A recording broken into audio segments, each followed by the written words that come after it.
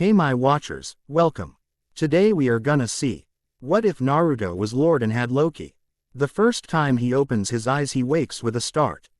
His eyes are staring directly at the dark sky above him, reflecting the twinkling stars above him. He gasps and feels an intense pain moving through his body as he tries to incorporate. As the pain makes him weak and dizzy, he decides is not the best of ideas at the moment, so he tries to relax and not give his body any more reasons to protest. His mind is starting to clear, trying to isolate anything that it isn't his thoughts. His memories are not better than the physical pain, however. And just as he is remembering Odin's disappointed stare, Loki, son of Odin, falls back into unconsciousness. The second me he wakes up is with nightmares in his mind. He doesn't know where do they come from. He doesn't understand why he is having them, and, the worst of all, he doesn't remember a single thing. Only pain, loneliness, fear and anger. He is not happy and his body screams out in protest when he tries to move once again. It is then that he realizes the fall has done some serious damage to his body, tossing him into an unknown realm at the mercy of whoever may come his way. He doesn't care, though. Whatever physical pain he is feeling is better than the thoughts trying to invade his mind. Whatever his body is feeling is better than the memory of Odin's disappointed stare, Frigga's pleas for her youngest son to stop, and Thor's broken-hearted eyes. Whatever is better than the bitter feeling trying to spread out on his chest, and thus Loki falls unconscious for the second time. The third and final time he wakes up is to a rapidly clearing sky, night giving way to the day. Blinking briefly, he tries to move, once again, because really, he doesn't like the feeling of helplessness he is getting from his current situation. He doesn't like the tingling sensation he is getting from his surroundings. Much less the lack of contact he is having with his magic. However, his idea about moving seems to be a pretty stupid one. His body hasn't healed yet and his magic seems to be static to do it on his own. The sharp pain he feels moving from his neck down his spine to his limbs is a blinding one. He bites his lower lip because, Bifrost or no Bifrost, he knows the gatekeeper is watching and he does not want to give him the pleasure of seeing Loki weak. With a glare direct to the sky, Loki takes deep, slow breaths one after the other. His mind is ordering his magic to start moving, to start healing him, but, after a few moments, all seems in vain. Loki frowns because he can feel the warm and tingling sensation of magic all through his body, but it's not as strong as it uses to be. His magic is failing him, and for a brief instant Loki debates himself between laughing or crying. In the end, he decides laugh is the best solution. A deep, almost maniac laugh as he embraces the pain in his body. He can't use magic to heal himself. Was this the punishment you wanted for me, Father? He speaks for the first time and his voice, once deep and luring, becomes a soft, painful whisper. Do you even care? Loki gulps, tilting his head to his left side mainly because he really wishes there can be an answer. Another part of him, the one who is still insistent of the treason of the way Loki has been overlooked and tossed aside, just wishes that Heimdall or the Allfather can hear him. The night finally allows morning to touch with its warm light the lying form of the god of mischief. Loki isn't sure as to what he should do. Moving can be a painful process, but something he can do nevertheless. As the fresh air of the morning, the sounds of the nature around him and the warm sensation of the light coming from the sun, Loki decides he needs to know where the hell he is. Even as he bites his tongue, holding the groans of pain inside him, even as he staggers forward trying to point something familiar in the panorama. His mind is trying to escape his thoughts, his memories. Because Loki Odysseus, younger son of Odin Allfather, doesn't want to think of the misery and regret, of the anger and loneliness he is feeling at the moment. It hasn't been easy task to move his body. After all, Loki has fallen from who knows how far and who knows at what speed. He has left a sizable print of his fall on the ground. A hill hidden in between a forest and a mountain chain. He feels blood pouring from his wounds. He can feel the broken bones, and the discomfort is enough to make him stop and rest for a while. He tries to access his magic once again, because, really, his magic is one of the things he needs to get out of this realm and to actually heal quickly. Without magic, Loki feels lost, and more so without Thor and the others beside him. Loki clenches his jaw, hating the fact his weakened state makes him betray himself. He has cut ties with his family and his no really his friends. He feels pathetic, and he blames it on the fall and the wounds that resulted from it. He feels weak, and, again, he blames the fall, and his fight with Thor and the fact traveling down the space, down a non-existent path was painful in itself. And yet, he walks. Because, really, he wants to know where he is and what he can take from this place. Loki soon learns the realm he has fallen over is familiar yet different at the same time. He can compare it with Midgard, but there is something no Midgard-ish about it. The scenery, for one, seems cleaner than Earth. The atmosphere is charged with something akin to magic, and, while Midgard has had its own charge of something, Loki knows it isn't magic. This place, however, there is sweat and dirty all over him. He purses his lips when he sees his refill station on a small river near the place where he had fallen. He takes a little on his mouth and the cold water feels like fresh beer after a celebratory feast in the halls of Asgard. As soon as the images appear, Loki drowns them down, a heavy bubble forming on his chest before he stands up and giving his back to the river. He doesn't need any reminders, he doesn't want them. The only thing he wants is, damn, he whispers because he knows he doesn't want to look deeply into what he really wants. Night is quickly to fall and the god of mischief sits heavily on top of a small trunk. He sighs, trem, bling hand moving carefully to his side where he can feel the broken ribs and blood pouring from the wound. He thinks he has been walking for the better part of the morning and part of the afternoon. No food and only one stop to drink some water. There hasn't been any sign of civilization nearby, and the god is starting to get restless, annoyed and weak. He doesn't like the idea of another night out in the open. He doesn't like the idea of his body being weak. He tries, once again, to produce some kind of magic, but his body only answers with a faint green light. Nothing he can do with it only. Acess it was to illuminate the darkness of the night. Loki scowls. He has been in situations such as this one countless of times. Loki can get out of this one with his pride, his dignity and his power intact. With some determination he turns around and decides to keep going. He doesn't need the rest or the food or the water. He just needs answers, and by the Allfather he is going to obtain them. But, apparently, the universe isn't done with Loki's punishment. And just as he is stepping forward he doesn't realize of the dangers to his left side. He is too distracted by the sound of waves hitting rock, by the sudden smell of salt in the air.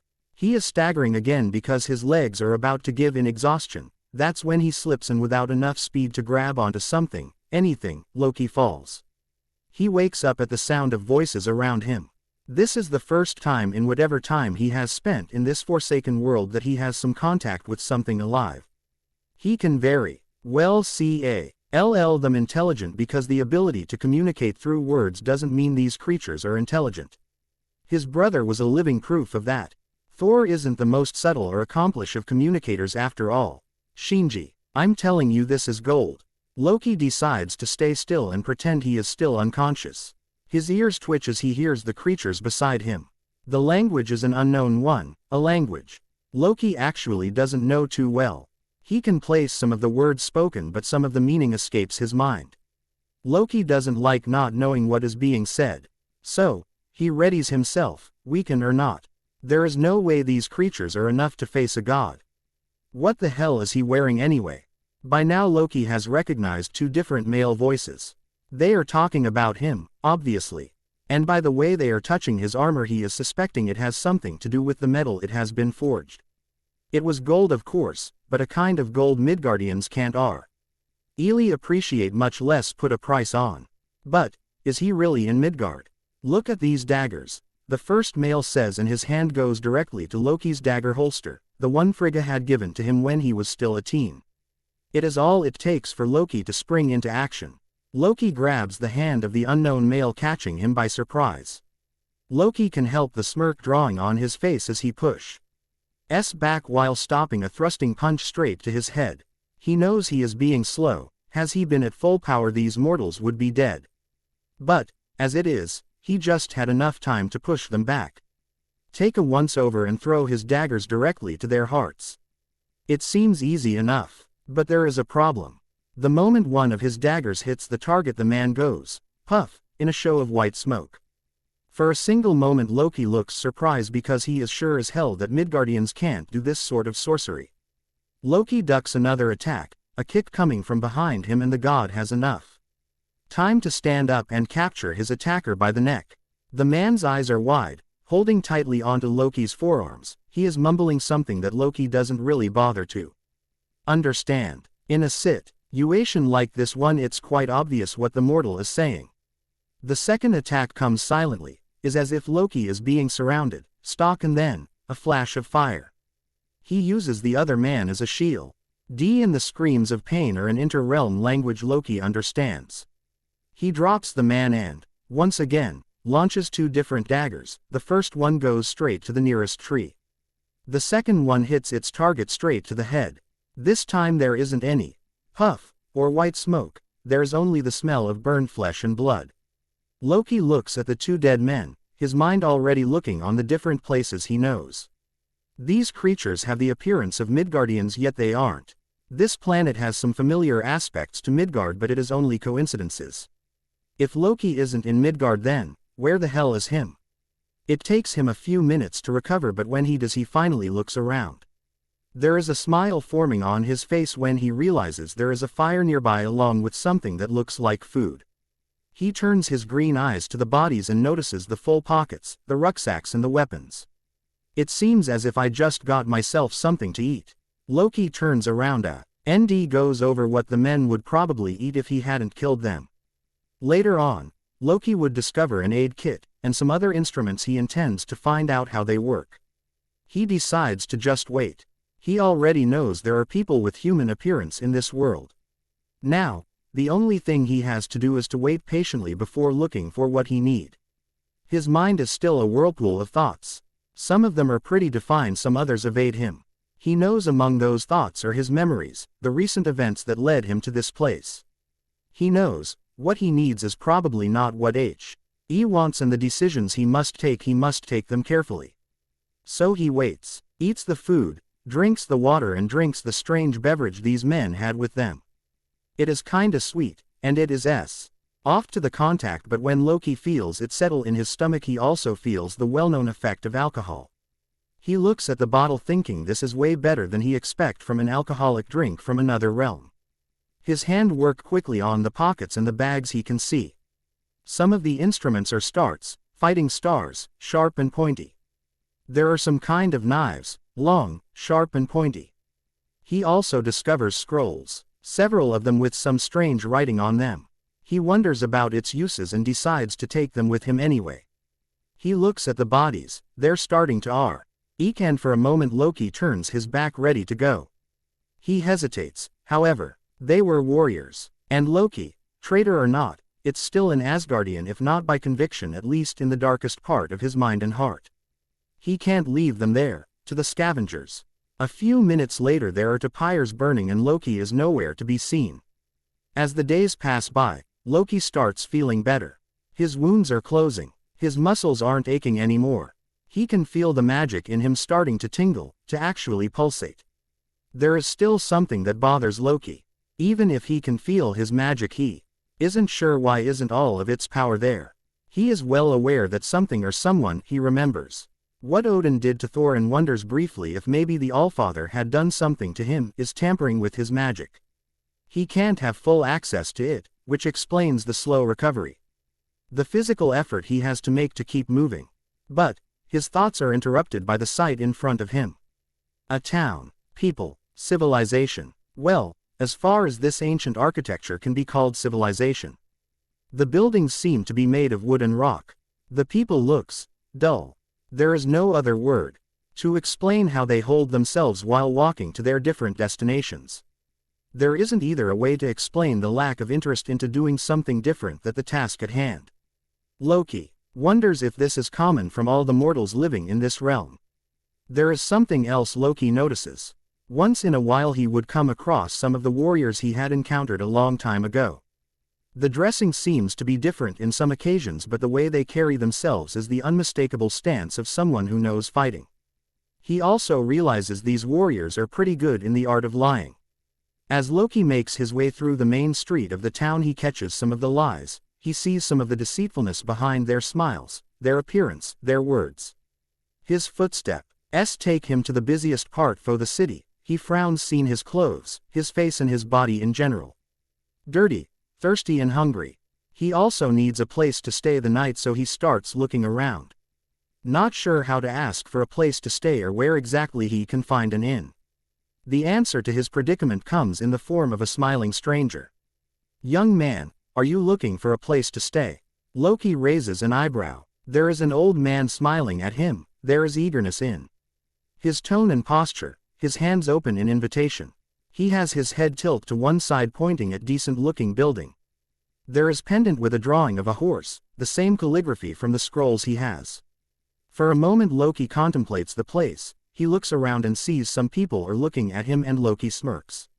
Of course they are looking at him. He stands up in the middle of these people. His hair, his eyes, his body and his clothes are remarkably different to what the others are dressing. He knows. He is different and he tries to like it because this time around he would make sure his uniqueness is appreciated. This is what he is looking for. A place where he can hide for a while, where he can recollect information, where he can run away from his thoughts. At least for a while. He glances back to the old man, a place. The old man narrows his eyes. He can't place the abruptness of the accent. The young man speaks as if he doesn't know exactly how to say it. The old man gives the god a once-over before shaking his head, lips quirking up in amusement. "You're not from around here, are you?" For a quick test, the old man spreads his arms showing the surrounding area. "Not from here, right?" Loki's smirk grows, showing some teeth, and for a moment his smile is a mixture of amusement and madness. So Loki does what he thinks is the most logical step. He shakes his head and bows his head in acknowledgement to the old man. The old man glances once again at him, shaking his head while lifting his chin. "You don't look well, and you don't look like a ninja either.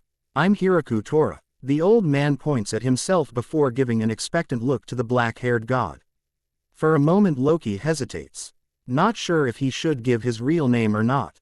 In the end he shrugs, it doesn't really matter.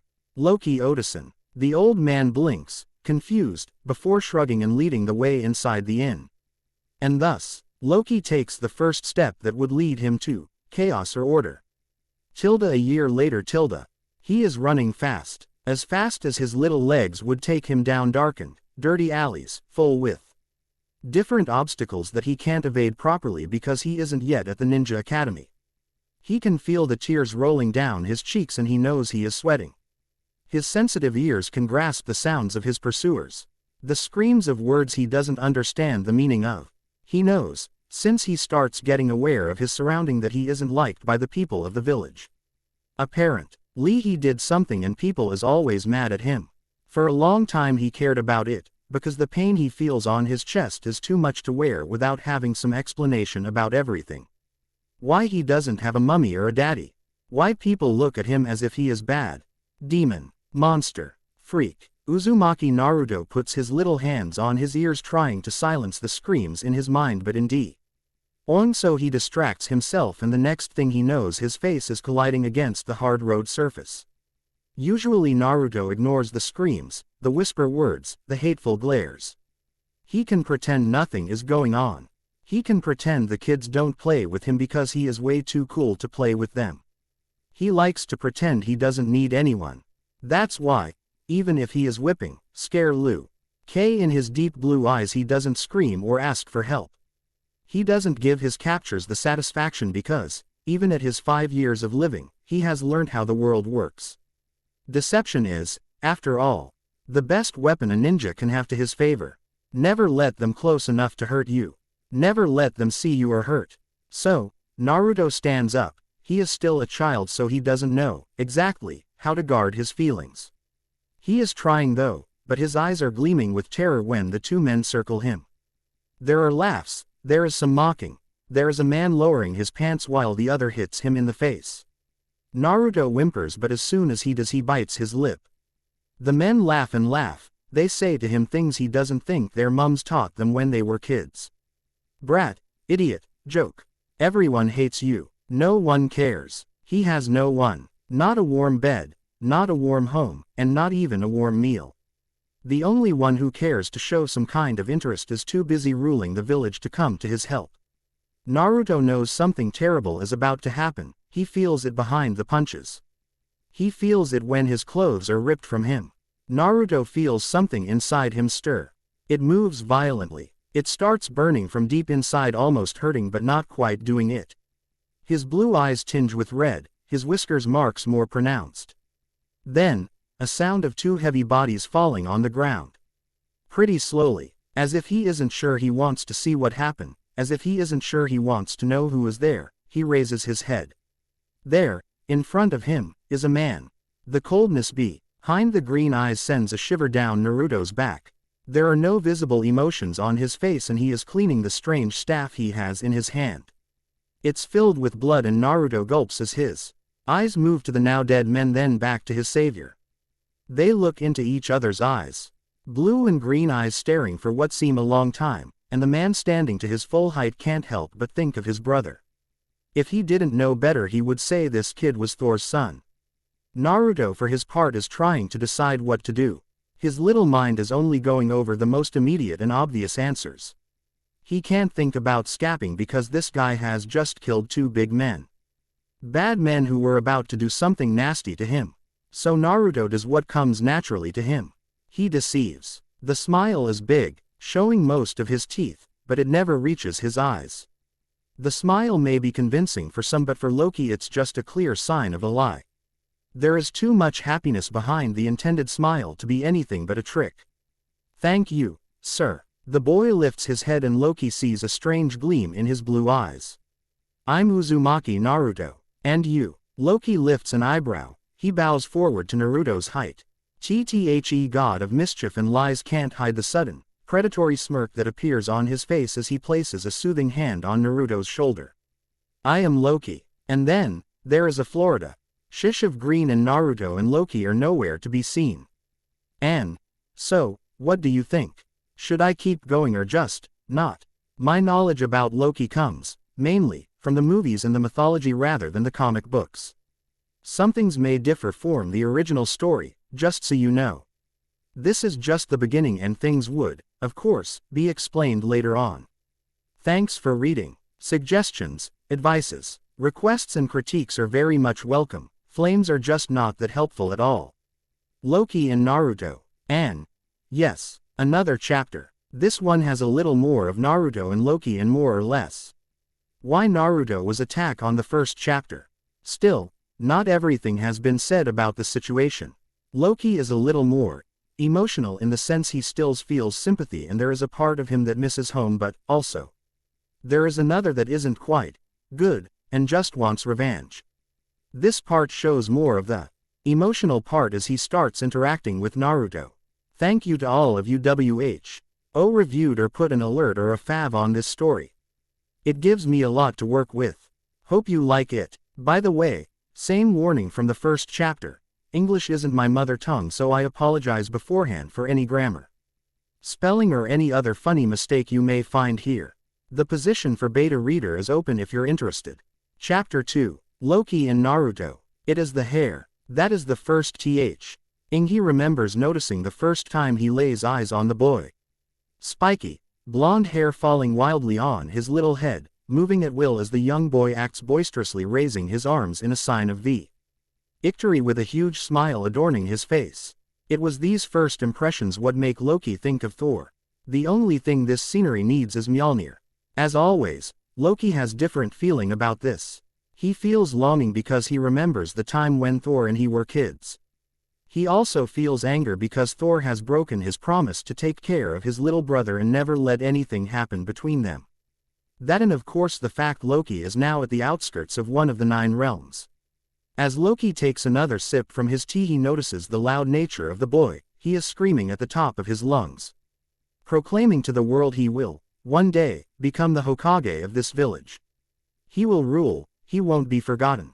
Loki smirks, snorting while taking a long sip from his tea. After the petulant and loud declaration the boy shoots a huge smile to all the presents. Loki raises an eyebrow as he allows his green eyes a closer inspection of the villagers. The darkened corner he is in lets him observe without being noticed.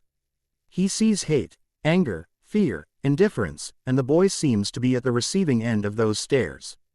Again, Loki snorts and his mind is already thinking of the possibilities. Of what hides behind the round, sparkly facade of the blonde, because hate such as this don't exist without a heavy reason behind it. It is then that Loki notices another thing. The god of Ishif and trickery is hardly surprised by anything in this world or another. He has learned to cope and accept what lies before him. Today, however, his green eyes find themselves looking into deep, darkened blue eyes.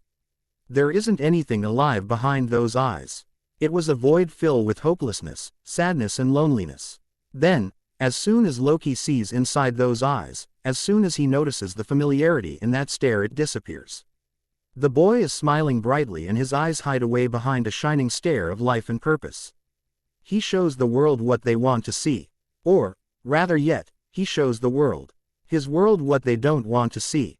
It is obvious the happiness and well-being of the boy isn't their main concern, but the boy is having none of it. He pretends he is okay, he pretends to be happy. The blonde knows and understands, even at such a young age, that his acting makes the villagers uneasy, makes them debate between hate and fear. It makes them understand no one can mess with him. Whatever reason they hate him for, the blonde is making sure they wonder every night if it is wise to piss him off. Loki chuckles, ignoring the sudden clench in his chest. He tries to fight the longing and the memory. He decides this mortal is interesting enough and his mission in this forsaken village can wait. His interest has been piqued, but it was more out of curiosity than anything else. The boy was, after all, 5 years old. What is this boy or what he has done to earn such stares? What is the harm into knowing more about the boy who looks like Thor and has eyes like Loki's ones? He remembers blaming Odin and Frigga. It is their teachings about empathy and kindness what makes his heart weak and full of emotions. Everything is a lot easier when someone is to blame. He unravels the secret behind the blonde. He discovers his name is Uzumaki Naruto. Where has he heard the name Uzumaki before? And his secret makes the trickster curse his adoptive father. Loki is watching the boy closely while his mind is cursing Odin, Thor, Frigga and Laufey. He can't contain himself, and as soon as he finishes his research the building is left with some serious damage. Loki watches half amused, half angry as the ninja of the village run around in alarm. He leaves with his mind still on the information about the boy. He can already feel his mind working with understanding and sympathy. Then, as soon as he sees the boy again, as soon as he notices the hateful glares, the hush whispers, he laughs. He laughs loud enough for everyone to hear. His laugh is kinda evil and maniac and has some people around him scare. But he doesn't mind. He is too busy thinking about the irony of the situation because, really, this is priceless. Once Loki, though his fate in this world was a coincidence, an accident. Now, he shakes his head thinking how stupid he had been. Frigga has said so herself what seems a lifetime ago. The All-Father doesn't do anything without a purpose. For Naruto, waking up was a new experience that morning. He feels the warmth coming from the window and the single ray of light from the sun. He pouts, putting his bed sheets above his head, but the urgent need to go to the bathroom stops him from sleeping any further. He blinks owlishly, kicking his bed sheets 1, 2, 3, 4 times before they are at the feet of his bed, and he lays there glaring at the ceiling. Then, he remembers why he has woken up and stands up rather quickly, dancing around while running towards his bathroom. He doesn't notice anything unusual at first. His mind is still groggy and full of sleep and thoughts of pee and bathroom for the boy to take in the appearance of his usually disheveled home. Once he breathes a sigh of relief and leaves the bathroom, he stops dead on his tracks. His blue eyes opening in a comic fashion as he takes in the newest appearance of his apartment. He doesn't remember having silver walls, nor does he remember having, is that gold on his floor? More afraid than he cares to admit, wary and gulping, Naruto starts walking slowly, looking around. He doesn't miss a single detail of the decoration. There are figures carved on the walls. Some of them are the weirdest thing the blonde has seen. Some others are figures of people. 2 boys and a couple. A family. For a moment Naruto allows his fingers, though with some hesitation, approach the figure. It feels solid, cold under his touch, and the details are pretty good. He caresses the figures before a sound coming from what he thinks it's his kitchen calls his attention. Remembering that his home doesn't normally look like this, Naruto clenches his little fist and takes a step forward. Whatever was in his kitchen, Naruto is going to face it with bravery. Naruto can only gasp when his eyes finally take in the person inside his kitchen. It is at that moment when his mind decides to bring the memories of the night before. The bad men and his savior. "Why you?" he exclaims, pointing an accusing finger to Loki. Green eyes twinkle with amusement. The man's lips have a curved form that doesn't quite give away a smile, merely the hint of one. "Ah, you're awake. How are you doing this morning, Naruto?" The tone is affable, invitingly as the man points a chair. Whoa, Naruto doesn't remember that chair. Settle just beside a table full of food. "Please, I imagined you be hungry since you went to bed without eating dinner." Naruto frowns, his eyes narrowing to small slits while his body tenses up. He isn't used to people showing interest or kindness. The only ones Naruto knows and trusts are the Sandaime Hokage and Tsukijiji. But that's because the man makes a good ramen, and someone who can cook that good can be mean or evil. "What are you doing here?" And Naruto is trying to show the bravery he doesn't feel. He is trying to show this man that he doesn't understand what exactly is happening. Loki only smiles. He has expected something different. A more loud and brat-ish response to his presence inside the boy's home, but this was even better. How much of the real Naruto is behind this facade? "Well, answer me." Loki's hand stops midway. He shifts on his chair at those words. They sound eerily familiar. Arching one single eyebrow, Loki shakes his thoughts away, straighten himself up while grabbing his warm cup of tea. "I made breakfast. I thought that was pretty obvious." Loki signals once. Again the table, and Naruto is still wary, but his stomach is grunting loudly. With a soft blush and a huff, Naruto decides to accept the offering chair. "See, that wasn't so difficult. You should eat as the food is still warm." Naruto sniffs his food while eyeing Loki with curiosity. It smells heavenly, and Naruto's stomach is protesting and fighting against Naruto's survival instinct, because hungry is a feeling Naruto is way too familiar with. It's been 3 days since he had something aside from ramen, and this food is looking so tempting. Loki watches as Naruto sniffs and pokes the food. It's obvious the boy has had some kind of experience before, something that makes him careful to what it's present to him. There is no poison in there, nor is it rotten. Naruto feels his cheeks warm in embarrassment while he decides to take a bite out of his eggs. His eyes are shining brightly while his expression softens. A few minutes later he is taking one bite here and there, drinking some juice, some water, and some tea before going to the miso soup. He takes a bite from the eggs, from the steamed rice and the bread. Loki is taking sip from his second cup of tea while the boys flashes him tea. He brightest and pretty genuine smile he can manage with food still on his mouth. Loki winces in disgust when he sees the food being processed in the blonde's mouth, and as if that isn't enough, the kid decides to speak. "Thank you, sir." Of course that's what Loki thinks the boy says, because there are pieces of food being spitted as he says it. "Please, do refrain yourself from speaking with your mouth full." Naruto smiles sheepishly while Loki rolls his eyes. "It is not only disgusting but disrespectful with those accompanying you to the table." Naruto shrugs, swallowing his food before speaking again. "I always eat alone." "I see." Loki takes a bite from the nearest piece of bread before addressing Naruto with a firm tone. "Then, from now on, you will do good to remember the little piece of advice I just give you." Naruto blinks, and blinks. He opens his mouth and then closes again. The frown is back, but instead of being one of suspicion is one of confusion. Naruto takes a long sip from his juice, and in no time he has finished his breakfast. "Why?" The blonde tilts his head, blue eyes inquiring, sitting back to focus his attention on the black-haired man in front of him. There is suspicion in those eyes. Curiosity, but what makes Loki smile, really smile, is the glint of intelligence behind them. "I have been watching you for quite some time, Uzumaki Naruto." Loki states, voice melodic, invitingly with just a hint of honesty behind it. "Last night was the first time I decided to intervene. It is, after all, the first time I noticed a more physical reaction to your presence." Naruto nods his head as if he understands what Loki is saying. In truth, he is barely getting the intentions behind the actions.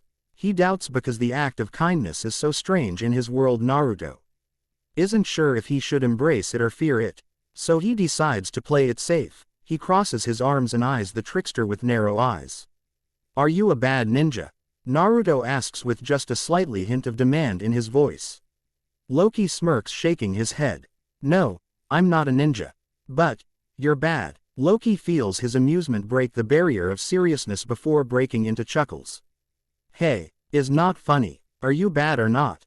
Naruto crosses his arms and glares in what he thinks is a menacing way, but in reality ends up looking like a petulant pout.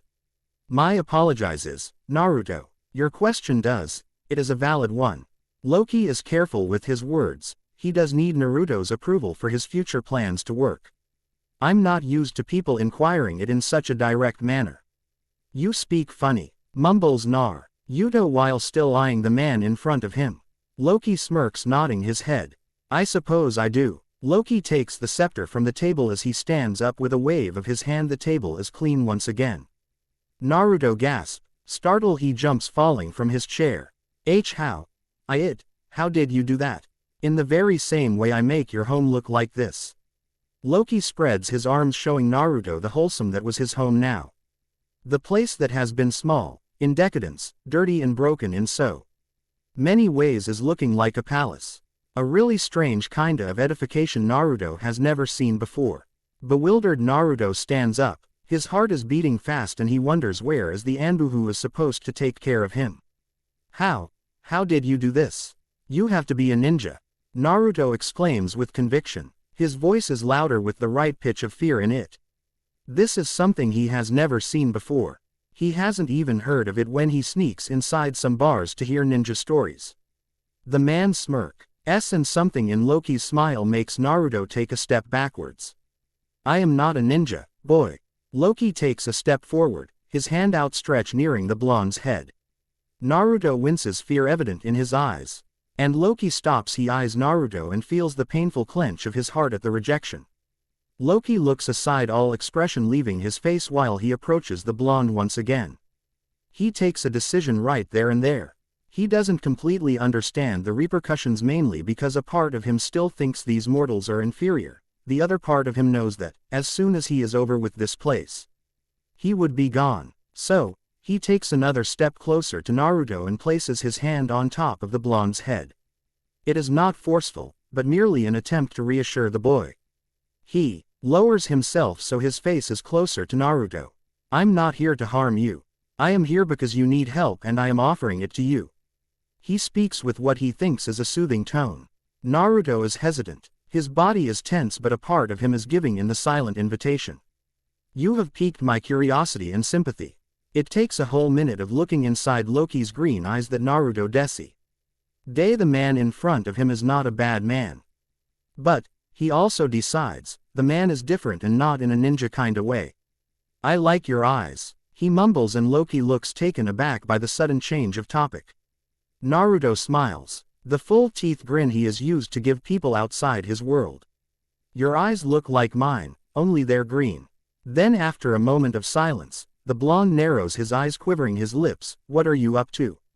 Loki feels his lips quirk upwards, and for a moment he gives the blonde a small, sincere smile. I think, Naruto, you and me are going to get along pretty well. Rutobi Hiruzen sits in front of his desk, worry lines noticeable as the man places his hands under his chin, elbows on the desk. The news of a homicide happening in the village under the noses of thousands of ninjas. Okay. He is exaggerating, there aren't actually thousands, but still ninjas is something to worry about. He has some of the Chunin captains working on the case, since the ones who died weren't from Konoha. So far the only thing they can tell Hiruzen is about the wounds. They were killed with a kind of knife. There isn't any chakra involved, but whoever did it knew exactly where he was pointing. Danzo eyes Sarutobi, then to the rest of his former teammates. Pursing his lips, the man moves towards the window, eyeing Mount Hokage before speaking. What shall we do, Hiruzen? This can stay unpunished. Danzo turns around, making sure his soul eye is focused on the Sandaime Hokage. What about the other reports, the ones you hear about the Jinchuriki being involved? Sarutobi straightens up, glaring with a fire the man has only seen Sarutobi wear in battle. Don't you dare to bring Naruto-kun into this.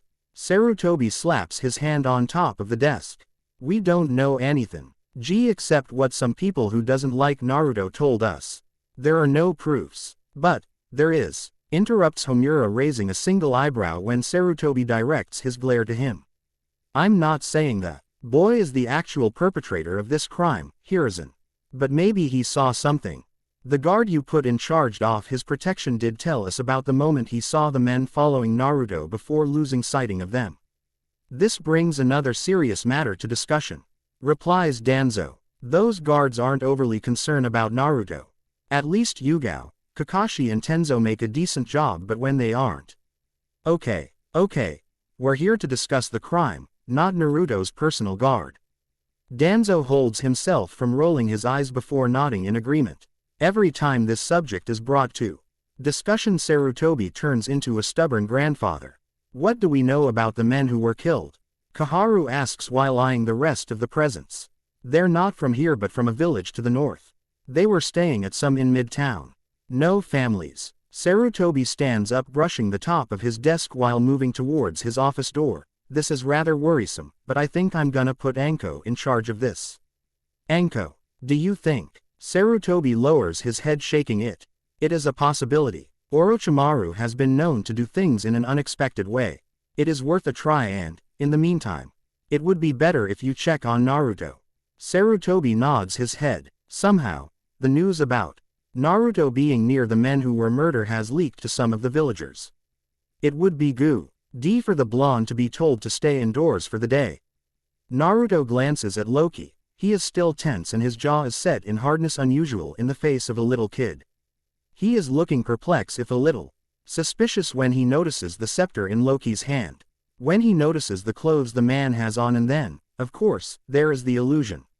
What is it called? Bentuso. Tenjutsu. Naruto knows there is UTSO around it. You say you're not a ninja, right? Loki nods his head. Then how could you do this? Why did you kill the men last night? Loki waves his hand, standing at his fullest while admiring his own work. He starts pacing, giving Naruto space while his voice carries inside the room. Naruto follows slowly, careful but with the eagerness and curiosity that his age allows in him. This is an illusion, yes. But it wasn't done through your ninja arts. Loki grabs the scepter with his hand, his knuckles white as the pressure increases. While the power this world has in it, it's something I have never seen before. It is not, I am afraid, the source of my own power. Loki is looking outside the window, his mind wandering to the places where he has worked his magic before. To places where his magic was marvelous and more powerful than the pitiful sample he has in store right about now. Even after recovering completely from the fall, his magic wasn't even half of what it was. He has been limited to uses such as illusion, teleportation and some shape-shifting. Tilting his head, Loki continues, my power goes beyond what you call ninjutsu, taijutsu and genjutsu. Although I learn a thing or two about those ninja arts. Genjutsu. That's how it's called. When Loki is finished, he turns around to see Naruto as perplexed. The god of mischief turns around, rolling his eyes while he tries to explain the situation.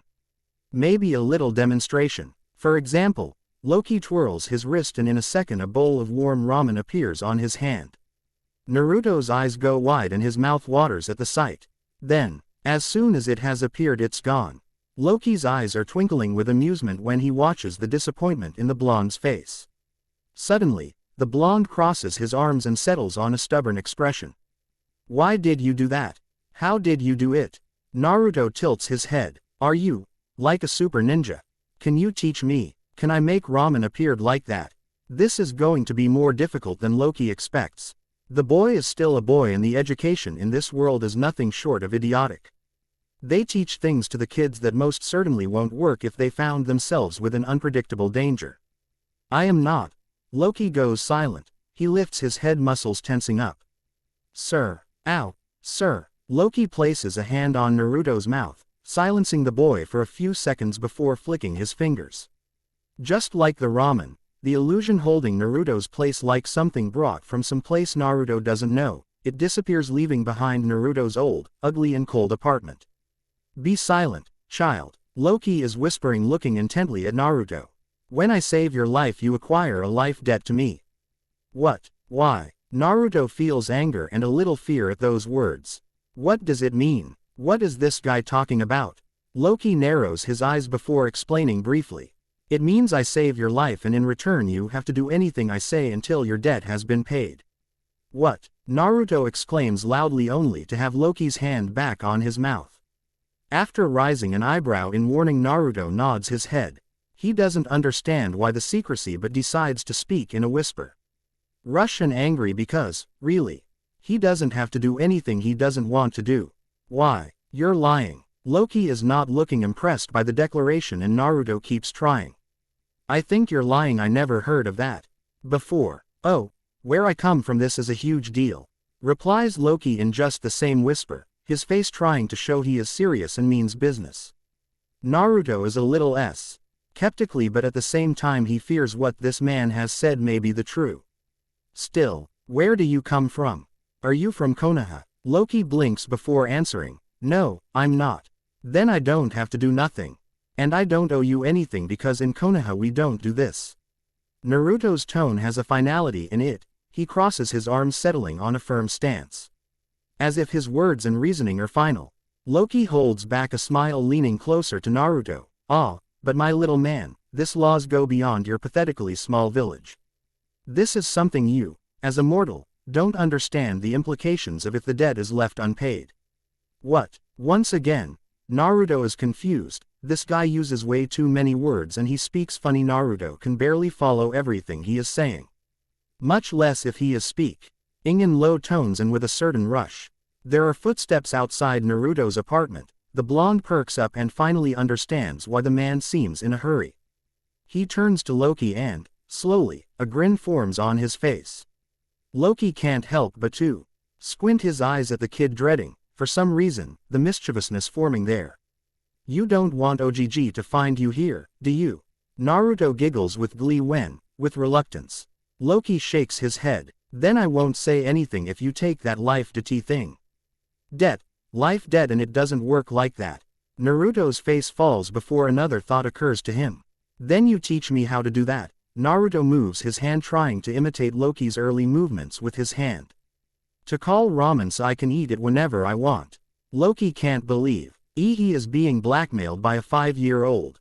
He can believe, however, there is an actually spark of mischief in those blue eyes staring directly at him. There is no time as Loki hears the old man call for Naruto. Growling loudly, Loki nods his head and with a flicker of his hand disappears. Don't say anything about me.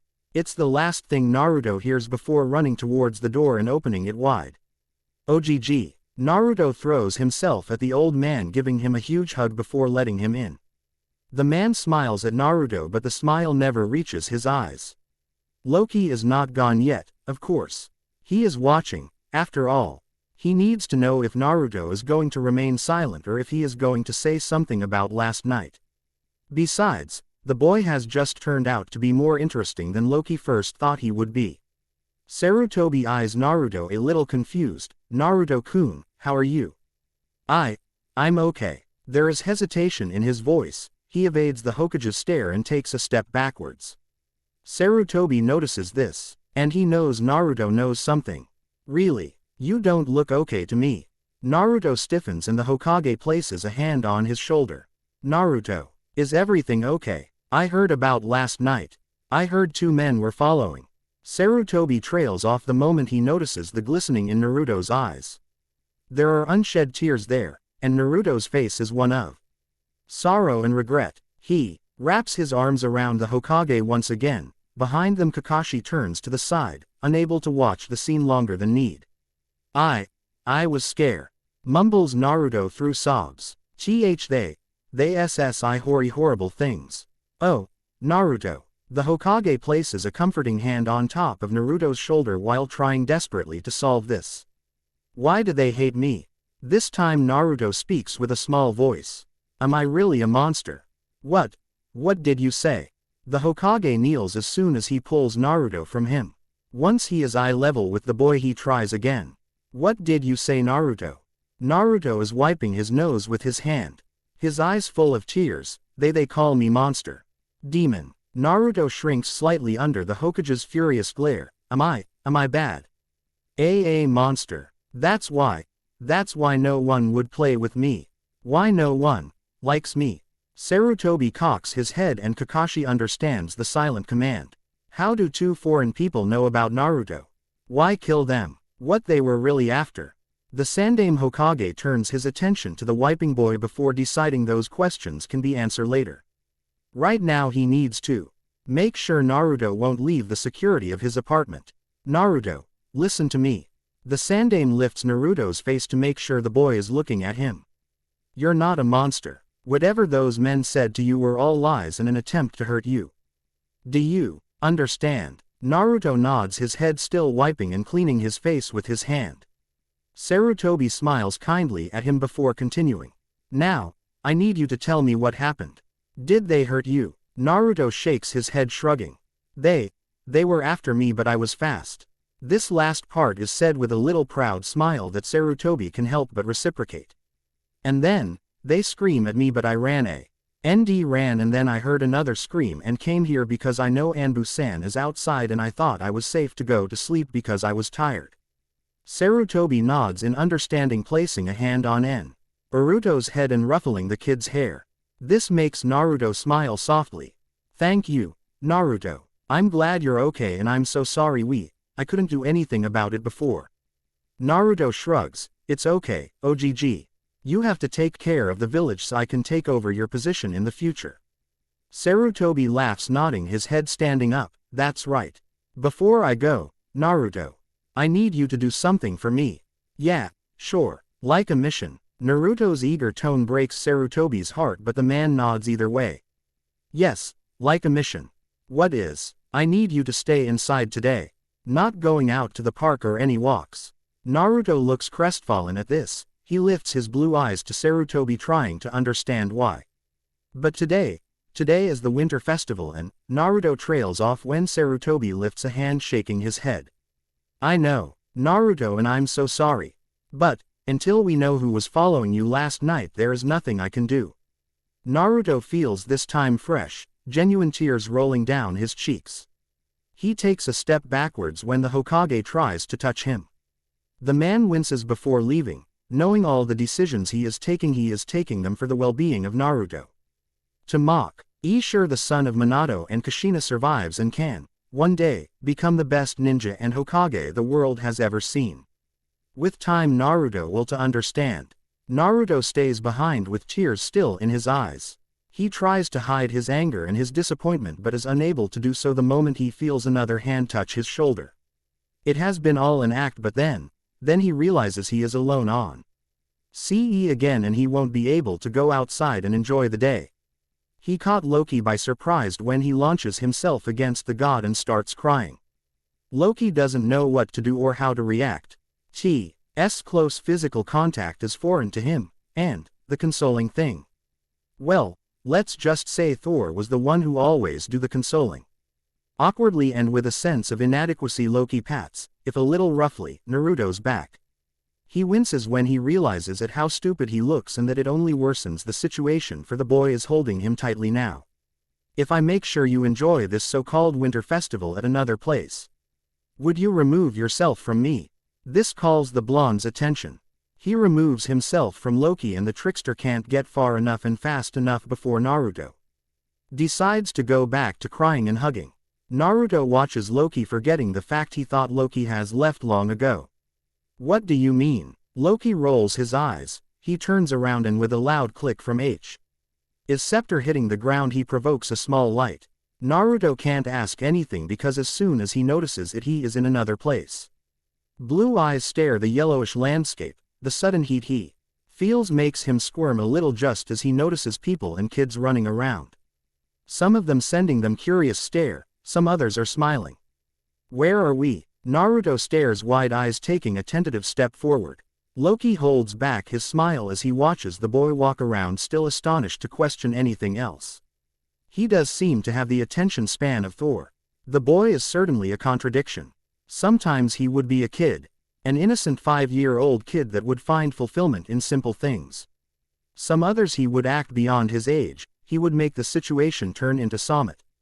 He can manage, or at least in which he would be seen innocent, as he has shown with the old leader of his village. And, shouldn't Loki give him a prize or something for a well-done job? Sometimes he seems mature beyond his age. Some others he acts the kid he is supposed to be. The thought of the circumstances that have led to Naruto's situation makes Loki's chest clench tightly. He pursues his lips while trying to focus on the task at hand, not letting his feelings get involved. This is about his plans, about the uses he has for the boy. It isn't because, suddenly, he decides to have a heart that feels sympathetic for the boy. Loki tries to ignore all kind of emotions even as the boy turns around and smiles a genuine smile to him.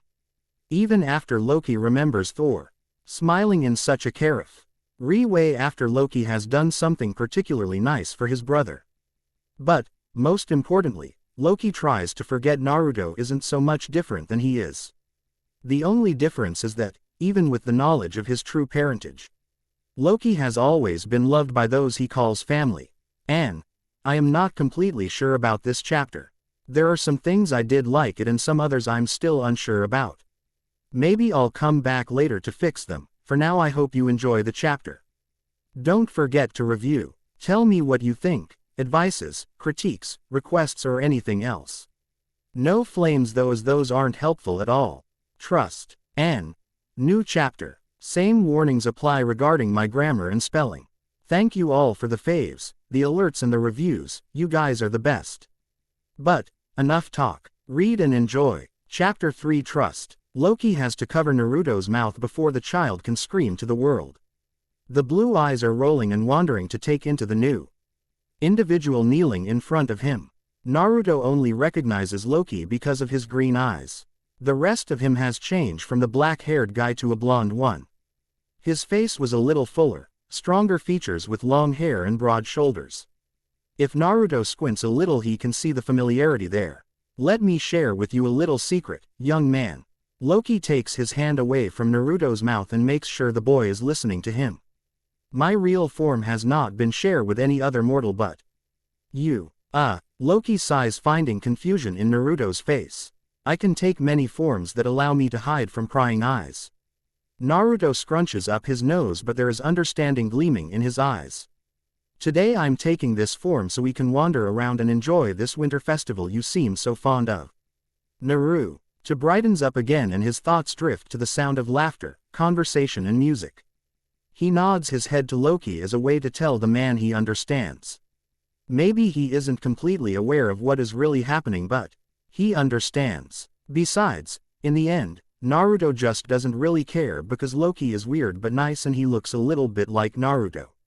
And Naruto can pretend, right? And then, they're in the festival. Naruto has never seen so many games in a winter festival. Sure, he has been to those back in Konoha, but usually people never make him feel welcome and, in the end, Naruto would just shrug and move on to the next game, never quite having the opportunity to play or win any prizes. This time, however, is different, and by the end of the day he will have on a plushie with the form of an octopus.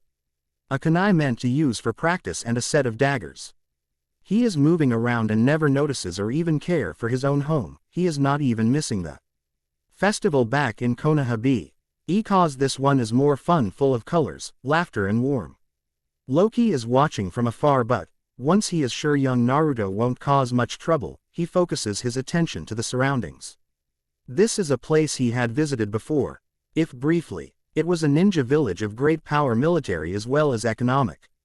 It is said by the darker part of the shinobi world this land possessed two individuals carrying two legendary creatures. To Loki it all translates into power. If the tales about the beasts are true, then is he your son? Loki's thoughts are interrupted by a voice beside him. Disgruntled, his eyes fall on the young man standing beside him. He has dark skin, with eyes hidden behind oval sunglasses. There is a forehead protector in him, one signaling his status as a ninja. Loki turns in the direction the young man is pointing at, and Loki snorts at the sight of the blonde waving at him with a huge grin on his face. The god of mischief notices something on the blonde's hand. Beside him a blonde girl is glaring while speaking. Naruto doesn't seem to notice or simply is ignoring the girl. Yes, he is my son. And the words rolls out of Loki's mouth before he can stop them. There is a slight movement on his forehead, as if he has been about to frown but stopped just in time. The young man tilts his head, there is a purse of his lips and his posture indicates Loki he is evaluating the truth behind Loki's words. Not only that, he was assessing Loki, is this man a threat or not? But Loki is more amused than worried so he allows the examination, a part of him it's beaming at someone learning in detail how this form looks. Loki's green eyes drift upwards to glance at the sky. There is a bubble of satisfaction and enjoyment at the knowledge Heimdall is probably watching in person. The fact Loki is able to use his shape-shifting abilities. If he is honest with himself, Loki doesn't like this form. Changing into Thro brings a whole set of longing, hatred, anger and regret he doesn't need nor he cares to feel at the moment. He looks familiar. And, so do you. The young man finally says bringing Loki back from his musings. The boy smiles with a shrug of his shoulders he stretches out a hand. I'm you. And just because he can, because it would be funny and he would give everything to see the faces of Thor, Odin and Heimdall, he introduces himself.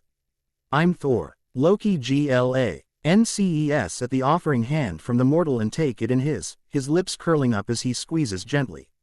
Oh, the irony. B blinks, strange name. For an even strange foreigner, I assure you. B is a little confused. The man is strange and there is something about him that doesn't match. But, the kid is waving again and calling out to the man and the tenderness gleaming in those eyes makes any reluctance or warning alarms go off. By now Naruto and the girl have reached them. Naruto has this blinding smile on his attention to Loki. Look what I got. This girl over here let me try with the Catzy Hing Fish's thing and I won this. And Loki along with B wonder how the boy could speak without taking a breath in between words. Naruto presents a forehead protector made of plastic, the Psy MBOL of Kumobikar no Sato visible in there. Lifting his arms he fixes it on his forehead and, once he is done, he beams proudly at Loki. How do I look? And suddenly all eyes are on him, the blue is gleaming with hope and something else Loki finds familiar. The blonde is looking for acceptance, for a word that would provide him the hope that someone may care. Then Loki remembers what Odin had done. The first time Loki has showed his ability with magic. There was a soft, barely there smile his hand lifting to be placed on top of the blonde curls. You look like a ninja, son, but Loki doesn't say the last part because the boy may have some kind of stroke if he does.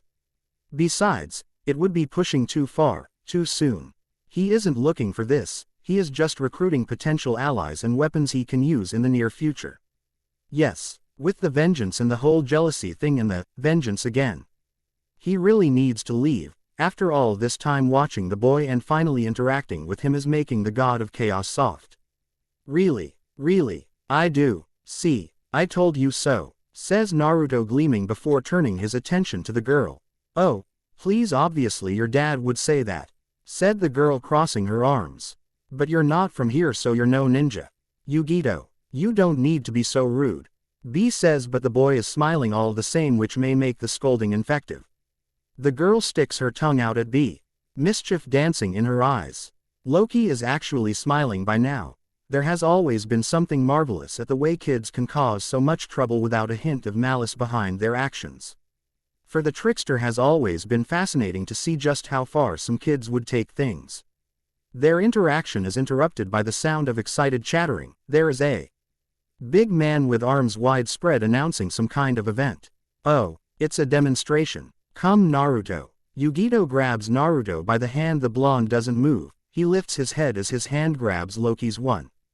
Come, you have to see this.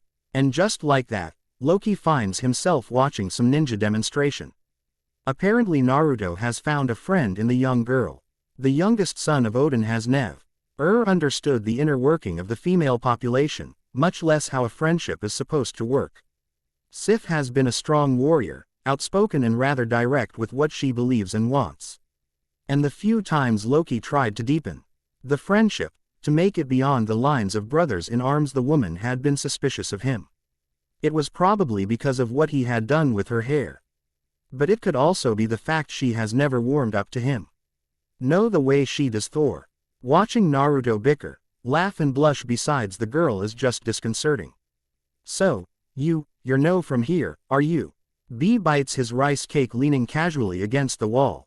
He has one arm hanging freely from the chair, his left foot placed comfortably on the chair beside him. Loki frowns at the position but doesn't comment on it. Instead he takes a bite of his ONW rice cake contemplating how to answer the question. No, we're travelers, he explains looking out of the corner of his eyes at Naruto. We Fort Kurigakure after the situation turned for the worst.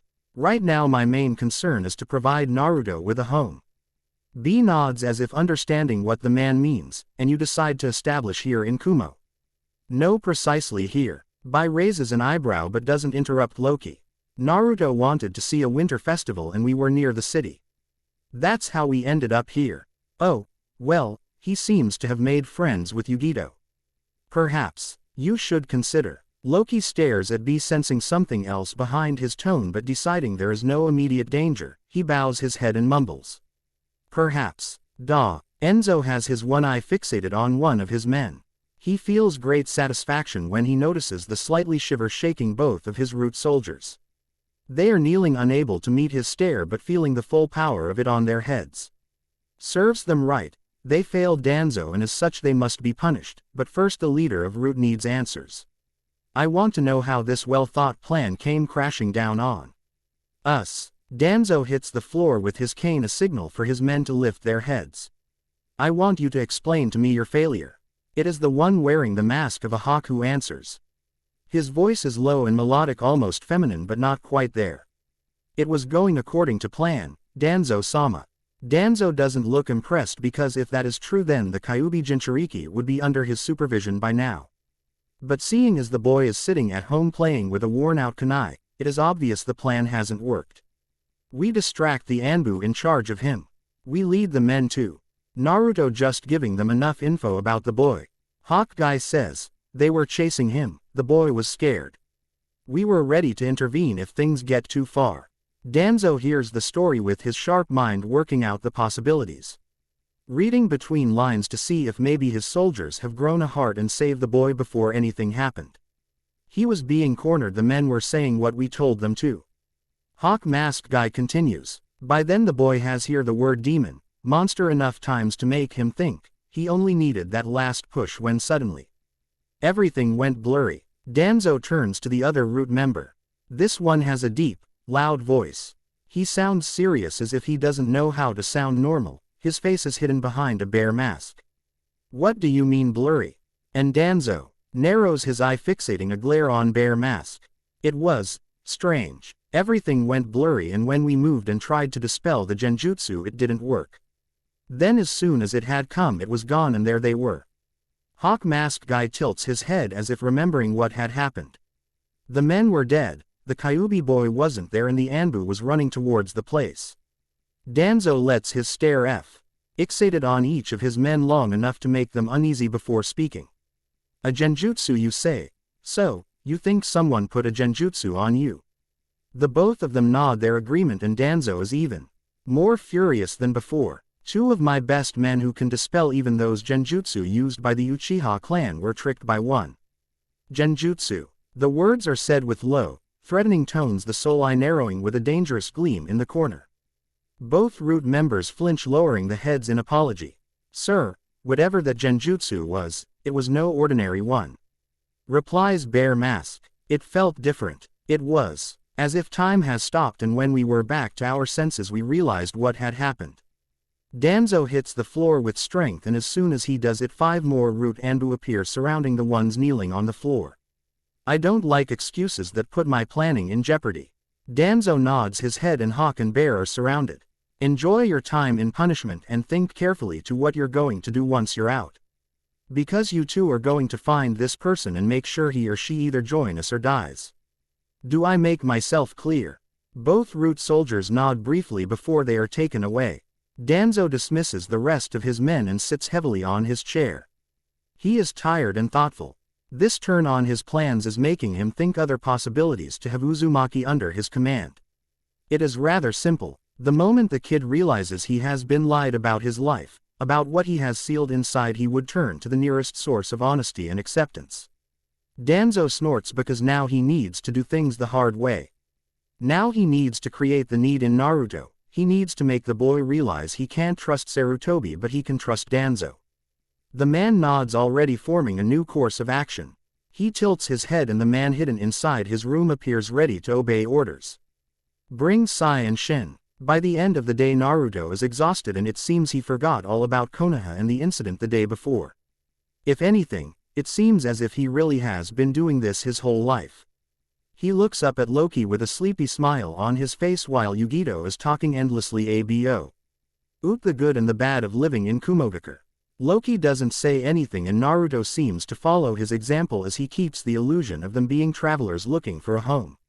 And you can. Like totally become a genin by the age of 10.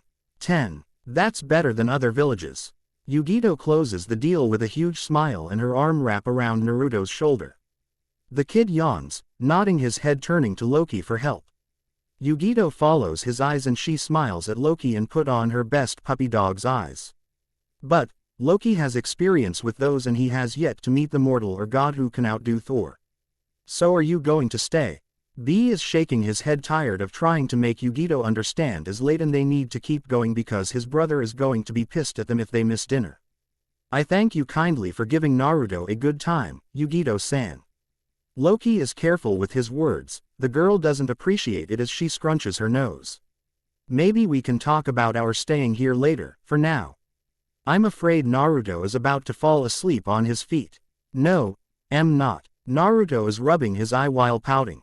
He really doesn't want to go. He feels warm, calm and happy, is a feeling he doesn't want to go away. Can we stay? And Loki knows what he is asking but he also knows he can't comply. While he is stronger than all the mortals in this world he hasn't recovered his magic in the way he would have wanted it to. He was supposed to win Naruto's trust and he has done so but it was still too early to take the boy. Besides, Naruto would be more useful in his village than in any other place. Naruto feels the weight of a hand on his shoulder knowing Loki is the one squeezing lightly. Say goodbye, Naruto.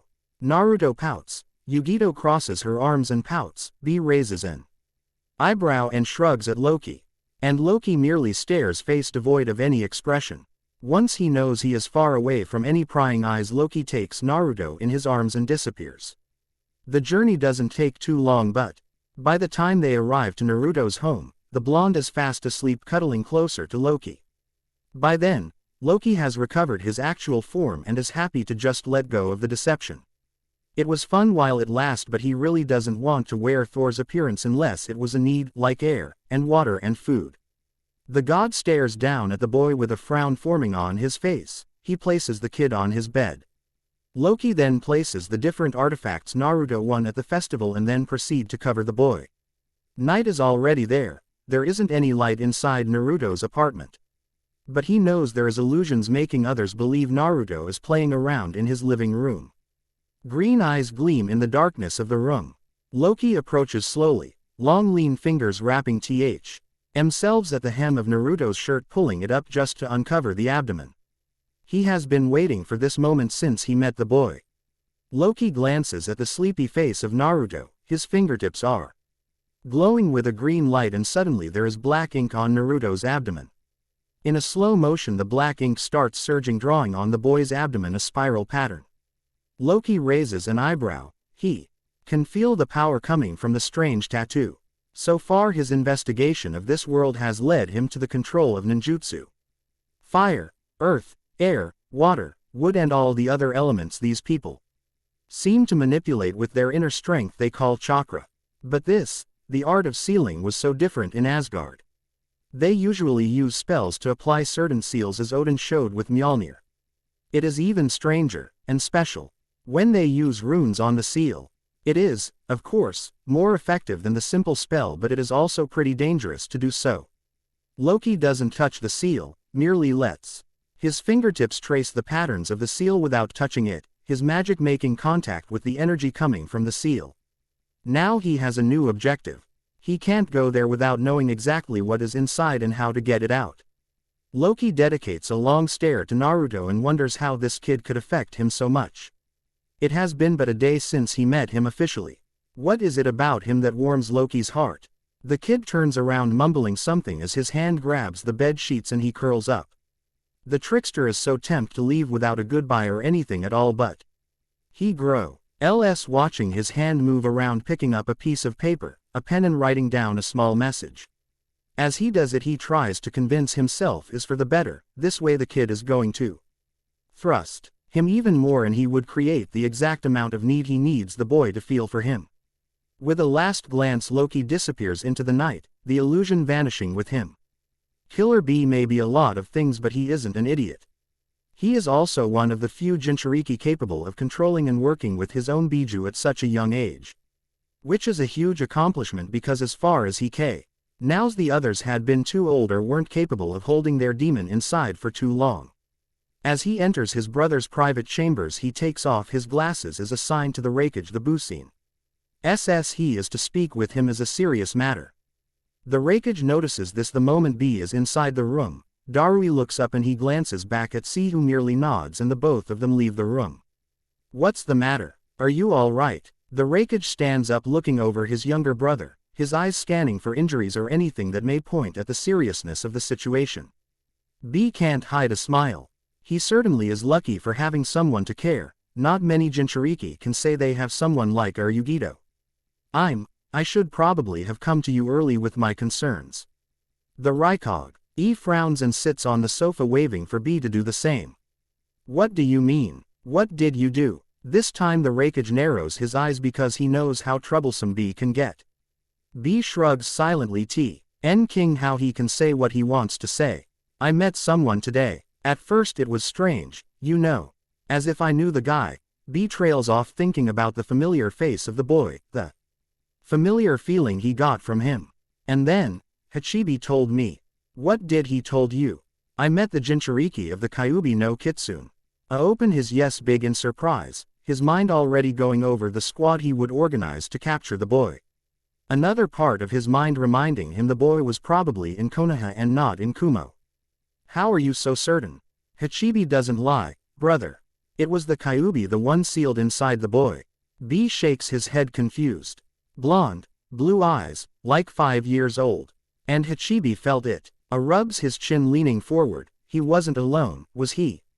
Where is he now? That's the thing. He was with a guy that seems to be his father, and, as to where they are, well, I think they left the village. But B has lost the Raikage after mentioning the word dad. It isn't possible, of course. The Raikage's intel, and for that matter the intel from all the 5 great nations, aren't that bad. Besides, the tales of the battle between the Kyuubi and the 4th Hokage has been legendary.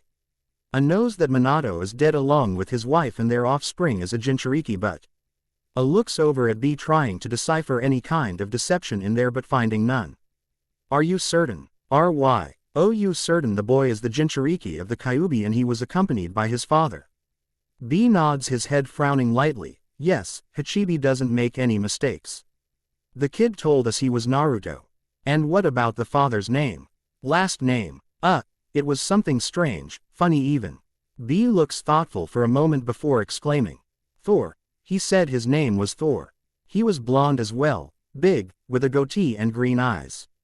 A narrows his eyes because the man sounds nothing like Minato, and, if what B is saying is true, then someone has kidnapped Minato's son. Very well, B, I need you to call Darui and see back. A stands up, rubbing the back of his neck. And don't say anything to anyone. If I can get a hold on another Jinchuriki, the possibilities would be limitless.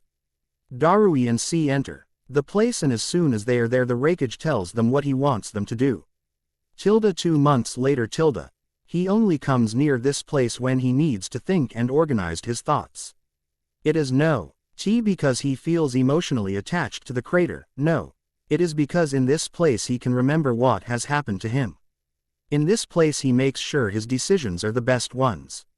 His green eyes sweep the place where he had fallen a year ago, while his mind reminds him he can lie to the others but not to himself. It has never worked before and it won't work right now.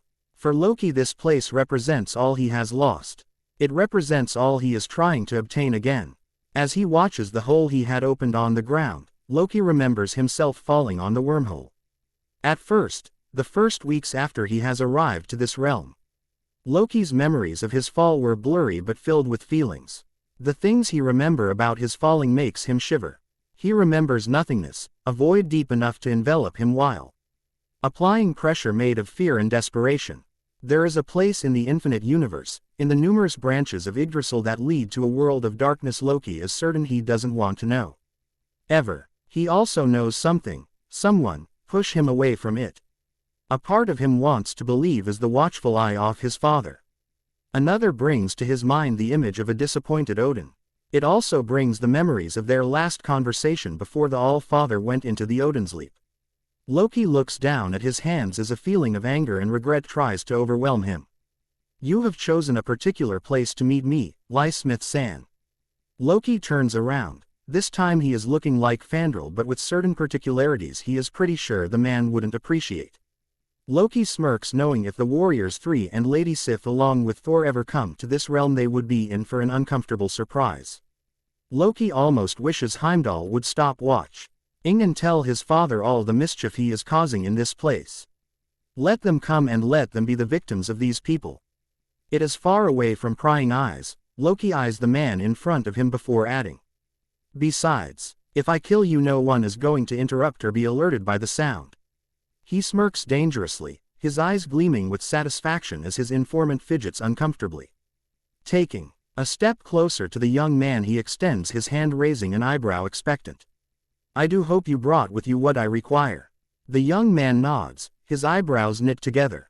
I did. I still don't understand why you want it so much. It's just old folklore. The man presents Loki with a box. The real story you can hear it from anyone who has seen or has been in contact with a Biju or Jinchuriki. What can I say? Loki takes the box and eyes it suspiciously. I prefer mythology than real facts. Believe me, myths are not always what they appear to be. The young man shrugs, his hand raises to push his glasses up the bridge of his nose. I guess you know what you want. I surely hope, for your sake, these are real. Loki opens the box taking one by one the scrolls. He lifts his eyes to stare at the young man who shivers once again. I don't take kindly to trickery and lies when direct to me, as ironic as that may sound to some. The young man blinks sharing a nervous chuckle. I promise you, those are real. I stole them from a collector. Those are the last, real records from the Biju age. Collected by the first Hokage and the elder from the former Uzumaki clan. They were kept, collecting dust on the library in Iron Country. Loki tenses the Uzumaki last them already familiar to him. His mind brings to memory the contagious grin from the boy with blonde hair and a familiarity. Why Loki was still reluctant to admit or even acknowledge. There is a tense silence and Loki knows the young man's eyes are glued to the big scroll protected by Loki's shadow.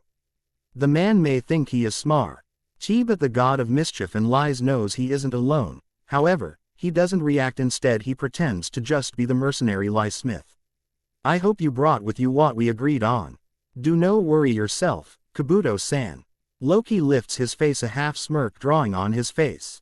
I brought the scroll. Loki stands up presenting the scroll behind him. The young man Kabuto raises an eyebrow impressed. King a step forward eyeing Loki before kneeling down to pick up the scroll. He opens it and his eyes gleam with excitement. I have to wonder how a mercenary like yourself got hold of one of the best guard scrolls in Konoha. Kabuto's eyes are sweeping the words written in the scroll. There is a spark of triumph as he attests the veracity of the scroll. Loki doesn't move or says anything. He pretends to be in his own world examining his own documents. All seems to be in order. No genjutsu. No ninjutsu. If anything, the seal with the coat of arms from the house of Senju and Uzumaki make the documents authentic. It is then he feels the treason, but instead of feeling cornered or slightly intimidated he smiles. The smile doesn't reach his eyes, and there is a coldness coming from him as the figures approach slowly but surely towards him. You have proven to be a great Acess, Lysmith-san. And as such, you understand what we're about to do. Kabuto smirks, placing the scroll safely behind his back while three ninja make an appearance from behind Loki. With careful practice, the god stands up with his expression concealed eyes the only ones revealing the sudden fear and insecurity he doesn't actually feel. So, after I've done you a favor in exchange from one, you decide to betray me. Loki is well versed in faking unsecure faces on Fandrel's body. He is proud to say he has been the one behind many of them, overall. When he would train with the Warriors 3 and the three of them realize Loki isn't what they first thought. Don't take it personal, the young ninja from his right says, a predatory smirk drawing on his face. But, Orochimaru-sama doesn't appreciate your insistence on being a freelance. You could do more if you decide to join him, though. This time the one to talk is a red-haired girl, some kind of wooden stick on her hand. But, feel free to say no, it's been a while since I kill a shithead like you. Loki takes a step back while the three ninja close in on him. Weapons at the ready as they lean in what they thought a menacing manner. Loki has to give them some credit and he admits if he was another person he would think on a way to escape. But, just as the girl has put it so eloquently, he hadn't killed shitheads like them in a long time. Feeling the rush of the coming battle, Loki lowers his head, raising his eyes, eyeing his enemies with an unpleasant smirk. His green eyes gleam and for a second Kabuto is tempted to take a step backwards. I told you, I don't like to be tricked. You will pay with your life. Oh, please, do try. It is the loss. Tea time Yukushi Kabuto would say such mocking words. In less than a second he finds himself victim of the same man he saw seconds ago at a safe distance. The man's smirk is cold and cruel, his eyes have taken in a red tinge. And it is all Kabuto can see before the heavy contact of metal hits him square on the chest and sends him flying far away from the main ground of the battle. Tayuya, Kimimaro and Kitamaru spring into action. Loki has disconnected his mind from the thoughts that had been tormenting him until now and decides this is the exercise he needs. The ninja are good, the girl and the younger man move with precision and deadly strikes, but Loki has learned how to deal with this people and the ones he is fighting are mere children in comparison to other ninja the trickster has had misfortune or honor depends on your point of view to meet.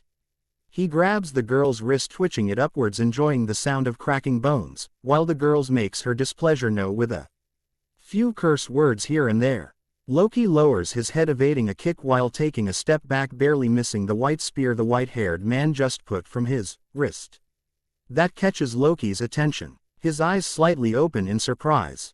Loki examines carefully the weapon until it meets the pink-colored skin of the young man. The weapon comes from inside his skin and Loki has never seen anyone do this trick before. What is that? The question is out of his mouth before he can control it. The young man raises an eyebrow and launches an attack. Loki has lost interest in Tayuya and such, the girl is thrown aside in favor of this new discovery. The first hit is something Loki could have predicted, actually. He needs to know what this weapon is and the best way to do so is through experience. So, he allows the fist to collide with his head and as soon as that happens he regrets it. It is like being hit by Thor but without the full bloody lip swollen wound that results from their sparring sessions. Sure, there is going pain and probably a big bruise the next day, which makes Loki wonder how a mortal can have such a power behind his fist. Kimimaro looks pleased but it is only shown in the way his eyes sparkle and the expression on his face relax. It is an ability I was born with. The young man comments while still controlling the fight. My bones are stronger than that of normal people and I can use them as weapons. So, that explains it. Curious ability, but then again some people in this realm can change the color and form of their eyes, some others can create shadows and others can even put lava from their mouths. But, that's all the information Loki needs. There is the nasty smirk of his hands holding two silver blades he cherishes with his life. He lifts a hand and sends it flying with speed and strength. Loki knows the young man is fast and, as predict, Kimimaro moves before the blade can get too close.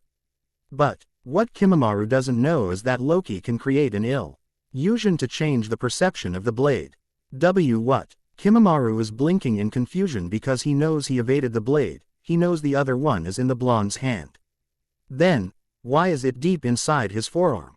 Loki hasn't forgotten about the other two ninja who, so far, had been silent. It is a surprise to him when they seem to change their appearance. The girl no longer seems to have a broken wrist and the guy, well, he is no longer frozen like an idiot. The glasses wearing one though, there is a strange greenish gleam coming from his hands while his eyes move wildly to follow the fight. These ninja are annoying. Loki has to give them some credit though, because they are fast, cunning and pretty much prepared to face almost anything. Which makes them annoying fleas in battle. The god of mischief doesn't remember meeting opponents such as this.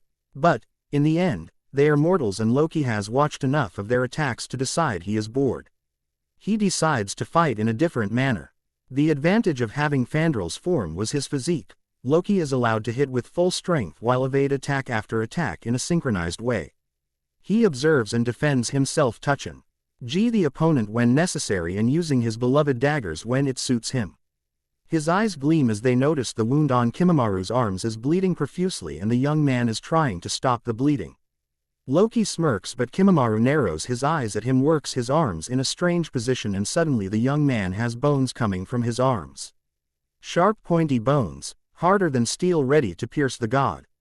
Loki chuckles, kicked Kitamaru straight on his face, making the ninja wince and moan in pain.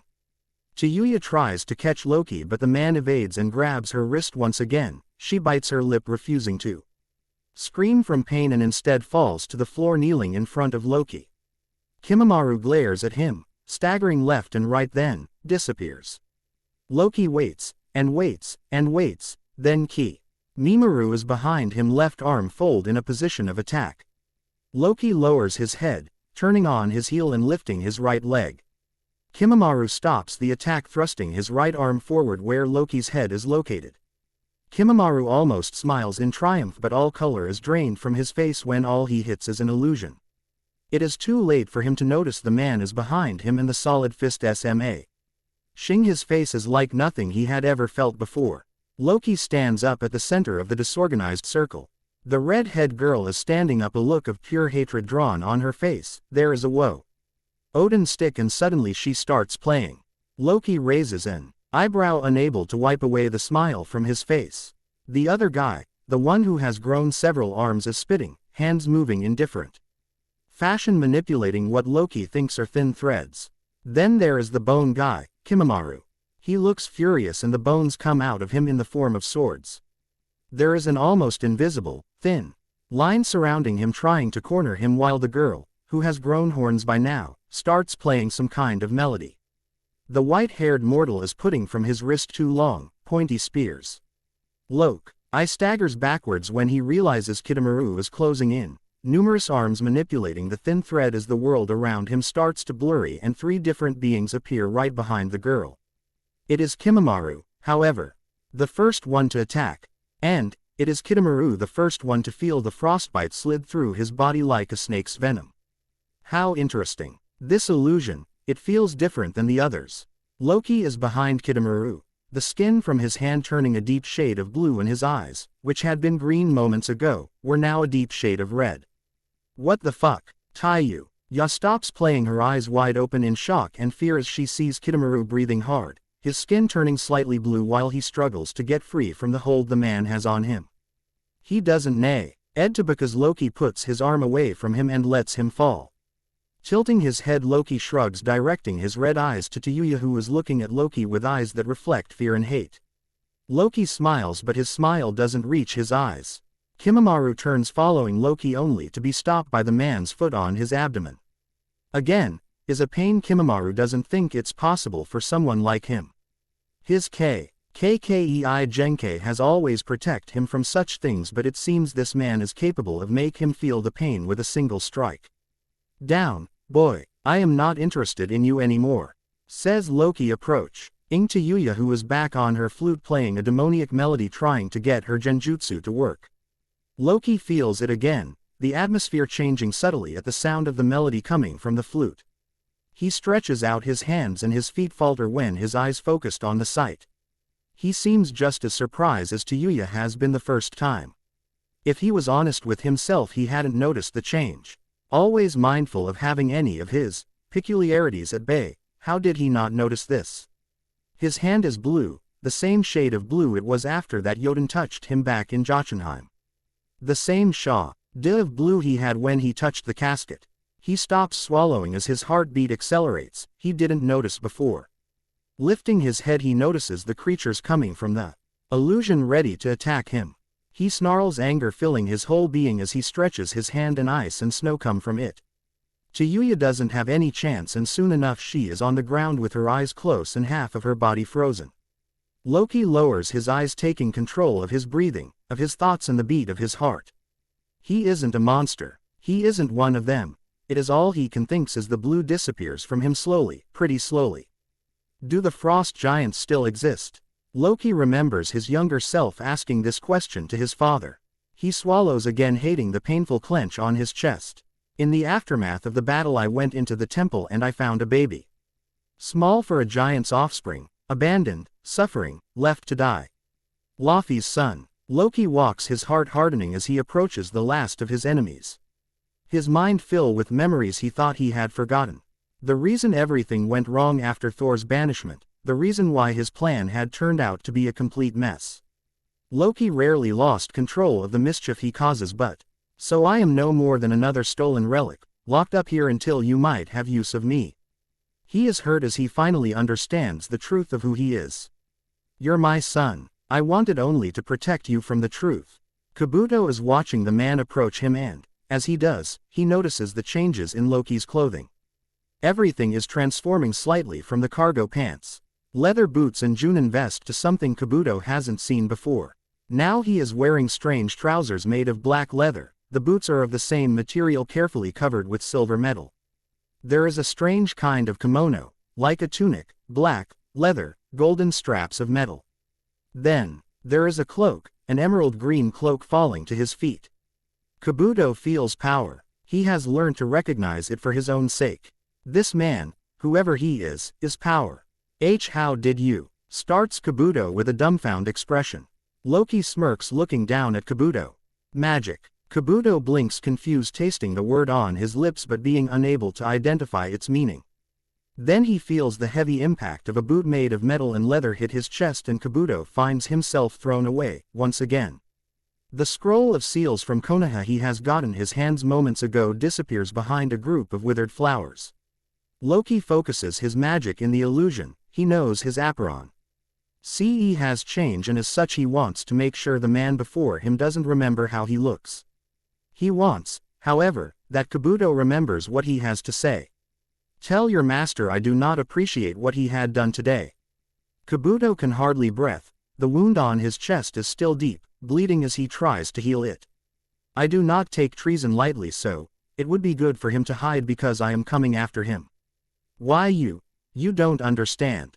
And Kabuto doesn't understand either, because this man is making him feel something he isn't familiar with. At least, he hasn't felt like this since he woke up without memory in the orphanage. He feels fear. Orochimaru-sama is not going to like this, and your life is the one that's going to be in danger. He will destroy you. Loki smirks, leans forward and whispers in a cold, dangerous voice. Oh, I can't wait to see your master try it. Until we meet again, Kabuto-san. Then in a swirl of green the man disappears, leaving a pretty agitated Kabuto behind. Loki enters his place with a fit of fury. The first thing he does is hit the side wall, forging a huge hole and several cracks. His green eyes gleam dangerously as the focus on his hands. Hands that moments ago had revealed a part of him he better left buried in oblivion. The room is circular. Walls decorate with silver and green, forming patterns that end up with a black ceiling filled with stars. Golden, red and blue decorate what seems to be a constellation. The youngest son of Odin denies the decoration is out of melancholy and homesickness. Instead he blames it all to the fact the constellations in this realm are different than the ones he used to watch. Loki waves his hand and the clothes and his appearance is back to what they used to be. He walks to the closest chair and sits putting the box he has just acquired and opens it again. His eyes gleam with a strange light as he passes his fingers on the scrolls. They are the real ones. The fools really thought they could do some damage and recover the scrolls. Loki smirks, satisfied as he watches the scrolls one by one.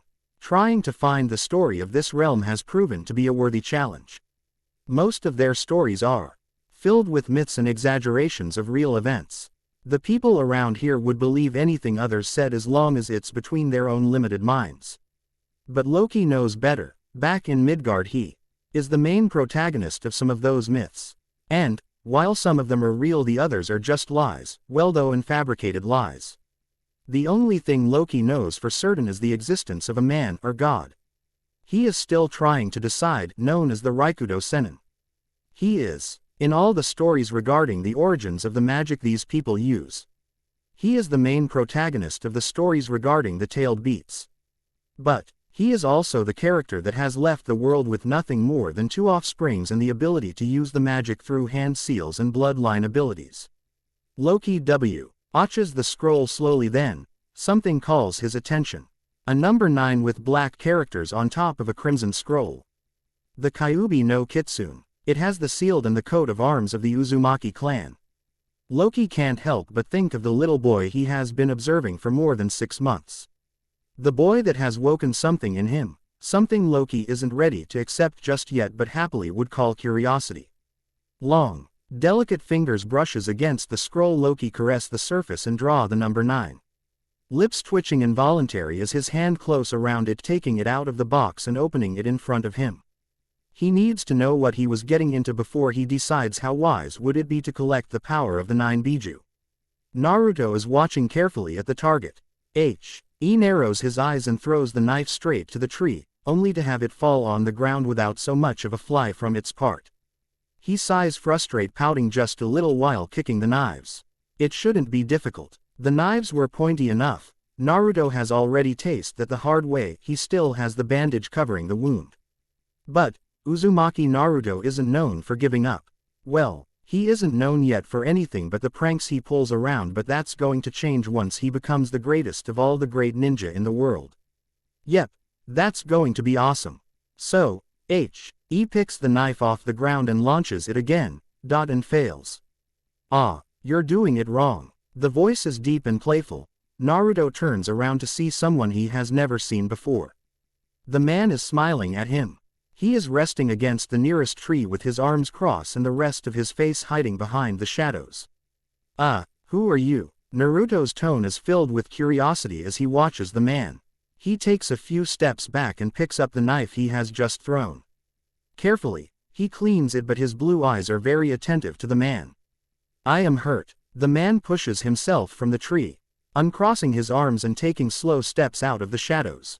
Naruto narrows his eyes, feet separate and hand grabbing strongly the dagger. I wasn't gone for too long, Naruto.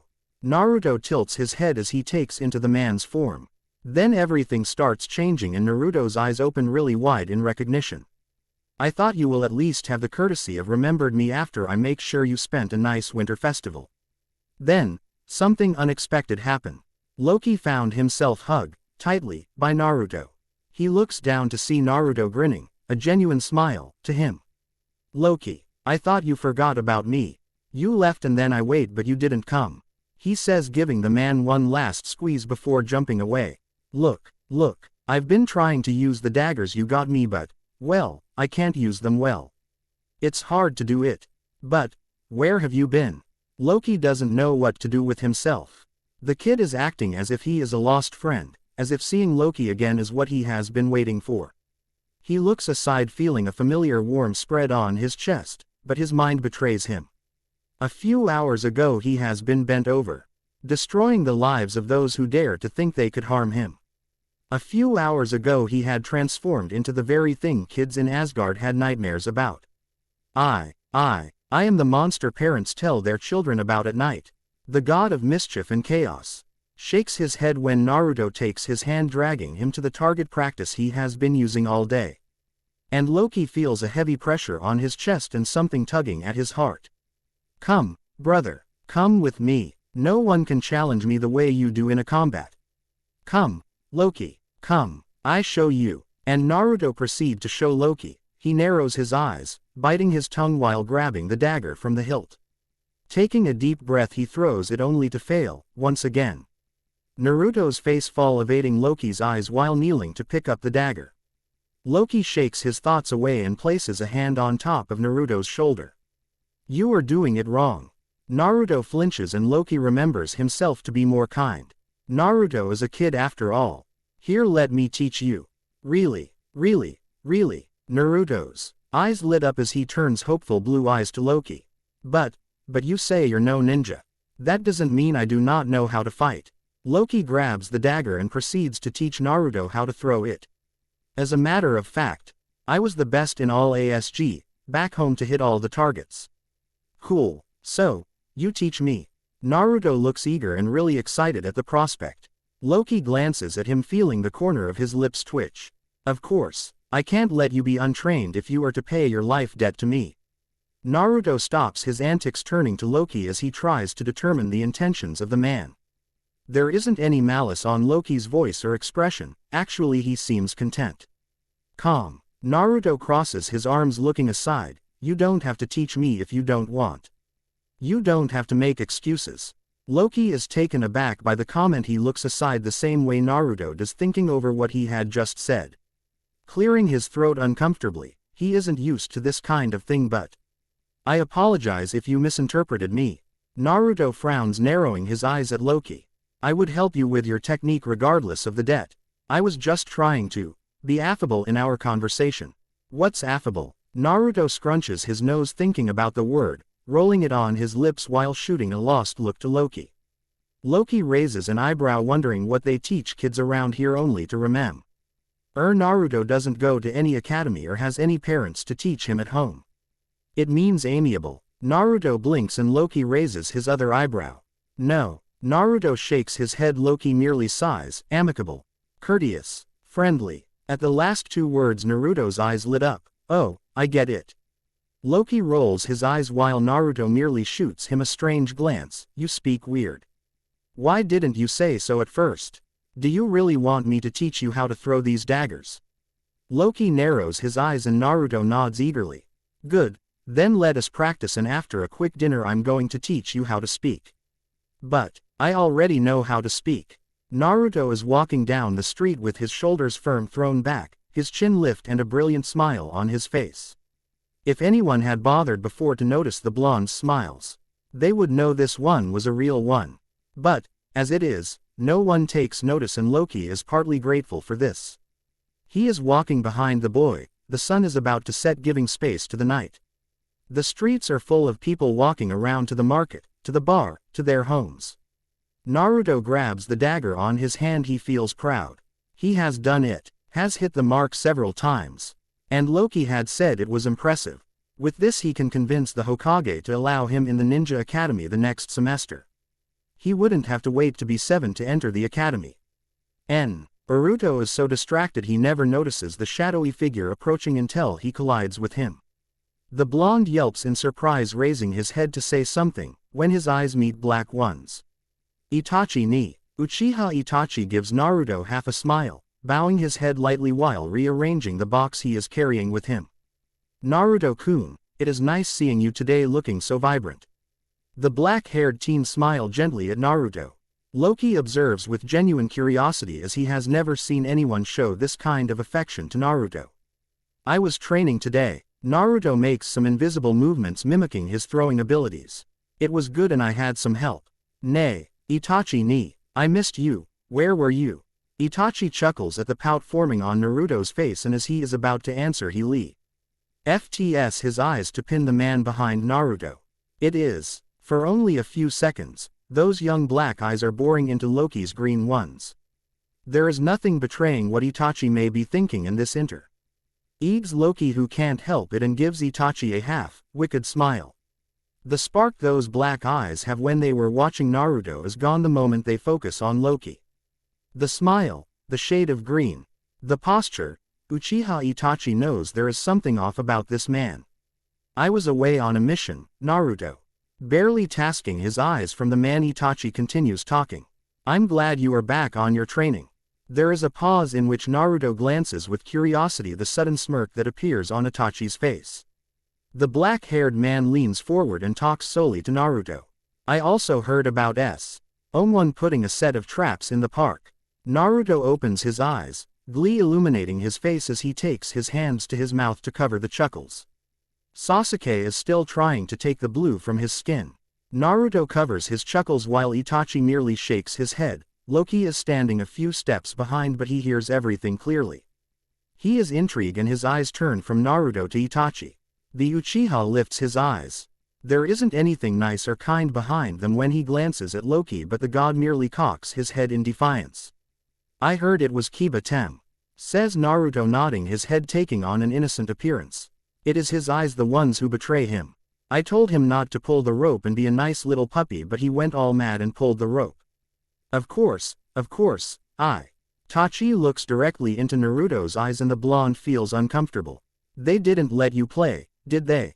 Naruto shrugs. I didn't want to play with them. The lie is pretty obvious, it's behind every word, every gesture, and the intense, crystalline stare coming from Naruto. Itachi doesn't say anything, he just stares at Naruto before turning his attention to Loki. They stare at each other for a long time until Naruto notices and fidgets excitedly. Oh, but I don't care because then I went to train and I learned a lot of things. Really? I remembered you said you have some help. This Itachi does look at Naruto, who is nodding solemnly. Yep, here.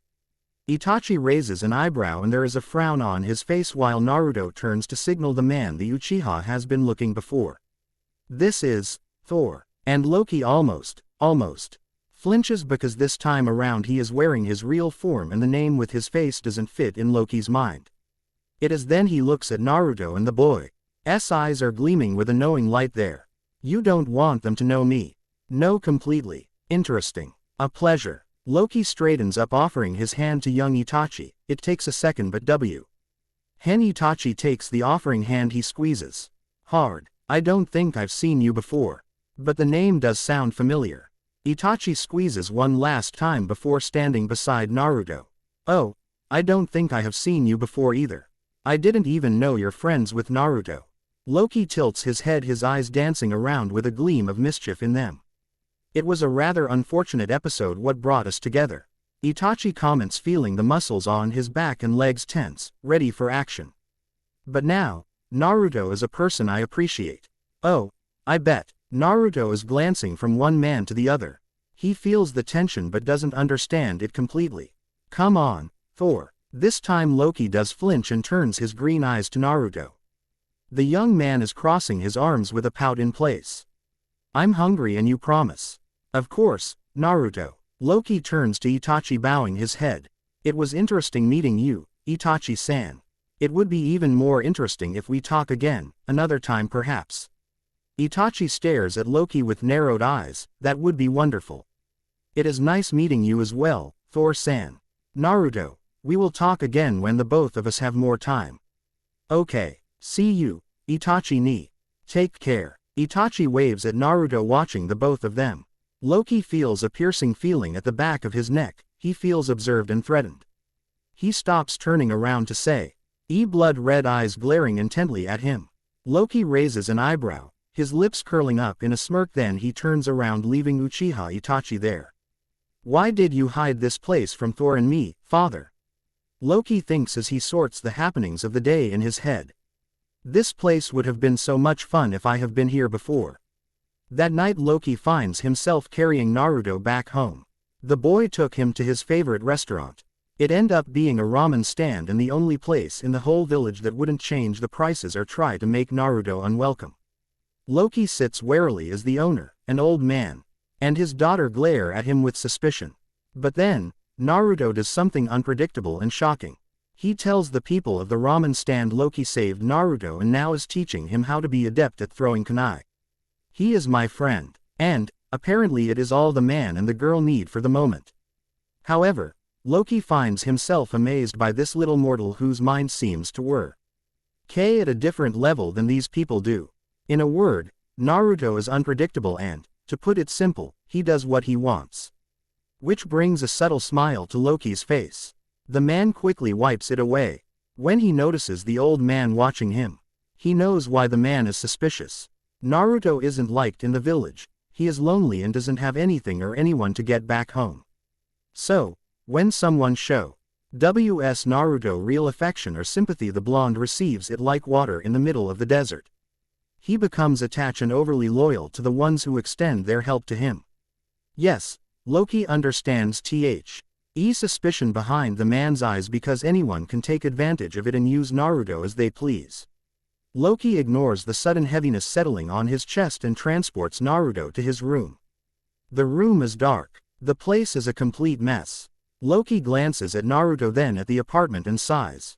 It's like going to Thor's room all over again. The only difference is the lack of axes, swords, and the broken wall. How does Naruto keep falling asleep anywhere near Loki? The boy is a bundle of energy. Surely he can wait to get home to rest in peace. Once he puts Naruto on his bed, Loki waves his hand. The illusion he had placed the first time around his back on, making Naruto's place look like a copy of the west wing of the palace in Asgard. Loki looks at his hands, his fingers and fingertips. There is some hesitation, but not about what he is about to do. The hesitation comes with the weight of the consequences. Raising an eyebrow, Loki shakes his head. Sitting beside Naruto, he lifts the boy's shirt and places his fingertips on Naruto's abdomen. He concentrates until his mind grasps the ropes of magic. Green light is coming from his fingertips and the seal appears on Naruto's abdomen. Black, burning under Loki's touch. Then he is standing on a darkened room. There isn't any sound or any light. There is only space, but Loki can feel the moist in the atmosphere, can sense the pulsating magic calling to him. So, with decision, he takes a step forward. Once he starts moving, echo reverberates the walls of the inner world. This is what Naruto's inner soul looks, at least the part in which the fox has been sealed. As Loki advances, he finally sees a light. It is dimmer, moving faintly to project a golden and red light. Once he crosses the threshold, he finds himself in front of a magnificent room. It is enormous with maroon walls, and, in front of him, there is a cage. A huge cage that goes from the ground to the ceiling of the room. Loki takes a step towards the cage when a voice, deep and guttural, speaks to him. You are far from home, Asgardian. And so, Loki meets the Kyuubi. I hope you like the chapter. Let's see. Loki hasn't revealed to anyone but Naruto his real form. He is taking advantage of his ability to change his form to trick people around. More about the scroll and the Biju would be explained later. Kabuto does survive, but with some consequences. Of course, Orochimaru wants Lai Smith's head and would do anything to have it. I always thought the Raikage would know Naruto was the son of Kushina and Minato. For some strange reason I always thought he would be sure to keep track of all the Jinchuriki, seeing as he has two in his power and all. Hope you like this chapter and don't forget to comment. To trick a trickster. And hello there, this is a new chapter. I want to thank you all for the comments, the faves and the alerts. I am glad you're enjoying the story so far. Same warnings apply on this chapter. Read and enjoy. Chapter 4. To trick a trickster. There is a moment of complete surprise. Loki halts his advances, green eyes narrowing, searching for the owner of the voice. The only thing he can see in the darkened cage is a pair of yellowish eyes, gleaming with amusement as they observe him attentively. You know about me, Loki states, tilting his head while resuming his walking. He is careful with every step he takes, his hands behind his back. While his cape billows calmly behind him. The creature growls. The sound of heavy fidgeting announces the movement coming from inside the cage. The creature leans in and the light touching him shows red fur and sharp, dangerous fangs. Of course I do. You reek of Asgardian blood. Not only that, the creature growls once again. Tell me, young god, what is the House of Odin doing in my domains? I am not from the House of Odin. Loki turns his face to the side, affronted by the comment. This time the Kyuubi saunters slowly, his face and body fully visible now. Touch a nerve, did I? The fox SMI. Less, his eyes gleaming as he lowers his head to watch Loki more closely. But it doesn't matter how much you denied it, young god. You reek of the All-Father's essence. Loki doesn't look impressed. Me. Rely annoyed at the amusement gleaming in those yellowish eyes. The fox tilts his head, chuckling darkly. He is watching closely the god's reaction and is starting to enjoy this conversation. Loki grow. Slowly hating the moment of weakness that show the fox he has, in fact, hit a nerve. Loki stares at the creature strolling to stand right in front of the cage. He looks up and there is a smirk on him. You don't seem to be that much of a lord or even a threat trapped inside a little boy. Loki leers as he gives the fox a long stare. The words of an incarcerate beast are meaningless to me.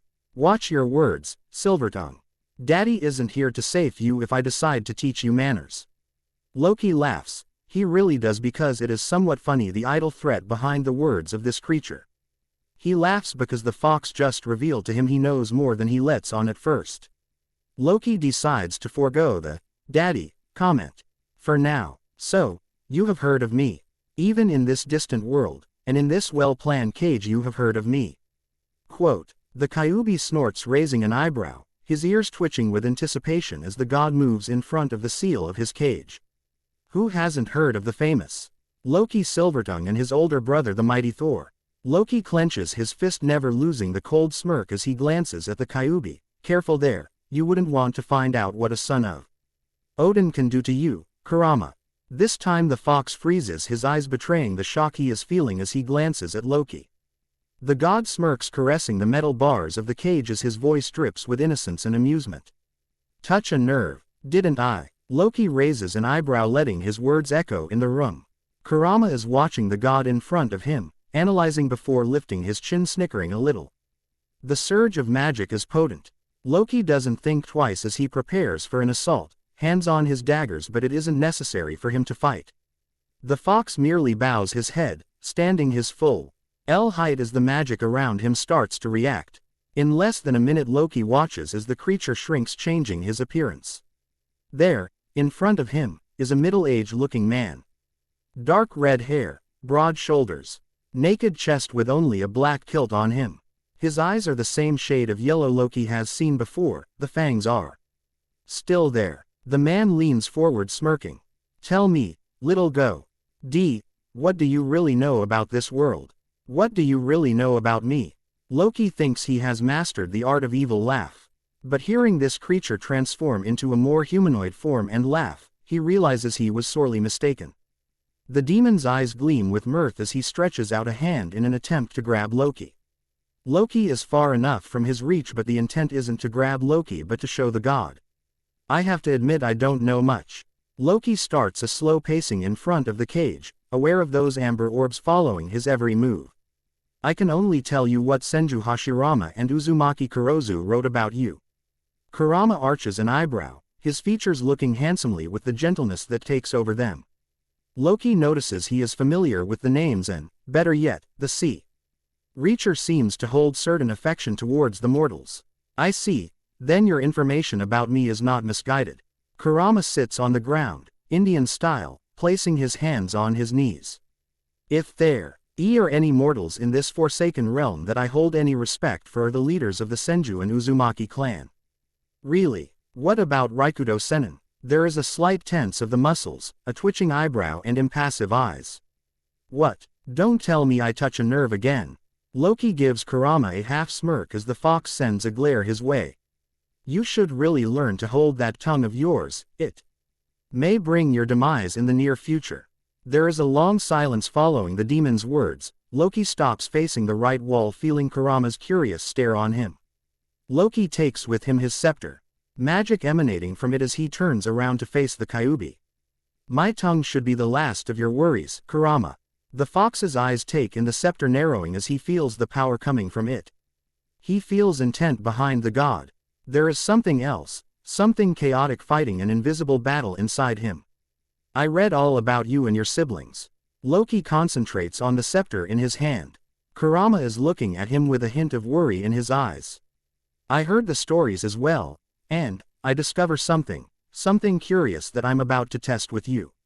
This only makes Kurama curious. Rising to his feet, Kurama takes in his natural form, leaning until his muzzle is pressed tightly against the cage. Loki doesn't move, merely observes, guard and curious at the same time. Desist now that you have the time. Why would I, when the stories talk about your great power?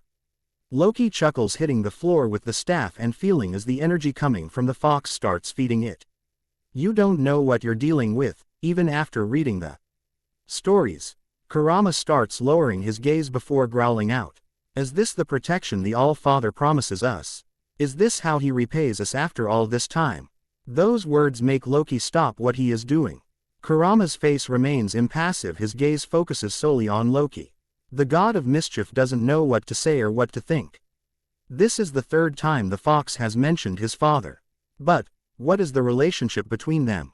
The stories don't specify anything beyond this world. Let me give you a word of advice, little god. Kurama cocks his head, glancing at some point on the wall before returning his attention to Loki. Do not let ignorance and greed manipulate your actions, or else, those around you will suffer more than chaos and mischief. Loki snorts, looking down at the scepter, the red light twinkling for a moment before settling down, returning the staff to its original color. You intrigue me. Loki's voice is soft with curiosity. And the power I just acquire will suffice until I can come back here again and find a way out of this realm. Loki hides the scepter again, sending a disdainful glare to the Kyuubi.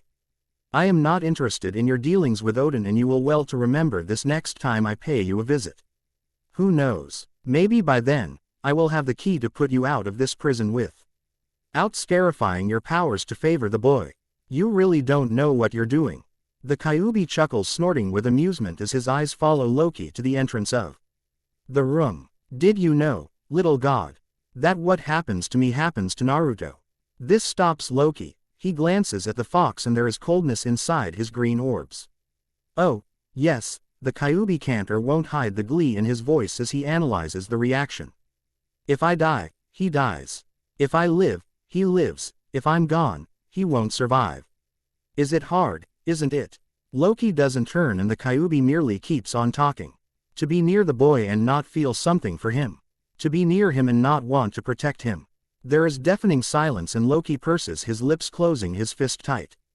Hear me well, Loki Odinson, I may be trapped inside the boy and the circumstances leading to this imprisonment may not be ideal, but, as a promise I will keep, the boy is under my protection. Loki tilts his head to the side, curious as to what exactly Kurama mean by that. If anything happens to him, you will feel the wrath of the Lord of the Immortals. It is the last thing Loki hears before feeling a pressure rejecting him.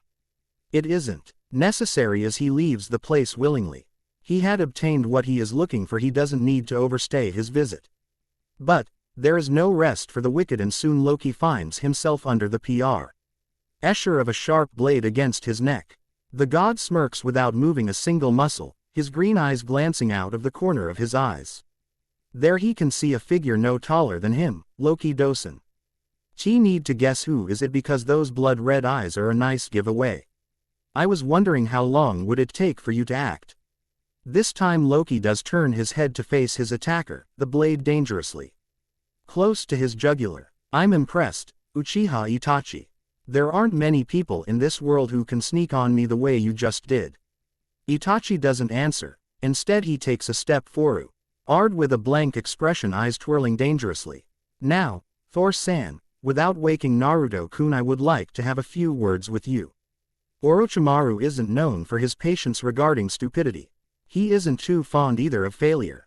His eyes, narrow to slits, focus on the young man he thought of using as a shell a long time ago.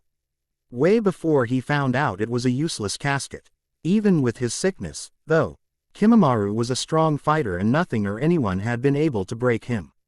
Until now. The Sannin looks over the young man who lays broken on the bed, moaning in pain, holding onto his side as his life slips away. To the other side, Kabuto isn't any better and Orochimaru has to ask himself, just who is this Lie Smith that has put 4 of his best men in such a pitiful state? Kidomaru was dead, Chiyuya has lost her right arm, Kimamaru is useless and Kabuto is still trying to process everything. Orochimaru grits his teeth before leaving the room. He has heard enough about this person's abilities. He has heard enough about the changes and the power the man holds. Now he needs information about what is that Lie Smith calls magic and those strange abilities. If they prove worthy, then Orochimaru could make a better use of the man's body. Itachi is slightly startled when he feels a strange pressure surrounding him. The next moment he stands in the middle of the desert with the man grabbing his katana and hitting him on the abdomen. Watch your mouth, petty mortal. Itachi is shocked at what just happened. This man has taken him to a desert. A desert, the closest one is in Sunagaku, which means they travel kilometers away from Konoha in the blink of an eye.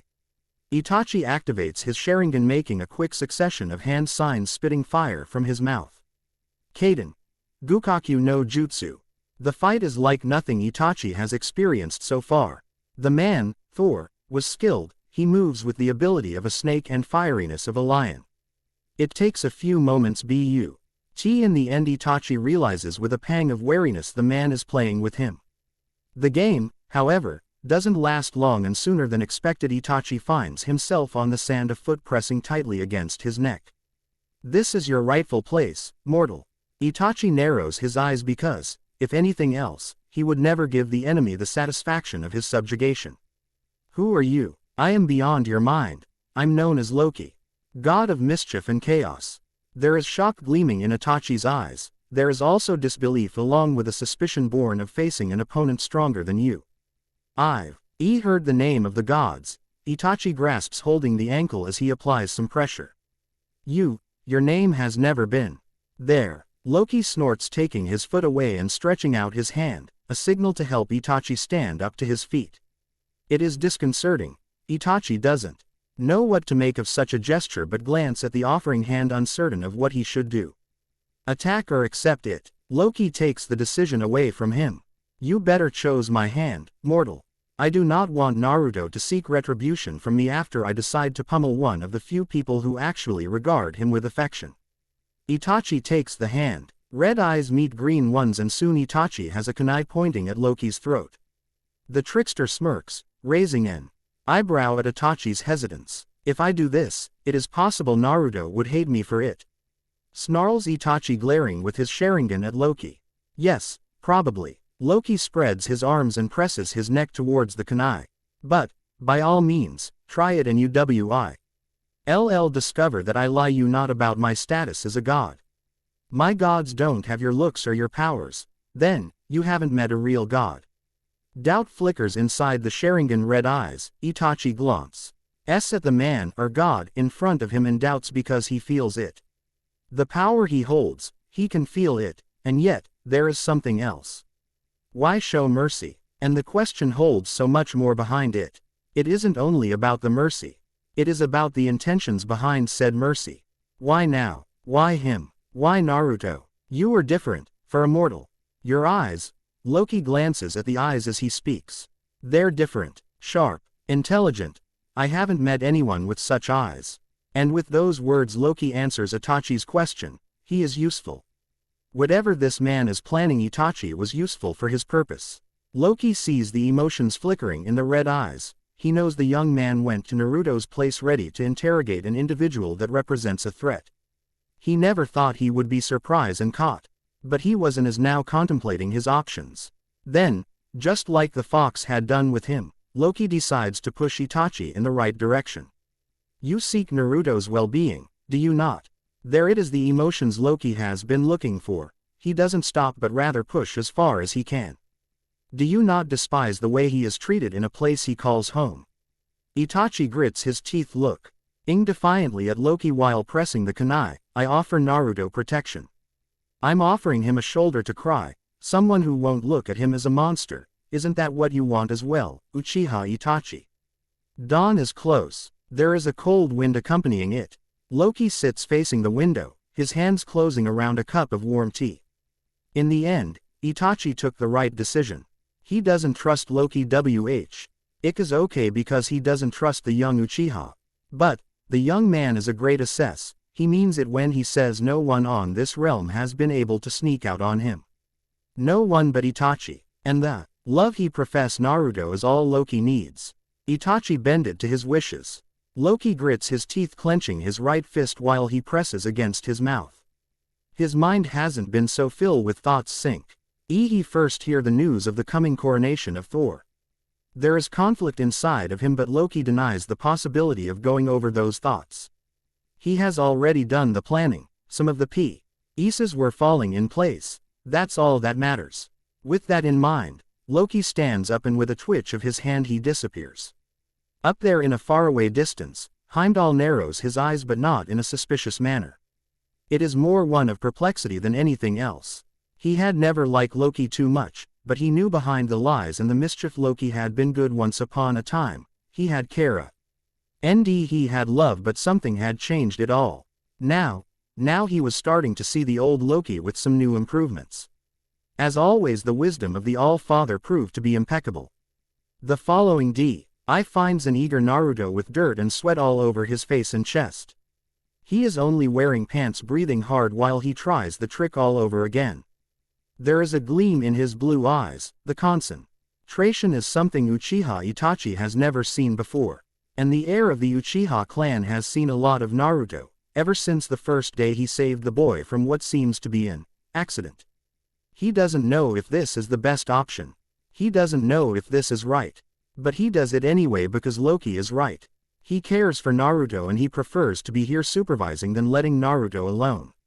Itachi still remembers the fight. Still remembers the difference in power, and he has to wonder. No, you are doing it wrong again.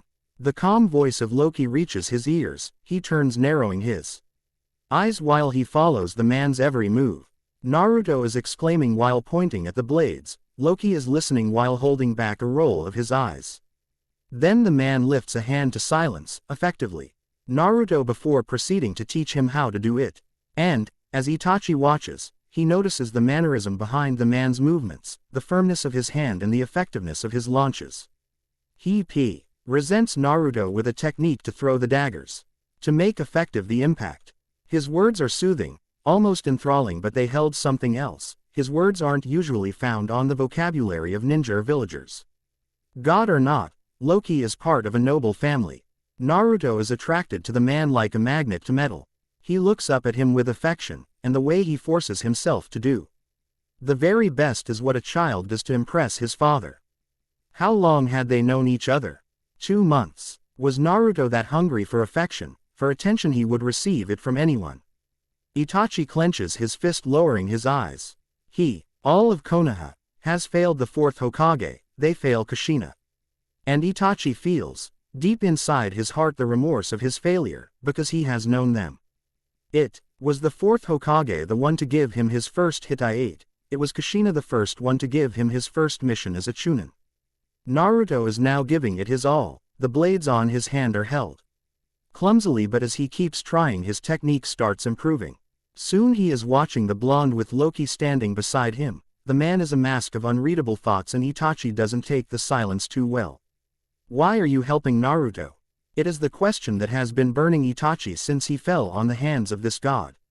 There is a slightly tense of the shoulders, reluctance in the movements before the voice, soft and hypnotizing, starts talking. Do you believe him a monster, Itachi? Loki tilts his head, his green eyes are sparkling as he speaks. Do you believe the demon seal inside would unleash its fury upon your people when the time is right? Itachi gasps at the mention of the Kyuubi, a knowledge not many have, but he shouldn't be surprised, should he? He had seen the man with a hand on Naruto's seal. Even if he doesn't know what happened that day, do you think, given the time, the fox and Naruto would become one? They would become the monster everyone in this village fear. This time Loki turns around and confronts Itachi with his mere presence. Itachi can't look away as he feels the weight of those questions inside his mind and heart. The people of Konoha, even though Itachi loves his village, are all fools. They blame the kid for something he doesn't have control over, nor is he aware of. Itachi can see there is something else. There is more hidden behind the words this man, God, speaks, but for the first time in his life, he can't figure out what it is. Naruto is no monster. He is a hero. Loki smiles a bitter smile. Indeed. Let us train. I want to see your real abilities, Itachi. Please do not hold back, because I won't. Later that day Itachi arrives home with sore muscles, several wounds, and half of his mind believing the god's theory. Because no one could spend half a day training and doing everything they did without breaking a sweat.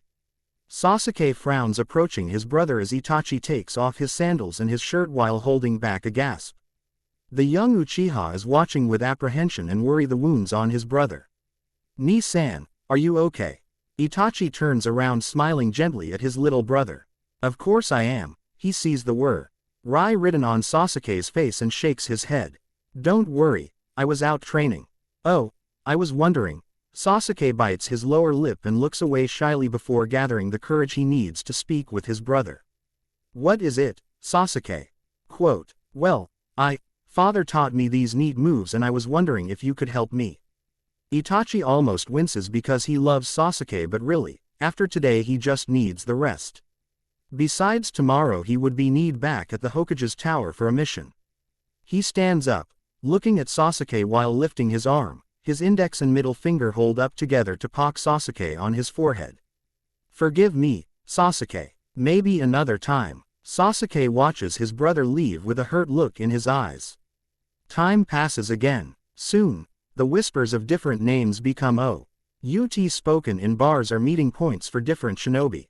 Orochimaru has been, to a point, one of the most renowned. The man was a sociopath with some ill-suited tastes for young flesh.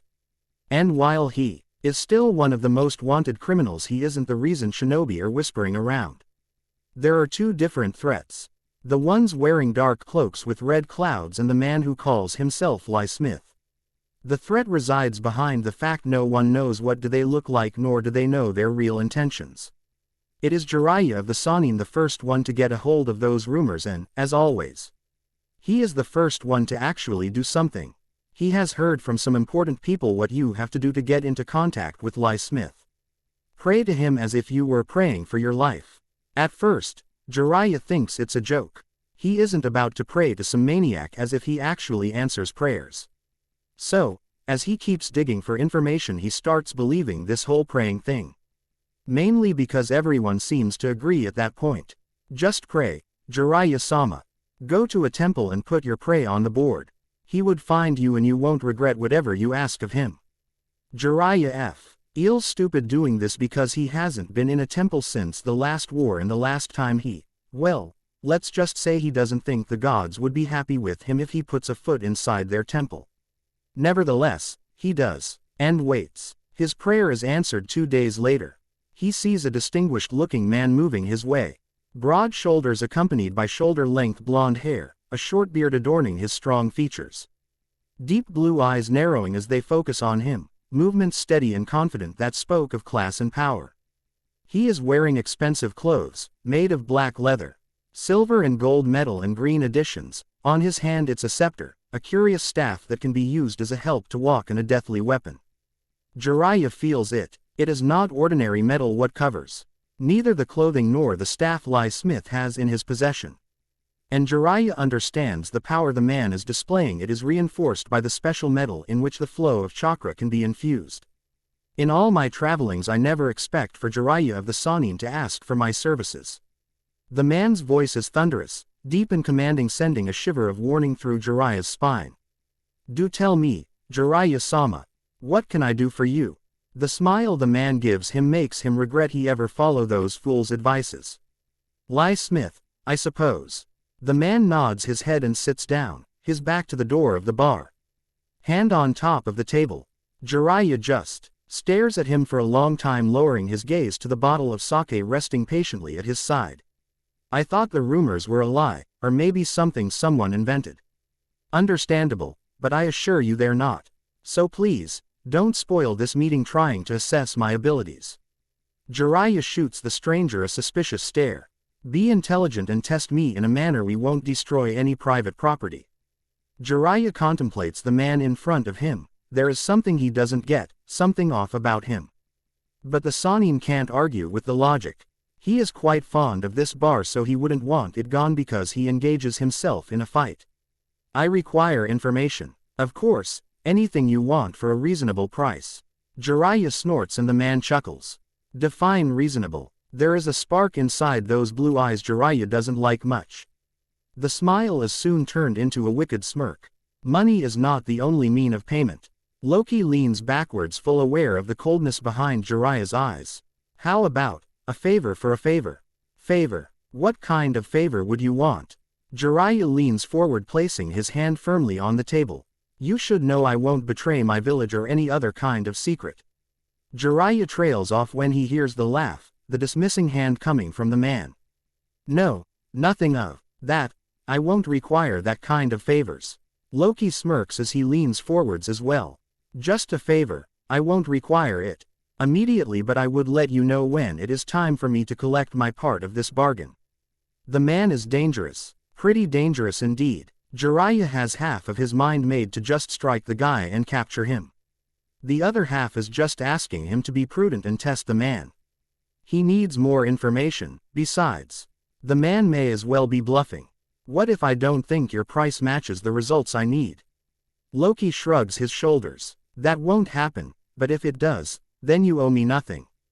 Then the atmosphere around Jiraiya changes, it is cold and chilling, the man's blue eyes transform into deep, green ones. But know this, Jiraiya of the Sannin, I don't take kindly to betrayal. Then a half smirk is directed his way. As you may have heard from your former teammate Orochimaru. Jiraiya's eyes grow wide because he has heard the story, he has heard some of Orochimaru's minions had been killed and gravely injured by the very same man sitting in front of him. Don't worry, I'm not like the idiot of Orochimaru, so you can at least count on me to carry out my part of the bargain. Jiraiya shrugs as he takes a sip from the bottle beside him. Of course, as long as the info I require is good enough.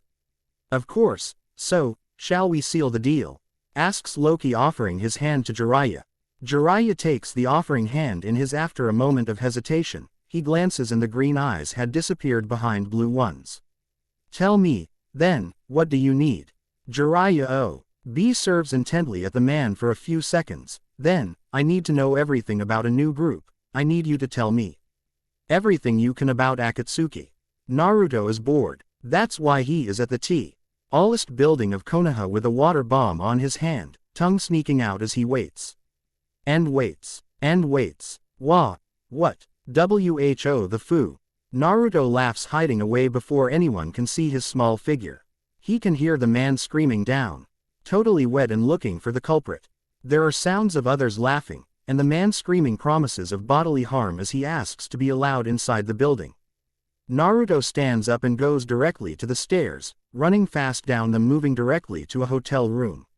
He hears as, moments later, the staff of the hotel and the man are walking rapidly to see if they can catch the little shit who wet the man with a balloon filled with water and pink dye. He waits until he is satisfied no one is around to exit the room and run down the stairs. He is wearing a huge grin, escaping the watchful eye of the guard and the rest of the hotel staff to the busy streets of Konoha. He has been bored without Loki or Itachi around. But today is a happy day. He looks up at the Mount Hokage and presents the faces carved on the stone, his thumb up. He promises he would do the very best and become the best Hokage ever. He wouldn't allow people to ignore him anymore. He wouldn't allow them to call him names or question his intelligence or abilities. He walks around the village aware of the stares he is receiving, of the whispers behind his back. He doesn't understand it, but it had, long ago, stopped to be an issue for him. For, even if these people don't like him, Naruto has people who do. The welcoming ceremony is nothing like what Naruto imagined. He is asked by the Anbu with the dog mask to situate himself on the front row. He looks around curiously and there is a pang of longing and envy in his heart. He sees kids his age with their parents, all of them smiling. Mothers fixing their children clothes, fathers ruffling their kids' hair. All wearing proud stares, all wearing happiness. Naruto tries not to care, but it is evident some of them don't want him here. He watches out of the corner of his eyes as a kid with lavender eyes staring at him with an obvious look of disgust and annoyance in his face. He passes Naruto just as the woman holding his shoulder mumbles something in his ear. Naruto lowers his head. He is the only kid alone in the middle of the ceremony. There isn't any father giving him a proud smile, there isn't a teary moth proclaiming how big his little boy is. As he hears the Hokage speak, Naruto has never felt alone in his whole life. He had been happy when the Hokage told him, after so much begging, he could apply to the Ninja Academy. He was one step ahead of his dream, but there's a knot on his throat and Naruto feels his eyes burn with unshed tears. Once the ceremony is over, all the kids go to their parents while Naruto stands there. Naruto-kun, I'm really proud you make it. Naruto takes a deep breath and lifts his face, grinning widely at the Hokage who is smiling down at him. Thank you, OGG. There is a young man behind Sarutobi. A scar covering his nose, his black eyes narrowing. Hokage-sama, boy, it may take. The young man trails off when the Hokage lifts a hand, sending a warning stare to him. It's okay, Iruka. Naruto-kun, it's allowed to call me that. Naruto sticks his tongue out before turning his attention back to the Hokage. I'm glad I could get in. Finally I'm gonna be a ninja, says Naruto with enthusiasm. People around him shoot him annoyed glares, some of them look even worried. The Hokage laughs, ruffling Naruto's hair. You still need to graduate, so I expect you to be the best student in here. You got it, old man. The young man, Iruka, scowls but says nothing. The Hokage bids Naruto farewell and leaves with Iruka close behind. Naruto is left alone once again. He looks up, trying to decide what to do next when he hears it. Did you hear that? Boy is entering the academy. Yes, apparently Hokage-sama wants the boy on a tight leash. Humph, as if, probably us. Ed, one of his tricks, the little monster. SSSHH, shut up. Do you want to be punished? Oh, please, everyone is thinking the same, I'm just the only one voicing it. How can Hokage-sama allow that thing in the academy? With our children, I'm going to warn my son. Yes, better not let innocent children around him, we don't want them to be corrupted. When Naruto turns around, he sees the two women who had been speaking. They notice him watching them. In a moment of silence, the women send disgust looks to Naruto before presenting their backs to him. Swallowing hard, Naruto holds onto the tears forming in his eyes. He clenches his fists and takes off running as fast as his little legs would allow him. Loki rolls his eyes. The room has silver daggers and kunai all around the walls. And the walls, of course, have red spots all around them. Each red spot has a single dagger or kunai. This is the way Naruto shows he can hit the target flawlessly. It makes look his apartment like a pincushion. Loki sweeps the place with his eyes and notices not only Naruto's handiwork but also the empty boxes of ramen. The trickster sighs, deciding Naruto needs to eat something else for breakfast, lunch and dinner. Maybe he can take Naruto to Sunagaku. The boy has liked the meat they have to offer, and he had made friends with a redhead brat who wouldn't speak, mainly because Naruto spoke enough for the two of them. Well, friends would be pushing too far. They were merely acquaintances. Or maybe he can take Naruto back to Kumogaku. That would be better, yes. The door of the apartment opens and Loki turns around ready to speak when he is assaulted by an overly emotional blonde. His arms are tightly wrapped around him. The boy buries his face on Loki's hip. When Loki looks down, he notices the movement in Naruto's shoulders. The soft whimpering sound coming from him. Naruto, what happened? He is not worried. He is curious. And if Loki repeats that several times, he may believe them, and probably, at the same time, Heimdall may come and declared his undying love for him. Denial is a marvelous thing. Yes, the god of mischief tries to hold the roll of his eyes because Naruto is looking up at him with tears in his eyes and face. This isn't the time to think about anything else but the misery reflected in those blue eyes. See, can you tell me a story? It's a strange request. Loki isn't sure how to comply. He doesn't know why he does what he does, really, he doesn't. But this boy, he leans over, picking him up in his arms. Naruto buries his face on the crook of his neck, holding tightly. He sits on the unmade bed, not without sending a reluctant look to the bed. Making a great effort, he sits and fixes Naruto on it. He doesn't know what to do exactly. It is not as if he doesn't know this kind of routine, because he does. This is what he did with Fenrir and Hell when they had nightmares. There is a difference, though. Fenrir and Hell are his children, his beloved son and daughter.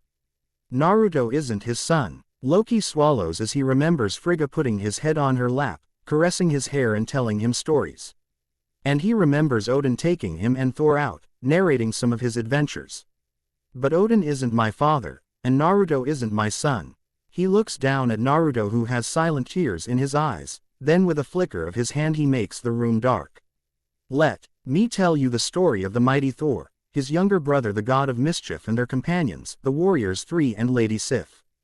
Naruto furrows his brows. He cuddles closer to Loki and listens attentively.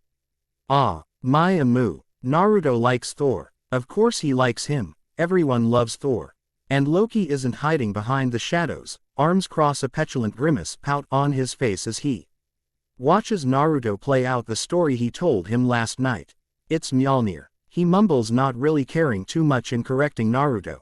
Naruto of course doesn't listen. He is too busy running around all excited while narrating his own version of the adventures. He is making battle screams and jumping up and down the tress, and then he puts his daggers and engages himself in battle against a tree.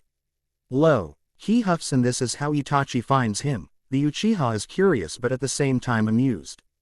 "Good morning, Loki-san." Loki grumbles. Itachi arches an eyebrow, then turns to look at Naruto. "What's Naruto-kun doing?" "Playing." And Loki spats the words as if it was poison. Itachi rolls his eyes because this isn't the first time he witnesses something like this. But it is the first time he catches a tone of hurt in the man-god's voice. "Itachi ni." And then Naruto jumps in front of them, grinning widely with sweat falling down his forehead and dirt on his nose. "Naruto-kun, you're energetic this morning." Naruto nods, turning his blue eyes, with a spark in them, to Loki. "Yep, I'm going into the Ninja Academy. And last night, Naruto trails off suddenly, his eyes looking down before he continues. "Loki told me an awesome story." Itachi hears, understanding the almost mishap there. Loki doesn't seem to have noticed, but then again Itachi may be wrong. The man is still a mystery. Kai kneels down, ruffling Naruto's hair with a soft smile. "I'm pretty proud of you, Naruto-kun. That's why I brought a gift." Naruto's eyes go wide and impossible bright as he watches in disbelief at Itachi. "A gift? Why?" Itachi furrows his brows. Loki leans forward, looking curiously. "Why?" "Because entering the Ninja Academy means you're a big boy now, Naruto. Big boys can't go around dressing like little kids but like ninja." And Itachi pulls a package form behind him, handing it to Naruto, who is still watching with disbelief mixed with happiness. Then Naruto wraps his arms around a surprised Itachi. "Thank you," he mumbles, "because he has never gotten any gifts. Not one such as this." "It's my pleasure, Naruto-kun. I know you'll do well in the academy." Later, after Naruto had narrated to Aki his first day at the academy, they are making their way back to the village. Loki is walking beside Itachi a few steps away from Naruto. "Is it true?" Itachi turns to Loki, who has a thoughtful expression. "What is it?" "That, when you enter this academy, you are considered an adult. That you should be given a gift of some sorts." Itachi halts, black eyes glancing with curiosity to Loki, who is still thoughtful and a little confused. "Yes, usually if the family is a shinobi one, they would give their kid their first ninja gear." Itachi turns to Naruto. "If you're part of a civilian family, they usually gift you with something else. Like weapons or a vest." "Naruto doesn't have any family." "Yes, he does." Loki turns to Itachi, whose eyes are still on Naruto. "He has me and he has you, Loki-san. Please, don't spoil this or I will hunt you down and rip you apart." "God or not God?" Loki is startled. This was the second individual threatening if any harm comes to Naruto. Loki is curious. None of these individuals have any actual blood ties with the blonde. Why are they so worried about him? The answer is pocking him with images of what Loki himself had done for Naruto. "The trips, the training, the stories. Do not concern yourself, Uchiha Itachi. I do not intend for any harm to befall Naruto. Not from my hand or the hands of others." Itachi nods once, turning his back to Loki and catching up to Naruto. The god of mischief is left behind to his own thoughts. He can't believe this puny mortal would threaten him, would even suggest bodily harm to him. And Loki can't believe he believes the young man is capable of doing so. Snorting with amusement, Loki leaves in the hopes to find a suitable gift for Naruto. Naruto fixes the shirt as well as the vest. He is looking at himself on the mirror with a critic eye. So far, his clothes include a rather large supply of hand-me-down articles, usually tear at some parts or with permanent stains. It wasn't a problem, since Naruto spends most of his day running around the village, pranking people and hiding when older kids decide to play punching bag with him. So, usually his clothes end up dirty and torn. He watches his reflection again, feeling a warm inside his chest. The black cargo pants are perfectly comfortable, with enough pockets for Naruto to hide away his daggers and other curiosities. The vest has the same design as those used for the Chunin and Junin, only his is dark orange with a red whirlpool design on the back. His t-shirt is black as well, and the design form of the whirlpool is embroidered with EFUL patterns in the middle of his chest. "You look presentable." Naruto turns to Loki with eyes narrow. "Really?" "Yes, it is fitting of your new position." Loki tilts his head, his eyes dancing around. D while his left hand moves inside his pocket. This is something for you, a gift for the next step towards your adulthood. Naruto blinks, torn between happiness and confusion. He looks eagerly as Loki opens the small box he has on his hand. Inside there it's a pendant. But not any kind of pendant, it has a curious form Naruto has never seen before. Then his eyes lit up with mirth as he realizes what the pendant resembles. It's Maya-mu. This time Loki does chuckle, shaking his head. Mjolnir. He corrects. Naruto scrunches up his nose, trying to get the right pronunciation. Mjolnir. Nah. Naruto stretches his hand, his fingertips brushing the cold surface of the silver metal. While the color in general is dark silver, it is inlaid with green and black as well. I know you like the story, and you like the weapon as well. Loki presents the necklace to Naruto, who starts putting it on himself. I thought you may like it. I do. Thank you. Loki doesn't say anything. He is conflicted to even return the sudden embrace. Before he knows it, Naruto is gone and Loki is left alone in the apartment. He contemplates for a second leaving the place and probably not coming back ever. But he has work to do, so he decides to stay and see how Naruto's day goes. Naruto arrives early, which gives him the advantage of choosing where he is going to sit. He decides to go to the furthest chair in the room, in the right corner on the last row. He sits and waits. Soon after kids start arriving, there is the boy with lavender eyes, long, dark brown hair and pale skin he met the day of the welcoming ceremony. Just like he had done that day, the boy sends Naruto a look of disgust accompanied by a sneer. He lifts his chin and sits on the first row. Naruto rolls his eyes, crossing his arms. He knows he is the younger in the group. They usually start the academy at age 7 and Naruto is soon to be 6. It is almost expected for all of them to look Naruto like a nuisance. Naruto merely shrugs and D leans against his chair, waiting for the teacher to show. It takes more minutes and more kids entering the room. Naruto's eyes turn to Fuzzy Brows, an exuberant kid which is always enthusiastic and quite kind with Naruto. The blonde likes him because it's one of the few kids who actually speaks to him as if Naruto is an equal, no some kind of insect. You must be Uzumaki Naruto, right? Naruto tilts his head, turning to the source of the voice. To his left there are two kids who he doesn't remember meeting before. The one who spoke to him has gray, short hair, his eyes are a light shade of black. He has a round face and a kind smile in place. Behind him, there is another kid, this one with dark, short hair and equally dark black eyes. His skin is pale, contrasting with the black of his hair and eyes. The blonde eyes them with curiosity. So far aside from Lee, these two are the only ones to address him amicably. This is why Naruto after a little while narrows his eyes, lifting a single eyebrow. And what if I am?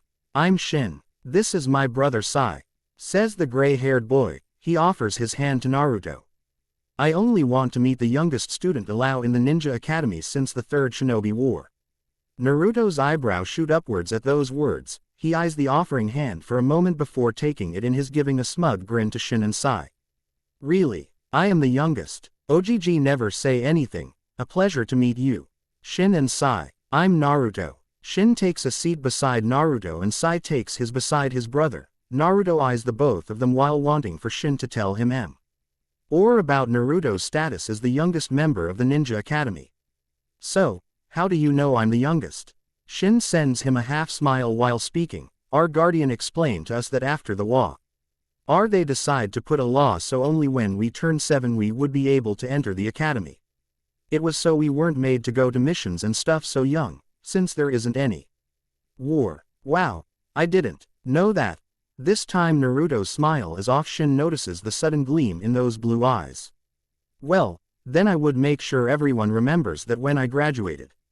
That's the spirit. Shin shares a laugh with Naruto while Sai seems completely at lost. Then, Yumino Iruka arrives and their laughs are cut short as the class starts. And this it. What do you think about this chapter? Let's see. Naruto enters the academy a year earlier than in canon, which means his classmates are Neji, Lee and Tenten rather than the original Konoha 9. They are going to appear later on, of course, but for now Naruto would interact with Neji, Tenten and Lee. There is Shin and Sai that would play an important part in Naruto's formation. Loki just find out about the Kyuubi and later on more would be revealed about them. Thank you for reading and don't forget to comment. Tell me your doubts, your requests, your opinions and of course your critics. No flames those aren't useful at all. Leap of faith. And thank you guys for the reviews, the alerts and the faves. This is the new chapter, same warnings apply. Enjoy. Chapter 5 Leap of Faith. When they were kids, it was Loki the one who always got them out of trouble. He would speak while Sif, the Warriors 3 and Thor would put on miserable expression on their faces. Frigga would smile subtly, Odin would look impassive, the ones who had been at the end of their pranks would be screaming, red in the face looking for punishment. Loki always had good excuses, perfect words, even at his young age he would confounded their accusers which, in the end, would make Odin forwent any punishment and free the kids to their games. It's what earned him the name Silvertongue. Some of the courtesans gave him more nicknames, none as well-intentioned as the one Thor and the others had given him. But Loki didn't care. This was something he was good at, something that makes Sif and the Warriors 3 held a moderate amount of respect for him. It made him a part of their group, of their adventures. All of Asgard trembled when they heard the two children of Odin laughed with mirth. Their friends close behind making Asgard trembled under their footsteps. This usually meant they were up to not good. Thor smiles wishfully. Morning is approaching fast. Thor has his back against the wall watching the sky from the balcony. His blue eyes are focused on some point while his mind wanders around the realms, thinking and longing for Jane, for Loki, for an answer. I've seen, my prince, you spent a lot of time in my father's quarters. Thor gives a street art turning around to see the form of a young man standing at the door. Thor looks pleasantly surprised, taking in the slender form of the young man who is approaching slowly, almost methodically. The young man has a half smirk on him, showing off sharp fangs. His eyes are adorned with a hint of green and black, always gleaming with mischief and desire. He has dark hair, as dark as the night, with fangs falling on his eyes giving him a curious yet dangerous appearance. His clothing is composed by simple trousers and a tunic of gray and red. There is also a golden and silver collar around his neck, with a single gemstone twinkling blue. I see you have adopted the same manners as my brother, nephew. The smile the young man has only grows as he finally stands beside the god of thunder. You have improved with age, Fenrir. My brother has been the only one capable of such a feature without me realizing it. Fenrir feels the heavy hand from Thor on his shoulder, squeezing lightly while the blonde god gives him a gently smile. Thor is the only one always pleased to see him, the only one who would offer a smile and extend an invitation to train or to eat. Frigga and Loki are the ones who always invited him over for a talk or long walks. Fenrir lowers his eyes feeling the longing in his chest. He misses his father's stories. He misses the warmth at seeing his two favorite people beside him. Are you well, Fenrir? You look sorrowful, aren't we all? Fenrir shrugs Thor's hand away, taking a few steps to rest his chest against the rail. Aren't we mourning my father's dead? Isn't that why you're always here, uncle? There is pain reflecting on Thor's blue eyes. He turns around watching the state his brother's room is in. They haven't changed anything.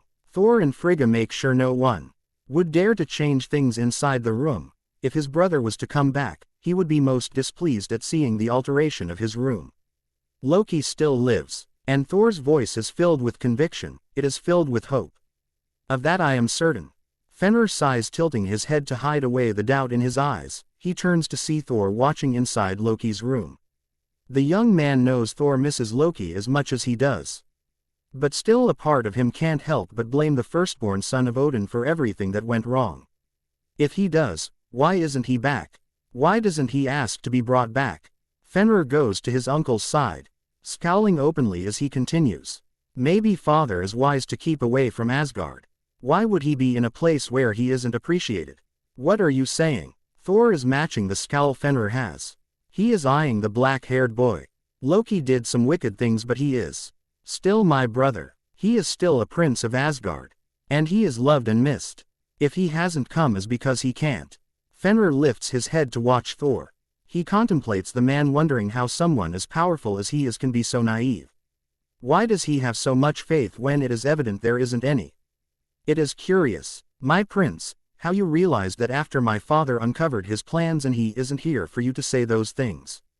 Thor clenches his fist, but Fenrir isn't over yet. My father loves you very much, uncle. But he has always been a shadow. The trickster, the lie-smith, the shapeshifter. Fenrir takes a step inside the room, his hand resting on the only thing Loki never took with him on his fall. His helmet. The young man is brushing his fingertips against the material with affection and regret. Father only wants acceptance. He wants to be looked as your equal. To make the All-Father proud. But the only thing he got was dead, loneliness and mistrust. Brother is well known for his tricks and his way with words. Thor trails off the moment Fenrir's eyes meet his. I know you meant well, uncle. Perhaps you didn't know how to do it before, but now that you know how. Fenrir shrugs and Thor feels the weight of those words ripping away his heart. Now that you know how to make father understand he is love and need, he isn't here. He is gone, and whether he is alive or not, there is nothing you can do. Fenrir tenses up as Thor approaches him. There isn't anything on his face to betray his intentions, but Fenrir has been at the end of Thor's infamous hammer, so he doesn't trust completely. Suddenly, something unexpected happens. There are two big hands on each of his shoulders, and there is warmth inside Thor's blue eyes. My brother taught you well, Fenrir. Thor shares a genuine smile with his nephew, wrapping his left arm around his shoulders. You speak like him, although you still need practice. Fenrir feels a bubble of pride inside of him. He chuckles, looking to the helmet. Well, someone has to fill the void father left behind. At least, until he is back, replies Thor, and Fenrir feels sympathy for the conviction in Thor's voice. For now, let us train.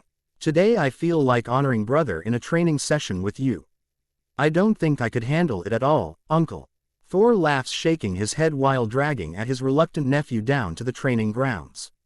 Odin stands beside Heimdall, his eyes to the horizon, watching the darkened sky filled with stars and constellations, the many worlds spreading out in front of him. What can you see, Heimdall? It is the first thing Odin always says when standing beside the gatekeeper. The man is used to this and usually finds it strange to share with the king the happenings in the small realm where Loki is learning his lesson. Odin straightens up, his own eye trying to glance inside the realm he hasn't had any contact with since he first became king. Heimdall knows what the king is asking. What is his real interest? Without taking his eyes from the sky, he answers. Prince Loki hasn't hid away from me in a long time. There is something in Heimdall's tone, something that brings to the surface Odin's curiosity. If anything, he enjoys showing me his dealings in this world. 2. Odin. It almost sounds as if Heimdall himself enjoys the visions his son is allowing the gatekeeper to see. Odin feels strange, is a mixture of dread and pride. It is all mixed with the hope that his younger son would soon understand the same way Thor did. I also see shadows. Odin turns to Heimdall with a frown. Shadows darker than anything I've seen before. The rumors of shadows in this realm worry Odin. Lesson or not lesson, Odin doesn't want to jeopardize his younger son's life or his resistance to power and more mischief doing. This world can be quite the temptation for anyone who understands it. Loki has always been the most intelligent of his children. What is it then, Heimdall? What do you think is hiding in these shadows? And the concern is there, behind the king's tone. It is subtle, almost imperceptible. It is no wonder Loki never picked it up when it was directed to him. That I cannot tell, my king. These are shadows I am not used to see or decipher. Heimdall furrows his brow, concentrating in his eyesight. But the young prince is always near it. He approaches it with suspicion but ignorant of the dangers hidden behind them. Odin turns his body to the edge of the bridge, his soul eye narrowing to observe in the distance. There is conflict inside Odin's heart. Trust is not easily given, but it is easily broken. He loves his son dearly. It doesn't matter what Loki thinks or believes. Odin's feelings have always been of love for his son. Odin feels for him the same kind of love the All-Father has for Thor.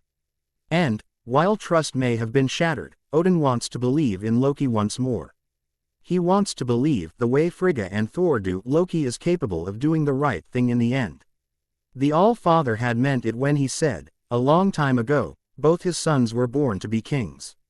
He had raised them to take upon the mantle when the time was right. Even if only one of them could ascend to the throne, the both of them were just as capable. Odin knows, if he so wants it, he can take care of this the old-fashioned way.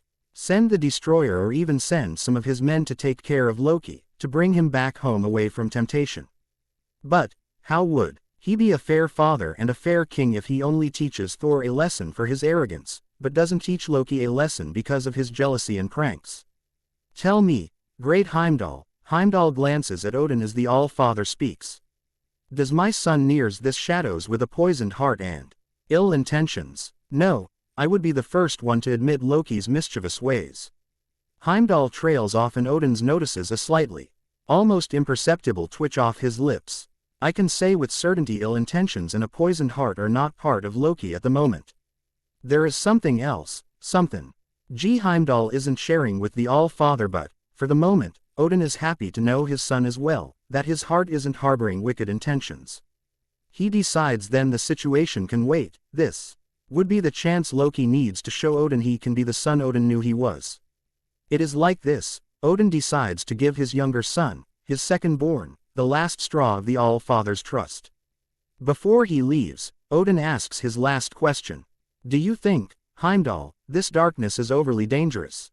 It is too early to say, my king. But, Prince Loki is known for his ability to get out of difficult situations. If given the chance, I think these shadows would soon disperse and your son would deal with them. There it was again, the tone of voice Odin doesn't know how to place or define. He looks at Heimdall. His mind isn't sure even Loki's ability to lie and trick are going to be enough to deal with the darkness. There are so many secrets that Odin thinks better to keep hidden unless circumstances oblige him to do so otherwise. After all, Thor and Frigga ignore Loki's fate. They are still ignorant of his whereabouts or even of his well-being. Odin turns his back to the gatekeeper, his voice reaching Heimdall's ears as Odin walks away. Neither Thor, nor my wife, are to know about this, Heimdall. Not unless something was to happen and they are the only option left. Yes, my king. Balder smirks, showing off his white, shining teeth as he grabs the back of Fenrir's neck, pushing the young man to the ground. There is a general sound of approval, cheers and giggling, from the young Aidens that are out watching the training sessions. Fenrir growls, showing off his own version of a smirk. On him it looks menacing, more dangerous as he shows white, pointy fangs.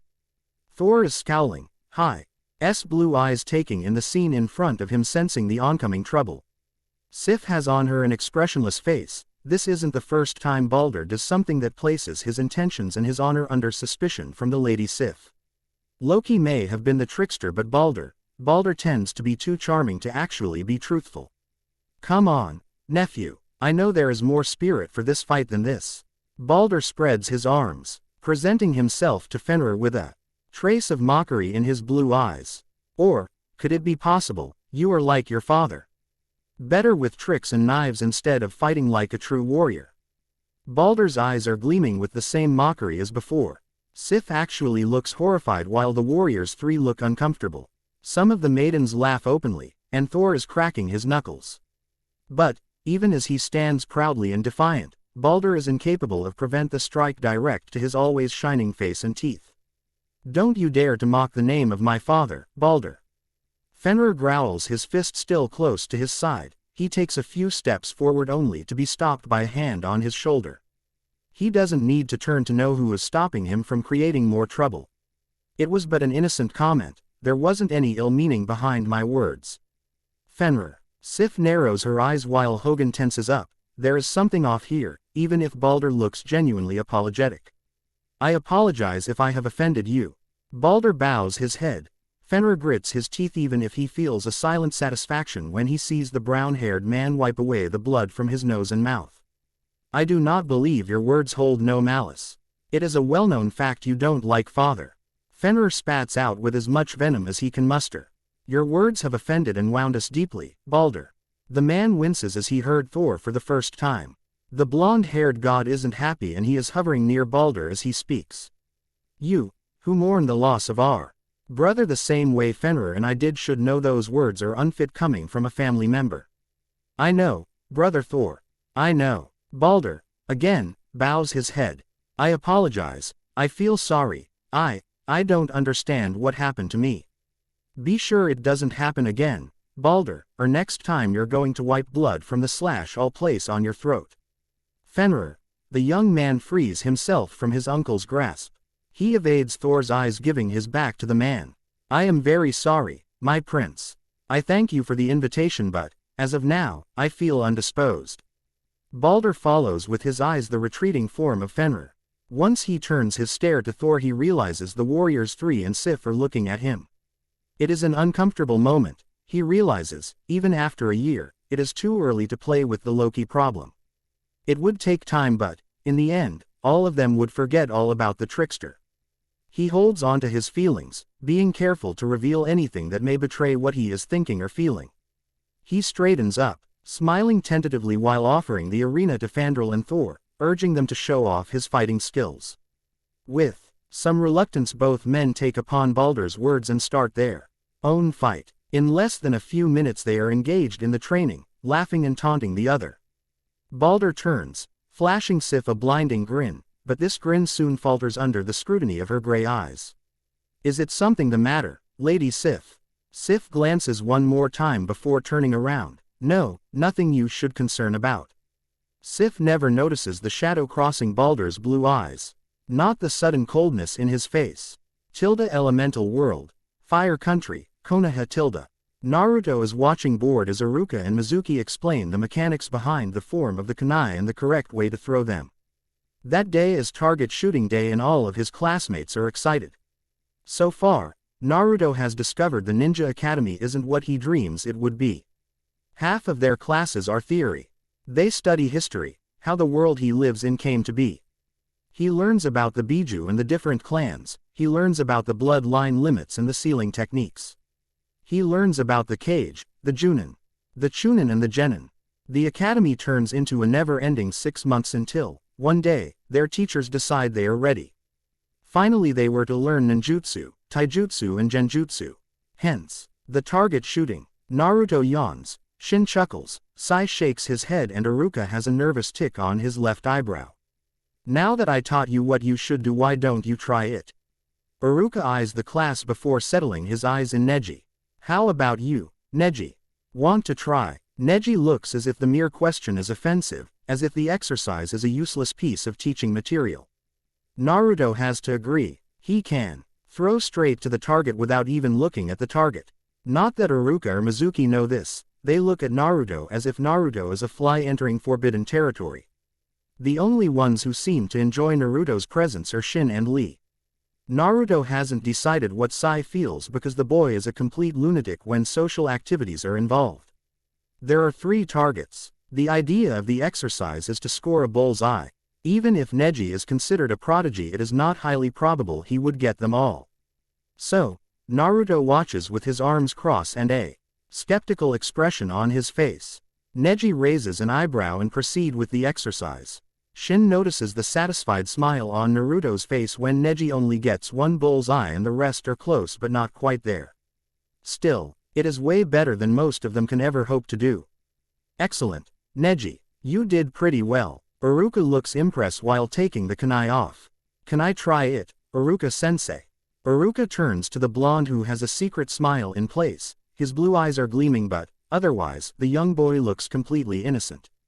Iruka has learnt, the hard way, when Naruto looks like this it means trouble.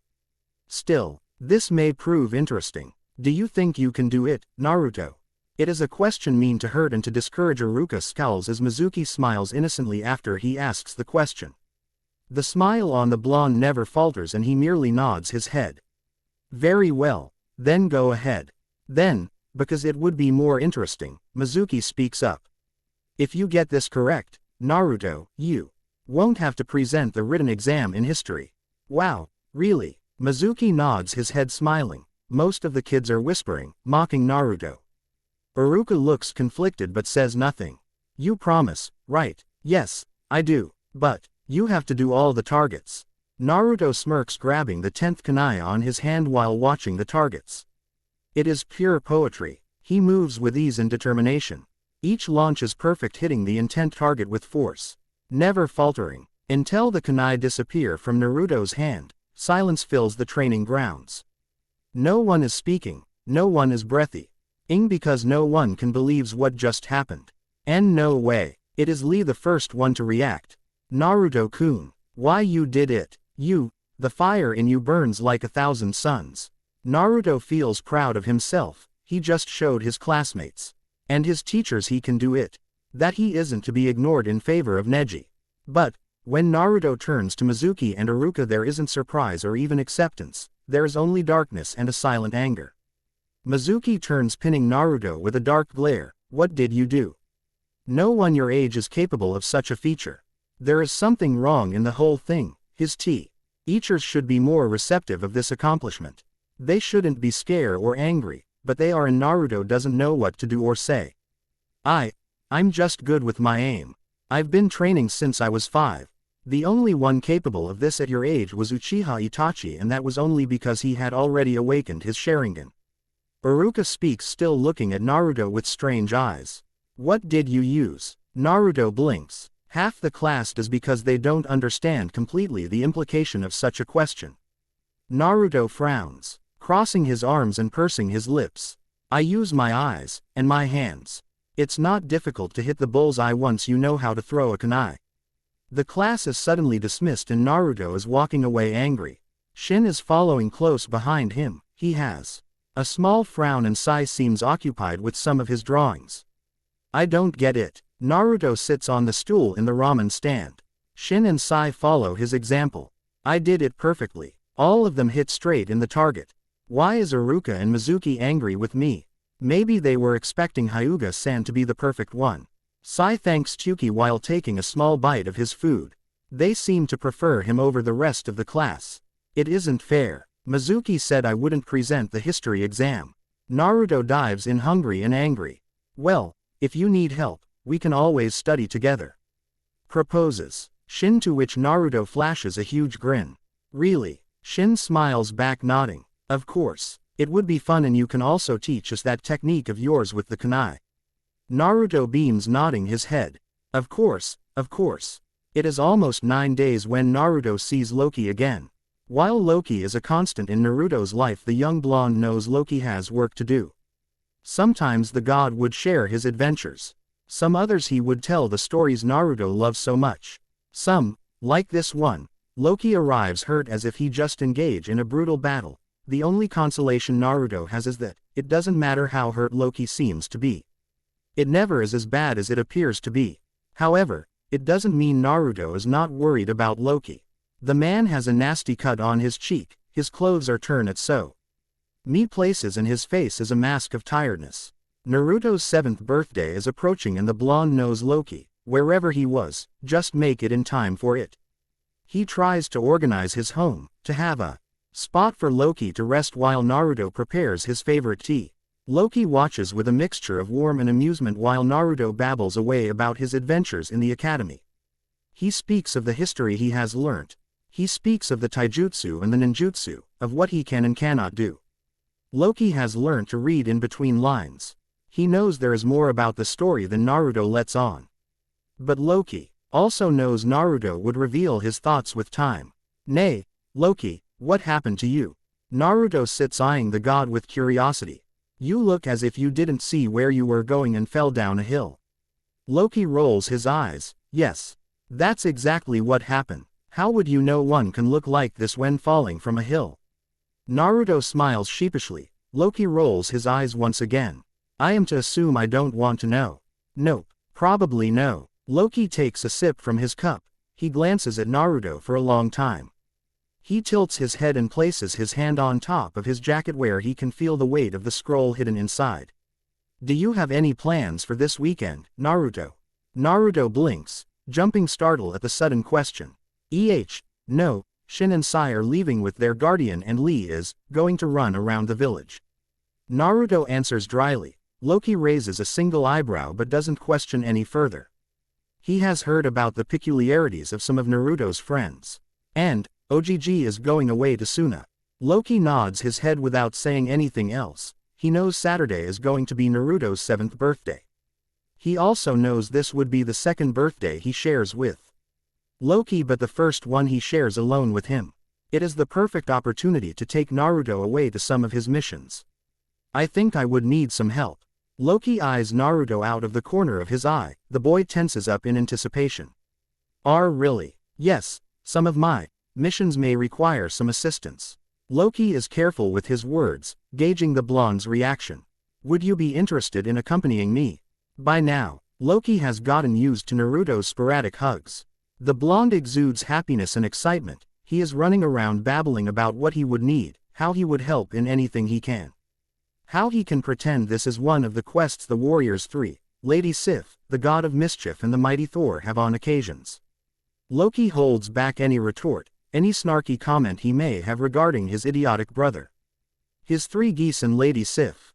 Naruto then proceeds to sit down and look up at Loki with admiration and a hint of eagerness. Are we going now? No, tomorrow, after your classes, says Loki, who is mildly amused by the disappointed look that crosses Naruto's face. Why? Naruto whines, pouting a little. Tomorrow there is going to be more history lessons and we're going to study Bunshin and some henge which I suck at. With more reason we should stay, replies Loki, ruffling Naruto's hair. You're of not use to me if you don't know your ninja tricks. I can make you tea. You like my tea? Loki smirks, leaning in. And when you can defeat an enemy with your tea skills you will be prepared.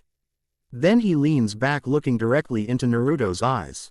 You're going to that academy of yours tomorrow and then we will leave. Okay. Naruto mumbles defeat.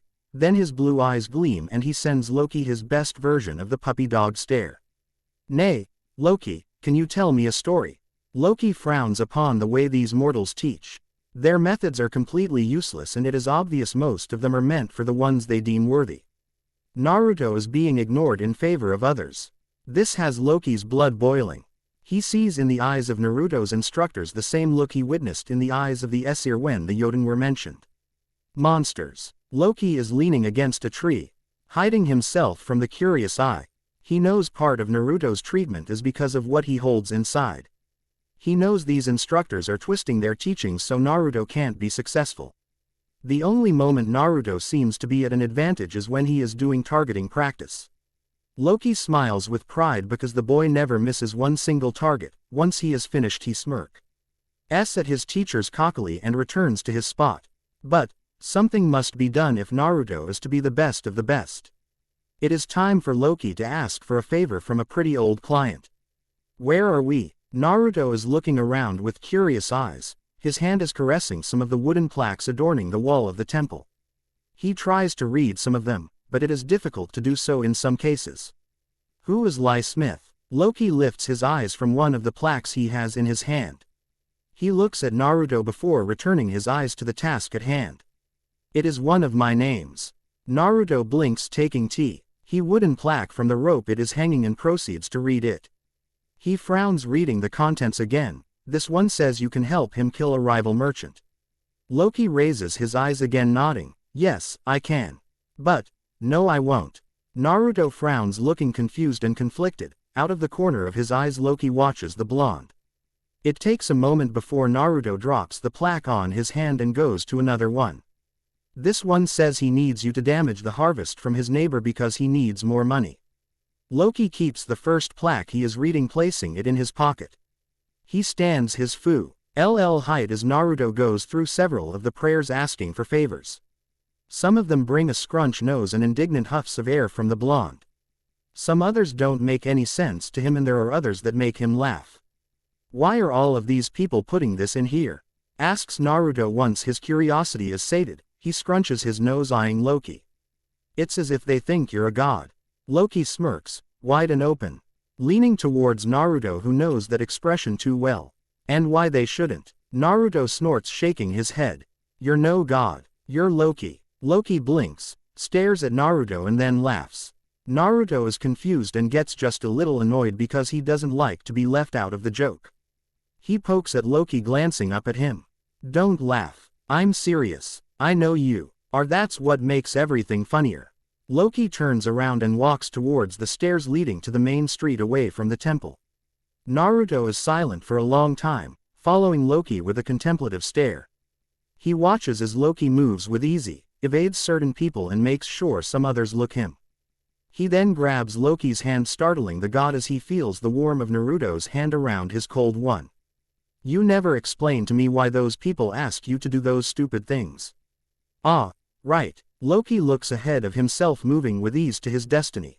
You see, my work here is free of any attachments to any village. You may say I'm a freelance. Naruto frowns, tasting the word. You mean, like a ninja who works for anyone or everyone? Yes, that's exactly what I mean. Naruto opens his mouth, but Loki continues. I do not take all the jobs, only those that amused me or interested me.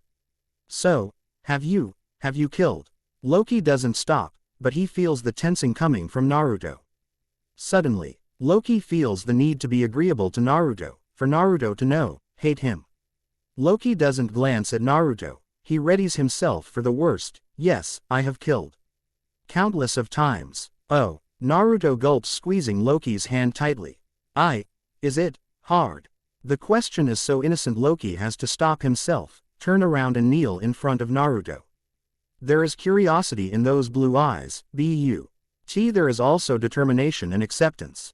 Yes, it is always hard. Because, really, Loki can't lie about this. It is hard, it never gets easy, but he does it and sometimes enjoys it. That's the truth behind someone who was raised in a place that loves war.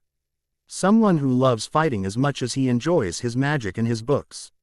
Naruto grins shyly at Loki. I want to be as brave as Thor, Sif, Volstagg, Fandral, Hogun, and you Loki. I know it's gonna be difficult, but I wanna be like you guys.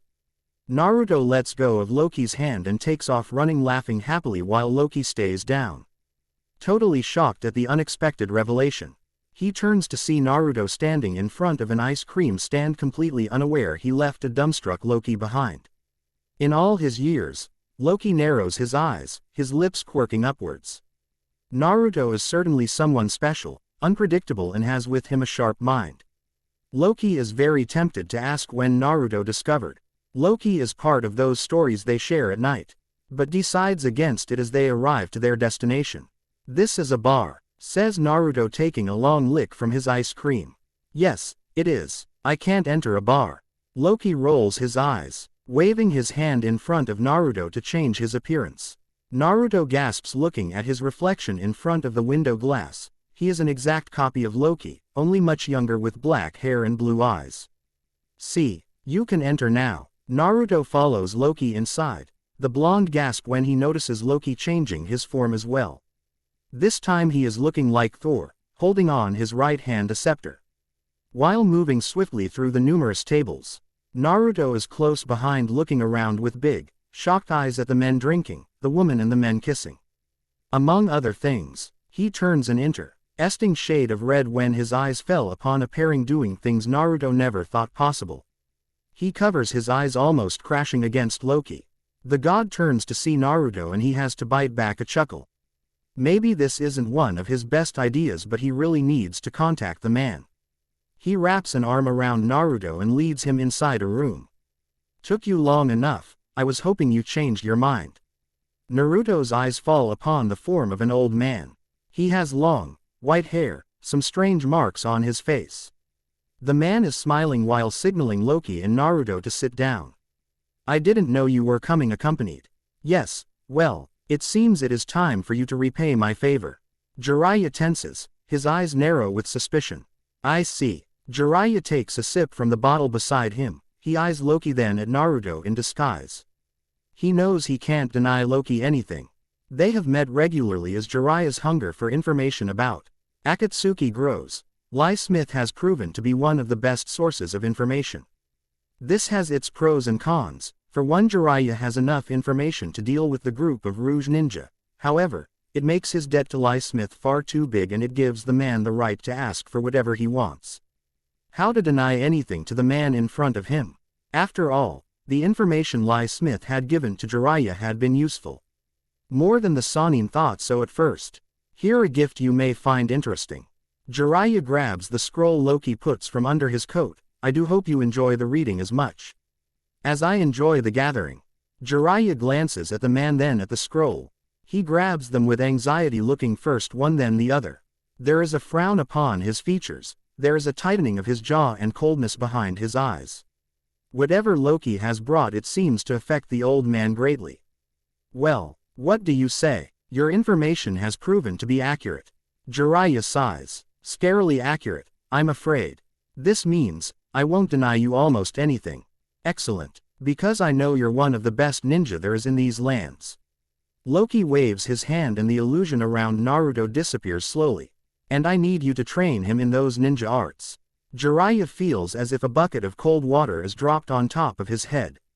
He feels as if 1,000 nails are digging deep inside his skin. He feels the trembling all around his body, and the sweat on his hands. The toad Sannin opens his mouth, and then closes again, finally. Naruto. And this is the point where the story will differ from the mythology and the comic, overall, regarding Balder. Well, you have a glance at Asgard and at Naruto's training. Thank you for reading. Don't forget to comment, I would love to hear what you think about this. The lies we tell, the secrets we keep. And, hello guys. First of all, I want to thank you all for your comments, your faves and your alerts. It is nice to know you guys are reading and following the story. Second, same warnings apply, no B. Ada and English isn't my mother tongue, so I apologize for any grammar or spelling mistake. To answer some questions.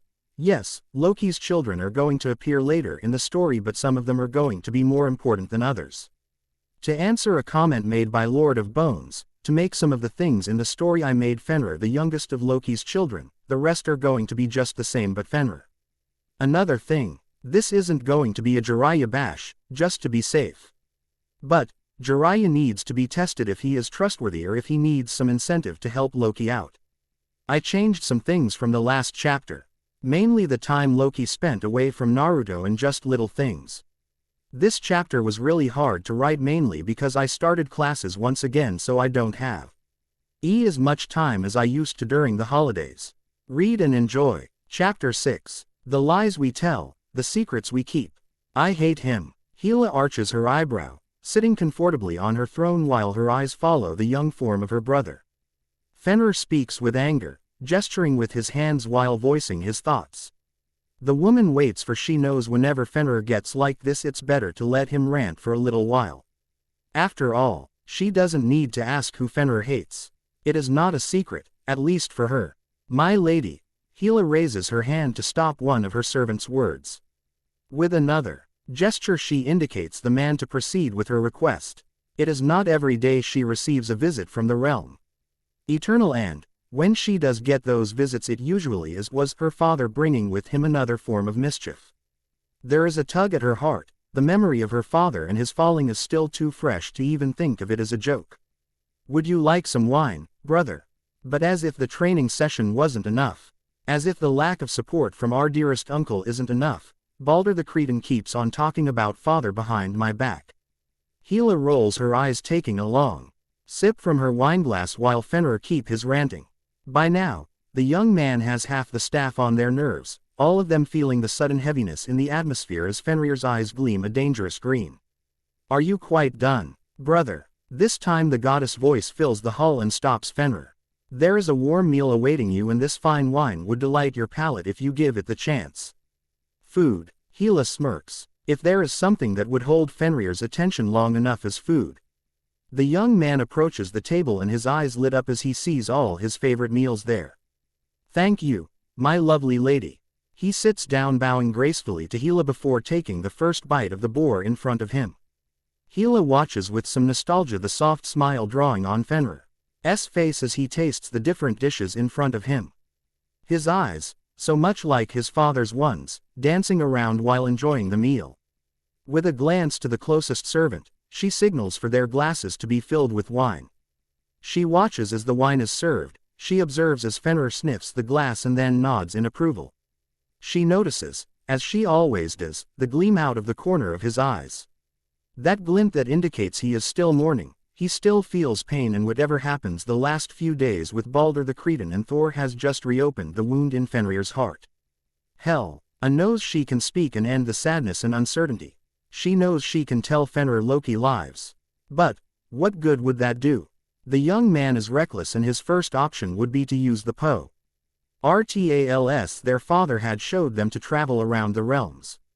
It would call upon Odin's wrath and unwanted attention. No, it is better to keep up with the lie for the time being. Let us toast, brother. Hela lifts her glass at the same time that Fenrir does. Both of them look into each other's eyes, and then Hela declares with a firm voice. To our father, Loki Odinson, second son of Asgard. To father, mumbles Fenrir before emptying the glass in a single drink. It isn't until later that Hela allows herself a time alone. She knows her brother is fast asleep, her palace is silent and she isn't alone. Not anymore. She feels her whole body tense up as the presence moves behind her, taking steady steps towards her. She doesn't turn around, she doesn't need to, as her voice resonates in the empty room. I thought father was the only one who knew about the secret paths, all father. Odin tilts his head, taking those final steps to stand beside Hela. Just like her, he directs his eye to the realm of Niflheim. Loki, as smart and cunning as he was, never thought I may be the one allowing him passage through some of them. Hela snorts, her eyes sparkling with obvious animosity. Odin decides to ignore. Why have you come to my domains, All-Father? How is Fenrir doing? Hela turns around, narrowing her eyes while setting her lips in a snarl. Leave my brother out of this, Odin. Tell me the purpose of your visit and then leave. Odin can almost grab his forehead in a tired gesture but holds himself tall and proud. His blue eyes take in Hela's form before answering the question. Why haven't you told him anything about Loki? Hela looks slightly surprised, but her expression soon changes to one of complete defiance. A smirk draws on her face, leaning forwards to make sure she is close to Odin. Oh, is that it then? You were worried I may let out your dirty little secret about my father being alive. Hela shakes her head, backing away while placing a finger to her chin. My, what would Fenrir, Thor and Lady Frigga think if they only knew? Odin frowns but remains silent for a long time. It isn't until Hela is fidgeting a little that he speaks again. Regardless of what he or you may think, I love Loki. Odin turns around, giving his back to Hela. So, you want me to keep your secret until my father learns this? Until you have showed all of your so-called love to him? There is indignation in Hela's voice. But there is also resignation. Odin allows himself a small smile because he knows Hela won't say anything. He cocks his head, his eye locking with hers. Yes, that's exactly what I want. Then Odin is gone and Hela is left with anger and a feeling of being a small child all over again. Stupid Odin has always made her feel that way. Jiraiya is known for being straightforward, for acting before thinking, for following his heart to protect what he loves the most. He has always sacrificed himself for the well-being of others. He has sacrificed a lot for the peace in the shinobi world. That is why, seeing Naruto there in the arms of a dangerous man, ignites something inside Jiraiya. Anger and protectiveness are evident as he sees Minato and Kushina in the form of their son. Jiraiya does, at that moment, what he knows best. He stands up ready to fight. His muscles get ready, tensing up, his brain sending adrenaline through his body as a tingling sensation spread through his chakra, gathering on his feet and hands while his dark eyes lift to glance at Loki. He has a hand ready for a hand sign, the other one is trying to reach for Naruto, all in one single movement. Jiraiya makes sure the man sees the warning in his eyes. He makes sure this Lie Smith knows Jiraiya is dangerous and ready to do whatever it takes to have Naruto back. And, anyway, how the hell does this guy have access to Naruto? Uzumaki Naruto, for his part, looks utterly confused about the whole situation. He usually does when Loki takes him in an unexpected travel to meet weird people. The only ones he has liked a lot had been Yugito, the Angara, even if the redhead was the weirdest one he has known so far. But right now, the old man is behaving rather hostile.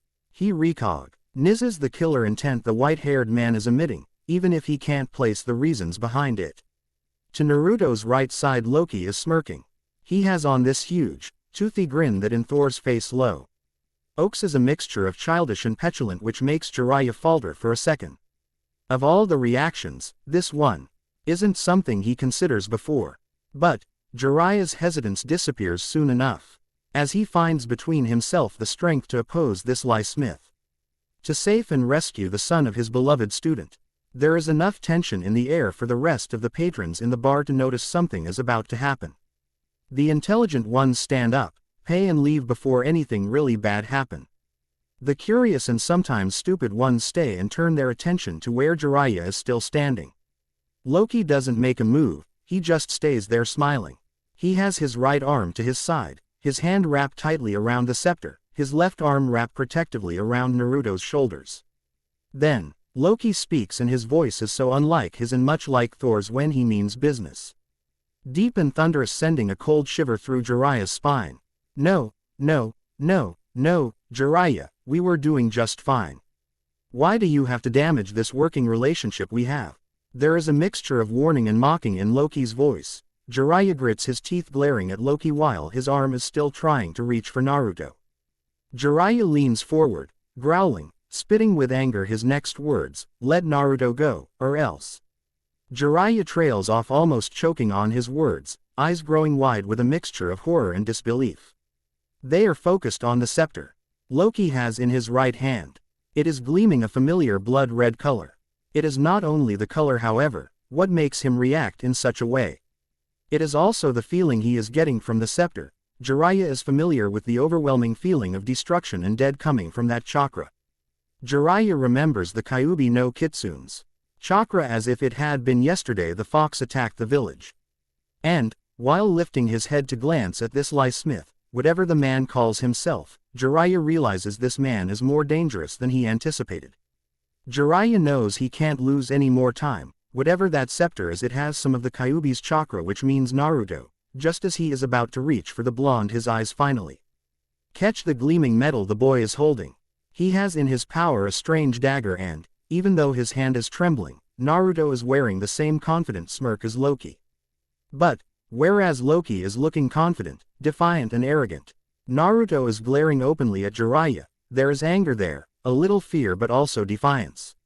Loki signals the seat Jiraiya has occupied moments ago. Naruto is still grabbing the dagger, his blue eyes following every movement Jiraiya does. "Please, Jiraiya, sit. There is no need for us to do something foolish." The voice is deep but mocking. Loki doesn't hide the fact he is enjoying the situation enormously. Jiraiya doesn't know what to do. He is still shocked at Naruto's reaction. Just, what is the relationship between Naruto and Ly Smith? Jiraiya is about to speak, but Loki interrupts him again. "Now, Jiraiya, we wouldn't want a free show of what happened to Orochimaru's minions, do we? Better speak of these matters like civilized people." Jiraiya growls, clenching his jaw. He glares and wants to speak and scream. He wants to attack this man. But, he can't. Not while Naruto is there. In the middle is a shield. Loki's smirk grows, and just because he can, he hits the floor with the scepter. The staff glows for a moment. The red is projecting a reddish light on Loki's pale features before disappearing. "What do you say, Naruto?" Naruto turns to see Loki. He sees the grin and the gleaming in those green eyes, and, even if Loki isn't wearing his real form, Naruto knows that grin too well. He shakes his head, returning the smile just as Loki continues. "We really don't want any kind of trouble, do we? We just want to talk. It is your birthday after all. This man should at least give you that." Naruto turns to Loki. He stares at him for a long time. Then he turns around, mimicking the smirk on Loki's face. "Yep, I agree. Today is my 7th birthday, old man." Jiraiya pales, full aware of those green eyes on him, the infuriating smile still on. "Nah." Naruto grins widely, pointing his dagger to Jiraiya. "You should stay calm, old man. Because we don't want any trouble." Loki laughs because Naruto says it with the confidence of a warrior. It is so methy. Loki is starting to see more and more in the blonde. Jiraiya is still standing hesitant and confused. Loki points the seat again. This time his expression is cold and dangerous. "Sit. We have much to discuss and little time to do so." It is an order. One Jiraiya follows with reluctance and anger. He hasn't felt this helpless since the Kyuubi attacked the village. However, Jiraiya has decided he needs to be smart because so far Ly Smith has all the cards in the game. For one, he has Naruto. How is it possible? Doesn't Sarutobi-sensei have any special guard around Naruto? Jiraiya decides to play for a little. To see just how far he can push. "I'm not doing anything until you give Naruto back." There is a moment in which Naruto is left confused, Loki snorts at the request, rolling his eyes in the process. Jiraiya sits at the edge of the seat, still centering his attention on Loki. Stop talking about me as if you know me, old man. Naruto breaks the silence with his voice. He doesn't look very pleased to be addressed, as if he is a mere object or something that needs to be dealt with. Oh, but you see, Naruto. Loki grins, his green eyes twinkling madly as he speaks. Jiraiya does know you, and I dare say he knows you very well. He does. Naruto frowns. How? I don't remember seeing him before. Jiraiya is gobsmacked. There is no other way to describe the look on his face. Naruto turns curious blue eyes to the white-haired man, narrowing them as he tries to place the man sitting in front of him. Meanwhile, Jiraiya is trying to process everything has happened to him in the last hour. How is it that his plan to be as far away from the reminder of Kushina's and Minato's dead is falling apart in front of his eyes? How is it possible this Lie Smith knows anything about? No, impossible. He doesn't know anything. Of course I know, Jiraiya. The Sannin gasps, startled, affronted by the interruption. When Jiraiya turns his attention back to Loki, he notices the gleeful expression on the man's face. It is pretty obvious he is enjoying every minute of this conversation. You didn't think I would take your prayer and met you without looking you up first, did you? Jiraiya clenches his fist. He has never felt this way before. He has never felt at the mercy of someone in such a way. It is usually him, the one holding the information, holding the answers others are looking for. What do you want? What are you planning to do with this situation? Then Jiraiya's eyes drift briefly to Naruto, then to the scepter. What are you planning to do with it? Loki raises his eyebrows, slightly surprised. He is surprised by those questions. He contemplates the meaning with a hint of understanding flashing on his face. He shakes his head while making sure his voice drips with disappointment as he speaks. You were mistaken, Jiraiya. Loki has the audacity of looking disappointed and almost hurt by the insinuation. Jiraiya growls but waits for the answer. I'm not interested in it, as you put it so eloquently. However, I didn't call you here to discuss my interests. Loki leans back with his arms still wrapped around Naruto. The man cocks his head and those green eyes pin Jiraiya to the seat. Naruto is bouncing back and forth, getting bored with the lack of action or actual conversation he can understand better. Then, why am I here? Why did you bring Naruto here? You must have done a great deal of damage if you got Naruto out of Konoha. Jiraiya asks, demanding answers. Loki snorts, looking aside to hold in check his feelings. I didn't need to do anything. This isn't the first time, Naruto, and I go around without anyone in your pathetic village knowing it. Loki looks openly disgusted. He leans forward, making sure Jiraiya can't look away from him. But again, I didn't bring you here to talk about your village's lack of interest in Naruto. Loki places his left arm on top of the table. His right arm brings forward the scepter that is, once again, gleaming a dangerous red. I brought you here because I want you to take care of Naruto's education. Loki leans back, presenting Naruto with a flourish of his hand. This is the payment I am going to ask of you. I am going to gift you to Naruto so you can train him in your ninja arts. As you can see, I am a very generous man. Quote. Loki smirks, showing his white teeth, green eyes twinkling with mischief at the awestruck expression on Jiraiya's face. It is a sudden change in the conversation. Loki drifts his attention to the blonde who, until now, has remained attentive to the conversation. With a last glance at Jiraiya, the blonde lifts his head and finds himself looking into green eyes. You're giving me an old man. Naruto scoffs, crossing his arms while eyeing Jiraiya. He doesn't look like much. Wait, what? Jiraiya waves his hands away. His mind is trying to grasp some kind of logic in the whole situation. It is trying to hold a sense of sanity from this conversation. Jiraiya points an accusing finger to Loki, who is staring innocently at the man. I am not an object for you to give away. Is that the favor you were going to ask of me? Really? Then, Jiraiya turns to Naruto, pointing the same finger. And you, stop calling me old man. I'm the great Toad Sage, Jiraiya of the Sannin. Naruto blinks, not quite believing what he is seeing. Then he turns to Loki with disbelief written all over his face. He points at Jiraiya with his thumb. Seriously, this guy? Jiraiya feels an eyebrow twitch at the lack of respect and recognition from Naruto. Loki sighs, shrugging. It seems pretty common for good ninjas to have certain peculiarities. You should be thankful I didn't make a deal with the one who has an unhealthy preference for younger, masculine company or the other one who seems busier playing games and losing money. Jiraiya's reply is cut short by those words. The man stays still for a few seconds, then, you have seen Tsunade. Because, really, who else goes around losing money while playing games? Besides, Jiraiya has a feeling Lie Smith is talking about the Sannin as a whole. Who else has an unhealthy taste for younger, masculine company? Orochimaru has always been peculiar about it. Loki ignores Jiraiya as he engages in a conversation with Naruto. But, I don't get it. Why are you giving me this man? Again, I'm not an object. Loki interrupts Jiraiya and E-Man goes silent, his eyes narrowing as he listens and pays close attention to Loki. He is a ninja of Konoha. After what I witnessed with your so-called academy, I decided you need more competent education. Loki waves a hand to stop any protests from Naruto. You need to be better than your classmates. You were meant to be greater than that. Naruto is awestruck, his eyes are wide open and he is gulping at the conviction behind Loki's words. But I don't need. Naruto lowers his head, not knowing how to say what he wants Loki to know. He is not a bad option, Naruto. Even with his peculiarities you can learn a lot from him.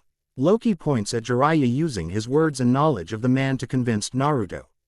He was also the student of your current Hokage and he was the teacher of the former fourth Hokage, Namikaze Minato. Whatever kind of reply Jiraiya may have worked is halted by those words. The man looks over at Loki, who hasn't wiped the smile off of his face. His green eyes are gleaming, entirely glued to Jiraiya. There is something there, something Loki is openly showing Jiraiya, and the Sannin can't help but feel manipulate.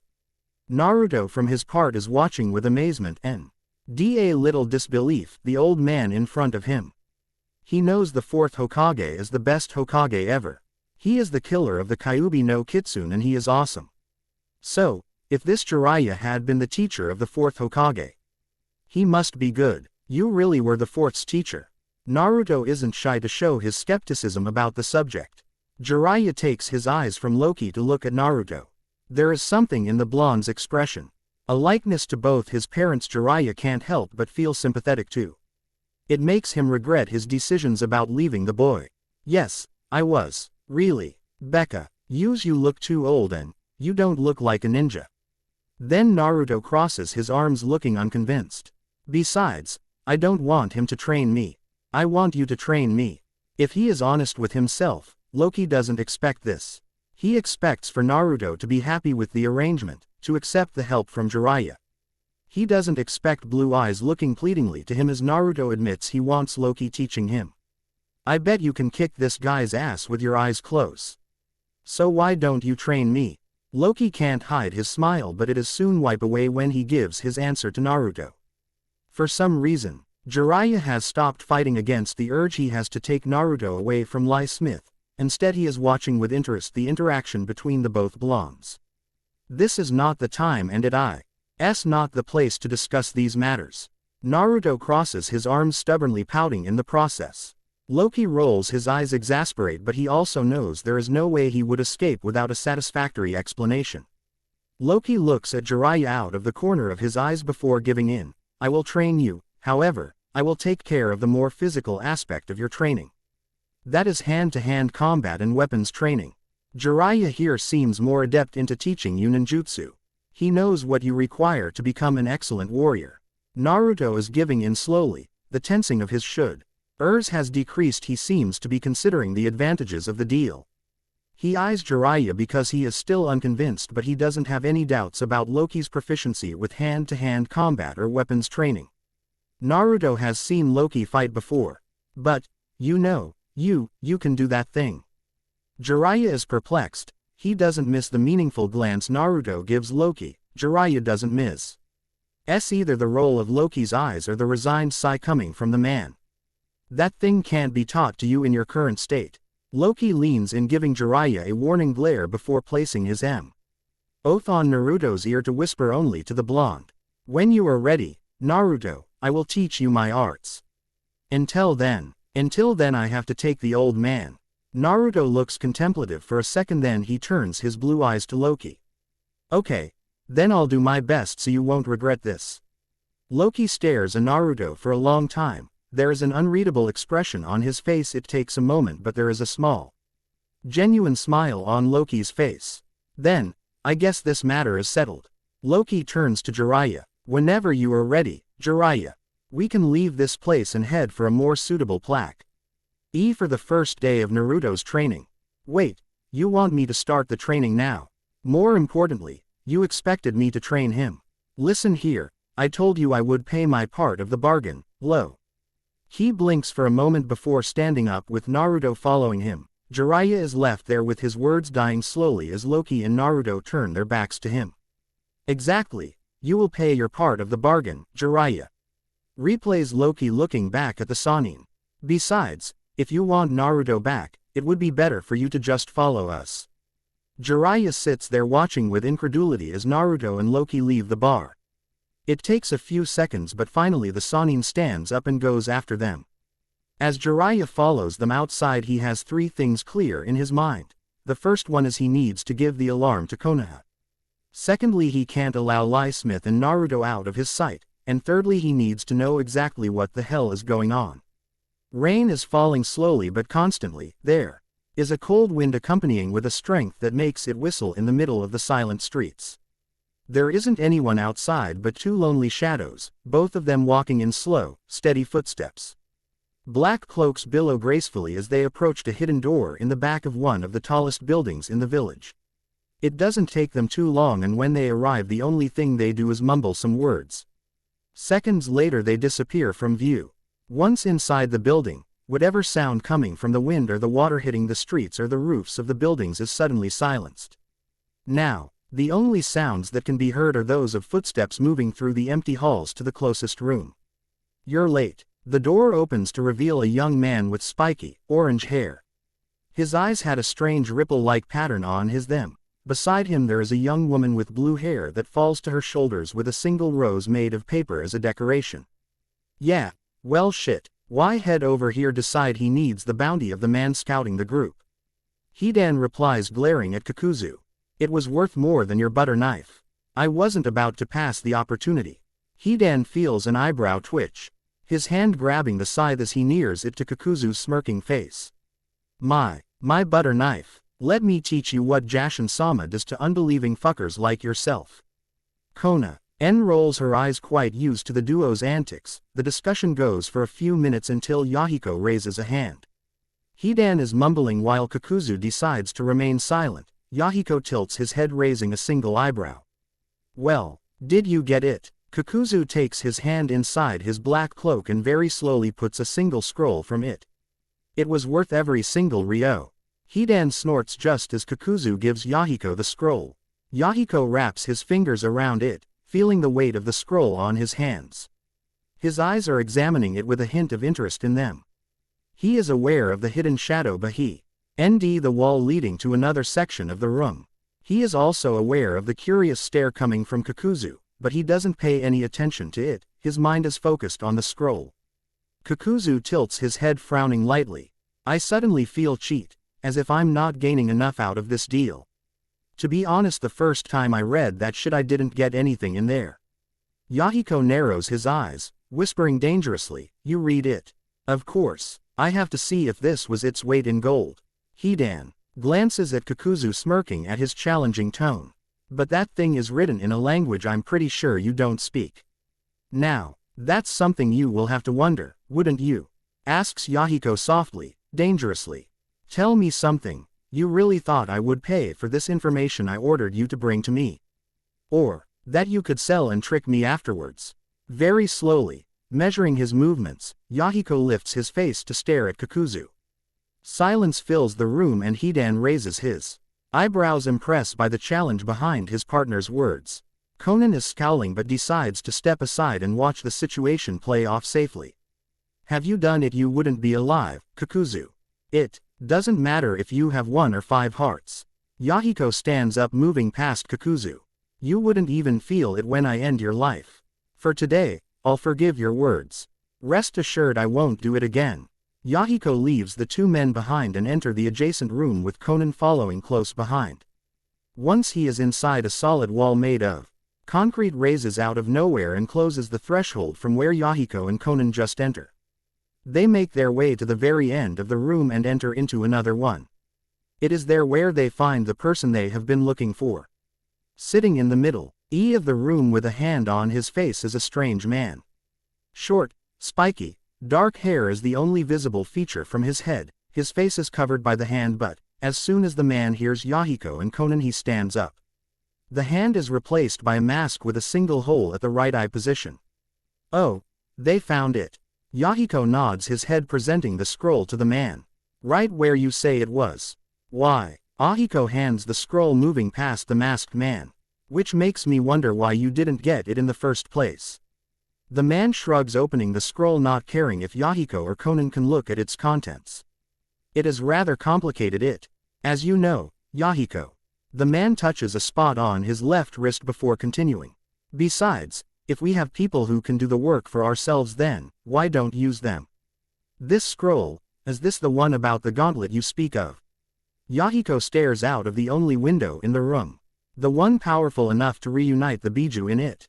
Inside the mask, the man irks the only visible eye gleams a dark red. Yes, this is the scroll that will lead us to the gauntlet capable of holding the power of these demons. In retrospective, he didn't think the price would be this high. He remembers, not without fear, the void spreading out in front of his eyes. His mind never fails to bring back to memory the coldness, the emptiness, the darkness his world had become after his fall. It is a sensation he hates to rememorize because it shows how weak he had become, because it reminds him of his current path.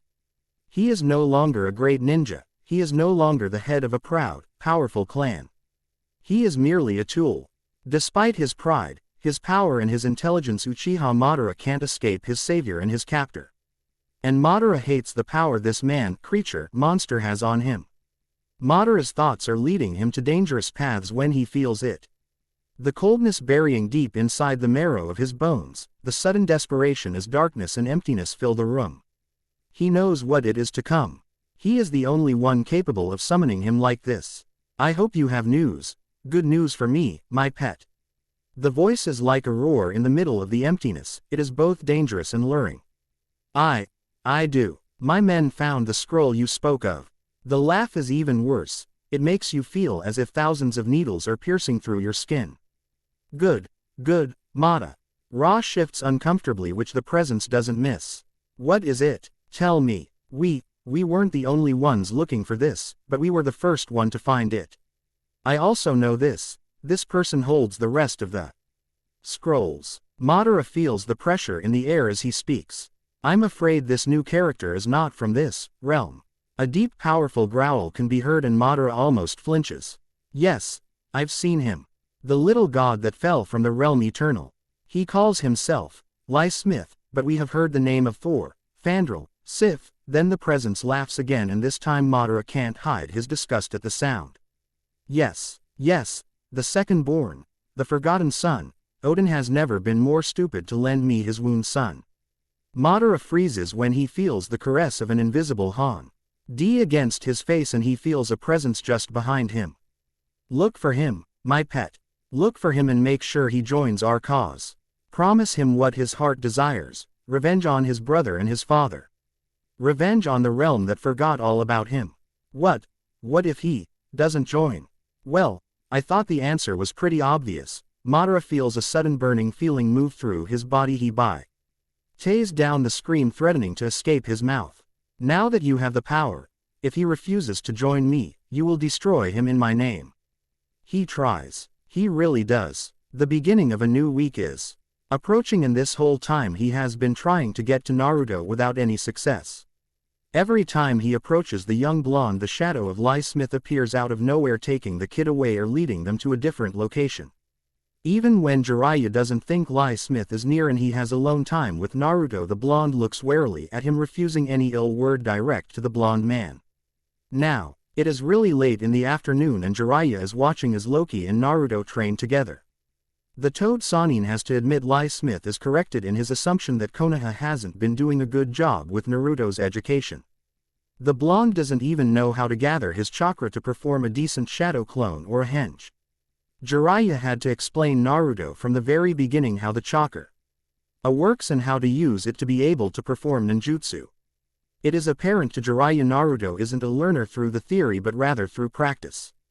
The whole weekend has been divided between he and him teaching Naruto how to become a ninja. Of course, it is an arduous task that would take more than 2 days, but by now, Jiraiya can see the potential hidden behind Naruto. Just like his parents, there is a sudden moan followed by the sound of something heavy hitting the ground.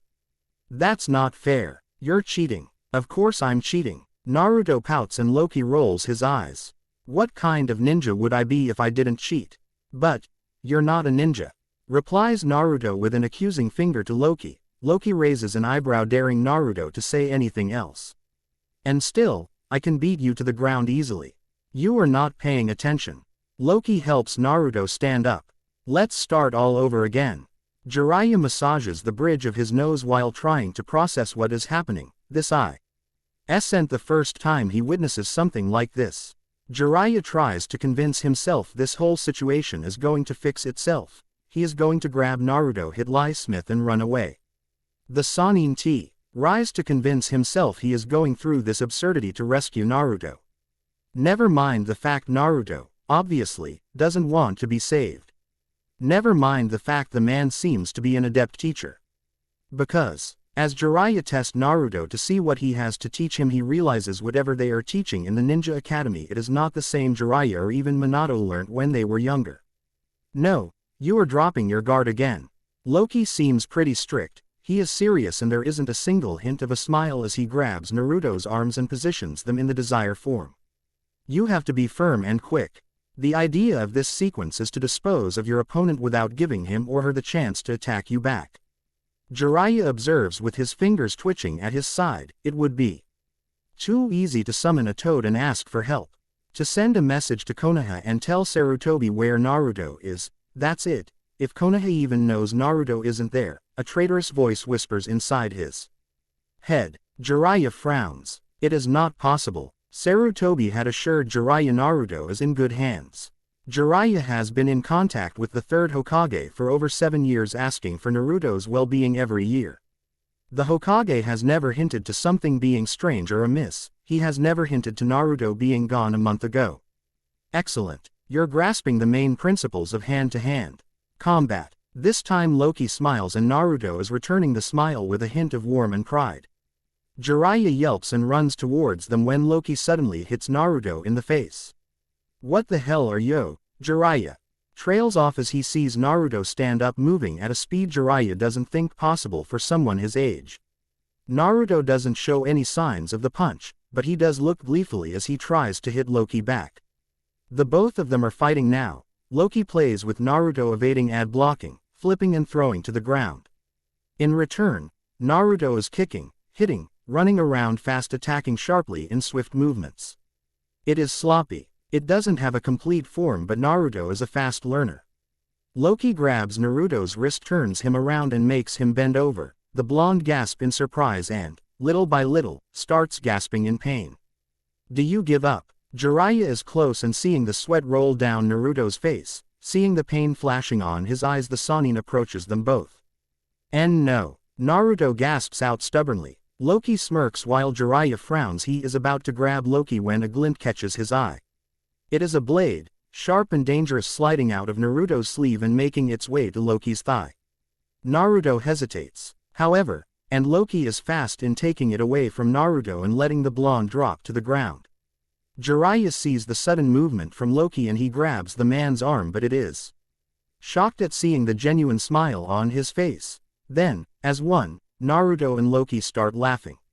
Why your face? Naruto points at Jiraiya and holds his abdomen as he keeps on laughing. He smirks, glancing at Jiraiya's hand, which the man realizes is still holding Loki's arm. Oh, your face, old man. Naruto chuckles, trying to calm himself. What do you mean? Jiraiya is certainly puzzled as to why both blondes are laughing at him, why they seem to find the situation hilarious when moments ago there was a tension leading to a certain death. You have such a funny face. You really thought Here Naruto laughs some more, sitting up while glancing at Jiraiya with a huge grin. You really thought Loki was going to hurt me and I was going to hurt him. You were like this. Naruto the N goes to demonstrate the expression Jiraiya has been wearing when nearing the two blondes. Loki snorts in agreement, glancing at Jiraiya with the same hint of mischievousness Naruto is wearing. You did have quite a peculiar reaction. Jiraiya. Loki nods to Naruto, who is still making faces. Well, you can't blame me, can you? Jiraiya growls out, crossing his arms while looking aside. He feels like a fool, and with reasons to feel so. And just how many names you have? Loki drops his smile, shrugging. Too many for you to care at the moment. Jiraiya narrows his eyes. He is starting to get used to the different answers this lie Smith uses to evade a straight, truthful answer. Loki gives Naruto back his dagger and places a gentle hand on top of his shoulder.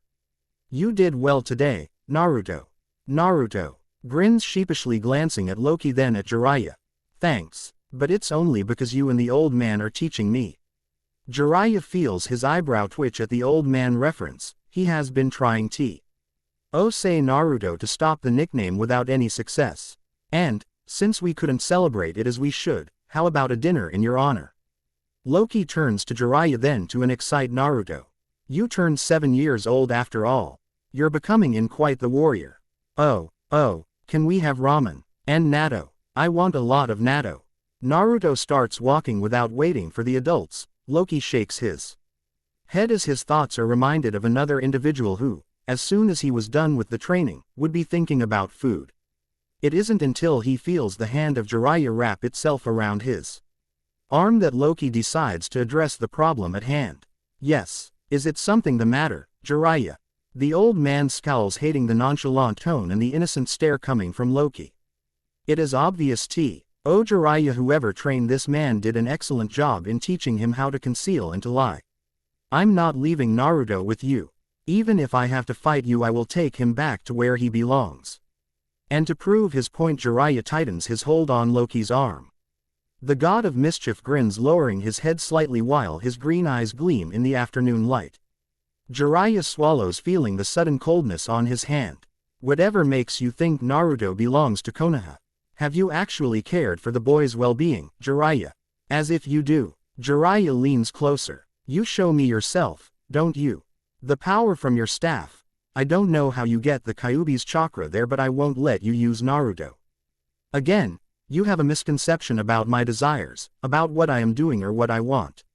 Loki grabs Jiraiya's arm and squeezes hard, making the old man let go of his hold and wince in pain. Even though you have been named his guardian, his godfather, you haven't been quite the protector. You have failed to do your duty. Loki is snarling, making sure Jiraiya is the only one hearing him, even if Naruto has long ago left their sight.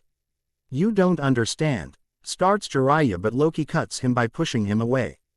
Naruto is mine to protect, to care for, to make sure he has. Then Loki trails off. His face shows a tension that isn't there moments ago. His eyes turn glassy. Loki swallows as his mind starts catching up with something it is best left forgotten.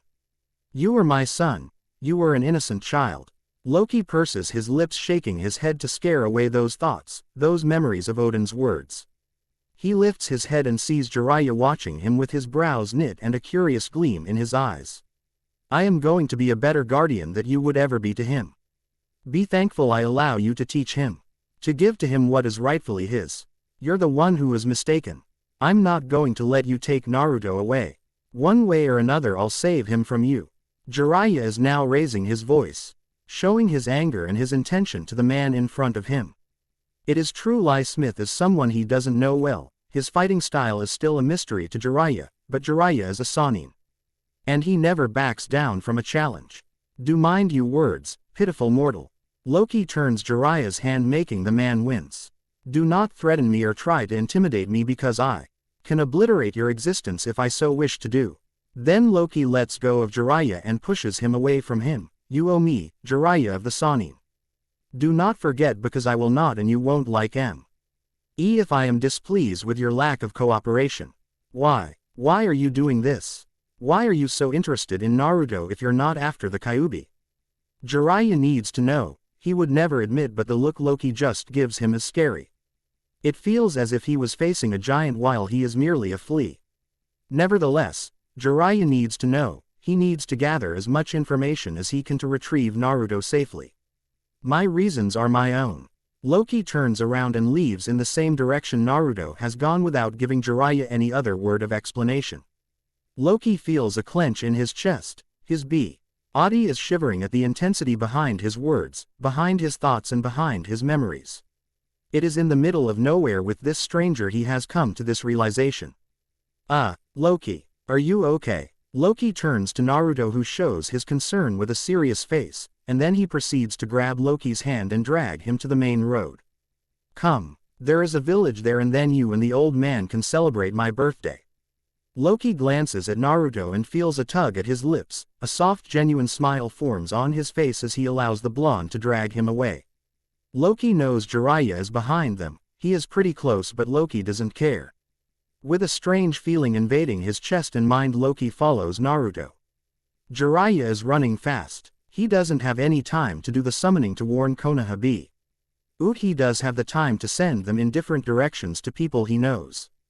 By the time he gets to Konoha his summoning would be there, hopefully with news of Naruto's and Lie Smith's whereabouts. Jiraiya of the Sannin curses out loud for what seems to be the 100th time. He doesn't get it. He makes sure to spend every single minute beside Naruto and Lie Smith, he makes sure to have them under his watchful eye, and then, puff. They're gone. Gone. How? Well, Jiraiya is still trying to figure that one out. He feels his muscles protest silently as he speeds up having been running for over 3 hours. Jiraiya is starting to feel the tiredness getting to him but he needs to keep going. He can't allow the son of Minato and Kushina to be abducted and be taught who knows what by who knows who. The problem is, Jiraiya doesn't really understand any of it. It doesn't make any sense. Why would Lie Smith bring Naruto to him if he knows who Jiraiya is? What was Lie Smith's goal when he chose Jiraiya to teach Naruto? And then, why disappear? It takes Jiraiya another 2 hours before he makes it to the village. The gatekeepers are not just shocked, they are flabbergasted to see the Toad Sannin breathing heavily. Sweat rolling down his face and urgency gleaming in his eyes. Where is the Hokage? Azumo and Katetsu point at the Hokage tower and Jiraiya doesn't miss a beat as he leaves towards the building. Sarutobi Hiruzen is putting the Hokage hat aside. It is late into the night, his trip to Suna had been a half-success if he says so himself. There are still some tensions due to the recent income Konoha have gained from the daimyo of Wind Country. The Kage isn't pleased but at least he seems more open and slightly reassured that Konoha would make of Suna not only an ally but also a business partner. Of course, as far as the business can be managed by two shinobi nations. Sarutobi kneels down under his desk looking for the bottle of sake he has hidden behind a secret compartment his former teacher. The Nadaime Hokage, implemented to the desk after an incident that is best left unmentioned. The third Hokage smirks as he finds it and proceeds to put the bottle of sake when someone barges into the room startling the old man who hits his head against the desk. He curses and is massaging his head when he comes out of under the desk. What the hell? Naruto has been kidnapped. Just as both old men speak a dozen Anbu appear from out of nowhere at the first sign of trouble. They stop dead in their tracks when it is obvious the Hokage is not in any immediate danger. But they don't leave because Jiraiya looks as if someone has just died. Jiraiya, what are you? The Sandaime Hokage is silenced by Jiraiya's voice. Naruto. He has been kidnapped. Suru. Toby forgets the growing bump on his head while his face turns into a mask of concern and worry. What is the meaning of this? Sarutobi's question is direct to the Anbu in his office, while he is out the duty of taking care of Naruto falls in the hands of the Anbu and some select Junin. It is Dog who speaks first. I don't know.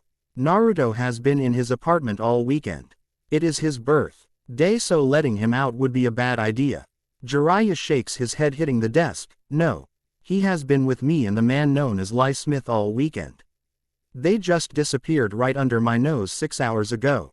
Lie Smith. You mean the man who supposedly took half of Orochimaru's men? Asks one of the Anbu. Sarutobi is getting pale by the minute his mind is already thinking of the possibilities. He is thinking of his failure as a protector of the boy. He is thinking about what Kushina or Minato would say. Not half just 4 of his best men. But, yes. Jiraiya turns to Sarutobi with urgency. We need to do something. God only knows what this man may do with Naruto. Are you certain? I saw Naruto with my own eyes. He's been inside his apartment. Says Dog with conviction. Jiraiya growls annoyed. They are wasting precious time. He turns around looking to see if maybe Ma or Pa appeared with news about Naruto, but so far none of the toads have come with any news. Look, Kakashi, I know. You think yourself a nice watchdog for Naruto, but he isn't there. He has been kidnapped. That's enough. Sarutobi places the Hokage hat over his head and directs stern glares to his men and Jiraiya. I want you 4 to give notice to the different entrances around the village. Ask if they remember anything going amiss or anything strange. Jiraiya is about to speak, but Sarutobi silences him. You and the rest of my Anbu are going to Naruto's building. Let's see what happened. The Sannin is about to scream. He doesn't know how to make Sarutobi understand there is not going to be anyone in that place. Naruto is God knows where and they are wasting time. Sarutobi doesn't leave any room for argument. His word is final, and with speed and efficiency all of them move to their destinations. They barge in without an invitation. They break windows and the main door. They scream and make a lot of noise. Jiraiya stands aside rolling his eyes angrily because he knows Naruto isn't there. Hey, what the hell are you doing in my home? Jiraiya feels as if a bucket of cold water has fallen on top of him. Again, he has his eyes wide open and is completely frozen. There in the middle of the room is a still sleepy Naruto. Rubbing his eyes, frowning and pouting as his blue eyes move from one disaster to the next one. His hair is disheveled, he is wearing a white t-shirt and blue shorts. It is pretty obvious the boy has been asleep. What did you do to my home? He is sounding more awake now and he is clearly displeased. Naruto. Jiraiya takes a few steps forward, but Naruto doesn't look as if he recognizes Jiraiya. The blonde stares at Sarutobi and then takes a step back. OGG, what happened? Sarutobi stands in front of Jiraiya and kneels down. Naruto, are you okay? Where were you? Naruto blinks confusedly. He tilts his head, pursing his lips a little. I've been asleep until you enter my home like a bunch of rabid dogs. He crosses his arms and pouts. Sarutobi frowns lightly. Because rabid dogs doesn't seem as something Naruto would say. I am very sorry, Naruto. We heard you've been kidnapped. Naruto scrunches up his nose, pulling funny face. Kidnapped? Why, Naruto, how did you get here? Where is he? What? Starts Jiraiya, grabbing Naruto by his shoulder. The blonde frowns and steps away, glancing up and down at Jiraiya before speaking. Who are you? Jiraiya opens his mouth, gaping at the boy. Who am I? I'm Jiraiya. We've been all weekend together. Now, where is he? Sarutobi watches carefully. Naruto may be good at fooling some people, but Sarutobi Lee Kest to think he is capable of catching the boy. From the knit eyebrows, to the purse of his lips and the look in his eyes, Sarutobi knows Naruto isn't lying. The boy doesn't know Jiraiya, and the Sannin seems to be scaring Naruto. This isn't how Sarutobi plans to introduce the both of them. So, before things get worse, he stands up, placing a hand on Jiraiya. I'm sorry, Naruto. Obviously there's been a misunderstanding. Naruto pouts, glaring at the Anbu, then at Jiraiya and finally at the old Hokage. The old man can't help the smile as he remembers the same look on Kushina. Yes, well, you're missin'. Der standing owes me a few windows and a new door. Sarutobi chuckles, Anbu dog snorts, and Jiraiya looks like a fish opening and closing his mouth. Jiraiya. Sarutobi's voice is filled with warning. He white-haired man is standing there watching Naruto, but the blonde doesn't seem to know him. Naruto looks oblivious. He still has a pout on his face and he still looks sleepy. When his blue eyes turn to Jiraiya, there isn't even a hint of recognition there. I'm coming. I'm sorry we disturbed your dream, Naruto. Naruto narrows his eyes but shrugs. I will send someone in the morning to fix this, Naruto says Sarutobi with an apologetic smile to Naruto. I'll leave some of the Anbu here if you want. No need to worry, OGG. It'll be fine, says Naruto, waving his hand. Sarutobi narrows his eyes. Are you sure? Naruto nods and Sarutobi nods back. Even if the blonde is sure, he decides to leave someone nearby to watch over Naruto. The blonde fixes the door a little before he moves back to his room. He walks around picking some of his clothing and fixing his bed before going back in. He waits, pretending to be asleep. 20 minutes later he smiles, then starts chuckling and finally ends up laughing really hard. Jiraiya of the Sannin makes the most amusing faces Naruto has ever seen. It seems as if the man always falls for Loki's and his pranks. Loki is watching from outside. He irks as he sees the look on Jiraiya's face. It had been quite amusing to see the so-called Anbu enter Naruto's place and act as if the blonde is in an imminent danger, only to discover there hasn't been any danger at all. Loki wishes he can do something about the door and the windows in Naruto's place, but, to keep with the facade, he has to leave it like that. Tomorrow would be another day, and then he would ask Naruto what exactly had happened with Jiraiya. For now, Loki is going to wait before teaching Jiraiya why Loki Lie Smith doesn't like to be threatened or play for a fool. The next morning Naruto has some difficulty waking up. He has spent half the night laughing at Jiraiya's faces and thinking the man is a fool. He shouldn't have broken his promise to Loki about not saying anything. Naruto waves happily as he approaches Shin and Sai. Both kids are smiling back at Naruto, but it is Shin the one waving back. They had a middle side box on their bench and Naruto's eyes drift to it for a moment before he turns to Shin. "Hey, how was your weekend?" Naruto grins widely and Shin can't help but do the same. "It was okay. But, how was yours? Happy birthday, by the way." Sai grabs the bee ox and handles it to Naruto with the same impassive smile the blonde has seen on him since the very beginning. Naruto feels his cheeks warm up. He lowers his eyes to the box, then to Shin and Sai. Sai is the one to speak as he presses the box against Naruto's hands. "Here, this is a gift from us to you. Happy birthday, Naruto." A gift? For me? Really? Of course. Our guardian made sure we brought you something useful. Shin replies, nudging Naruto so he opens the box. Naruto turns the box on his hands. His eyes are taking in the form before measuring how heavy it is. Finally, Naruto opens the box and finds inside a deluxe kit of kunai and shuriken. The set is made of black metal and Naruto is half listening to the explanation Sai is giving while he observes the set. "Our guardian heard your aim is the best in the academy. We told him you can hit a target without trying for it twice." Shin is smiling excitedly as Naruto grabs the kunai and the shuriken, weighting them in his hand. "This is awesome. Thank you guys. We're glad you like it, Naruto," comments Sai while approaching the blonde. "Because Danzo-sama would like to meet you. He told us to invite you to dinner this Friday." Naruto is slightly surprised. This is the first time he has friends. This is also the first time his friends invite him over to their homes, and it is certainly the first time a grown-up invites him. He is reluctant mainly because his experiences with grown-ups have not been quite nice. But Shin and Sai are waiting for his answer, and they bring a gift for him. "Sure, I would love to." Shin is a boo to speak when he notices a black-haired boy glaring daggers at Naruto. The blonde tilts his head and follows Shin's stare to find himself watching the boy. He narrows his eyes for a moment, until he finally recognizes him. He is Itachi's younger brother. The boy watches for a few seconds and then starts making his way towards Naruto and his friends. Naruto is trying to remember what the name of the kid is, because he doesn't remember. He does remember that time he turned his skin blue, but that has been ages ago. And Naruto has found people who cares since then. He doesn't have the time for those who humiliate him. The black-haired boy is now in front of him, scowling with his eyes showing his clear animosity towards Naruto. Those black eyes roll from the box, Naruto, and then to Shin and Sai to finally settle on Naruto.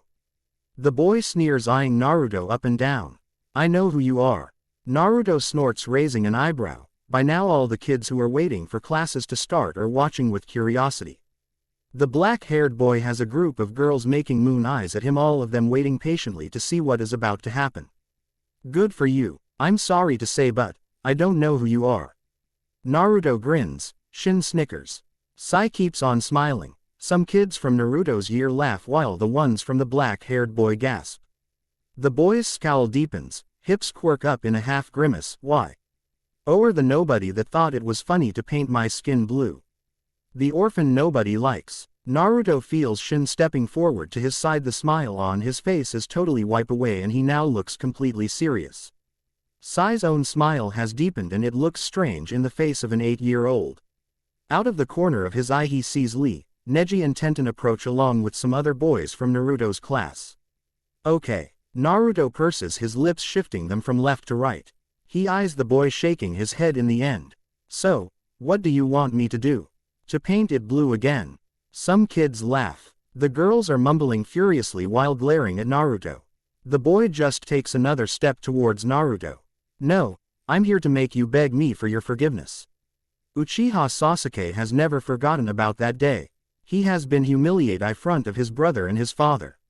His father had watched the whole incident. Sasuke knows his father has been disappointed in his younger son since. Sasuke clenches his fist as he glares at Naruto. The young Uchiha still remembers the look in his father's eyes, the disappointment on his face and the lack of interest in the young Uchiha after it. Sasuke also remembers Itachi's face. He also remembers his older brother's words. Itachi has spoken marvelous things about the Uzumaki kid. How intelligent he was to use the trees to hold the permanent die. How this Uzumaki brat seems to be really cunning, a real ninja in the making. Sasuke has planned it all out. He would humiliate the blonde to demonstrate his father and Itachi he is better than him. He would show his father he wouldn't fall from such a stupid prank never. Again, he would show Itachi. Sasuke is grown enough and stronger so he can spend more time with him and spend less time talking about the stupid Uzumaki Naruto.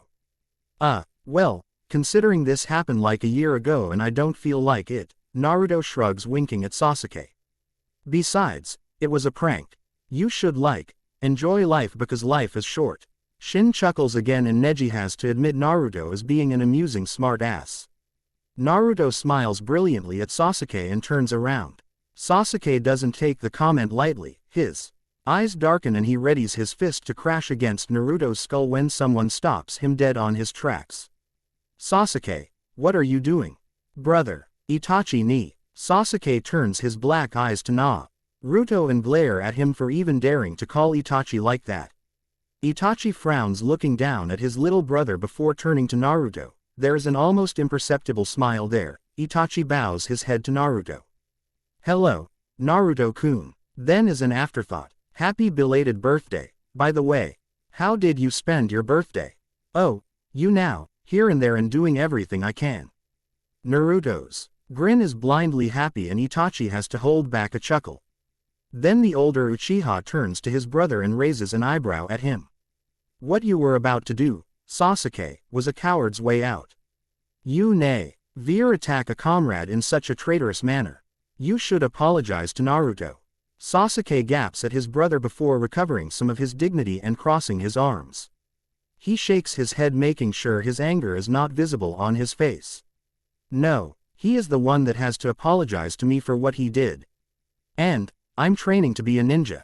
Father says attacking an adversary when he turns his back at you is the best way to deal with them. Itachi opens his mouth to reply when Naruto's hand on his free arm stops him. The blonde shrugs and shakes his head. Before he can say anything, Sasuke is pushing him hard away from Itachi. Naruto staggers back, quite surprised by the sudden attack. Let go of my brother. Sasuke. Sasuke lifts his head to watch Itachi. There is a moment in which the two brothers have a staring contest. Moments later, Sasuke pulls his arm from Itachi's hold and turns around. I don't care. As all he says while making his way inside the building of the academy.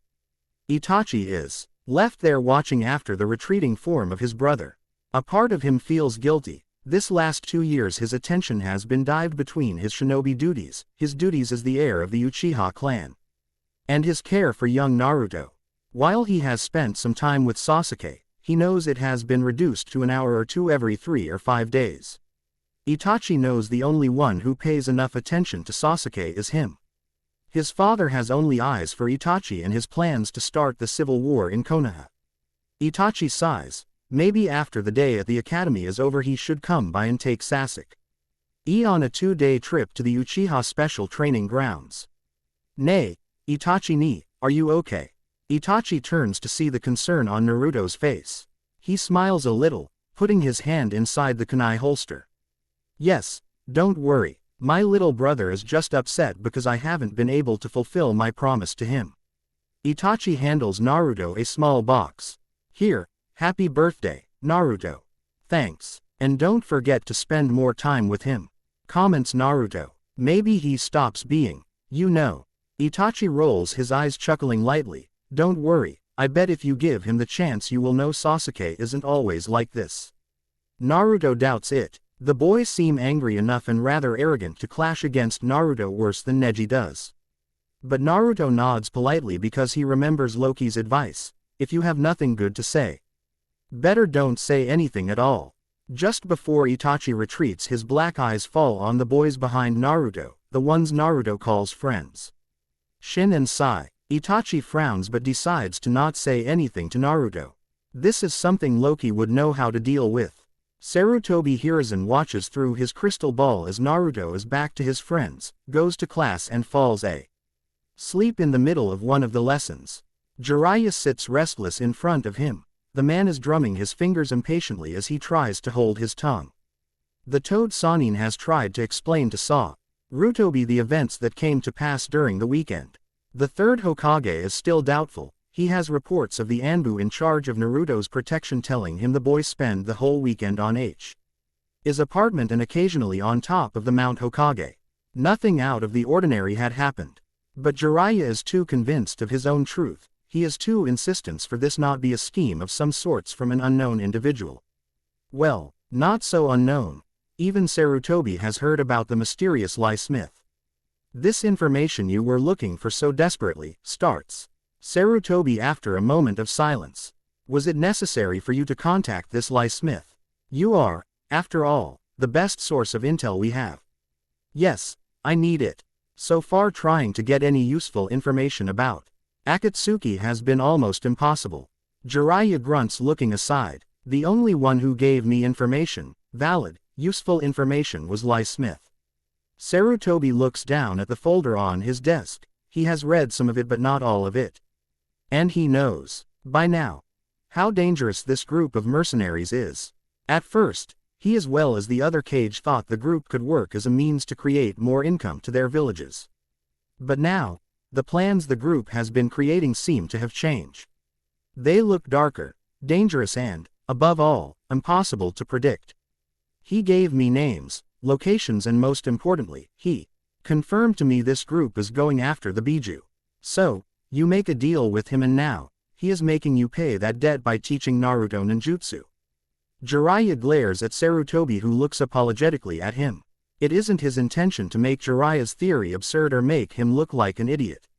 Look, I know how it sounds, sensei. But that's how it happened. Jiraiya sits back fidgeting before speaking again. He knows about Naruto. Quote, Sarutobi leans back bringing his hands together. Explain exactly what does this man know about Naruto? He knows about the Kyuubi. He knows about Minato. He knows about me being Naruto's guardian. Quote, Sarutobi almost falls of his chair because there are a limited number of people who knows of Naruto's origins. This is quite alarming. If someone like Lie Smith, known to be a person who sells information and does any kind of job, can do a lot of damage to Naruto and Konoha. This is worrisome. I know, that's what I've been trying to say to you since yesterday night. Sarutobi leans forward resting his elbows on the desk. You have to understand that Naruto has been spending all his time in Konoha, in his home. Jiraiya does a face when Sarutobi mentions the word, home, but decides not to comment about it. Could it be, perhaps, this man used some kind of genjutsu on you? Some kind of illusion we're not aware of? Jiraiya wants to scream in frustration. If he were Orochimaru, Sarutobi would never doubt him. But, since this is Jiraiya talking, Jiraiya quiets down his dark thoughts. It wouldn't do anyone any good if he allows them to cloud its judgment. Besides, Sarutobi's idea may not be that far away from what is really happening. Genjutsu, perhaps, but he is thinking more about a henge. He is thinking this Lie Smith changes his appearance. It is possible, yes. Jiraiya massages the back of his neck sighing. I think I should look into this, but I can't do it alone. It would be too dangerous to do so. I agree. What do you need? Jiraiya thinks for a moment. He needs to know if Naruto knows something, but he doesn't want to risk everything by maybe intimidating the boy. He needs to approach Naruto kindly. He needs to make the BLOND to trust him before he can ask for information. Then, he would look for Lie Smith and have some words with him. Among your lapdogs, who is the one who knows Naruto the best? Sarutobi arches an eyebrow and holds himself before rolling his eyes. He waves around and an Anbu with a dog's mask appears behind Jiraiya. Oh, right, says Jiraiya watching behind him. Of course it has to be you. I thought it was appropriate. At least until they make me take on a genin team. Hatake Kakashi takes his mask off. Jiraiya can't help but lean forward with curious eyes only to be disappointed. The Ma-en has on his usual half-moss covering from his chin to his nose. So, any ideas as to what do you want to do, Jiraiya-sama? Jiraiya turns his eyes to Kakashi then to Sarutobi. Yes, actually, I do. 3 days later Jiraiya is watching Naruto from the other side of the street. His eyes narrow as a big man, with red hair, and a big bear sits beside him. The man places a hand on Naruto's shoulder. ND gives the blonde a wink and a half smirk. Who's that? The man seems pretty amiable. He is letting Naruto do the talk and, moments later, 2 kids about Naruto's age join them. The man on the ramen stand serves another set of ramen and the group starts eating and talking. Kakashi glances from his book to the stand. He takes in the group before returning his attention to the book. That's a guy called Volson. Vontag. Something like that. A merchant from Wave Country. And, why is he eating with Naruto? Kakashi turns the page of his book as people pass around them. Jiraiya has not taken his yes from the stand, watching carefully at the group. A year ago the man came looking for something to eat. Naruto found him and took him the best ramen you will ever eat. Kakashi lowers his book to stare at Jiraiya. Naruto made a friend out of him after that. Every time he comes by he looks for Naruto and pays for his dinner or lunch. Just like that, no questions asked. Without asking nothing in return. Kakashi lets out a sad sigh as he puts the book down, making sure it is safely guarded inside his back holster. He leans back against the wall and lets his only eye travel down the road to the ramen stand. He is clean. He has a genuine job, one that brings to Konoha some supplies for the very same ramen Naruto likes to eat. Kakashi tilts his head as Naruto laughs openly, ignoring the passing glares and scoffs. He invites Naruto to dinner because Naruto reminds him of his only son who died while trying for a post in the ninja academy in Kurigakure. Jiraiya hasn't stopped frowning, but he seems less tense. Kakashi seems slightly surprised by the Sanin's reaction. His own eye is watching Naruto, then decides the silence is too uncomfortable to still deal with it. You're really worried, aren't you? About this guy and what you say he did or does to Naruto? Jiraiya doesn't answer, mainly because he doesn't know what to say. A part of him is worried, of course, but then there is another part of him. A much hidden, almost secretive part of him that wants to believe the man is really helping Naruto. There is a lot of regret in Jiraiya's heart. Naruto has had a hard life and maybe, just maybe, this Lie Smith has given to him, but Konoha has denied him. I'm worried because out there may be someone who can offer Naruto what Konoha, Sarutobi-sensei, you and I have denied him for so long. Jiraiya turns to make sure Kakashi is looking at him. And what is that? Love, understanding. Jiraiya watches as Naruto's smile softens at the sudden ruffle of his hair from the big man. A family. It is that very same day Jiraiya decides to intercept this merchant.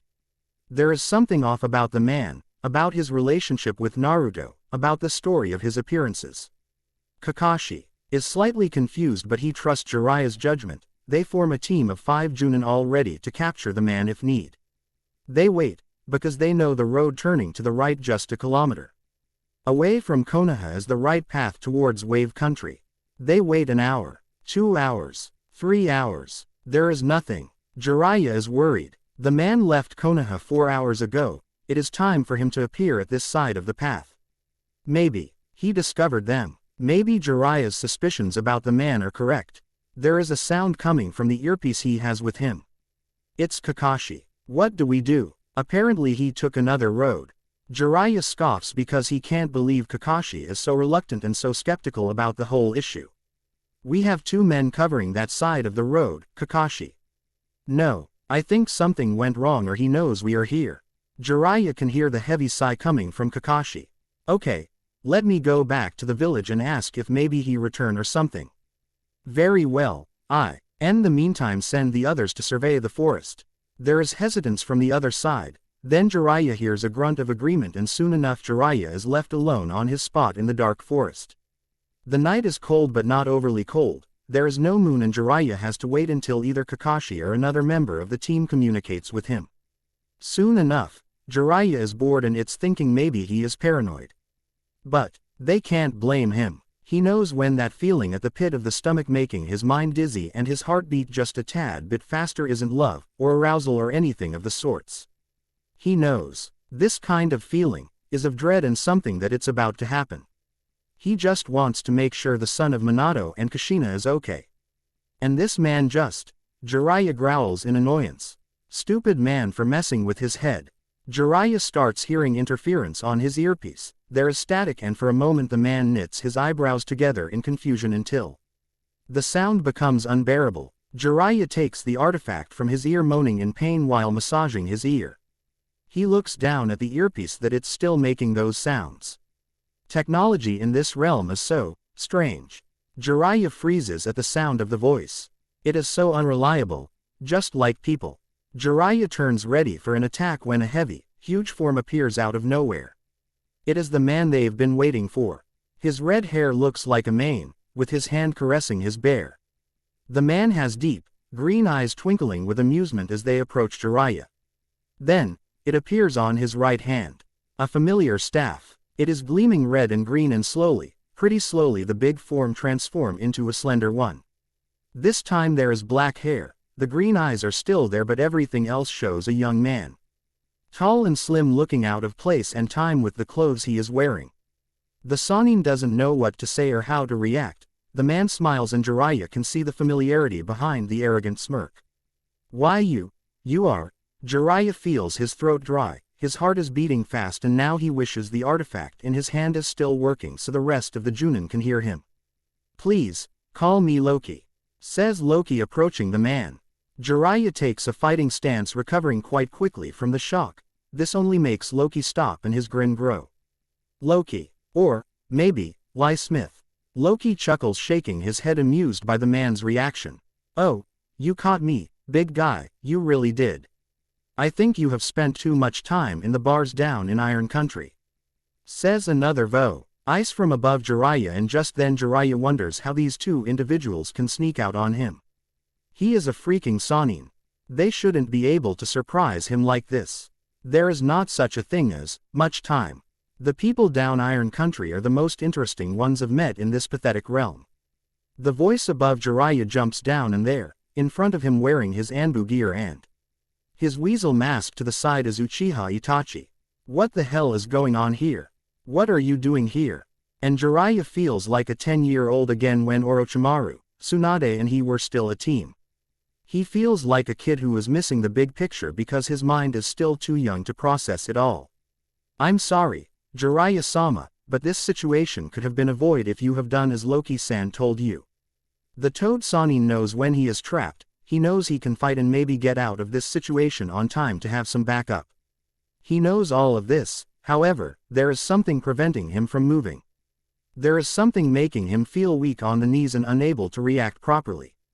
He turns to Loki and the man nods his head. Don't worry, once this is over you will be able to move freely once again. Loki chuckles. Itachi frowns. Well, maybe freely is not completely accurate.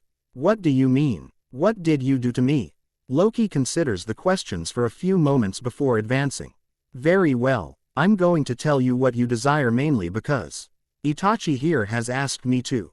Itachi is looking at Jiraiya and the man can see the Sharingan activate.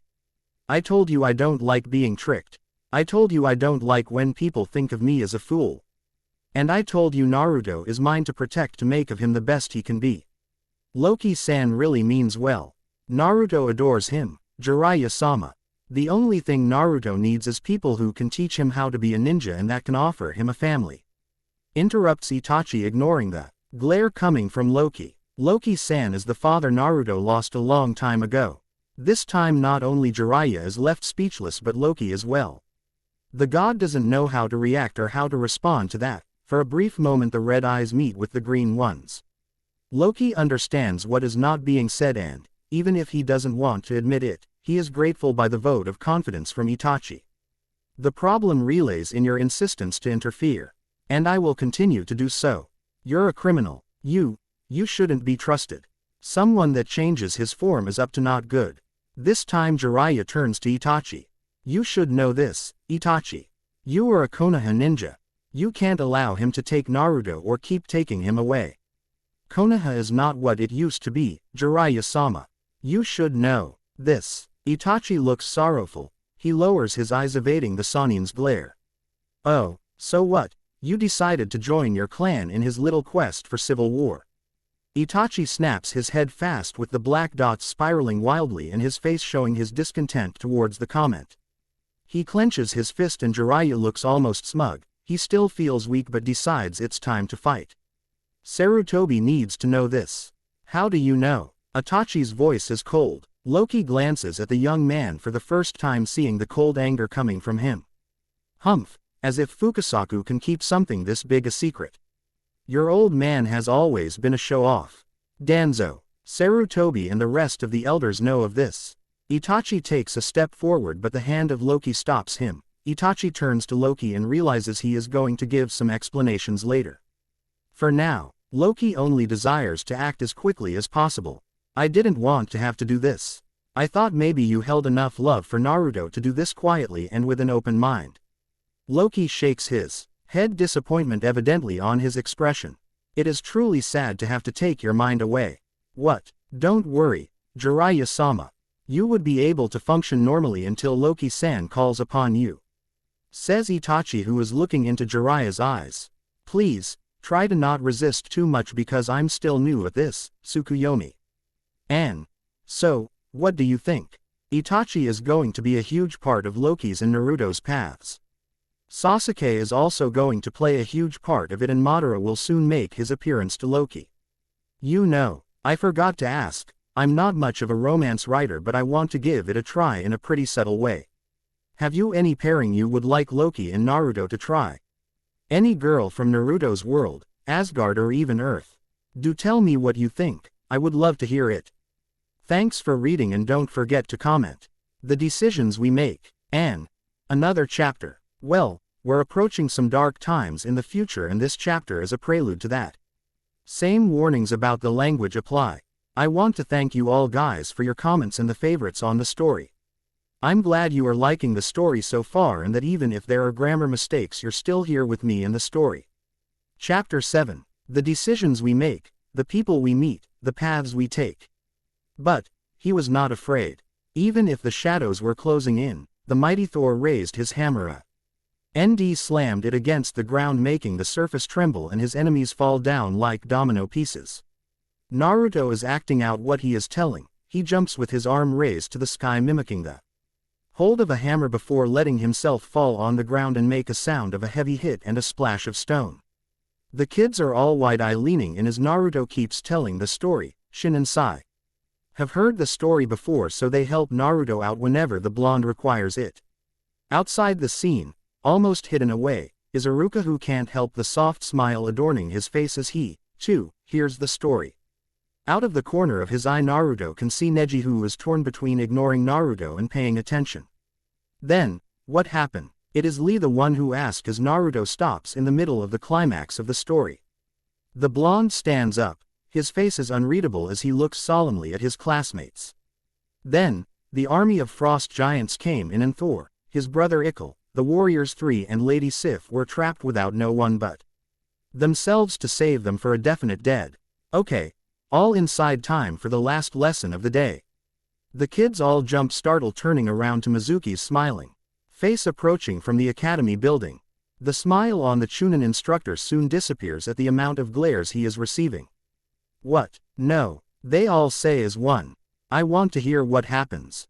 Another one whines, crossing his arms and settling himself stubbornly. Can we just wait for a moment? This time it is Tenten the one who speaks. She is as close to Naruto as Lee is, both of them Avenue been listening attentive to the story. Mizuki frowns, his eyes glaring at the blonde before turning to Iruka, who is now advancing towards them. I'm sorry kids, but we need to go inside. Maybe Naruto can continue his story after classes. Naruto smiles shyly, nodding his head. The rest of the class all stand up whining while moving with heavy footsteps to the academy. Iruka is smiling still watching the kids, ignoring the shadows crossing Mizuki's face as the man glare with all the anger and hatred he feels inside his heart at Naruto. In a darkened corner, Loki is watching. He feels proud at how adept Naruto is with his storytelling. He is still amazed how the blonde can include him in the tales without revealing completely Loki's real name. But those green eyes catch Mizuki's stare and there is a warning ring inside his head. He would need to watch the man more closely from now on. It is Friday and it is late in the afternoon. Shin, Sai and Naruto are walking down the streets of the west side of the village. It is silent as most of the buildings around this place are big houses or compounds. Naruto is looking around with curiosity sparkling in his eyes as Sai speaks about his newest masterpiece. The boy is sounding unsure, a little nervous while glancing at Naruto, then at Shin. I bet it looks awesome, replies Naruto, patting Sai on the back. You draw really well. I try it on. See, and they look as if my brush was dying a horrible death and I was the cause of it. Sai smiles, a genuine smile, at Naruto. I bet you were killing the brush slowly. Hey. The three of them laugh as they arrive to their destination. It is a middle-sized house, with a main entrance and a small hall directing the newcomers to the living room. There are some guards, none of them have on a friendly expression, but Sai and Shin assure Naruto those guys are ninja who once belonged to a secret organization between the walls of Konoha. Now they're here for protection and decoration. Says Sai, Danzo-sama has retired. He is no longer a ninja but has many enemies. The three of them enter the living room and move to an adjacent door to the left. They keep on walking until they reach another door, this one, leading to a backyard. The place has been organized for eating outside. There is a big circular table near a pond with koi fishes in it. Naruto turns his blue eyes to the only person sitting around the table. It is an old man with bandages around his head covering one eye while his right arm seems to be immobilized against his chest. The man eyes Naruto with an expressionless face. There is a moment of hesitance from Naruto, who can only smile nervously at the man while Shin introduces him. The man is assessing Naruto. He is making the boy fidget before he decides manners would be something very well appreciated. Nice to meet you, Mr. Danzo. And then he bows awkwardly. Naruto glances up and sees a quirk of the man's lips. The ghost of a smile as Danzo too bows back. The pleasure, I assure you, is all mine. Uzumaki Naruto. They sit and Danzo makes his servants bring the food to the table. He remains silent as the three kids start talking about what happened that day. E-man's eye would drift towards Naruto once in a while, and the blonde is well aware of this, but he says nothing and instead enjoys the food and the drinks. 2 hours later, the backyard is light with different torches all around the place. It gives the garden a rather mystifying appearance. One Naruto can't help but feel enchanted by it. So, tell me, young Uzumaki, how are you faring in the academy? Naruto turns to the voice, realizing Danzo is now openly looking at him, waiting for an answer. I'm doing well, sir. He feels really proud because so far he has made everything Loki told him to. Not to be rude or speak out of time. To be respectful and answer only what he thinks would be wise to say. Never give more information than is necessary. Danzo tilts his head, his eye narrowing lightly. Shin here tells me you are an excellent marksman. This time Naruto's eyes lit up. Nodding his head, he starts talking. Yep, I'm the best. Even better than Neji. But I'm still having trouble with the rest. The man leans back, his free hand on top of the table as he takes in Naruto's face before continuing the conversation. I remembered, a long time ago, when your mother would humiliate the high Uga heir while in their training sessions. It is slow but very noticeable when Naruto's eyelids move upwards. The Bond's eyes are gleaming with surprise and curiosity. My mother. You knew her, sir. Danzo arches his eyebrow. His lips are twitching in what Naruto can interpret as amusement, or maybe it is disapproval. Naruto doesn't notice the small glance Shin and Sai give each other or returning their attention to Naruto and Danzo. Yes, I knew her. He replies, his voice is calm. He knows he is playing with fire on this one. The fact Sarutobi is foolish enough to not say anything. To young Naruto is going to play perfectly in his plans. She was quite the ninja. Cunning, fast, a great strategist and pretty dangerous. Danzo signals for one of his men to fill his glass. She was what every ninja should be. But of course she also had her flaws. A very temperamental kunoichi, there weren't many who would dare to cross her when angered. Naruto lowers his head, a frown appearing on his features while he pursues his lips. Ogg said he didn't know much about them. About my mum. He said they were killed the night of the Kyuubi's attack. Naruto doesn't say Sarutobi also told him his parents were villagers. Simple and nothing out of the ordinary villagers. This is where Danzo's planning should go perfectly. He can't give Naruto too much information, he needs for the boy to need more and look up for Danzo for the answers Sarutobi will not give to him. I'm sure whatever reasons Hiruzen has to keep this a secret are his own. Danzo lowers his head, glancing at Naruto. Quote, I hope this can remain between ourselves. I would hate to have Hiruzen angry at me for my imprudence. Sure, no problem, as long as I can get some more information about my mum. Danzo looks taken aback. He doesn't expect Naruto to be this forward, nor does he expect for the boy to be cunning enough to ask something in return. But, then again, Uzumaki Naruto is called the most unexpected person by Shin and Sai for a reason. Naruto smiles sheepishly while he watches out of the corner of his eye at Shin and Sai facepalmed. I mean, sir. Danzo smirks, nodding his head. Of course. It wouldn't be fair of me to ask something of you without giving something back. Naruto smiles, satisfied at having deal with the situation, gaining something in return. He stares at Danzo, his hand moving automatic. Allied to the pendant Itachi had given him for his 7th birthday. So, what else can you tell me about her, sir? However, before Danzo can answer Naruto, his sole eye focus on the pendant Naruto is playing with. The man frowns because he knows the symbol the pendant represents, and he also knows Uzumaki doesn't have enough money to buy something so expensive looking. That pendant, where did you get it? Naruto blinks, looking down then up again. Oh, this, says Naruto, presenting his necklace. It was a gift from Itachi ni. He said I would appreciate it with time. Uchiha Itachi, how smart of him. Naruto is getting used to the tone the man uses. There is an insinuation of knowledge behind the man's voice, a knowledge Danzo is sharing bits by bits with Naruto.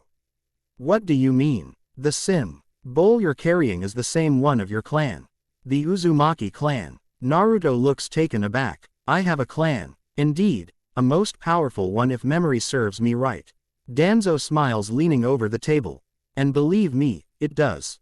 Unfortunately, they have all but disappeared. I think I have some books relating this shameful event. I can get it for you if you want. Wow, sure. I mean, yes, sir, that would be cool. Naruto chuckles and Danzo accompanies him with a short, quiet snigger. Danzo rearranges his position on the chair, even more intrigued by the blonde sitting just across the table and his relationship with Uchiha Itachi. Is it the heir of the Uchiha clan who has taught young Uzumaki the art of speaking?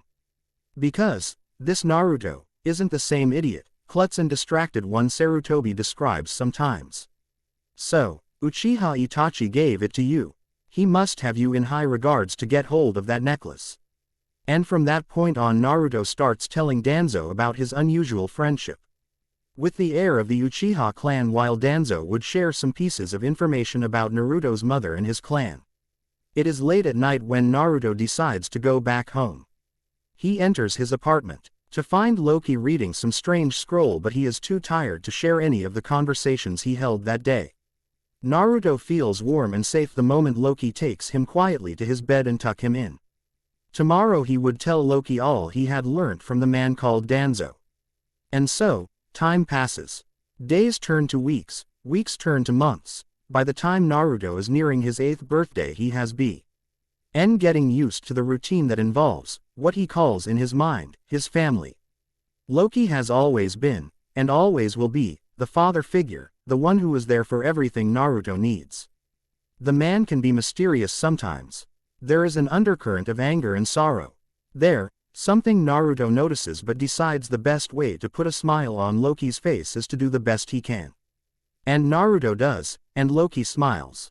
Then, there is Itachi. Itachi is capable of taking several roles, but Naruto likes to think he is the big brother he doesn't have. He can't help but feel jealous of that bastard Sasuke for having such a cool brother.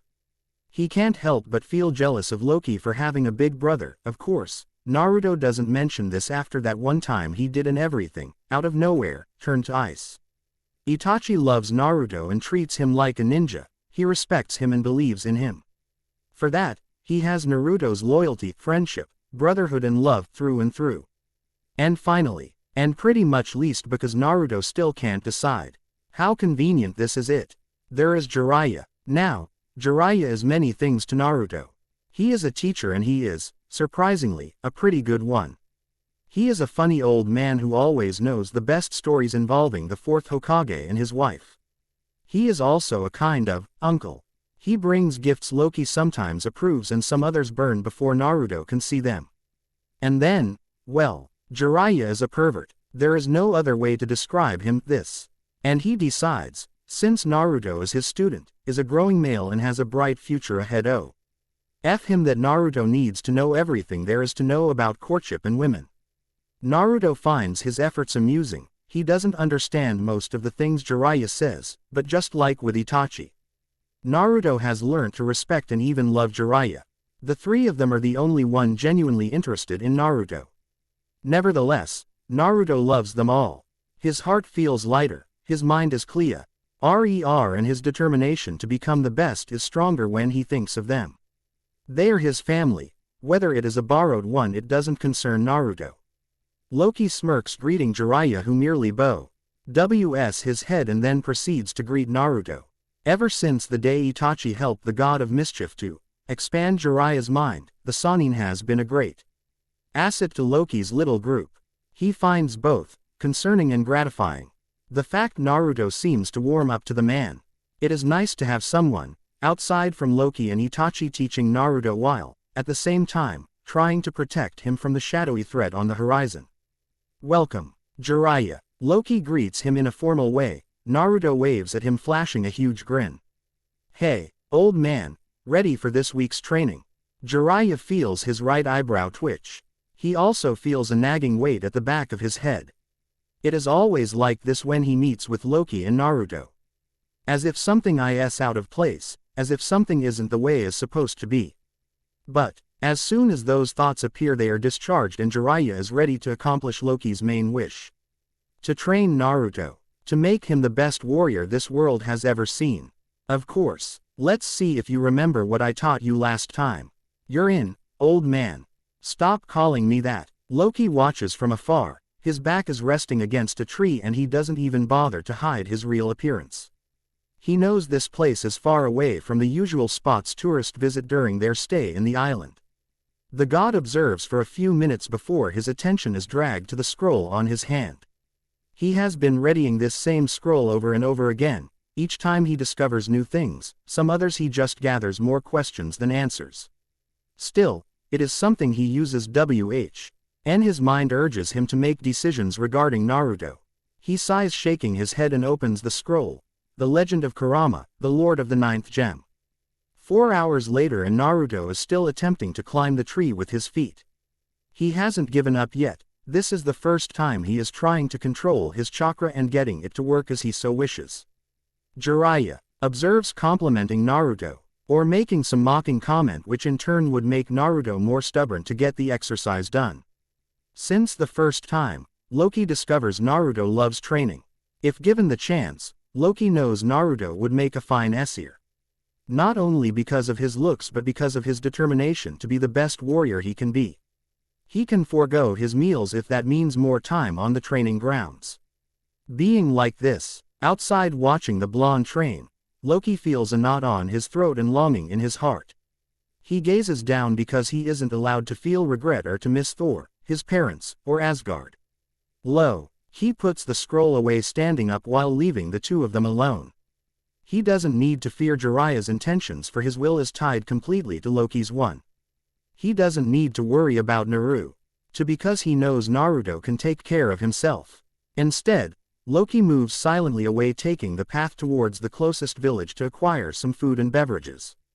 2 hours later, Loki is back to find the place empty. There are no signs of Jiraiya or Naruto. He frowns, because the both of them know they shouldn't wander around without him there. They are supposed to be training no wandering around the island, which Loki thinks is what the both of them are doing. Loki strolls down a small path he notices out of the corner of his eye. His eyes, that are used to follow the clues left behind by a prey, are locating the branches the two of them had snapped or the leaves they had crushed. It doesn't take him too long to find them, and, when he does, he feels this sudden urge to smash Jiraiya's face against the ground. The man is hiding behind a tree, his eyes glued to the scene in front of them while there is a breathless, unashamed giggle escaping his lips. Naruto is furrowing his brow, turning his eyes from the scene back to Jiraiya. Loki clears his throat, making Naruto turn his confused eyes to him. "I told you this arrow Sennin was strange," he mumbles. "He's a pervert." "Hey, I'm not a pervert. I'm a pretty respectable writer of adult fiction, and this is part of an extensive research." The man turns to Loki, wiggling his eyebrows at him. "Surely you can appreciate. I do not, and IW. Old prefer if you keep Naruto away from this." Loki cocks his head. His green eyes have observed enough of the group of women bathing in the river. Jiraiya looks taken aback. Narrowing one eye, he glances at Naruto and then at Loki. "You can't tell me you haven't appreciated." Loki growls, containing any physical reaction to the memories those words trigger. "Even if I have, that is none of your business. I've brought you here to teach Naruto ninja arts, not your depraved arts." Jiraiya huffs indignantly. He opens his mouth to protest, but a glare from both Naruto and Loki stops him. The man knows when a battle is lost, but he smirks on the inside. The war is still on, and if Naruto is anything like Minato, the boy would give him enough material for the next volumes of his Ika Ika series. They return to the waterfall. Once there, they sit and share a warm meal while Naruto speaks. Even with the mind controlling Jiraiya, can still appreciate the relationship Loki and Naruto share.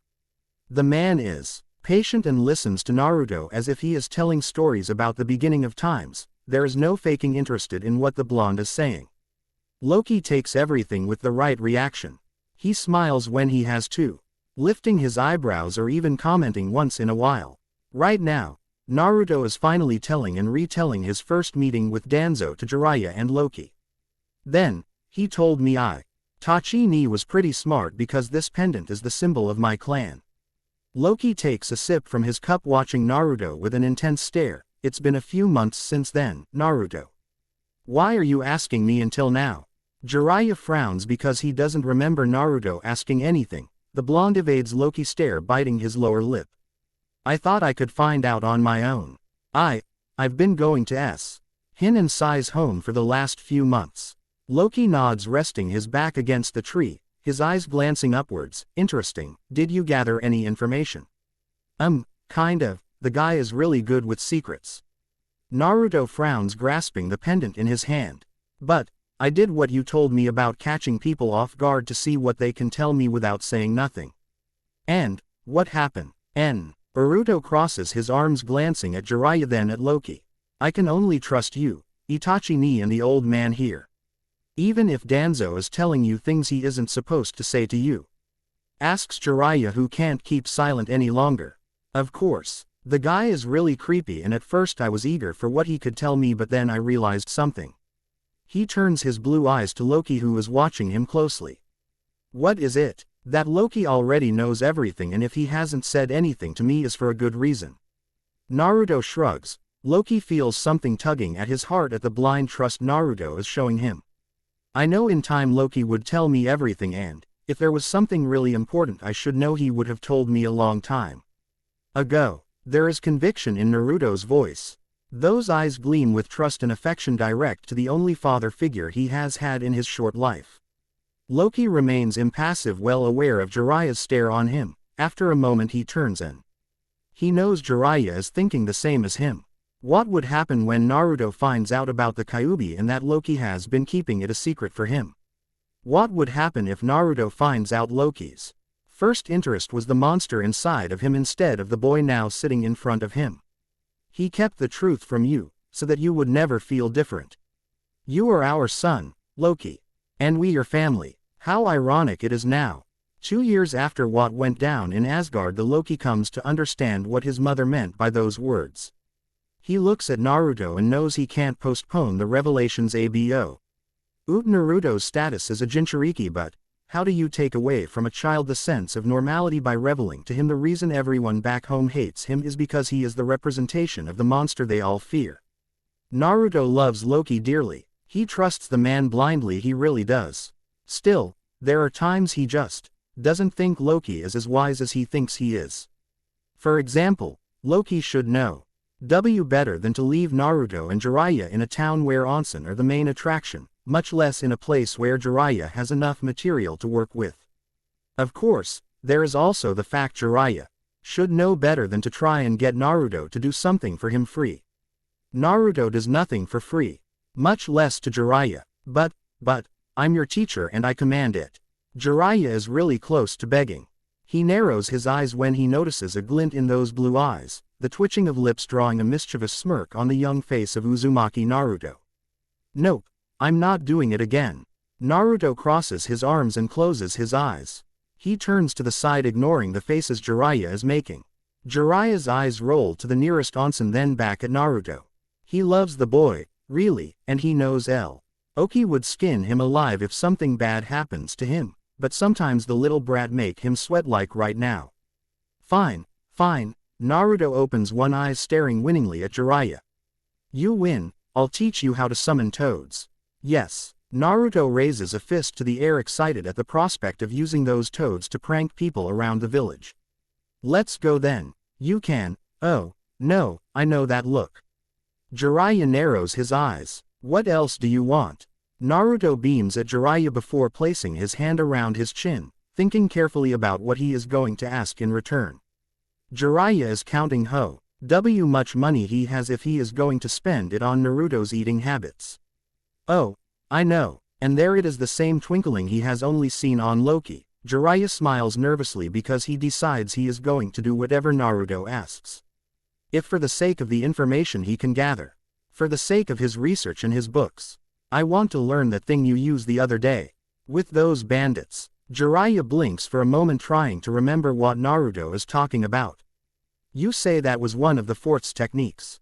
How cool would it be if I know how to do it? Oh, you want to learn the Rasengan. Jiraiya leans his head back in realization. Naruto nods and Jiraiya contemplates Naruto for a moment. Then he smiles, but this time Naruto notices something different in the pattern of the smile. It is softer and wishful. Naruto knits his brow the moment Jiraiya ruffles his hair and leans in. Okay, I'll teach it to you. Really? Naruto glows with happiness and excitement at hearing this. And then he smirks widely and looks back at Jiraiya. So, what do you say, Ero Sennin? Jiraiya sighs, knowing he has been defeated by a 7th-year-old brat. Oh, the things he does in the name of research and good material. Stop calling me that, mumbles Jiraiya as he closes the deal with a handshake. 5 minutes later, Naruto is sneaking inside the place. He is looking around, his expression on is that of a lost child who doesn't know where exactly is he. He bites his lower lip, his eyes are getting watery while he massages his left arm with his right hand. Hey, what are you doing here? Naruto turns to see a beautiful woman. He looks so astonished he doesn't care his cheeks are burning. He looks away shyly, taking his hands to his eyes. The woman is slender and busty. She has green eyes and ankle length auburn hair, all put up in a ponytail. Even though a towel is covering most of her body, Naruto can help but feel aware of her presence when she kneels down and takes his chin in her hand. You're not supposed to be here, little man. The woman says in a gently tone. Naruto is cursing Jiraiya for having him agree with this. I got lost. He whispers and the woman chuckles, standing up while placing a hand on his head. Well, that's too bad. I'm Mei. What's your name, little guy? Naruto gulps, glancing up at the woman, his mind working hard while thinking about a name. I'm Balder. The woman arches her right eyebrow. Balder. That's a nice name. Thank you. Naruto mumbles and the boy almost winces care at the squeal coming from 3 young women coming their way. Oh, look at him. How cute. They were 3 young women, companions of Mei. each one of them commenting on how cute Naruto look, how adorable are those whisker marks, how sad he is lost. Well, Balder, we were about to take a bath. How about you come with us and later we will look for your parents? Naruto feels a sudden, tight knot on his throat and he decides he is going to make Jiraiya-sensei pay much more after this is over. I'm not supposed to be here, Lady May. Naruto says in a rather respectful manner, this is a girl's bath and I'm a boy. And the young women squeal again while May is looking nearly amused. There is something strange about the sudden appearance of the little kid. There is also a sudden awareness in May, something that makes her feel watched. She decides the boy does have a point, so he reassures him and herself no one is going to show anything, but they all are going to go inside the water with their towels still on. After 15 minutes, May decides the little kid is not secretly a little pervert. If anything, the little kid is an amusing, rather clever person who enjoys hearing their tales about their travels and telling them his own tales. Jiraiya is outside, writing like crazy with one of the summons beside him. Jiraiya giggles when one of the girls talks about her boyfriend and they seem beyond their mind when Naruto says he doesn't understand. Oh, this kid is a mine of gold. You shouldn't be doing this. Jiraiya glances at the toad then goes back to his writing. I make a deal with him. Besides, if Loki doesn't know, Jiraiya grins again. I haven't had this much to write ever since Minato stopped doing this for me. Humph. You mean ever since Tsunade-sama and Kushina-sama found out and almost kill you for it? Jiraiya cringes. He still have the scars of that day. That was entirely different. I'm still doing what Loki ordered me to. Which is teaching Naruto how to be a ninja. The toad looks skeptically at Jiraiya. It turns to the closest window and watches as Naruto chuckles while the rest of the women laugh openly. The boy looks comfortable around them. A little kid among 4 strong female who can pummel him to death. If they find out they are actually being observed, how exactly are you accomplishing that? Jiraiya looks offended by the tone the toad is using. He huffs indignantly while pointing at Naruto and the woman sitting beside him. You see that lady there? That's Terumi May. She is a ninja from Kurigakure and one of the leaders of the rebellion against the Third Mizukage. I'm teaching Naruto how to gather information about how she would like to be courted. The tone is cold and it sends shivers down Jiraiya's back. The Sannin gulps while putting on a tentative smile as he turns around. There behind him is Loki. Green eyes flaming with a familiar coldness, his jaw set in a tight grip and a single, elegant eyebrow raised demanding answers. Care to tell me, Jiraiya, what is Naruto doing inside this place, asking inappropriate questions to the maidens surrounding him? Well, I wouldn't say inappropriate, starts Jiraiya laughing nervously. The toad rolls his eyes but stays interested in what Jiraiya is going to say next. It is 2 hours later, and long explanations to Loki that both the god of mischief and the toad Sannin watch as Naruto shares a table with the group of women. Naruto sits at the edge of the chair taking bites from the dango in front of him. One of the women is telling them about her first love. But he was just a kid, and after that, suddenly the tone of the story changes. There is a shadow crossing the group when a memory hit their minds. Naruto glances curiously, his legs swinging playfully while he considers what to say. I like a girl. He says denly, and the females turn to him with a glint of interest in their eyes. Really? Now, do tell us, Balder-san. So far you have enjoyed our stories of love and missions and even heard about Kurigakure, but we know nothing about you. Replies May, placing her chin on the back of her hand while her elbow rests on the table. Her eyes are twinkly while taking in Naruto's embarrassed expression. Well, she is not from my village. I met her on another village a year ago. We write letters to each other that my father takes to her sometimes. Naruto speaks without thinking. He is being honest, and he gets the women aren't the only one watching. Ah, how cute. But long-distance relationships usually don't work. One of the young women say. May turns to her with a full angered glare that makes the woman squirm on her chair. What do you mean they don't work? You mean to tell me if I find a man from another village and we fall in love we won't be together? That I may never get a man if he doesn't live on that forsaken village of ours. The group look nervously at each other, all them gulp and shake their heads, and no, of course no, May-sama, I just meant that. The girl glances at our companions asking for help, but all of them know how Mei gets every time a love talk takes place and it hits too close to her own experiences. It is Naruto the one who saves them from an angered Mei. I think what she means is that maybe it is difficult because maybe she can meet someone and I can meet someone and then we will just pretty good friends instead of, you know. Naruto blushes at the huge grin Mei sends his way. You're right. But, I bet that girl is waiting anxiously for your letters, so you better don't disappoint her. The last part is said as a threat and Naruto can't help but sweat dropped. This woman is crazy even by Naruto's standards. Your father sounds like such a nice guy. Does he travel a lot? Naruto nods, smiling softly. Yeah, he does. Sometimes he takes me with him because he wants me to learn the things he knows. Some others I wait for him back home. Naruto grins and the women are all grinning back at him. Father is the best. He is a good merchant and can make deals like no one. He even knows how to fight because the roads are filled with bandits. Oh, really? Is he a ninja or something? Asks Mei, interested about the man. Naruto scrunches his nose, shaking his head. Of course not. Father isn't a ninja. He is way better than any ninja. The women laugh, all finding adorable Naruto's loyalty to his father. It is obvious to all of them the boy adores the man and thinks, as all little children do, their father are the best there is in the world. They don't say it, but they think if the little kid's looks are anything to go by, then his father is quite the good-looking man. Mei leans in, the robe she put on after they all have taken a nice warm bath at the hot springs moving tightly against her chest. Naruto feels his cheeks warm again and he rolls his eyes to the side. Mei chuckles, enjoying the timid child's reaction in front of her. Do tell me, Balder-san, it's been over 2 hours since we met. Naruto lifts his head, his face expressive. Honest but his eyes gleaming with uncertainty. Where are your parents? Or, are you here all on your own? Mei has had the suspicion ever since she first met Naruto that the boy may be alone. Maybe he is an orphan. Or maybe someone hired the boy to distract them.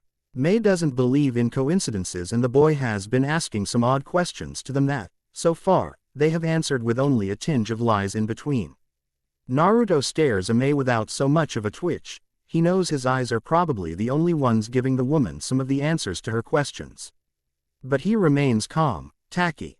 Ing deep breaths, but just as he is about to answer, "You, young man, owe me an explanation." There at the door is standing a young man. Mei turns her attention to him and both her eyebrows shoot upwards at the sight. The man is tall and slender with an elegant posture. His eyes are a deep shade of green adorning strong features, and he has long, black hair falling up under his ears. The man steps forward and Mei can't help but feel impressed at how handsome the man is. Naruto smiles sheepishly at the man, waving his right hand at him. "I'm sorry, father." The man falters on his footsteps, his green eyes search for Naruto's blue ones. They stare at each other and Loki is showing the hesitance he feels at Naruto's way of addressing him. While Naruto has spoken of him as a father, Loki never thought the blonde would say it out loud in front of him. Loki has allowed. Once more, dark thoughts invade his mind, hesitance at Naruto's willingness to call him that out of his heart and not out of necessity. It seems Loki is wrong. The women in the room are silent, their eyes are glued to the striking form of the newcomer. They seem to develop a soft red coloring on their cheeks that it isn't a side effect of being inside a room near the hot springs. It is Mei, the leader of the group, the first one to react. "So, you're Balder's father." The name and the title giving to him catches Loki by surprise. He conceals his wonderment behind an enticing smile and a bow of his head. "That I am, my lady." He speaks and, once again, the women seem charmed by the voice, the soft texture of the voice. Loki turns his stare to Naruto and the god can see the mischief gleaming in those blue eyes. "I am Hogan." He presents himself to Mei. "And, I sincerely hope my son, Balder, didn't cause any trouble to you or your companions." "Oh, no, he was rather adorable and entertaining. Weren't you, Balder-kun?" Mei turns to Naruto, blinking at the blushing boy who can only nod his head. Loki is so tempted to roll his eyes. But he contains himself. They have to keep this charade so he can take Naruto with him and then get his revenge on Jiraiya. The nerve of the man, You send him to train the boy and, what does he do? Send him to a dangerous quest only to gather information for his so-called books. The glint in Naruto, if it is possible, has grown. It is now a matching to one of Loki's beast gleams of mischief. There is something at the pit of Loki's stomach, something he isn't familiar with. Dread as to what the blonde has planned out, this only urges Loki to try and take Naruto with him. Right now, I thank you for watching over Balder. Loki is containing himself from making any faces. Balder has never been a favorite of his and trying to relate the name with Naruto is proving to be difficult. But, I think it is time for me and my son. Oh, no, no, no, no, interrupts May waving her hand while hooking her other one with Loki's right arm. The woman is leaning dangerously close to Loki and the god can't help but remember the time Amora and those harpies she called friends tried to lure Thor into a rather inappropriate party. He feels trapped and without any options. This is new for Loki. He has never been prone to females' attention. It is Thor and Balder the ones who deal with women fawning over them and trying to lure and trap them. Loki has always been Loki. A part of him feels bitter by this. There is a part of him that remembers the woman owner of his attention and how said woman merely ignores, and even despites, his existence. Come on, Hogan-san, join us and share at least a cup of tea. May smiles charmingly at Loki while trying to take him to the table, and then she drops her smile and looks conflictive from Naruto to Loki. Unless, of course, your wife is waiting for you and Balder. I don't have a wife. Mother is no longer with us. The both of them, Loki and Naruto, answer at the same time. They look at each other then at May and the rest of her companions, but the group of women is glancing at the floor rather uncomfortable. Once again, it is May the first to speak and address Loki and Naruto. I'm sorry to hear it. I apologize for my comment. Loki waves away her apology, smiling charmingly at her. His green eyes move from his arm to May's one and the woman feels her cheeks warm at the realization she is still clinging to Loki. She lets go of him slowly. There was no way for you to know about it, comments Loki smoothly. Then, with more reason you have to accept my invitation to share a drink, says May indicating the table. There is Naruto patting the chair beside him and winking at Loki. So, I can apology more properly, or else, I don't think I can't rest in peace tonight. Come on, father, it would be fun, says Naruto grinning widely. Loki narrows his eyes at him. I've been telling father he should go out more often. Naruto comments all business-like and the young women around him giggle. Loki snorts, arching a single eyebrow, only now catching up with Naruto's intention. He nods his head and proceeds to accept May's invitation. Once they are all seated and the food and beverages are brought, May places her elbow on the table and rests her chin on the back of her hand, her eyes twinkling as they glance at Loki. So, tell us, Hogan-san, how come you and little Balder-kun end up in this part of the world? Asks May with a winning smile and a flirting glint in her eyes. Loki is looking confused while Naruto sniggers quietly. This conversation looks promising. Outside, on the side window, Jiraiya can't believe his luck. What is happening is amazing. It is such a good material for his next book. Who wouldn't love this kind of love-sex story in the Ika Ika series?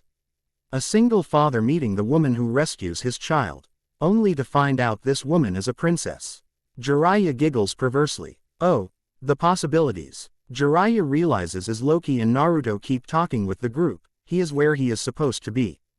Following Naruto and Loki around, teaching Naruto the paths of the ninja and, at the same time, getting advantage of Loki's and Naruto's unexplainable charm with women. Once back in Konoha, both Loki and Naruto are unusually silent. Loki sits close to the window, glancing up to the sky where he can distinguish the few stars adorning the black firmament. He is thinking. His thoughts are direct to what happened during his weekend with Naruto. Cocking his head, Loki can see Naruto out of the corner of his eye pouring milk on a glass and drinking it in one sip. The boy wipes his mouth, yawns and hesitates. He stands there for a few seconds, then lifts his head and those blue eyes focus on Loki. Good night. And then, Naruto hesitates again, sighs and turns around only to be stopped by Loki's voice. Today, with Lady May and her companions, why did you refer to me as father? Some would say Loki is a fool. How can he ask that to the boy who obviously adores him? Some others would say Loki is a fool. He really expects someone like Naruto to love a monster like Loki. Some others would say Loki just needs to understand. I'm sorry, and Naruto trails off. He takes a few steps towards Loki and smiles tensely at Loki. You're the closest thing to a father I have. It is rather emotional. They both know this is the kind of relationship they have formed, but neither of them was ready to admit it out loud. Naruto has never met someone like Loki. He has never felt so safe and loved the way he feels near Loki. He remembers when he was at the orphanage, how all the kids would get adopted but him. How all the grown-ups wouldn't even give him a glance when they had already chosen another. Loki, with all his coolness and power, with all his godhood and presence, chose Naruto. Loki frowns lightly, then makes sure Naruto is looking at him. I would feel honored to be called your father, Naruto. Up in the stars, beyond the galaxies and the different universes at the edge of the Asbru Bridge there are two figures. Odin All-Father watches his youngest son and he feels oddly happy. His son is growing up, much like Thor did when he was first banished. But, while Thor needed a lesson in humility and empathy, Loki is in need of a lesson of understanding. Odin hopes Loki, unlike him, makes the right decision regarding the little boy. Heimdall's lips quirk, the host of a smile adorning his stony features while his eyes watch the scene from afar. The All-Father smiles as well, shaking his head happy that his son is finally understanding. Ero Sennin, Jiraiya of the Sannin twitches. Anko and Kurenai glare at the man while Sarutobi chuckles openly at the nickname. Ever since they barge in Naruto's room all those months ago, Jiraiya has come to the village more often. One of his excuses is the undergoing investigation regarding the man called Ly Smith. The two real reasons, the ones Sarutobi knows well, are the fact Jiraiya can visit Naruto and start building a friendship with him and the beautiful women he can spy on for his research. Brat, stop calling me that. Naruto laughs and shakes his head. Are you gonna stop pepping at women back in the onsen? Jiraiya opens his eyes rather alarmed when he feels the killer intent coming from Kurenai and Anko. I'm not gonna buy you ramen. Jiraiya shoots back. Naruto looks crestfallen for a second. Then he turns a puppy dog stare at him and Jiraiya cringes. Okay, I'm kidding, I guess buying some ramen is good for your health. Sarutobi watches as Naruto and Jiraiya leave, both of them bickering back and forth. There is, however, affection and a growing respect from Naruto's part towards Jiraiya. Maybe their introduction wasn't ideal. Sarutobi knows Naruto is still touchy about the day that broke his door.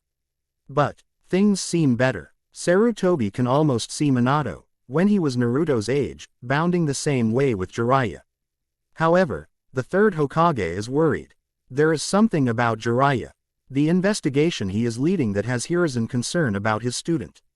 The man hasn't allowed many people involved in the search of Ly Smith. Kakashi has been the first one to point out the fact. He has also shared Hiruzen's concerns about it. Hokage-sama, you have a letter. The Sandaime Hokage turns to see Kakashi standing behind him. He nods and Kakashi handles him the letter. Thank you, Kakashi. The Hokage opens the letter and starts reading. Kakashi is still in the room, so Sarutobi glances at him before returning his attention to the letter. I just saw Naruto and Jiraiya-sama. I see he is back on the village. Kakashi crosses his arms. Did he say something about the search? No, he told me there haven't been any more sightings since the one on Iwa. Hiruzen folds the letter, a satisfied look on his face. But he has most of his resources at play, ready to alert him of any other sighting. One we can actually do something about without starting a war. Kakashi snorts, agreeing completely. By the way, I see Naruto is more welcoming to Jiraiya's efforts. Yes, he is. Sarutobi smiles softly. I'm glad about it. I thought it would be more difficult for Naruto to accept Jiraiya. More so when Jiraiya tried to introduce him to the world of Ika Ika and Naruto scream, pervert, near the hot springs. Kakashi chuckles, remembering the episode in which Jiraiya had to hide for a few hours. Nevertheless, after that Naruto has been friendlier towards Jiraiya, even accepting the man's advice regarding his non-existent love life. Do me a favor, Sarutobi speaks, staring at Kakashi. Tell Jiraiya, after he is done with Naruto, I need to speak with him. The smell of warm meal reaches Jiraiya's nose. Naruto is already greeting the owner of the ramen stand and his daughter.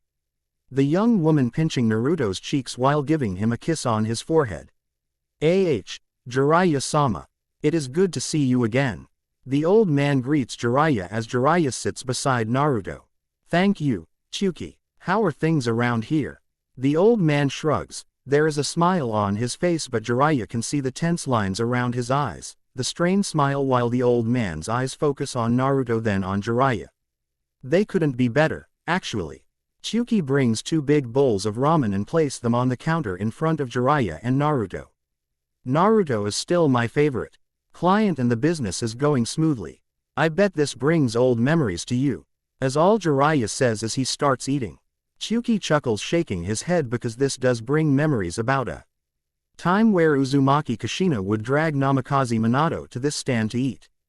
Naruto eats happily, munching on his food while glancing at Jiraiya. The old man eats slowly, contemplative. After a few moments he notices Naruto's eyes on him. He turns and Naruto grins. So, you came here to teach me what you promise, right? Naruto looks around, making sure no one is hearing to their conversation. Old me, you got a good material out of my ingenious plan. You know, being a little modest about it wouldn't make you any harm. Jiraiya replies teasingly. Then Jiraiya leans in his face closer to Naruto's one. But yes, I came here for that. Unfortunately, I think Sarutobi-sensei won't leave me alone this time, so I left some scrolls in your apartment. Scrolls? About what? Naruto scrunches his nose confusedly. I need you to read them, study them, and try to do the exercises. Next time we see each other you should have a good hold of the theory so I can start on the practical part. Jiraiya claps happily. What do you say? I guess it's okay, says Naruto reluctantly. Jiraiya ruffles his hair, smiling conspiratorial at him.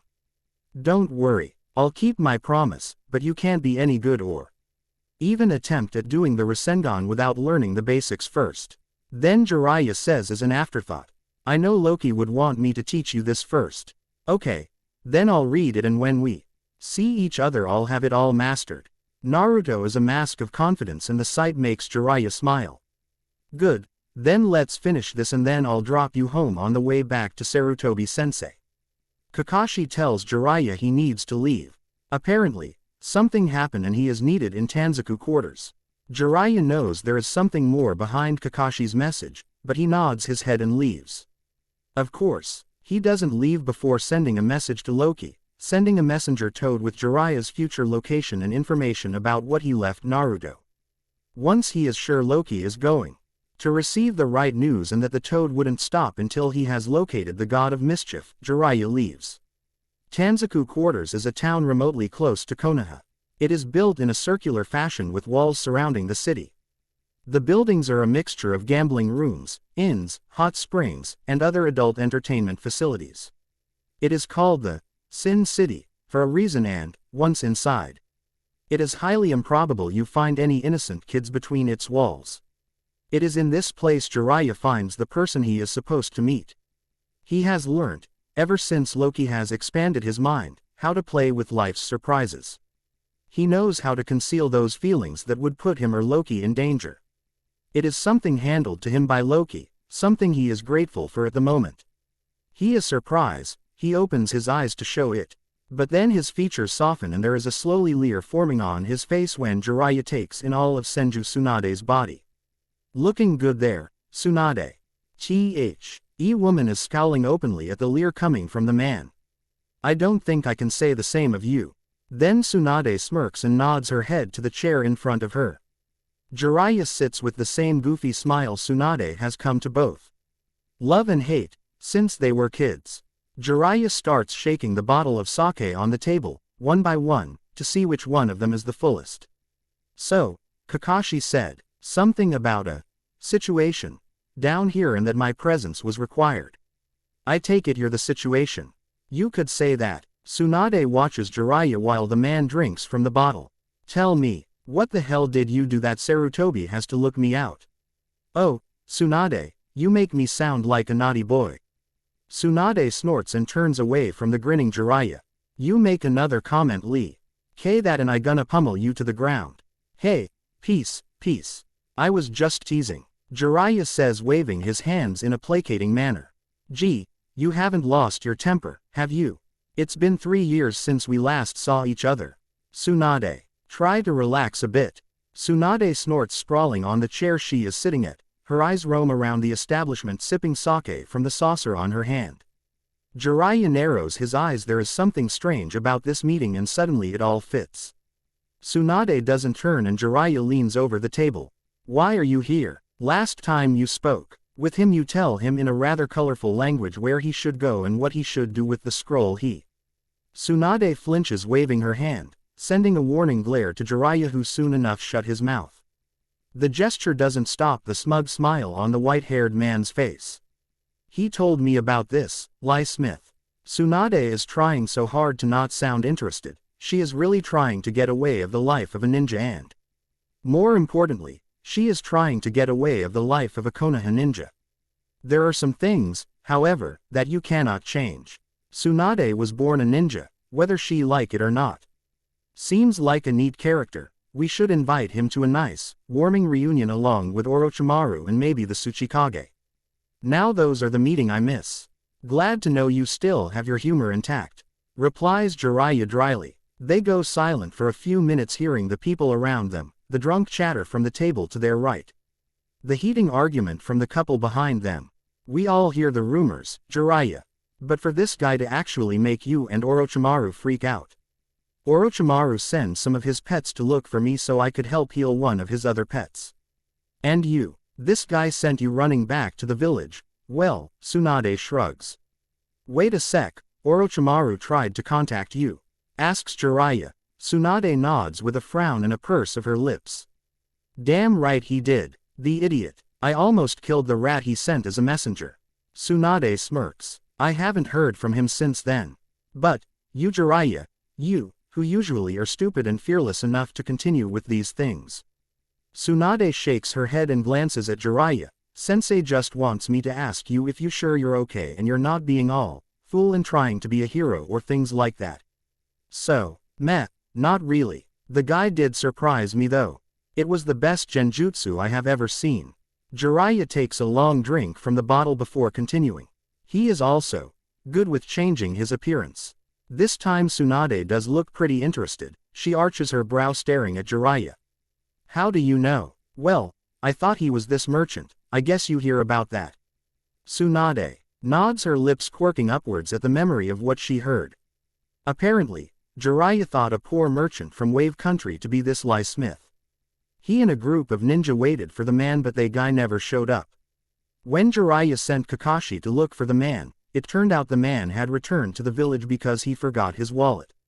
Okay, I started digging and found out the guy who attacked Orochimaru's minions was just as blonde as the guy the first know, and he also had deep, green eyes, but the similarities end there. Jiraiya shrugs. I think the guy uses genjutsu and henge to hide away.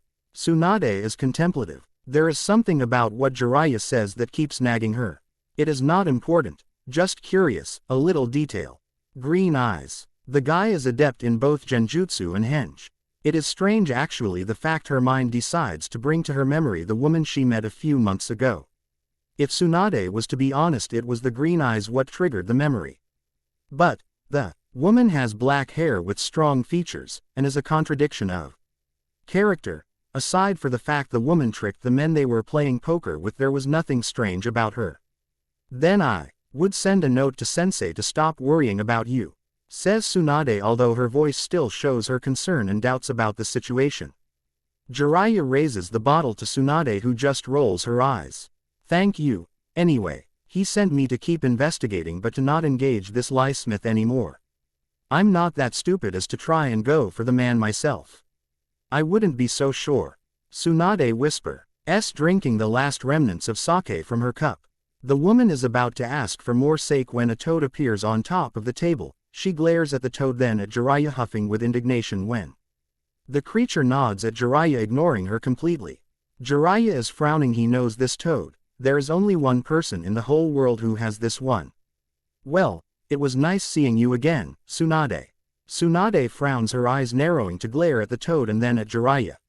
The man smiles sheepishly, standing up and getting ready to leave. Wait, what is it? What happened? She sounds suspicious. As Jiraiya waves away her questions, but Tsunade has been with Jiraiya long enough to know something happened. Don't worry, just a lead I can't let go of. Right now, it can't wait. Jiraiya shakes his head. Tsunade hesitates for a moment. She can extract answers from him if she so wishes, but that would imply she is back to the ninja game and she has an image to uphold. There is something bothering her though. But soon enough she buries her worries away. You owe me a drink. Okay. Next time then. Make sure it doesn't take other 4 years for it to happen. Tsunade smirks. 3 years. 2.5. Both of them smile easily at each other and, just like that, Jiraiya is gone. Once Jiraiya is out of the bar and sure no one is around, he turns his eyes to the toad on his shoulder. Did the boss tell you where we are meeting this time? The outskirts of Kumogakure. Jiraiya is confused, but his eyes have a glassy look on them, erasing any doubt he may have. He gives a short nod and soon enough he is traveling inside one of his summonings. Loki knows something is wrong the moment he arrives to the outskirts of the place he is staying in. He has just arrived from a small mission down in Kumogakure with Jiraiya and, even though he is tired, he readies himself for a new fight. Snow Country is usually quiet, lonely and had 3 different villages. One of them is partially a ninja village and it is the biggest one. The other 2 are small, hidden away between the mountains and far away from the troubles of the outside world. Loki enjoys what he has been doing with the last 2 villages. Presenting himself as a merchant, he has been able to contribute with supplies and some other utensils in exchange for the population to keep quiet about the sole cabin in the middle of the woods way past the frozen lake. The cabin is small and it is secluded and hidden away from the main roads. It is surrounded by a chain of mountains from one side, a frozen lake, and only the brave or the really stupid dare to come to this part of the woods due to the starving wolves, the deathly weather and the hostile landscape. So, the deal Loki has with the villagers is perfect because, while normal people can't have easy access to his home, well-trained ninja can cross the dangers easily. Or at least with a high probability of survival. This is why the moment Loki arrives he feels an empty sensation in his stomach. There is light coming from one of the windows and smoke floating away from the chimney. He approaches carefully. He won't kill the intruder right away, instead he is going to ask him how he got there and why he is there before killing him. It seems surprises aren't over. As soon as Loki is inside he is greeted by an unusual image. Uchiha Itachi is there, sitting near the chimney, his eyes glancing at the wild flames, his hand grabbing a cup of steaming beverage. The young man cocks his head, the ghost of a smile adorning his features. Welcome back, Loki-san. How was your weekend with Naruto-kun and Jiraiya-sama? Loki is rarely startled. He likes to think there are few things in the 9 realms that can shock him to the point of silence. Arriving to this world has showed him how little he knew about the little worlds shaping the branches of Yggdrasil. Apart from Naruto, it is Uchiha Itachi the one who can shock him the way he is right now. How do you know about this place? I don't recall having telling you about it. Itachi shrugs. No, you didn't, but it wasn't that difficult to find out once I make sure to follow your footsteps. I haven't had the need to look you out to this place until now. The wind is blowing outside, brushing against Loki's neck. The god turns around, closing the door behind him while placing his cloak and the scepter on top of the nearest table. He doesn't know what to think about this, but Itachi is not a threat. There aren't any signs of hostility on him. What Loki can see in the air of the Uchiha clan is sorrow and desperation. Do you happen to have more of the beverage you are drinking? I wouldn't mind a cup of something warm right about now. 15 minutes later and Loki feels restless. The young man has been playing G with the cup on his hand and hasn't said anything yet. This is strange. Loki is used to loud people. All his life he has been surrounded by those who speak even after their mouths have been covered. He is not used to the silence, even if he does appreciate it from time to time. It is when he decides to break the silence Itachi decides to speak. They ask me to kill my family. The flames of the fireplace are dancing around, making sparkling sound from time to time. Yellow, red and orange fill the darkening room while the only window has been closed previously. The god of mischief doesn't need to look outside to know it is getting dark. The fact the place feels colder even with them near the flames of the fire is an obvious giveaway. Itachi doesn't show any emotion, his black eyes reflect the flames while his mouth twists. Loki has never seen a look such as the one Itachi is wearing. It is the look of defeat, of hopelessness. There is a single will of fight in Itachi, and Loki looks away not knowing what to do. Again, he is accustomed to the ones around him ready to fight whether the odds are in favor or against them. Again, Loki is about to speak to ask for explanations but Itachi interrupts him. He turns his dead eyes to Loki and the god of mischief stops dead on his tracks. It is the first time he realizes he considers the young man in front of him a friend. His first real close friend. I need your help. I need your help to kill my clan, Loki-san. And what do you think? Questions, critics, requests. I would love to hear from you. This is it for now. Hope you enjoy the reading and don't forget to comment. For the greater good. And first of all, I want to thank you all who have reviewed and favored the story. Thank you so much. I'm glad you like the story so far. I know this chapter took a long time to post but it was giving me some headaches as to how to continue it. Well, here it is and I hope I won't disappoint you. More author's note at the end. For now enjoy and read. Chapter 8. For the greater good. Loki doesn't say anything, he just stares at Itachi who has lost any expression from his face. His eyes are now gleaming red showing the spiraling Sharingan. Loki leans back on his chair, both hands resting on each armrest. He cocks his head to the side contemplating Itachi for a long moment. He lifts his chin and his eyes turn cold and emotionless. The Re is nothing human or warm in the god of mischief's face. The request has awoken some forgotten feelings Loki ignored since he arrived to the shinobi world. Why? It is but a simple question but it holds everything Loki needs to know. Itachi suddenly sees the power. It is different than the first time he told Itachi he is a god. There is a history behind every gesture, behind the deepest the stare Loki is dedicating the heir of the Uchiha clan. There is something in his posture, the way he is holding himself and just staring at Itachi as if he isn't more than a subject, a beggar asking for a favor. Which, if Itachi is honest with himself, he is. You have power. I can see it every time I see you. Itachi turns to Loki. I can see it gleaming in your eyes, in the way you move. So, it is my power what you are looking for. Itachi isn't sure but he believes he sees some disappointment in those green eyes. It is what I can do, what makes you come to me. Loki doesn't know why, doesn't want to know why this revelation hurts.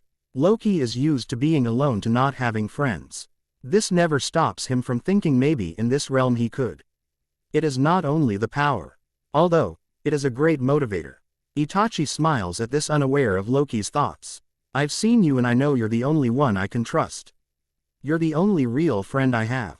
Loki is startled. There is a slightly opening of his eyes and an intake of breath Itachi doesn't notice. The god of mischief feels stranger than before and his only reaction is to blink and frown. Itachi then puts his elbow on his knees, holding his face on his hands while letting his Sharingan twirl wildly. And, you're the only one who I think would understand and who cares about Naruto enough to do something. Itachi clenches his fists, lowering his eyes while he mumbles, something must be done, and, I cannot let them live. The fire cracks and suddenly the wood of the house trembles under the pressu. Of the wind interrupting Itachi's speech. There is a storm out there hitting with its full force the small cabin in the woods. A window snaps open calling Loki's attention. The cold of the weather enters the cabin making Itachi shiver. Loki stands up slowly. Methodically he approaches the window, a few snowflakes brushes against his skin. He watches while his mind reminds him why he isn't shivering under the cold. Why he feels comfortable under it. Tell me, Itachi, why should I help you? Why do you sound eager to kill your kin, your family? Loki closes the window while still facing the outside. The storm is making it difficult to watch anything beyond the smallest tree growing right in front of his window. The trickster hears someone move behind him. He feels eyes on him and then a voice that starts talking. My clan has great ambitions. My father, the leader, has been planning a coup d'état. He plans on destroying Konoha, reformed it and then transforming it into something suitable for the great Uchiha clan. The last part is said with irony and disgust. Itachi is not inclined to hide his real feelings towards the matter. Loki remains silent. He is listening while his mind is processing everything he knows about the Uchiha. Their techniques, why they are called a clan, what is their specialty, what does he know about their history? And what is their relation with Naruto, or more correctly, with the Kyuubi? They have joined forces with some of Konoha's enemies. They have great plans for the rest of the clans in the village and, then, Itachi trails off and his mouth draws a bittersweet smirk, and they have great plans for Naruto. Loki tenses, his head tilts back, looking out of the corner of his eye to the figure of Itachi, who is focusing his attention on the fire from the fireplace. I was raised to be one of my father's weapons. Itachi smirks, glancing wryly at Loki. My eyes have always been special. Sharper, stronger than others in our clan. My father has the belief I can obtain the ultimate power of the Sharingan, that I can obtain the power of Uchiha Madara's eyes.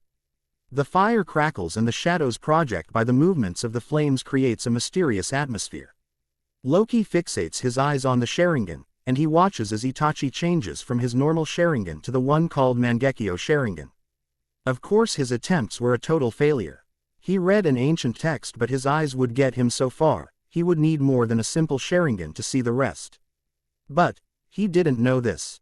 Loki frowns because Itachi has this strange smile on his face, as if there is a secret he knows but his father and Loki ignored. I met someone, or, more correctly, someone met me a few days after my father tried to make me obtain the Mangekyo by his own means. Itachi looks out of the corner of his eyes. He can notice there is some confusion in Loki's expression, and Itachi knows he is the only one, at least in Konoha, that has been contacted by this strange man. Who are you talking about? A man, wearing a Sharingan, wearing a Mangekyo Sharingan. Itachi shakes his head as he keeps explaining. It was strange. I didn't trust him at first, and to be completely honest with you, I still don't trust him. He wears a mask and his right eye is the only visible one. Our meeting was planned by him and he made sure to tell me things about my clan I already knew and some others I ignored. Itachi waves his hand. But the important part is, he told me how to obtain the ultimate power of my eyes and he made me an offer. Loki grabs his chin, his eyes gleaming with understanding but at the same time with the same amount of confusion he showed to Itachi. An offer? Just who is this man? He claimed to be Uchiha Madara himself. Loki raises his eyebrow and Itachi smirks. Yes, I know. I'm not sure his claims are real, but either way, the important part about that meeting was his offer. The Mangekyo Sharingan on Itachi's eyes turn to Loki, swirling slowly as the young man continues his speech. He told me soon enough the village would ask of me the ultimate proof of loyalty. Itachi's smile drops and here he looks actually sad. He told me when the time was right he would help me, and then the two of us could make the world free of war and hatred we dream of. This time with an Uchiha clan looking for peace and order and not war and chaos. What about your father? Does he know you have the ultimate eye technique? Asks Loki, interested in Itachi's answer. Father never understood the real power or the real means to obtain this power. Itachi lowers his head, his lips drawing a sad smile. His mind was only in the ultimate end, in what the power of the Mangekyo could give him. He doesn't care about me, or Sasuke. He doesn't care about the village or even the clan. He only wants power and I am the mean to hold that power. Itachi clenches his jaw, stopping for a moment before continuing. He believes I am his tool to us. And get hold of the most powerful weapon Konoha can dream of. The Kyuubi. Naruto. Mumbles Loki, to which Itachi nods. Yes, he knows the eyes of Uchiha Madara are capable of controlling the creature. Now, imagine you gain this control not only over the creature but of the human form holding it inside. Itachi shakes his head. Some people are ready to kill Naruto if we give them the chance, there are others that wouldn't harm him. He is a kid and many now he is the son of the fourth Hokage. Either way, father wins and Konoha loses. You decided you cannot take any risk, so you will destroy your clan, asks Loki when Itachi falls silent. You will destroy your clan for only one man. It wasn't me. It turned out this man, this Madara, was right. Itachi exhales with resignation while speaking. The Hokage and the elders of the village decided my clan should be exterminated before they start an unnecessary war. Besides, You and I both know I would kill my father on my own if he was the only problem here. Itachi stares at Loki. Many in my clan are already planning. They are ready to strike the moment father tells them to. Why do you think I'm part of the Anbu Coppers? Because I'm supposed to be their spy. No, this year is going to be blood and it is up to me to decide if it's going to be the innocent blood of the villagers or the blood of my clan. Loki observes Itachi knowing the young man is right. If Itachi's father was the only problem here, Itachi would have no problems dealing with him. One way or another, he has come to realize Itachi is practical and hates tea. He unnecessary sacrifices pointless missions leave behind. Loki notices Itachi shivering but he knows it's not because of the cold. The place is warm enough. Suddenly, the mischief god glances down at his hand. He always thought the lack of cold was because of his heritage as an Aesir. There is an ironic smile on his lips. Now he knows what kind of heritage allows him to be out in the cold without being affected. A monster. What's this? The reason Itachi has come to him. I came to you because if there is anyone who can help me it's you. Loki turns confused and suddenly he realized he has spoken out loud. I don't know where you came from or why you're here. This time, Itachi stands up and approaches Loki. But I do know that you have powers beyond my reasoning and if I want to save those Ho are innocent then, you're my last hope. Loki tilts his head watching Itachi with old, wise eyes. There is time inside those green orbs, there is a story behind them that speak of pain and rejection, of war and lost.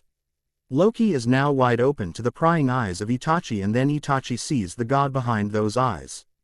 I came because I know you have the power to help me, Loki. I didn't come here for you to use you as a weapon. I came here because you're my friend. Loki doesn't know what to say, he doesn't know how to react. This is the second time Itachi says this and the god of mischief doesn't know how to answer to that. He feels dumbstruck and confused. He turns around and goes directly to the small kitchenette still trying to conceal any emotion that may have come to the surface. Would you like some tea? Itachi is caught off guard. He is expecting an answer instead it comes a tea invitation. He shrugs. It's cold outside. He still feels cold and his mind is a war zone. Yes, that would be nice. It is after a short meal with a heavy silence hanging over their heads that they resume their conversation. Loki has had enough time to think what to answer. He has enough time to consider all the options and their consequences. Finally he looks up and shakes his head. You came here claiming I'm your friend and acknowledging my powers. Itachi stares at Loki intently. You are correct in your assumption that I could help you in destroying your clan without so much of an effort from my part, but you're mistaken if you think your reasons are enough for me to destroy a whole clan. After a moment of silence Loki merely shakes his head. That's not me. Not anymore, anyway. Itachi doesn't ask about the not anymore comment. He knows there must be a pretty interesting story behind it, but for now he is more interested in Loki's answer. Then Loki turns to Itachi and shrugs. I guess you lost your time coming here. Not really. Itachi smiles and there is something strange about his smile making Loki wary of something. I'm glad I could count on you. I told you you're the only one who can help me save those who are innocent. You are quite the character, Uchiha Itachi. For some reason I feel played. Not all please. Itachi waves comfortingly, smiling easily. You say you won't help me kill my whole clan and I'm glad by it. Then help me save them. At least those who deserve to be saved and get rid of those who only want to see the shinobi world burn. Loki arches an eyebrow but waits for Itachi to continue, because maybe if you don't want to help me kill them, maybe you would help me save some of them. This time Loki feels his eyes narrow. Intrigue, he leans forward and lets his eyes pierce Itachi. Very well, you have my attention now.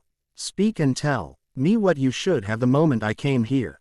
3 weeks later, when Loki goes back to Konoha he discovers something he thought impossible. Naruto is sick. Apparently the boy has been out playing with Sai and Shin all weekend. Even though there has been rain and a high amount of training from Naruto's part. But, by the expression Jiraiya is wearing, Loki knows something else must have happened. And for Naruto to be on his bed with a high fever and a terrible cough. The boy is happy to see Loki, as he always is, and Loki returns Naruto's smile with a tense one.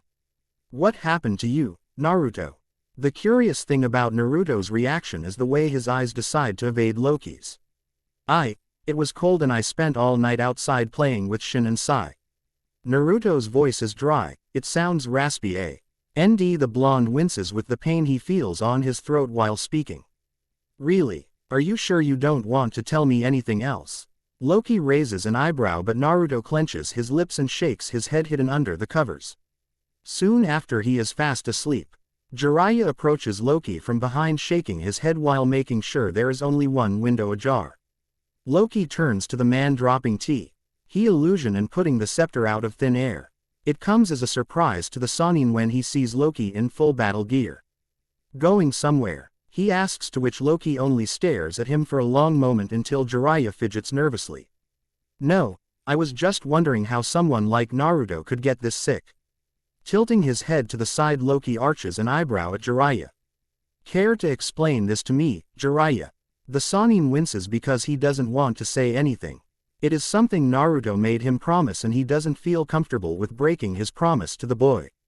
It's slightly complicated. Loki makes a sound of impatience and Jiraiya hurries to explain.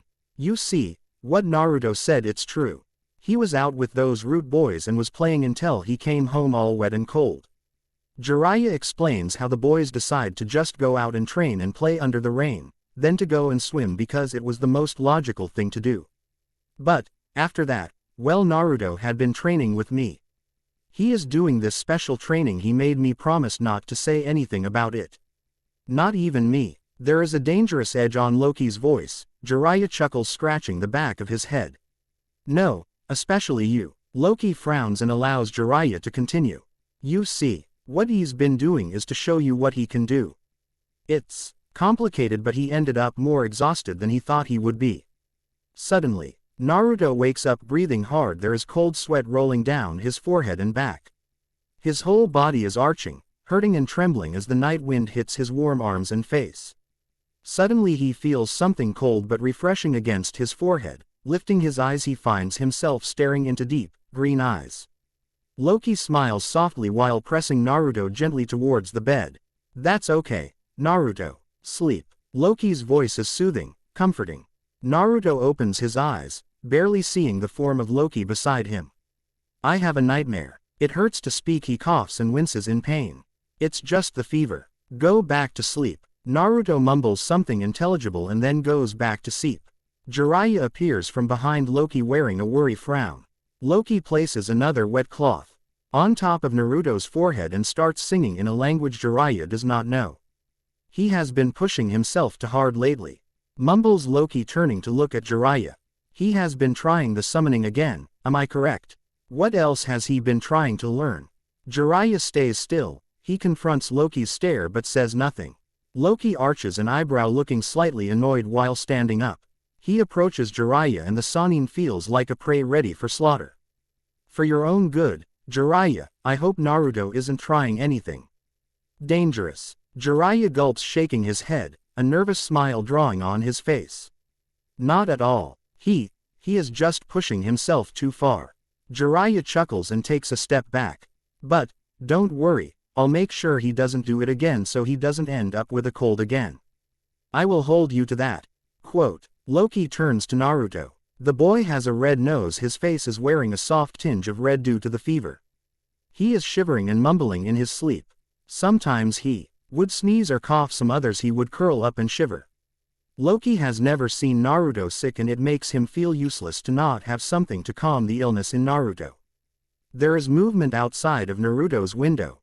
There on top of another building is a lone figure. It is standing on top of the ceiling, kneeling slightly with the light of the moon right behind it. Loki's green eyes focus on the figure and he knows it is time. Loki thinks about what's about to happen. He knows things won't be the same. He is about to reveal his real face in all his glory, no shape-shifting and not wearing others' faces. For this to happen, Loki is going to be Loki. He waves his hand and suddenly, without any warning, Jiraiya drops to the floor deeply asleep. Are you sure you have to do this? Itachi is beside Loki in the blink of an eye. He has worry marks on his face while his red eyes focus on Naruto. Believe it or not, Itachi, my strength is not what it used to be. Something is tampering with my power. At this, Loki closes his mouth and sits beside Naruto, placing his hand on the boy's stomach. This won't take long, and when this is over we both can go and take care of your clan. Itachi nods and steps aside, watching with certain fascination as those green eyes gleam in the darkened room, and the seal on Naruto's stomach is now visible to the Uchiha's eyes. Loki soon finds himself in a familiar setting. The sewer hasn't changed one bit, it is as it was all those months ago. He takes a few steps forward, hearing the echoes of his footsteps as he moves closer to the entrance. It doesn't take long, and the sight that greets him is something that brings a half smirk to his face. Well, look at this, a mighty creature defeated by a simple cold. The god of mischief approaches the cage with amusement written all over his face. The creature lifts his head and growls, annoyed but do nothing else. Go away, little god. The voice sounds strange, there is a slightly raspy tone in it, and it looks painful for the Kyuubi to even talk or try to remain as annoyed as he seems to be. Oh, and miss the chance to see this extraordinary scene. Never. The Kyuubi opens his mouth to growl and reply when a loud sneeze escapes him. He looks mortified, whereas Loki looks amused. I would rip you to pieces. Kurama sneezes again, lowering his head, conforming himself to glare at Loki. But I am not in the mood. Loki snorts, then proceeds to lean against the cage, raising an eyebrow and watching the pitiful sight in front of his eyes. Kurama's amber eyes move slowly to the scepter Loki is grabbing on his right hand. The blue gem is gleaming dangerously, and the Kyuubi's eyes open slightly in comprehension. No, you certainly aren't. Loki plays with the scepter, observing carefully while speaking. I didn't know Biju could get sick. We don't. The Kyuubi winces and lowers his head, narrowing his eyes at Loki. This idiotic child has more influence on me. It's embarrassing to have such a pitiful mortal affecting my being in such a way. Kurama growls but rests his head in a comfortable position to keep watching Loki and stop the pulsating headache. The god of mischief does not say anything but merely ponders about the Kyuubi's words.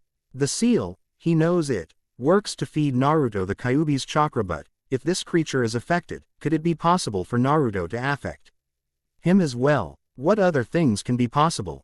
He will need to see the complete notes of Naruto's father after this is over.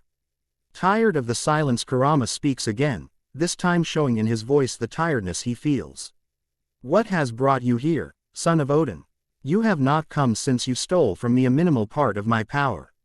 Then, as an afterthought, I hope you haven't come here to ask me to cure the boy, for I cannot fight against this mortal sickness. Besides, the boy just needs time to recover, it won't kill him.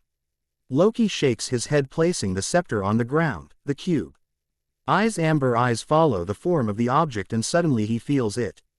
The small, invisible connection between the power of the god and his power. The Biju smirks, knowing exactly why Loki is there. No, I'm not here for that. I know Naruto will recover. He is just not used to this kind of affliction. Loki places his hand on top of the blue gem of the staff. No one can die from a cold. Well, you never know. I've heard some stories. How can you hear stories lock up here? Asks Loki, genuinely confused. Kurama growls but doesn't answer. Tell me quickly what you want and be over with it. I'm tired and want to sleep. Fair enough. Loki looks directly into Kurama's eyes and starts speaking. There's been some development. I need some of the power you can provide me. What? No stealing this time around. No, this time I thought more politely to ask first before doing so by force. If necessary. Loki speaks calmly with an undertone of warning on his voice. Kurama chuckles, swinging his tails back and forth.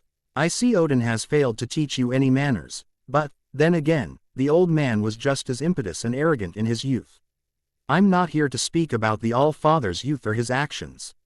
Loki replies with a strange look on his face. I'm here to take from you something I need. Kurama watches and sees there is something different in Loki. The first time he merely took it without so much as a long conversation.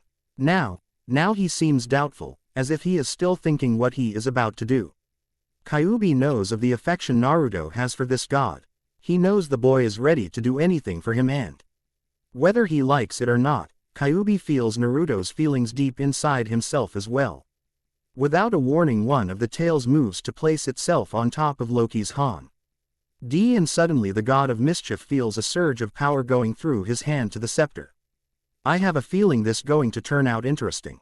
The Kyuubi smirks as Loki's eyes change from green to red.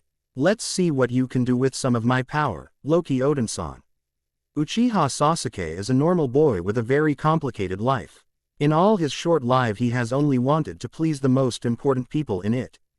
His big brother, Uchiha Itachi, and his father Uchiha Fugaku.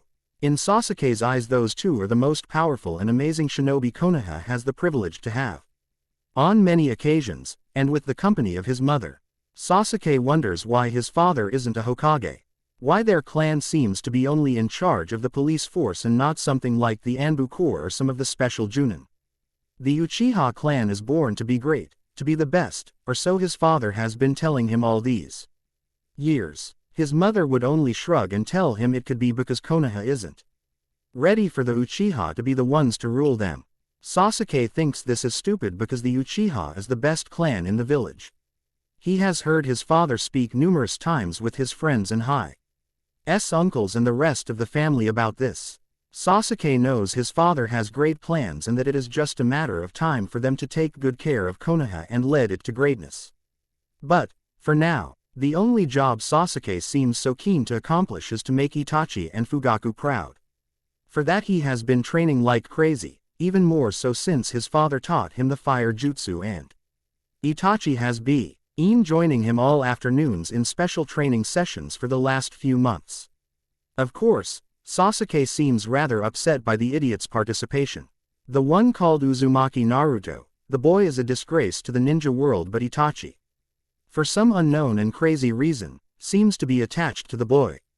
Well, not for too long. As soon as Sasuke shows them he is the better fighter, Itachi would, once more, return his complete attention to him.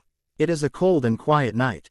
Sasuke walks late at night towards his district after an afternoon of training and spending some time of his own at the other side of the village.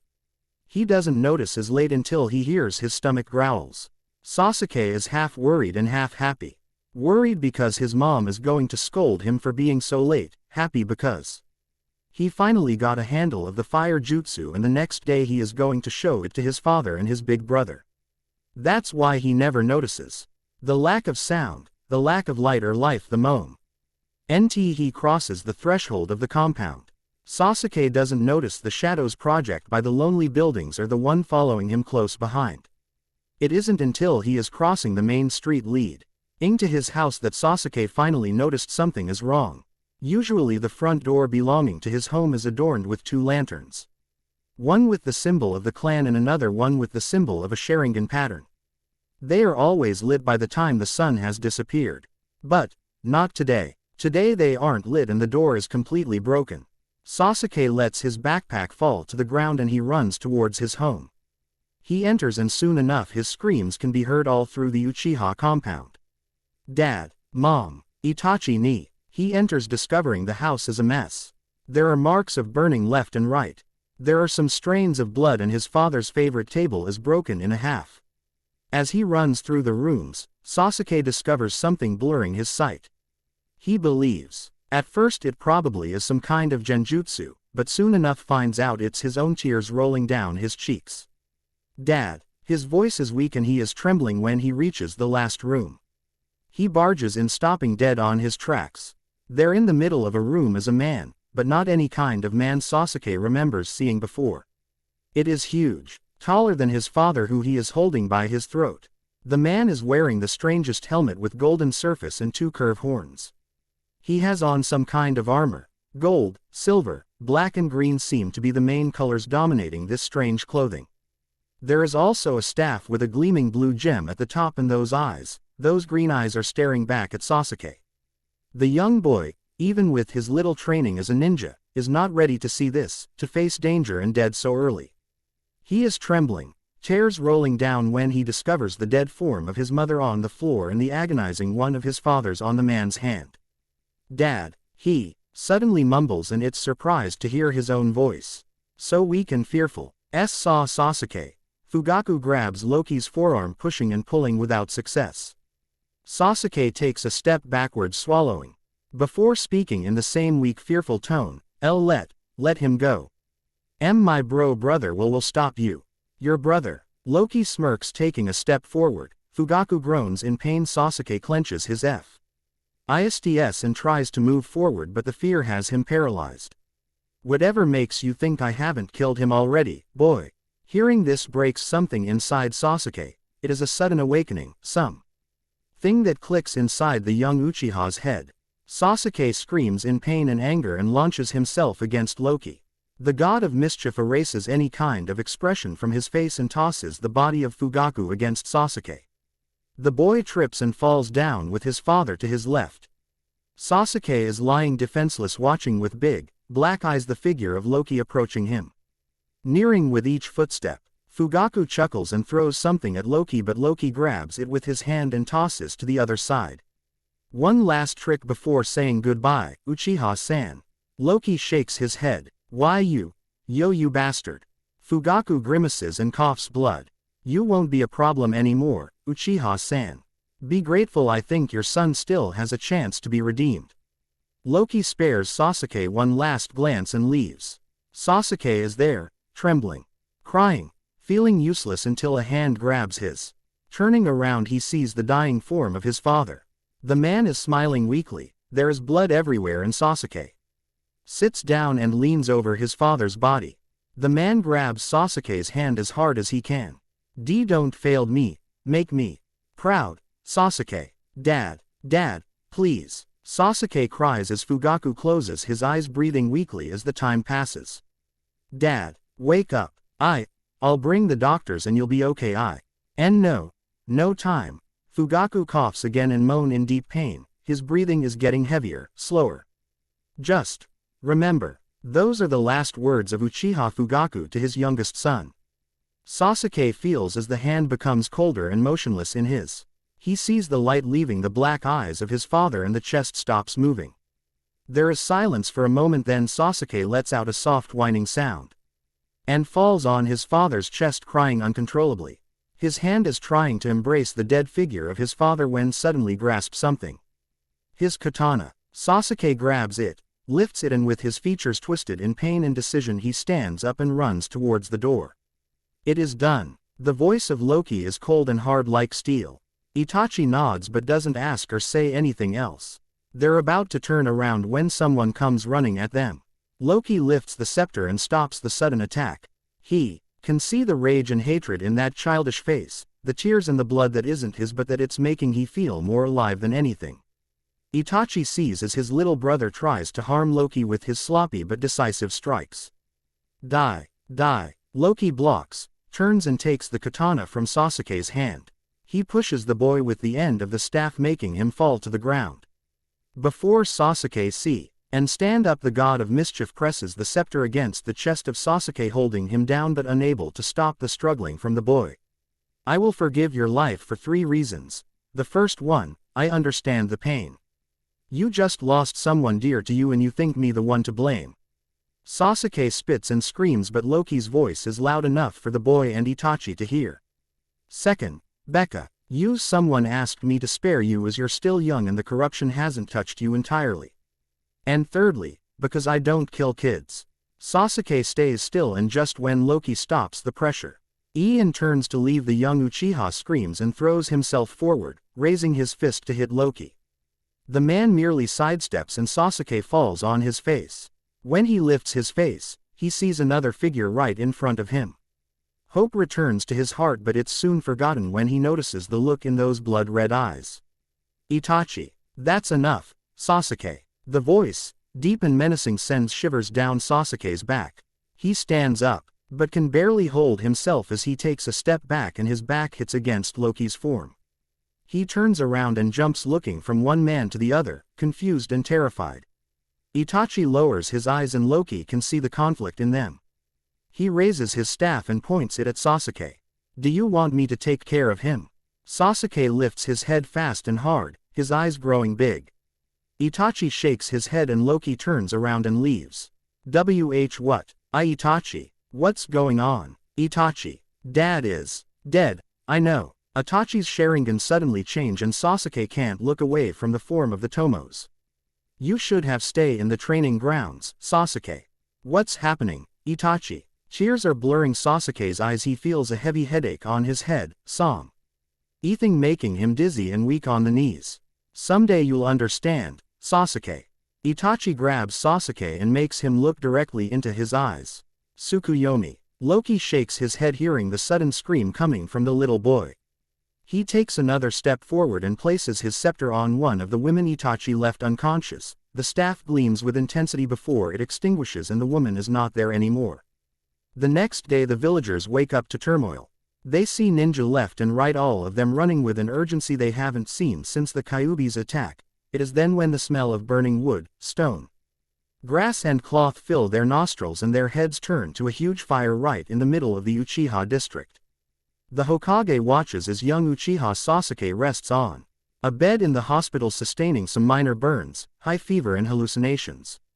The old man lowers his head, a sad expression crossing the aged facade while his hand closes tightly around the piece of paper left behind by one Uchiha Itachi. It is done. For the village, for my little brother. Remember your promise, Hokage-sama, for I shall not forget mine. And so, what do you think? Like it, hate it, do tell me, for I love to hear your comments. Well, right now I'm a little torn between posting another chapter with this same timeline or making a time skip and going directly to Naruto's graduation and the rest of the stuff I have in store for the story. Just so you know, the Shippuden part. That doesn't happen in Naruto's world. But, anyway, you can help me decide and I will gladly hear opinions from you guys. Thanks again and don't forget to review. The Growing Darkness. An new chapter. This one is made in a different format than the one I've been working with the last few chapters. Do tell me what you think and if you prefer the previous one. For now, read and enjoy. Part 2, Chapter 9, The Growing Darkness. The aftermath of the massacre was something no one expected, however. One could say the most surprised of them all were the elders of Konoha. It was pretty obvious what had happened to the Uchiha clan could not be ignored and couldn't be treated as a simple threat. His was a war declaration made to the village and its power. Whoever had done this was trying to send a message, that they could do this whenever they wanted. Danzo was the first one jumping in, trying to gather the most reliable source of information about the night in particular. The problem was, when he was ready to label Uchiha Itachi as the perpetrator, the few witnesses they could gather say something unexpected. He was strange. He had this huge helmet with horns, all gold and green. He just looked at me and suddenly I was unconscious. I don't know. I've never seen the guy before, but I've heard of him. Lie Smith. But the only one who could actually give some light to this matter was Sasuke, and even his answer was confusing and worrisome for Sarutobi and the rest of the elders.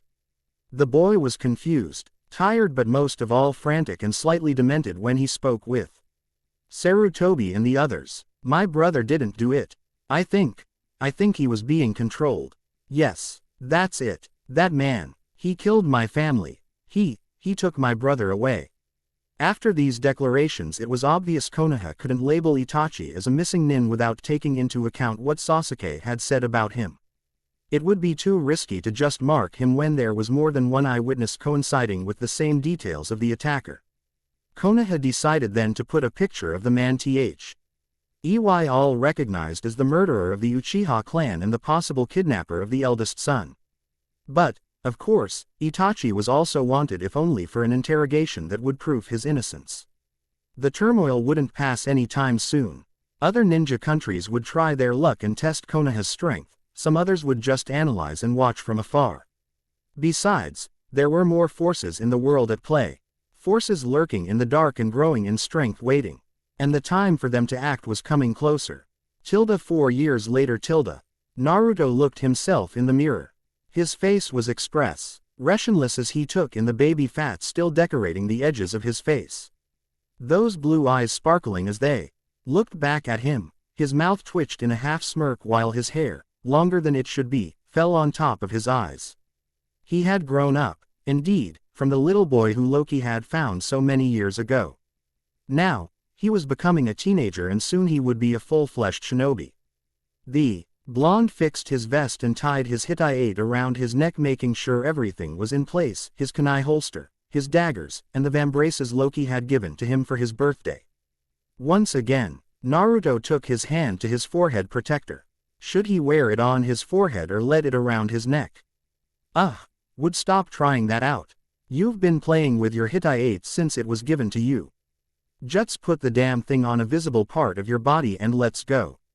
We're gonna be late. Again, pointed out Sai from the corner he had been reading. Shin was looking ready to drag Naruto by force, if necessary. Naruto turned around, flashing them a half smirk as he tapped the silver plate with his thumb as he, once again, changed it to place it around his forehead. Hey, I've to look good. Today we're officially shinobi. I'm a step ahead to become a hunter nin and then Hokage. You're a step ahead to stop being an idiot and probably become smarter than the average slug. Naruto glared at Sai, who dedicated him his best smile. Shin could only roll his eyes, for this was an old argument between them. No cool, Sai, no cool. Naruto shook his head while heading to the door. He placed his hand on the doorknob, stopping for just a moment. This new step he was about to give was filled with a meaning neither Sai nor Shin understood. Today, just as Loki had pointed it out, he was becoming an adult. He was reaching the portals of adulthood, in which case, Loki would give him two things: answers and training. Something he has been demanding since he found out Loki was behind the Uchiha massacre.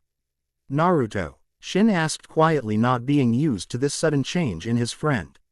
For Naruto was his friend. After all these years, the young man could feel it in his heart. Naruto had become someone important. Someone he was ready to protect and follow. Shin looked out of the corner of his eye as Sai frowned, focusing his attention on the blonde as well. What are we gonna do, Sai? What shall we tell Danzo-sama? How can we tell Naruto the truth without hurting him? Sorry. Naruto tilted his head, grinning foolishly at his friends. As just after we crossed this door, we're officially genin. I'm just excited. Well, if you continue this contemplation, we are not going to be anything. It's already past 9. Naruto and Shin turned to Sai, both wearing stunned expression, whereas Sai smiled calmly at them. What? Why didn't you say so? The both of them exclaimed, to which Sai shrugged. You didn't ask. Naruto was the first one out of the door, with Shin closed behind and Sai shaking his head. The morning in Konoha was suddenly interrupted by the trio running down the roads, passing through the streets and top of the buildings. Some people would move almost immediately. Why, fearing another prank from the three boys. Some others would look at them with anger and resentment in their faces. They were either victims of some of their pranks or victims of the Kyuubi. Then, here were others who would smile and wave at them. For some, Naruto and company were terrorists led by the demon boy. For others, they were mere pranksters, the best Konoha has seen since the Nadaime Hokage. Naruto, Shin, Sai, you're late. Yumino Iruka glared at the boys, indicating with his hand the 3 empty chairs at the end of the classroom. Many people would look at them, murmuring, while some of the girls would either smile or blush whenever Shin or Naruto would turn to them. Neji narrowed his eyes the moment Naruto turned to look at him. The blonde raised a hand and with 2 fingers he pointed first his eyes, then to Neji as a sign to show Naruto was watching him. The Hyuga frowned, snorting and returning his attention to Iruka. That Naruto, mumbled Tenten with an amused smile on his face. He is an idiot, was the only reply Neji had, to which Tenten merely snorted. If she were to guess, and she would never say it out loud, Neji considered Naruto his best friend forever. His only friend, actually. Naruto was the only mad cool enough to be near Neji and not being offended half the time by whatever Neji had to say. There was excited chatter all around the classroom. For a moment, Iruka waited for Naruto and company to sit before continuing with his speech. As I was saying before I was interrupted, Iruka focused his attention on the class, who went silent and turned their attention to their teacher. Today it is your last day as Academy students. I am really proud of all of you and I hope everything goes well for each one of you. Soon enough the whole class was back to being distracted. They started talking excitedly about the missions, about their teams, who would be their instructors, or how many dangerous missions would they get. Iruka could already feel the growing headache, which didn't improve one bit when he noticed Mizuki was sulking on his chair. Whatever had happened to the man? He really seemed worried and pissed at the same time. Iruka shrugged. It wasn't his problem after all. Shut up. The whole class went silent again, and to make sure his words were understood, Iruka turned his dark eyes to each one of his students. When Has was sure there would be no more interruptions, he cleared his throat and continued speaking. Okay, now, let's start with your genin teams. Iruka took a piece of paper from the desk. For a brief moment he noticed the strange look in Mizuki's eyes. A slightly gleam of blue and black. Iruka stopped for a moment, blinking to make sure he didn't see wrong, but then Mizuki's eyes were back to normal. Iruka shook his head, frowning. Well, let's start. For over 20 minutes Naruto spent his time watching carefully the gift Loki had given to him for his birthday. His fingertips touched reverently the soft surface of the blade while following the patterns of the unknown runes. Unknown to some, of course, for Loki had made sure Naruto would recognize them. He still feels butterflies on his stomach every time he read the words. Naruto Lokusen. Naruto couldn't help the smile appearing on his face. The dagger was so masterly crafted and the young boy could sense the magic humming through the blade and the hilt. However, and if Naruto were to be honest, the value of the dagger wasn't in the material or its own power. The real value lied on the person who gave it to him. Loki had told Naruto the dagger was a customary gift, something a father gives a son the moment he passed from childhood to adulthood. The young Uzumaki had a lot of fun making Loki squirm and tried to explain exactly what he meant by father, and how that involved him and Loki himself. Naruto also took way too much pleasure in the fact he was looking and behaving like Loki with each passing day. And the dagger, more than a ritual of adulthood and parenthood, was a symbol. A promise, a chance of a new family. Something Naruto took without thinking twice, even after all the terrible things he heard people whispering about Loki. Even after Loki himself told him some of those things were true. Team 10 Hyuga Neji, Rock Lee and Tenten. Your Junin instructor has made a guy. That brought Naruto back to the situation at hand. He turned around only to see the strange, sympathetic smile Iruka directed the newly formed Team 10. It seemed as if Neji and Tenten also noticed it, for them were glancing back at the other with dread in their eyes. Shin snickered while Sai snorted. Naruto turned to them, frowning slightly. He was about to ask about this reactions when he felt Iruka's eyes on him. Turning around, the blonde gave his teacher Hi's most charming and innocent smile, to which Iruka merely rolled his eyes. Finally, Team 11 is composed by Uzumaki Naruto, Shimura Sai and Shimura Shin. Your Junin instructor is Azuki Yugao. No soon had Iruka stopped talking than the room started its exited humming again. Iruka opened his mouth but in the end decided against it. Every single one of them joined their respective teammates talking animatedly about their oncoming meeting with their Junin instructors. It is such a shame, Naruto-kun. I was really looking forward to working with you. Naruto smiled at Lee, shrugging. I know, Lee, I know. It would have been awesome, the two of us becoming legends. Naruto wrapped his arm around Lee's shoulder, his free hand drawing an arch as he spoke. Lee and Naruto, the Awesamest team in Konoha. I don't think Awesamest is even a word, Uzumaki.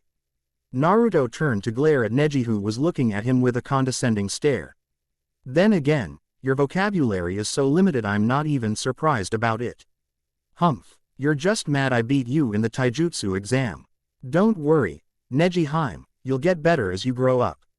Neji twitched, but soon enough he looked horrified as Naruto winked at him, blowing Neji a kiss. Tenten rolled her eyes. Lee was torn between being fascinated and confused. Shin laughed and Sai preferred to not get involved. Neji, apparently, didn't take lightly the comment and stood up, grabbing Naruto by his jacket and bringing the boy closer to his face. Naruto for his part smirked, still amused, and this only made Neji angrier. Oh Neji, here, in front of everyone. But, so soon? Naruto taunted. Neji felt his anger grow as he narrowed his eyes. There was something about Uzumaki that seemed to always thick him the wrong way. I'm going to fix that face of yours, Uzumaki. By now, the rest of the class was pretty much paying attention to the discussion. For them, Neji and Naruto were the source of the most epic battles. Well, Neji and Naruto and the last of the Uchiha. Perhaps, the only difference relied in the fact that whereas Neji and Naruto didn't have a fan club, the Uchiha boys seemed to have a bunch of rabid girls following him everywhere. This usually made those fights slightly annoying for some. Oh, what a youthful group of genin you have here, Iruka. The loud voice coming from a newcomer made the whole class turned around. There, dressed in a horrible green jumpsuit, was this man smiling brightly at the students while the rest of the Junin teachers eyed him with amused smiles. Now, tell me Iruka, which ones are going to become my dear students? Iruka smiled sympathetically at the group and Neji had a sinking feeling that today wasn't just going to be his day. Iruka waved to his students and stared directly at Neji, Tenten and Lee. Here is Team 10, Hyuga Neji, Rock Lee and Tenten. Tenten watched horrified the scene, Lee had tears in his eyes. Watching in admiration and Neji had this darkened expression when Maida Guy decided to introduce himself as. And I'm Konoha's sublime green beast of prey. Naruto winced placing his hand on Neji's shoulder. I'm so sorry, man. I really am. You'll pay for this later, Uzumaki. Was all Neji mumbled because he could see Naruto wasn't sorry at all and the blonde was enjoying this way too much. Just like that the rest of the teachers took their respective teams and Naruto was watching with some anxiety the door. Anytime now, their teacher was going to appear and then his life as a real ninja would start.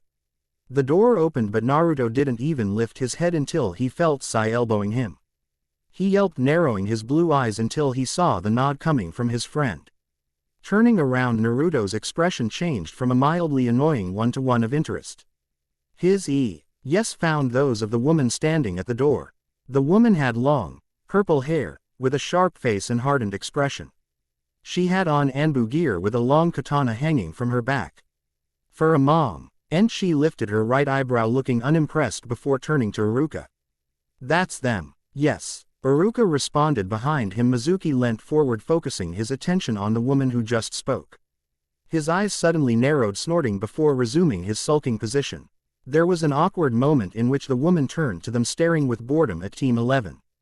Naruto tilted his head taking and the sudden change of the woman's expression. The hardened corners of her eyes, the coldness reflecting from those eyes, Naruto was already familiar with them. Eyes that spoke of thousand deaths, of harsh missions, of things young Uzumaki has yet to live. She had the same, old, eyes Itachi had. The woman was experienced and her stare, whether she knew it or not, was revealing this to Naruto. The W. Oman frowned looking from Naruto to Sai and then Shin. Very well, follow me. Her voice was pure command. She left the room soon after leaving Naruto and Shin blinking repeatedly for a couple of seconds. The three of them looked at each other with excitement and wonder in their expressions. Shrugging, Naruto stood up placing his dagger back on the holster inside his sleeve and moving to catch up with Yugao. Soon enough the trio found themselves in front of a heavy, metallic door, marked with black bold letters that read, Training Ground 72. The young woman stood up in front of the door, her yes examining the three young men in front of her. Naruto stared back at her, he felt anxious and curious. The woman didn't say anything and this only served to make Naruto slightly uncomfortable.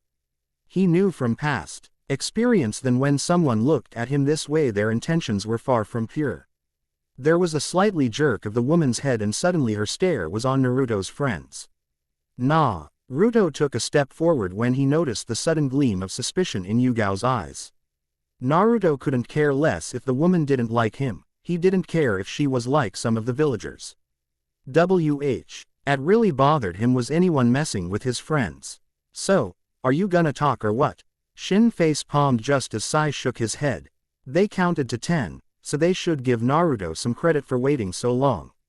Sai turned around and stepped away from Naruto. If the blonde was about to get hit for his insolence, Sai would prefer to not be in the near vicinity. He still remembered what happened last time he didn't move. Instead of answering with some form of violence, Yugao smirked with her eyes gleaming dangerously. Yugao discovered, in the little time she had known her future team, Uzumaki Naruto was pretty much like his mother. Outspoken, confident, a little rude, not afraid to voice what was on his mind and with little patience. Still, there was also much of his father in him. The looks were a sure giveaway but there was also that something he kept hidden in his mind. If it weren't for the way his eyes gave him away, Yugao would be sure the blonde was naive and a fool, but there was intelligence and slyness in there. In few words, Naruto was unpredictable. Uzumaki Naruto does what he wants and this little fact made him both dangerous and a great ninja. Impatient, I see. Yugao's smirk grew. Naruto narrowed his eyes unsure as to how to deal with her. Let's start then. My name is Azuki Yugao. I was a former Anbu captain but decided to give education of the younger generation a try. See if I can turn a bunch of punks in real ninja.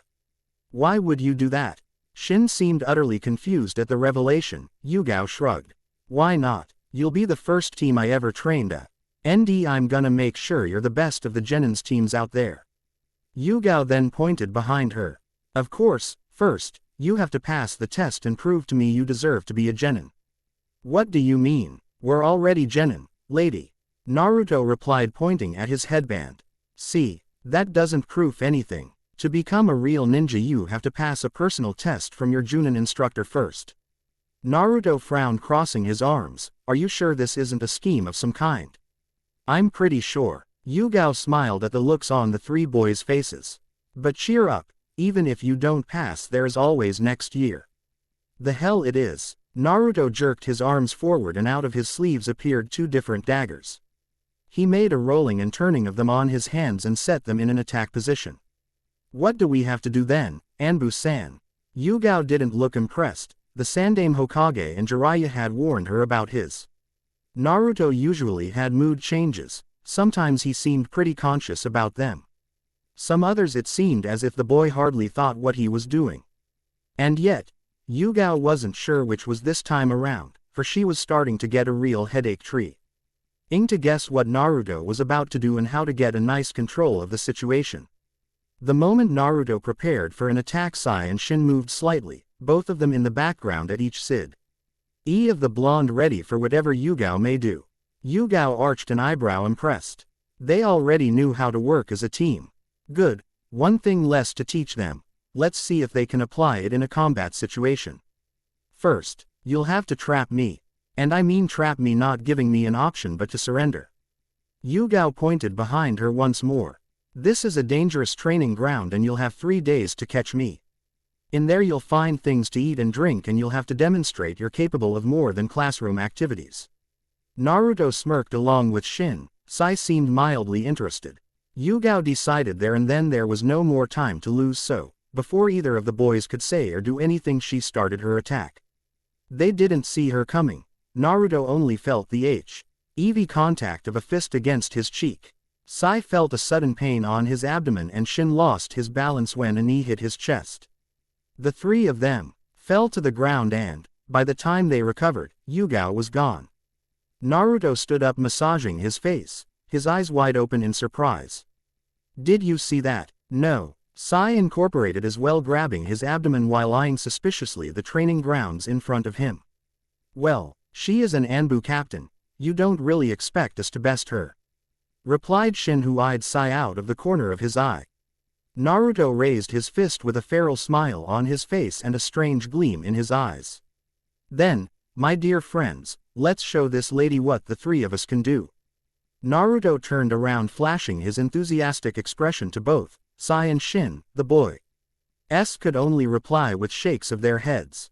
To victory. Naruto was gone in the blink of an eye. Sai and Shin watched him disappear inside the training grounds before turning to look at each other. Does he even understand what we have to do first? I don't think so. Naruto is usually doing things first, and then thinking them over. Shin shrugged, jumping up, standing on top of the railing.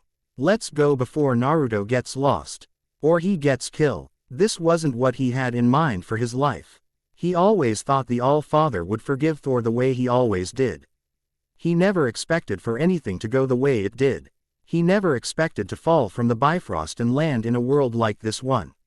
But, he did, and now he was spending his energy making this illusion possible. Loki felt the cold wetness of the drop of water hit his forehead. Once he looked up, the water started falling as the storm soon caught up with him.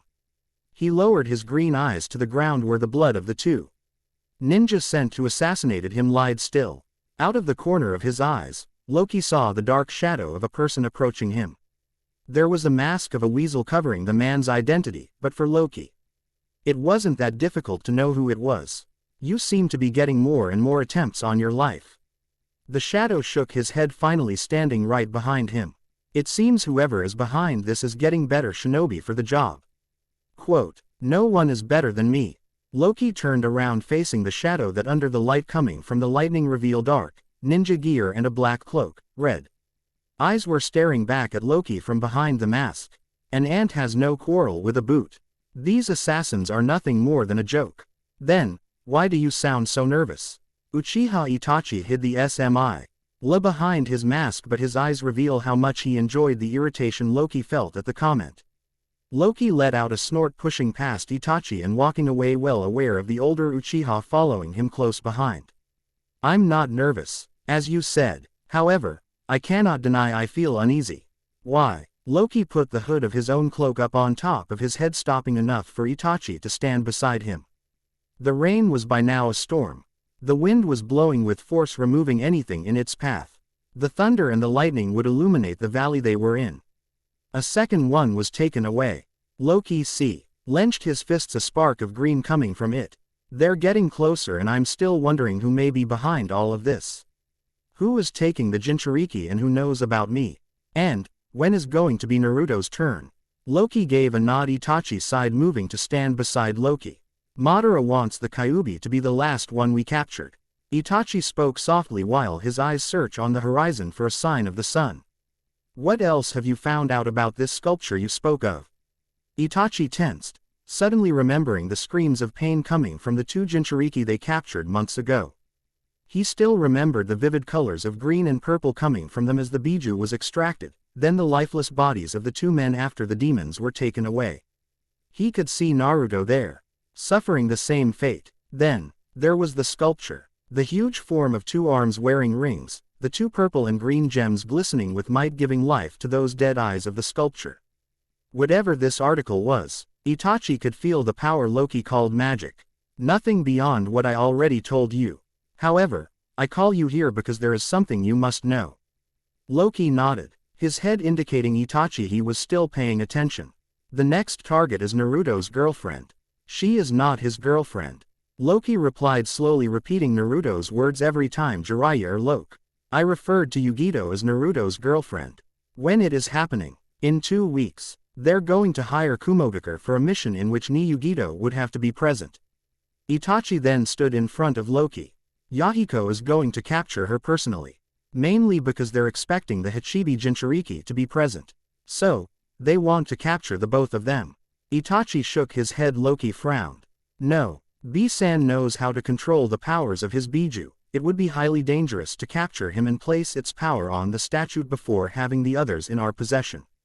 They still don't know which gem the Hachibi has inside. Exactly. There was a moment of silence in which Loki contemplated his options. He knew he would need to visit Naruto soon and arranged a meeting with Killer Bee. Loki felt a hand on his shoulder. When he turned around, he saw Itachi had taken his mask off and was looking at Loki with his Sharingan deactivated. Are you okay with this? Are you sure we should? Yes, I am. You should stop asking me the same thing over and over. Loki smiled and Itachi found it hard to return it. Are you okay? You seem tired. I am, but I'm okay. Once again Itachi put the mask on. Take care of them for me. Loki nodded his head. I will. I'll see you soon. Itachi waited until the illusion finally fell and he was back in the forest. There was no rain and not storm. His conversation with Loki had gone just the way he expected it. There was movement out of the corner of his eyes, but Itachi didn't need to turn to know who it was. So, tell me Itachi, did he believe you? Yes, he did. When Itachi turned around he found himself face to face with a masked man. One he was pretty familiar with by now. That's amazing. You do have the skills of a real liar, Itachi. I've heard there aren't enough people in the 9 realms capable of tricking the god of mischief. The man moved forward, placing a hand on Itachi's shoulder. He squeezed lightly and Itachi could see the glee in his red Sharingan eye. Soon, Itachi, our dreams would come true and we will finally have a world without wars, hatred and unnecessary sacrifices. Not for the first time. Itachi wondered who hid behind the mask and the name of Uchiha Madara. Who was really the man who has been planning the change of the shinobi world for over 15 years? Whatever the answer for that question was, Itachi knew he needed to be prepared to face this man. Itachi knew if there was anything standing in the way, this Uchiha Madara would do anything to take the world with him. Of that, Uchiha Itachi was completely sure. Let's go then. We need to prepare everything before we go against our next target. I thought you say you were a good tracker. Naruto didn't look up, keeping his tear on the ground while ignoring Sai's words. I never said I was a good tracker. I only said I was learning how to be a good tracker. Shin snorted and Sai looked genuinely concerned. So, you mean to tell me you're not as good as you claim to be and we may be lost? Naruto revised one last time the ground before lifting his head and looking directly into Sai's eyes. He was pretty serious with a doubtful expression that suddenly transformed into one of lack of concern. Yeah, pretty much. Naruto shrugged. Shin chuckled while Sai let himself fall on the ground, shaking his head. I knew it. Oh, come on. It's not that bad. A few meters away, in the highest tree, was Yugao resting her back against the trunk while listening to the trio. She smiled hearing the conversation between the three friends while thinking of her next step. So far the boys had shown her they knew what they were doing. Naruto, apparently, wasn't lying about his abilities as a tracker, something that didn't surprise Yugao that much, overall. If she took into account Naruto's dream was to become a hunter nin. Sai and Shin were actually the most difficult to figure out. There was no doubt in the woman's mind those two had been trained by Danzo prior and during their academy time. Their eyes were sharper than Naruto's and they seemed more aware of everything than the blonde. Apparently, Hokage-sama was right, Ho's kids were up to something and that something involved Uzumaki Naruto. Yugao stopped paying attention to the boys, her eyes lifted to look at the darkening sky. Tomorrow was the last day of the hunt. She better have a good night's sleep before facing them the next day. The morning came faster than she would have liked. Feeling the soft breeze of the morning brush her face, Yugao opened her eyes to stare at the tree in front of her. Something in the tree, something in the way the wind kept on caressing her face told Yugao there was something wrong that morning. Yugao stood up rather quickly, wondering just what had happened with her, even noticing. She took a few steps ahead only to feel a pair of eyes on her. The heavy glare made the hairs of her neck stand up and her body tensed, ready for action. Yugao smirked, impressed by how fast they had found her and trapped her. There were many things on her mind as she walked carefully, her hand at the ready near her kunai holster. The first thing he thought was about the ability of them to place a genjutsu. There was no denying the academy taught such techniques, but none of them were this advanced. Yugao couldn't even feel something was wrong. The second thing that made her think was, how and when did they find her? She made sure the three of them were fast asleep before leaving them and going to rest as well. She made sure they were a few kilometers away from each other. And yet, Jiraiya-sama was right. These kids were good and Yugao would do well in not underestimated them. Yugao stood up, resting her hand on a trunk and leaning to the side. She watched the empty road to the left, her eyes sweeping over the place before she jumped in and climbed up the tree, looking for some kind of exit, for some kind of response. Yugao could almost laugh as soon as he jumped, Naruto and Shin appeared from both her sides. Sai must be the one doing the genjutsu. Good, he can't fight then. Yugao put a kunai from her holster at an incredible speed, stopping just in time the weapon Shin had on his hand. She impulsed herself against Naruto's chest and put her weight on her arm, pushing Shin backwards and making him landed on the ground. Yugao smirked, standing on the trunk. But her smile soon disappeared as she saw three different Narutos coming at her. Bunshin. No, they looked too solid to be Bunshin, but impossible. Yugao didn't stay to find out if a mere genin was capable of using Kage Bunshin. She evaded the knee aim to her head and moved down to try and pin Shin to the ground. Shin wasn't there, however, and the woman soon found herself surrounded by at least 20 Narutos. I've got you. Yugao lifted her head in surprise just as the blonde boy fell on her. The moment Naruto wrapped his arms around the woman, she went off with a puff and white smoke. Naruto growled, laugh reaching his ear from his left side. Good, very good, but it's not enough. I'm still free. Yugao smiled cockily at the blonde, but her smile disappeared when another blonde appeared to her side, then another and another and another. The smile turned into a smirk. Shaking her head, Yugao went to disperse the Kage Bunshin with her sword, but the sword moved past them.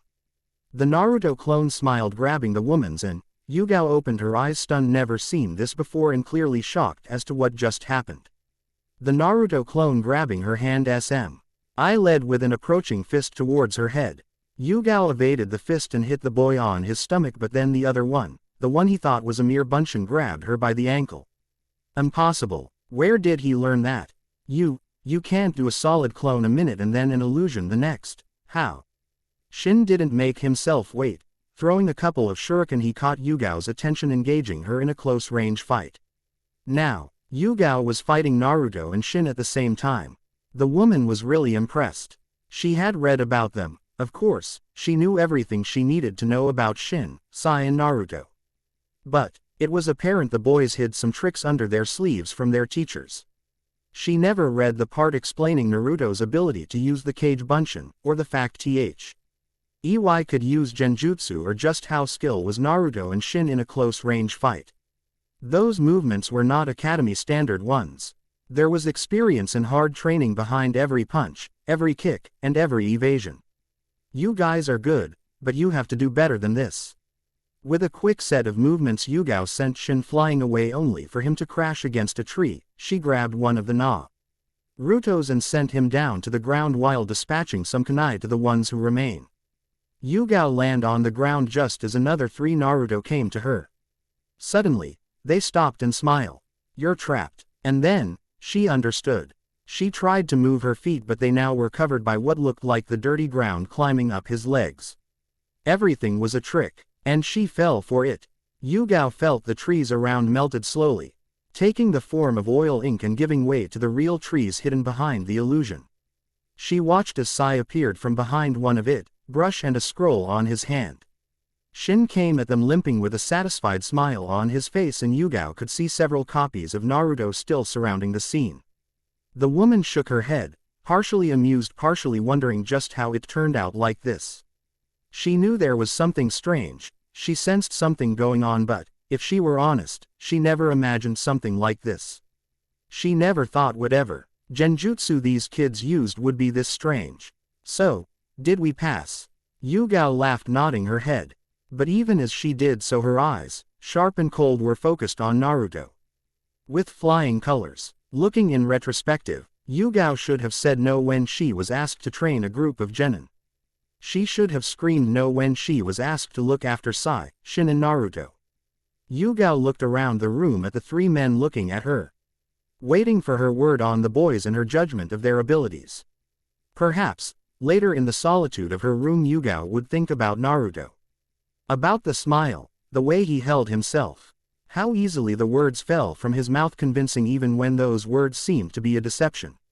Yugao believed him. She believed when he told her it was all Shin's idea. She believed him when he told her Sai was the one who came up with the idea of colored ink for his illusions. She believed him when he told her Jiraiya of the Sannin was the one who taught him the Kage Bunshin no Jutsu. Yugao merely believed him, even after her instinct told her not to. And now she has to say what she thought of them. Of the son and heir of the 4th Hokage, to the very same people who love him as if he was family. So, what can you tell us about them?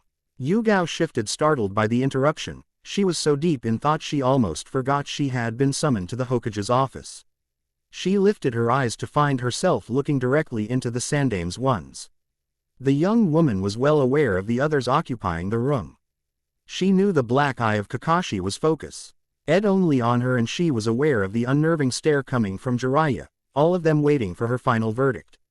Are these kids dangerous for Naruto? How far has Danzo gotten to them? Yugao remained silent, thinking over the question. Were Shin and Sai dangerous? Yes, they were. Pretty advanced for people their age. It was pretty obvious Danzo had bothered into teaching them some of his tricks. Were they dangerous for Naruto? No, they were blindingly loyal to the blonde. If anything, Naruto was the most dangerous of them all. Yugao knew, sort of less, what to expect from Shin and Sai. She was confused and lost when trying to figure Naruto out. They're good. There is no doubt in my mind Danzo trained them. Well, the Hokage shoot Jiraiya a worried glance, but Yugao noticed the lack of reaction from the Sannin. What about Naruto? Asked the man leaning in. Yugao shifted again, thinking carefully as to what she should say. He is good. No one told me he knew how to perform the Kage Bunshin. So that gave him a clear advantage in the test. Wait, he knows the Kage Bunshin. This time the question came from Kakashi, who seemed just as confused as the Sandame. Yugao turned her eyes to Jiraiya, but the man was showing no reaction. Yes, and I said he knows how to use it pretty well. Yugao shook her head. Why didn't you say anything, Jiraiya-sama? Jiraiya, you taught him that jutsu. Jiraiya shrugged. The kid has enough chakra to do so without any harm. Besides, he couldn't do a normal bunshin even if his life depends on it. Then, the Sannin turned to Yugao and the woman saw a glint of amusement. There. Tell me, on a scale of 1 to 10, how shocked were you at his proficiency with the technique? Yugao snorted, not liking to be taken for a fool or a newbie. The kid is good but not that much. He still needs a lot to learn. Oh, yes, I agree. Jiraiya smirked, making Yugao glared at the old man. So, I take it you were really impressed. I thought we were to discuss if those kids from Root were a threat to Naruto. Kakashi intervened, advancing towards the Hokage's desk. Personally, I don't like the fact Naruto is in the same genin team as them. I still think you should have given me the opportunity to take him as my student. No, that wouldn't be any good. You were chosen to try and help with Uchiha Sasuke's training as soon as he graduates the academy. Kakashi. The Hokage turned to stare at Kakashi as he spoke, his voice grave with command. Naruto's grades weren't spectacular but were enough for him to graduate. I couldn't postpone this and you know it. Kakashi lowered his head, frustrated, clenching his fist as he controlled his temper. This has always been a sensitive subject for them. In Kakashi's eyes he had the right to take the only son of his former teacher as his student. It was only right and the best way to return to Minato some of the things he gave Kakashi. If it is any consolation, Kakashi-senpai. Started Yugao Ma. King, the former Anbu captain, lifted his head to look at her. I think Naruto is going to be okay. He is not what you expected him to be. What do you mean? Asked Jiraiya, letting his eyelids droop a little. Yugao stared into the Sannin's eyes and suddenly she saw a glint of warning there. Yugao then turned her head, wondering just what the hell was really happening before answering. Naruto is art and I dare to say he is the best fighter of the three of them. This caught the Hokage and Kakashi by surprise, but not Jiraiya, whose lips curved upwards with the hint of a smirk. Besides, like I said, Shin and Sai had developed a sort of blind loyalty to Naruto. Whatever Danzo is planning is not going to work. Or at least, it would be more troublesome than he realizes. Yugao sighed relief once she left the Hokage building. Her eyes lifted to the sky to see the approaching afternoon. She took a step forward when a voice reached her from behind. What did you hide from Sarutobi-sensei and Kakashi, Yugao? The woman turned around to see Jiraiya right behind her. The woman glanced at the Sannin, feeling uneasy for a moment. Whatever you mean, Jiraiya-sama. I told you guys everything. Jiraiya raised an eyebrow at the informal talk. He turned his head left and right and then nodded towards Yugao. Follow me. The former Anbu hesitated for a moment, but, in the end, her curiosity won and she followed the man. They soon found themselves on top of the Hokage monument overseeing the village. No one is going to hear us here, so you can speak freely. Yugao wasn't sure what to think. Her heart was beating fast. She felt observed as if there was someone else there, but she realized it was probably the deep, penetrating stare Jiraiya was giving her. So, I know you were dying to say but I wasn't sure if you wanted to share it with Sensei, Kakashi, or me. Jiraiya spread his arms. I'm here, so, go ahead. Yugao frowned deep inside her. She knew there was something amiss in here. But, then again, Jiraiya was the one in charge of Naruto. He took it upon himself to look after the blonde and has been doing a decent job recently. I don't know what else can I say that I haven't already said. Started Yugao. She turned to look at the village as she spoke. Maybe, what is bothering me is the fact Naruto seems so advanced for his age. How good he really is when his grades and the general information I got of him told me something completely different. What do you mean? Yugao rolled her eyes. Undisciplined, rebel, average to low grades, Gutaijutsu, totally inexistent genjutsu abilities, average ninjutsu. Not pretty good with critic thinking or with a fast mind to formulate strategies. Numbered Yugao, lifting one finger each time she mentioned one. Only good for close range attacks and to be on the front as an attack force, not behind the action, planning and leading. I don't understand, where do you wanna go with this? Jiraiya-sama, today Naruto was behind everything. He was the one who planned everything, who put Sai and Shin in the right place, who gave them the strategy who. Do you have a proof of what are you saying? Yugao stopped talking, gaping at Jiraiya, who was looking seriously at her. Wait, what? Yugao said, confused. Proof that Naruto seems so adept and different as to how the reports from Iruka and Mizuki described him. Why? Ugao tilted her head and blinked several times. No, I don't. Then, why is it bothering you so much? Why even think about it? Yugao felt sick. She shook her head, opened her mouth but then closed it again. She looked over at Jiraiya, and the man, suddenly, smiled gently at her. Naruto is a good boy. He is smart and strong, as you said. Jiraiya turned around and waved to Yugao, leaving his loss. Words in the air for Yugao to think deeply in the meaning behind them. But, Naruto is also a ninja. Don't you ever forget it, Yugao. Jiraiya was very far away when a shadow appeared from behind him. What do you think about this? Yugao, is she any good? Jiraiya smirked, tilting his head so he could see Loki out of the corner of his eye. Yes, she is already figuring Naruto out. Don't worry, Naruto is in good hands. Where are you? Why do you hide? He ran with his heart beating fast inside his chest, sweat rolling down his forehead. He saw the path ahead of him, a path he didn't recognize. But his mind seemed to think it was familiar. The voice, raspy and deep, filled with malice and laughter, followed him everywhere he went. Why do you run? Why do you hide? There is no escape. You will be mine. There was a cold laughter sending shivers down his spine. He stopped and was facing a huge shadow in front of him, red eyes gleaming deeply in a smirk, a cold evil smirk. I would talk. Back what is mine, and you and that little god of yours will bow before me or perish in a bath of blood. He felt the cold contact of a claw, his head being imprisoned in a tight grasp, and a jolt of electricity and ice pressed his head, making him scream into the darkness. Naruto woke with a start. He felt a sudden headache, cold sweat falling down his forehead while his shirt seemed drenched in the very same sweat. He was breathing hard, feeling suddenly cold and tired, as if he had been running, like in the dream. Naruto lowered his head, trying to recall something about the dream. The face of his pursuer, where exactly was him, but the only thing he could remember was the sound of thunder and the coldness of the hand around his head. This was the 7th time he had the same dream in a month. Each time there was a different detail, a different setting, different people, but the voice was always the same, cold and deep, filled with power and soulless. Naruto frowned, standing up and making his way to the kitchen. He poured some water on a glass and drank all of it in one gulp. You look awful. Did you sleep well? Naruto turned around with a mixture of surprise and happiness on his face. Behind him was Loki, examining him carefully before placing his hand on the blonde's forehead. You don't have a fever. I'm pretty well, actually. Today we finished our 25th D rank mission.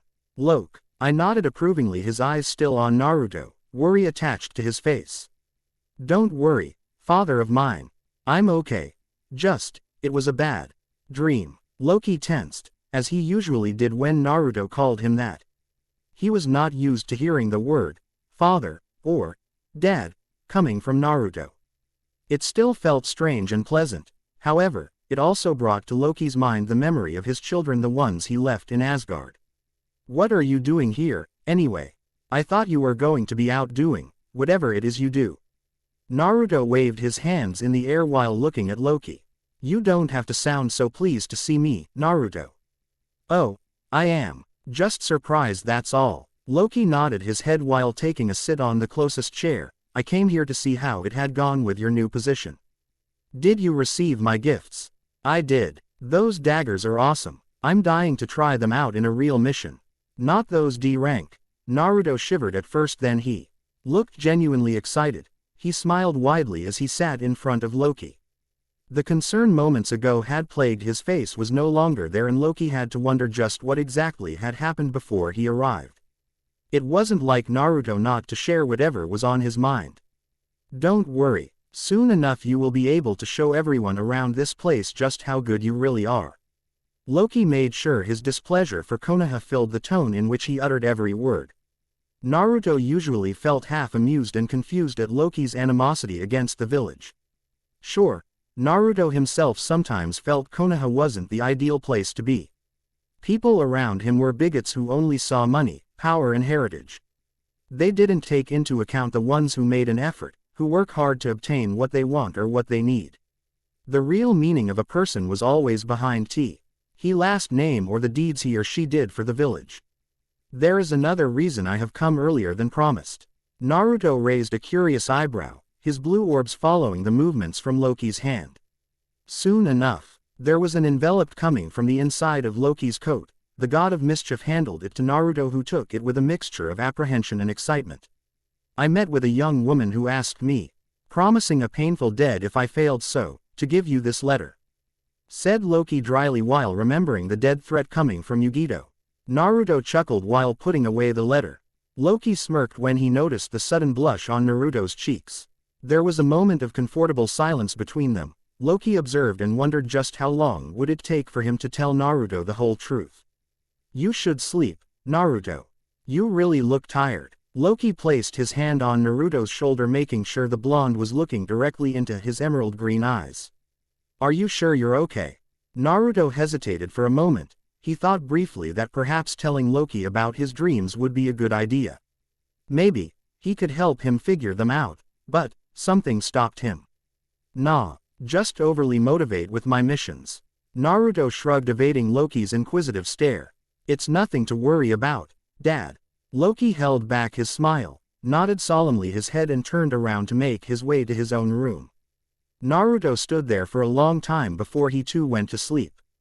Inside his room, Loki sighed, sitting on the bed with his elbows on his knees, holding his face down. Did you tell him? The voice of Itachi reached Loki's ears. He kept his face down, his green eyes glaring at the floor. Did it sound as if I told him anything? Itachi took off his mask and sat on the floor. Loki rolled his eyes, sighing, shaking his head. No, I didn't. I couldn't. You have to tell him. Soon, they will come for him and he needs to know. Itachi trailed off the moment Loki turned to him. He felt suddenly cold, pinned to his spot as a green light involved him. Do not dare to tell me what I should do with my own son, Itachi. Loki's voice changed at that moment. There was pain and anger there, and Itachi understood by the slip of Loki's tongue just how much this meant to the god. I'll deal with this when the time is right. For now, be ready. We must save Naruto's girlfriend before he finds out about the oncoming attack. Whatever happened to, she is not Naruto's girlfriend. Loki stood up, rolling his eyes. The moment had passed, but neither of them forgot what had just happened. Do you really believe there isn't any kind of sentiment there between them? No, both seemed smitten enough with each other for the girlfriend reference to work. The god of mischief placed a note on top of his bed before going over Itachi.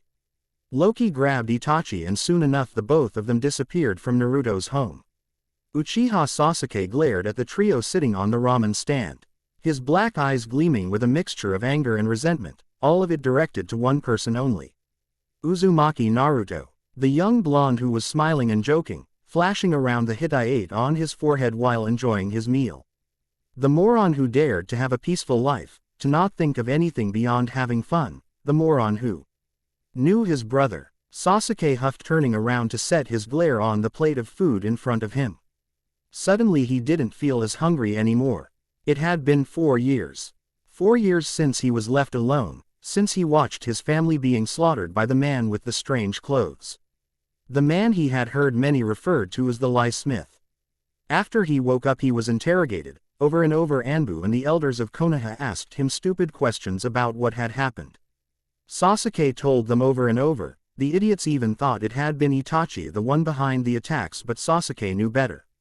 The chopsticks he had on his hand broke as Sasuke tightened his hold on them. Putting some money from his pocket, Sasuke threw it on the table and left the restaurant. He heard the voice of Naruto and the black-haired boy couldn't help but feel his resentment grow inside of him. He tried so hard to speak with the blonde after what happened. He tried to make him understand he needed to know whatever his brother may have tell him. Because of something Sasuke was completely sure. Uzumaki Naruto knew something. Itachi spent most of his time with him, so Uzumaki knew something. He had to. And Sasuke would always look for that one chance to make him speak. You look upset. Sasuke stopped suddenly. Startled by the sudden interruption, he turned to face the voice and found himself face to face with one of his academy teachers. Mizuki. The man smiled at Sasuke, lifting his face towards the direction Sasuke had come from. You don't seem so fond of young Naruto. Sasuke observed carefully at the man in front of him. Frowning, he tilted his head, not giving an answer for the moment. Mizuki smiled gently at Sasuke, a smile that didn't reach his eyes. I get it. You know, I don't like him myself. Sasuke lifted an eyebrow, mildly interested in what Mizuki was saying. The man was still staring ahead of him, frowning. Naruto is the kind of person that signifies a menace to everyone around him. Mizuki then shook his head and returned his attention to Sasuke. But the boy is pretty good. Given time, he would become a powerful ninja. I don't care. Sasuke narrowed his eyes. Why are you telling me all this? Mizuki made sure no one was around. He leaned in and whispered in Sasuke's ear. Because, if you want to find your brother or the man behind the slaughter of your clan, you will have to go after Uzumaki Naruto. Naruto turned around confused. He could swear someone was looking at him, but once he turned there was no one there. What is it? Shin turned as well, looking around before focusing on Naruto. I don't know. The blonde went back to their former conversation. It had been 2 weeks since they became official members of the Shinobi Corps of Konoha, and they were already bored out of their minds with the D missions, which was the reason why Yugao got them AC rank 1. Anyway, I'm just glad we got a chance to leave the village. Naruto took another sip from his bowl. Do you know where are they sending us? Nope, not a clue. But, since his AC rank mission, probably someplace that has dealings with us. Nothing too dangerous or far away. Not too far, indeed. Yugao appeared from behind her students, smiling as she sat down beside Sai. Yugao-sensei, are you going to tell us? Naruto blinked, battling his eyelashes, to which Yugao merely shook her head, amused. They're sending us to Sunagakure on an escorting mission. Naruto's eyes opened wide, gleaming with happiness. Really? Who are we escorting? A princess? Some important lord? Who? A scroll, replied Yugao, stealing food from her students' bowls. Naruto looked confused. Shin and Sai narrowed their eyes. A scroll, repeated Shin. You mean, they're sending us on a mailing mission? We're going to be postmen. Sai commented with his voice low and filled with confusion. Yugao winked at her students and nodded. That's right. But, cheer up, if it serves as any consolation. The Hokage wrote the official letter and needs us to take it to Sunagakure promptly. But, started Naruto. Yugao raised an eyebrow at him, challenging him to speak back at her. Unless you want to keep chasing after Tora the cat. No, the three of them answer at the same time. Yugao smirked and ruffled each one of their heads. That's the attitude. Go home, rest and be ready at 4 am on the eastern gate. Yugao left, leaving her students wondering for a moment. Then after a prolonged silence, Sai spoke first. Wait, Suna is to the other side. This is so going to be a long walk. And this is it. What do you think? Some things would be explained in the next chapters, but if you have any doubts you can go ahead and ask me. Hope you like this chapter, and I would really appreciate the comments, critics and opinions. The monsters our parents warned us about. Chapter 10. The monsters our parents warned us about. Fate had a strange way to play its cards. It not always happened the way we expected it to play. It never played the game in a fair fashion. We usually fell for its tricks, and our lives end up in turmoil of emotions and circumstances that we needed to overcome. Sometimes these situations are fair, some others they're not. This was one of such times. The mission to Suna had been a success. Yugao didn't have to worry much when she took her team inside the foreign city. Strange as it may be, Naruto and the others behaved according to their rank and enjoyed the exotic scenery that was Sunagakure with a curious and open mind. The only thing worth mentioning was the strange meeting between Naruto and the youngest son of the Kazekage, Gaara. Yugao knew, because of the reports, that the redhead was the carrier of one of the Biju. This worried her, as she didn't know how an encounter between Biju would bring. She found herself quite relieved when Naruto didn't react in any alarming way. Still, the redhead observed Naruto in a strange, almost puzzling way, a familiar glint that had put Yugao nervous and made her move the blonde out of the young boy's sight. As far as anyone knew, Naruto knew nothing about the Kyuubi and it being sealed inside of him. Once outside the city of sand, Yugao felt even more relief and allowed her students to roam freely ahead of her. If she had known something would happen, she would have never chosen the long way back to Konoha nor let them get away from her sight. It happened on the second day of them returning home. The sky was gray, threatening with storm and lightning. The wind was not blowing, which in itself was strange, but Yugao was slightly distracted by the sound of Naruto's laugh. She felt her lips quirked upwards. Already used to her students' antics, she never felt, not even since the sudden explosion that sent her and the genin flying away, all of them hit square on their sides by the blast. It was a complete surprise for all the presents. As soon as the explosion reached them, Yugao felt the presence of powerful ninja around them. The fight was ferocious and the young woman tried to stand up to see what was happening. Naruto didn't know what happened. One minute he was joking and talking with Sai and Shin, and the next he felt an unexplained pain on his side, the deafening sound of an explosion on his ears right after he hit his back against a tree. He moaned in pain, opening his eyes to see something impossible. He could recognize Yugito wherever he went. He recognized her purple hair, her slender body, the length of her hair, the blue and silver of her clothes, and there she was, resting her weight on one leg, breathing hard with blood rolling down her forehead and her left arm hanging in a strange position. But there was something different, something he didn't recognize on her. It was a purple-ish cloak, a kind of strange energy covering her completely with two tails forming behind her back. Yugito, he said, incorporating. Her name escaped his lips, and at that moment the young girl turned around in complete and sincere surprise.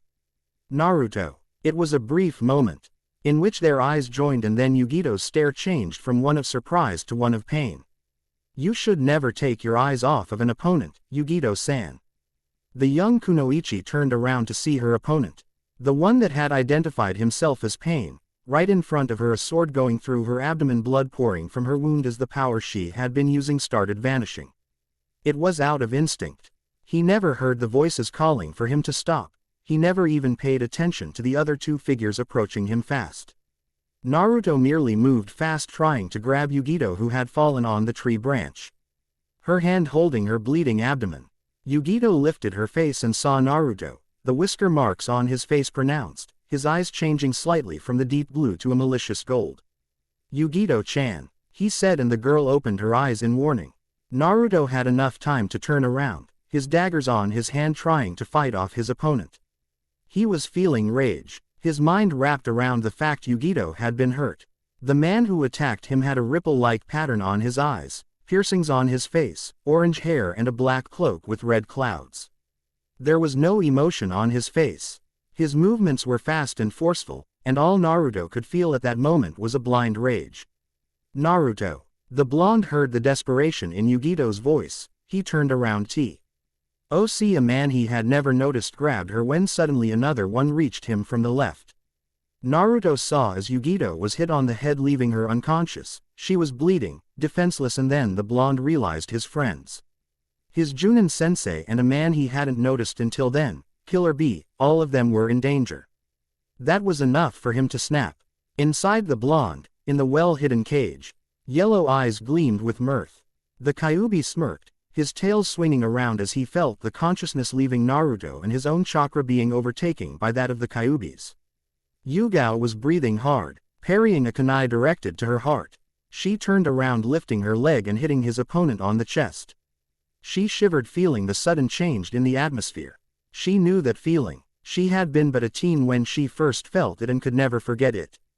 Naruto. The name of the blonde left her lips as she turned around and saw, with growing horror, how Naruto was being taken by a red cloak of chakra, and two tails started growing behind his back. Loki wasn't expecting this. Not so soon. He moved quickly, running along with Jiraiya as they approached the growing heaviness in the atmosphere. He was ready to save Yugito, if not for himself, for Naruto. But he never thought Naruto would cross the same path Akatsuki, Yugito and B would be facing each other.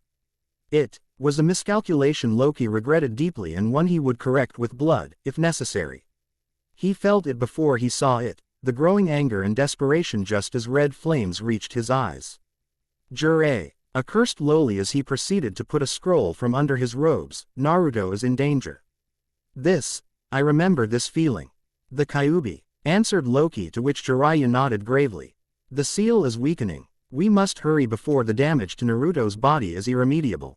As Jiraiya spoke, Loki let his armor wear itself on him, the scepter gleaming blue and green on his right hand and his emerald eyes. Growing cold as they approached the fight, wearing Thor's face, Loki took upon himself his brother's ferocious battle expression. It didn't take them long. As soon as they arrived they saw the complete mess this situation was.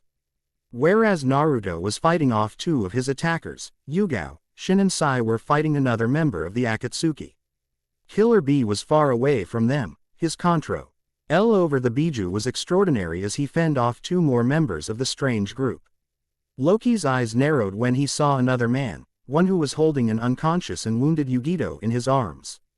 With a single nod of his head, Jiraiya understood his part in the situation while Loki moved to rescue the young girl.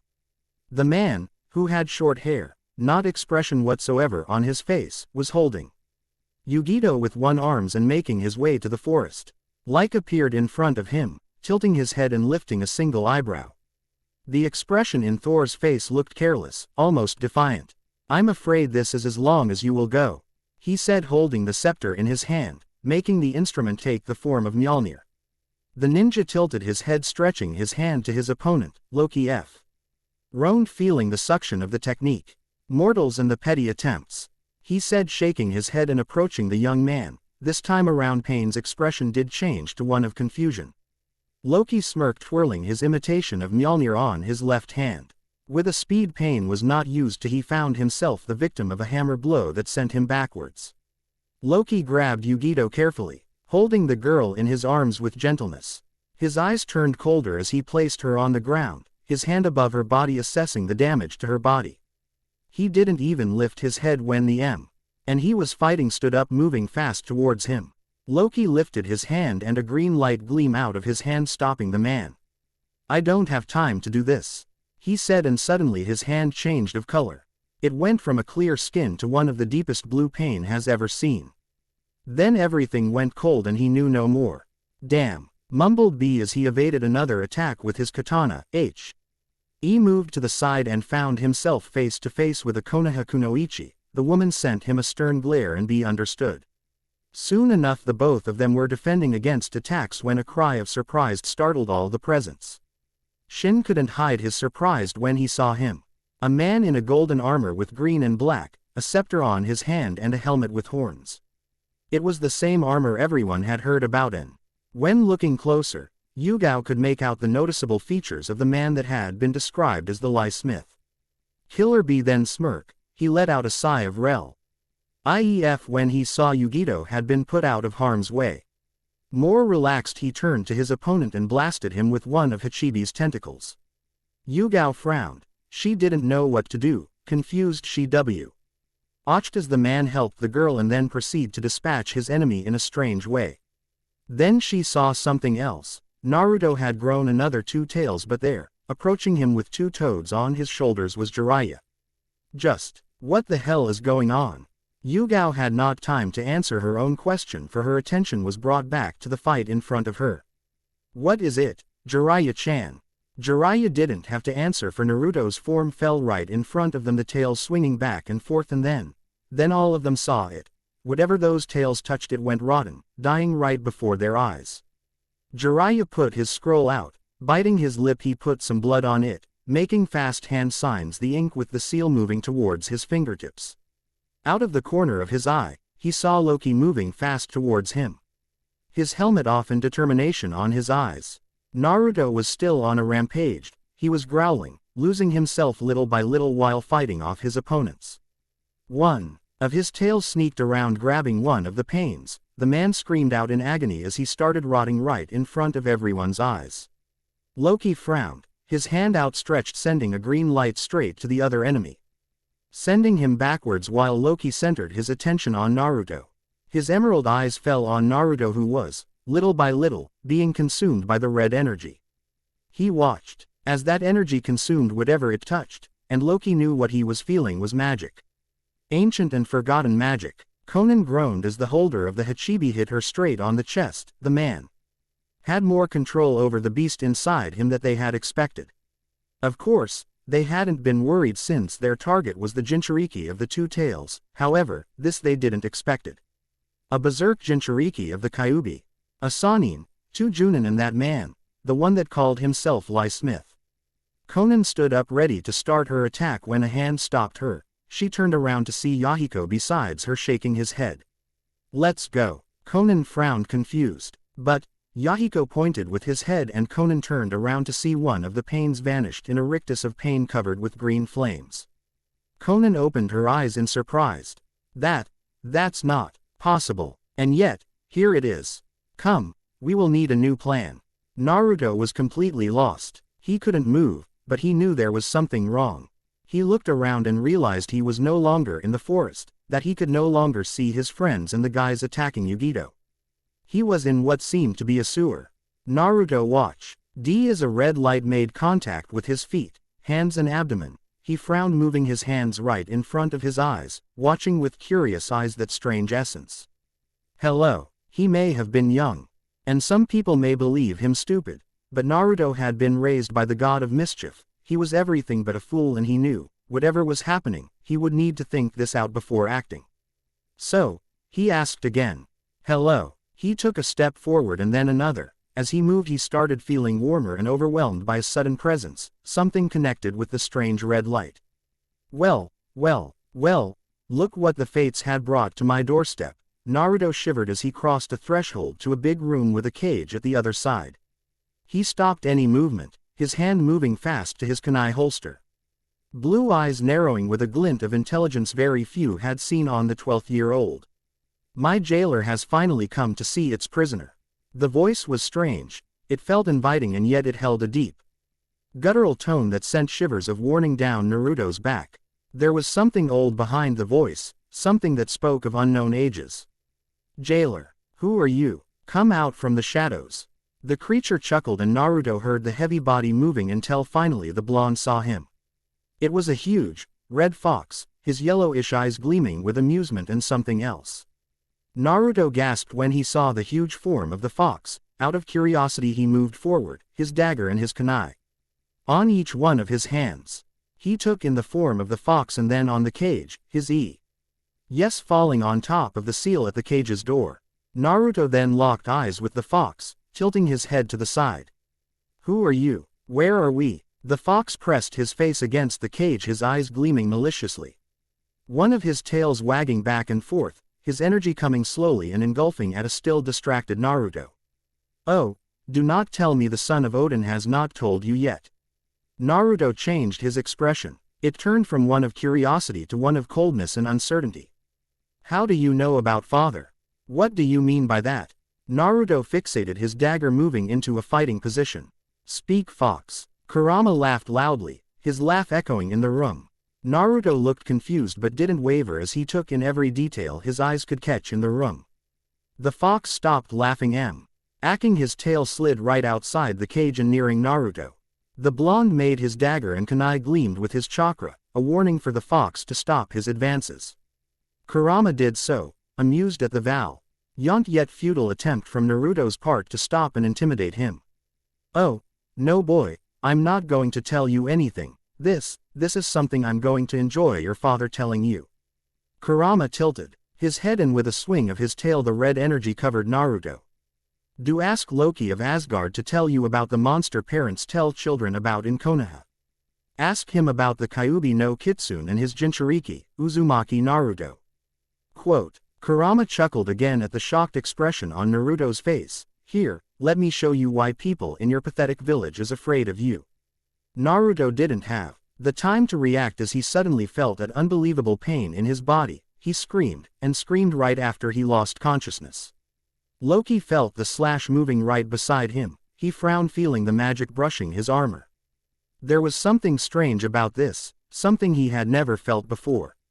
His green eyes lifted to see Naruto engulfed in the red energy, his eyes devoid of any sign of intelligence or understanding. Right now, he was mindless, being dominated by his emotions. Naruto. Naruto, listen to me. Loki stepped forward. He tilted his head and realized the attention of the blonde was on him. Loki could observe the change in the blonde. There was not a single sign that Naruto recognized him. Loki felt a lump on his throat, and for a second he felt lost. This was the first time Naruto watched him without any emotions in his eyes. He didn't wear the happiness or fondness he used to wear every time he saw the god of mischief. And this fact hurt Loki in ways he never thought possible. Naruto, listen to me. I need you to hear my voice, concentrate. Do not let this thing dominate you. The Crimson Naruto growled and launched himself forward. Loki narrowed his eyes, evading the attack, barely missing another brush from the red magic. The green eyes drifted for a moment and observed as Jiraiya got ready. It was brief, but the movement of the head didn't go unnoticed by Loki, who understood it was time. He stretched his hand and his own magic hit Naruto on the chest. The blonde screamed out in pain, turning wildly ready to attack again. Loki opened up his hand, green light form ropes that tied around Naruto's limbs. The blonde growled loudly, trying to free his hands, struggling against the bonds. Jiraiya, Loki called out to the Sannin, who jumped to join Loki, passing to him a piece of paper with strange markings on it. Okay, on 3. 1, 2, 3, both. Loki and Jiraiya ran towards Naruto. Loki stepped on the trunk, jumping behind the blonde and placing the seal on his back. On the same spot, Jiraiya was placing his fingertips of the seal on Naruto's abdomen. Naruto screamed out. Loki jumped backwards, watching his hand with a frown still on his features. He had gone inside Naruto before. He had seen what lied inside him, but never before had he felt this kind of power. This magic was different, as if something had activated a different trigger. Loki observed with worried eyes the screaming boy, who, little by little, let go of the red magic and started recovering his own colors and his own form. Naruto gasped, his eyes closing, falling down. Loki grabbed at him, gently touching his forehead and mumbling soft words in a language Jiraiya didn't know. Loki placed Naruto on the ground, his lips curling up the moment he felt the cold still of a sword against his neck. Jiraiya glanced at the person behind Loki. Naruto's teammates had come forward, each one of them surrounding Loki but eyeing Jiraiya with suspicion. B had Yugito in his arms, the young girl sleeping, paled and still hurt after the attack. Everything was a complete chaos. Loki chuckled. Chaos was his specialty. Yugao, put that katana down, said Jiraiya, scowling at the young woman. You have to be kidding me, Jiraiya-sama. Do you know who this guy is? The one who just saved all your lives, replied Jiraiya, signaling Naruto and then Yugito and B. No, he is the man that murdered the Uchiha clan. B raised an eyebrow, approaching the Konoha group. His eyes, covered by the black glasses, drifted from Naruto then to Loki. The man smiled, shaking his head. Thor-san, I don't know what happened or how did you find out, but thank you, said B, ignoring the Konoha ninja and placing Yugito down near where Naruto lied unconscious. Loki shrugged. It's a long story, but I couldn't allow Akatsuki to take Yugito-san. Naruto would never forgive me. Yugao gasped when the man in front of her disappeared, only to appear behind her. She was shocked when it was her, the one feeling the cold blade against her neck. Shin and Sai fainted forward, but a twirl of Loki's hand made them sit on the ground. Both of them, startled, tried to stand up only to obtain the same result. Please, Yugito-san, my intentions are, well, let's just say I have come here to prevent some programmed deaths and not to execute them. Yugao looked out of the corner of her eye, the mocking smile on adorning the face of the Asgardian. You are a murderer, she spat, then turned her eyes to Jiraiya. And you are an accomplice. I didn't know about the massacre until right after it happened, replied Jiraiya, who kneeled down and started examining Naruto. If I had known something, well, there was nothing I could have done actually. Yugao went to speak when the blade pressed harder against her skin. Please, Yugao-san, everything has an explanation. However, right now my priority is Naruto's and Yugito's well-being. If you insist on being a problem, then I will feel inclined to deal with you accordingly. Yugao was a seasoned fighter. She had started her career as a ninja at a very young age. She had made her way up the different positions with determination and ability. She was good. She was excellent at what she did. She wasn't part of the Anbu for nothing, and she hadn't been a hunter nin just for nothing either. She had faced many enemies. Death had been right in front of her on several occasions. But this was the first time she felt a primal fear inside her. It wasn't the fact she had a knife on her throat, or the man behind her. It was his voice. There was something different in his voice. And suddenly, Yugao felt herself agreeing. She gulped humiliate. She turned around and her eyes locked with those belonging to the man Jiraiya seemed to know pretty well. His emerald eyes were cold, sharp with a strange intelligence in them. "Who are you?" she asked, to which Loki merely gave her a half smirk. The man then turned around and his whole demeanor changed. He became soft and warm. His hands maneuvered swiftly. There was a green light coming from his fingertips with his hands mapping out Naruto's body. Loki started whispering the enchantments he had learnt from Ire back when he was T18, eager to please and to make his father proud. Loki buried his thoughts, focusing his energy in trying to find everything was normal in Naruto. He is okay but tired. He feels weak, so he would probably sleep until tomorrow. Jiraiya shrugged, eyeing Yugao. "We don't have to hurry. We can explain, Sensei. I found you guys and we got delay," he said, shrugging. Shin and Sai eyed each other. Sai was frowning, wondering just what exactly was happening. "Jiraiya-sama, look, Yugao." Jiraiya silenced her. "The truth is, after what you have witnessed, well, you and your team would have to promise to be quieted about everything." You are asking us to commit treason?" asked Sai, puzzled. "Treason? No, I'm asking you to be good friends and teachers and don't tell anything for Naruto's sake." Oki ignored the conversation, focusing his attention on Yugito. B stood beside them with his arms crossed. "So, you're the infamous Lie Smith. The one who murdered the whole Uchiha clan?" Loki snorted, with his hands drifting around Yugito's body. "You could say that, but you're also Thor, Naruto's father." Loki tensed up. Taking a deep breath, hearing those words made his blood boil. "As a matter of speaking, yes, I am." B nodded, shrugging. "How is she?" Loki frowned, centering his attention on the wound made by the sword. "She is badly wounded. Not only did they pierce her with a blade, but whatever they were trying to do affect her body. She is tired and would need a long rest." B sat down, letting out a heavy sigh. "We've heard about them. Akatsuki. We never thought they would dare approach me or Yugito, since we seem to be the only Jinchuriki capable of manipulating the Biju. Akatsuki thought she would be vulnerable. They sent their best people to try and capture her." Aid Loki finishing his healing on the young woman, he lifted his face to look at B. "They will attack again, and next time they may be successful. Losing Yugito would destroy Naruto." "I didn't know Naruto was a Jinchuriki." Loki snorted. "Yes, you knew it. If not because someone told you, then because your own demon must have told you about it." B tilted his head, trying to read Loki but incapable to do so. In the end he shrugged and nodded. "You're right." Yugao watched Loki, then turned to Jiraiya. The Sannin shrugged before speaking. "If you doubt him, it's okay. But don't question his loyalty and affection towards Naruto." Loki turned around, sitting on the ground. "Jiraiya is quite right, Yugao-san. Naruto is the only one holding me back from either erasing your memories or just killing you. Why don't we set a fire and prepare for the night? This too won't move until tomorrow morning." Yugao clenched her fists, glaring daggers at the black-haired man. Jiraiya shook his head before asking Shin and Sai to help him out. B merely watched. This was something his brother would be pretty interested in knowing about. Naruto woke up to a peculiar scene. He was sweating with the images of the past still fresh in his mind.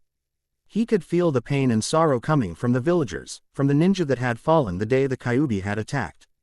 His hand went right towards his abdomen, the place where the fourth Hokage had placed the seal. His eyes stung with unshed tears. The voice filled with hatred coming from some villagers, the comments he had overheard, the rejection and the looks, everything made sense now. "Naruto." Yugito approached him with an uncertain look on her face. Her eyes took in the blonde falling on the headband he was wearing on his forehead. Naruto stared at her, giving the girl a weak smile. "Yugito-chan, you're okay." He stood up. Yugito returned the smile, nodding. "Your father healed me." Naruto tensed up. Lifting his blue eyes, he found those of Loki looking back at him. He clenched his jaw realizing Loki was there in front of his teammates and Yugao, as well as Yugito and B. The god of mischief felt his lips quirked up in half-smile, a smile that didn't reach his eyes. Naruto took a step forward watching as Shin evaded his stare, as Sai looked at him intently. He realized Yugao had a worried semblance, and Yugito along with B were looking at him knowingly. The blonde shook his head and stood in front of Loki, clenching his teeth, turning his head to the side. "Why didn't you tell me? Naruto." Yugao took a step forward but Naruto lifted his head with tears in his eyes and anger written all over his face. "Why didn't you tell me?"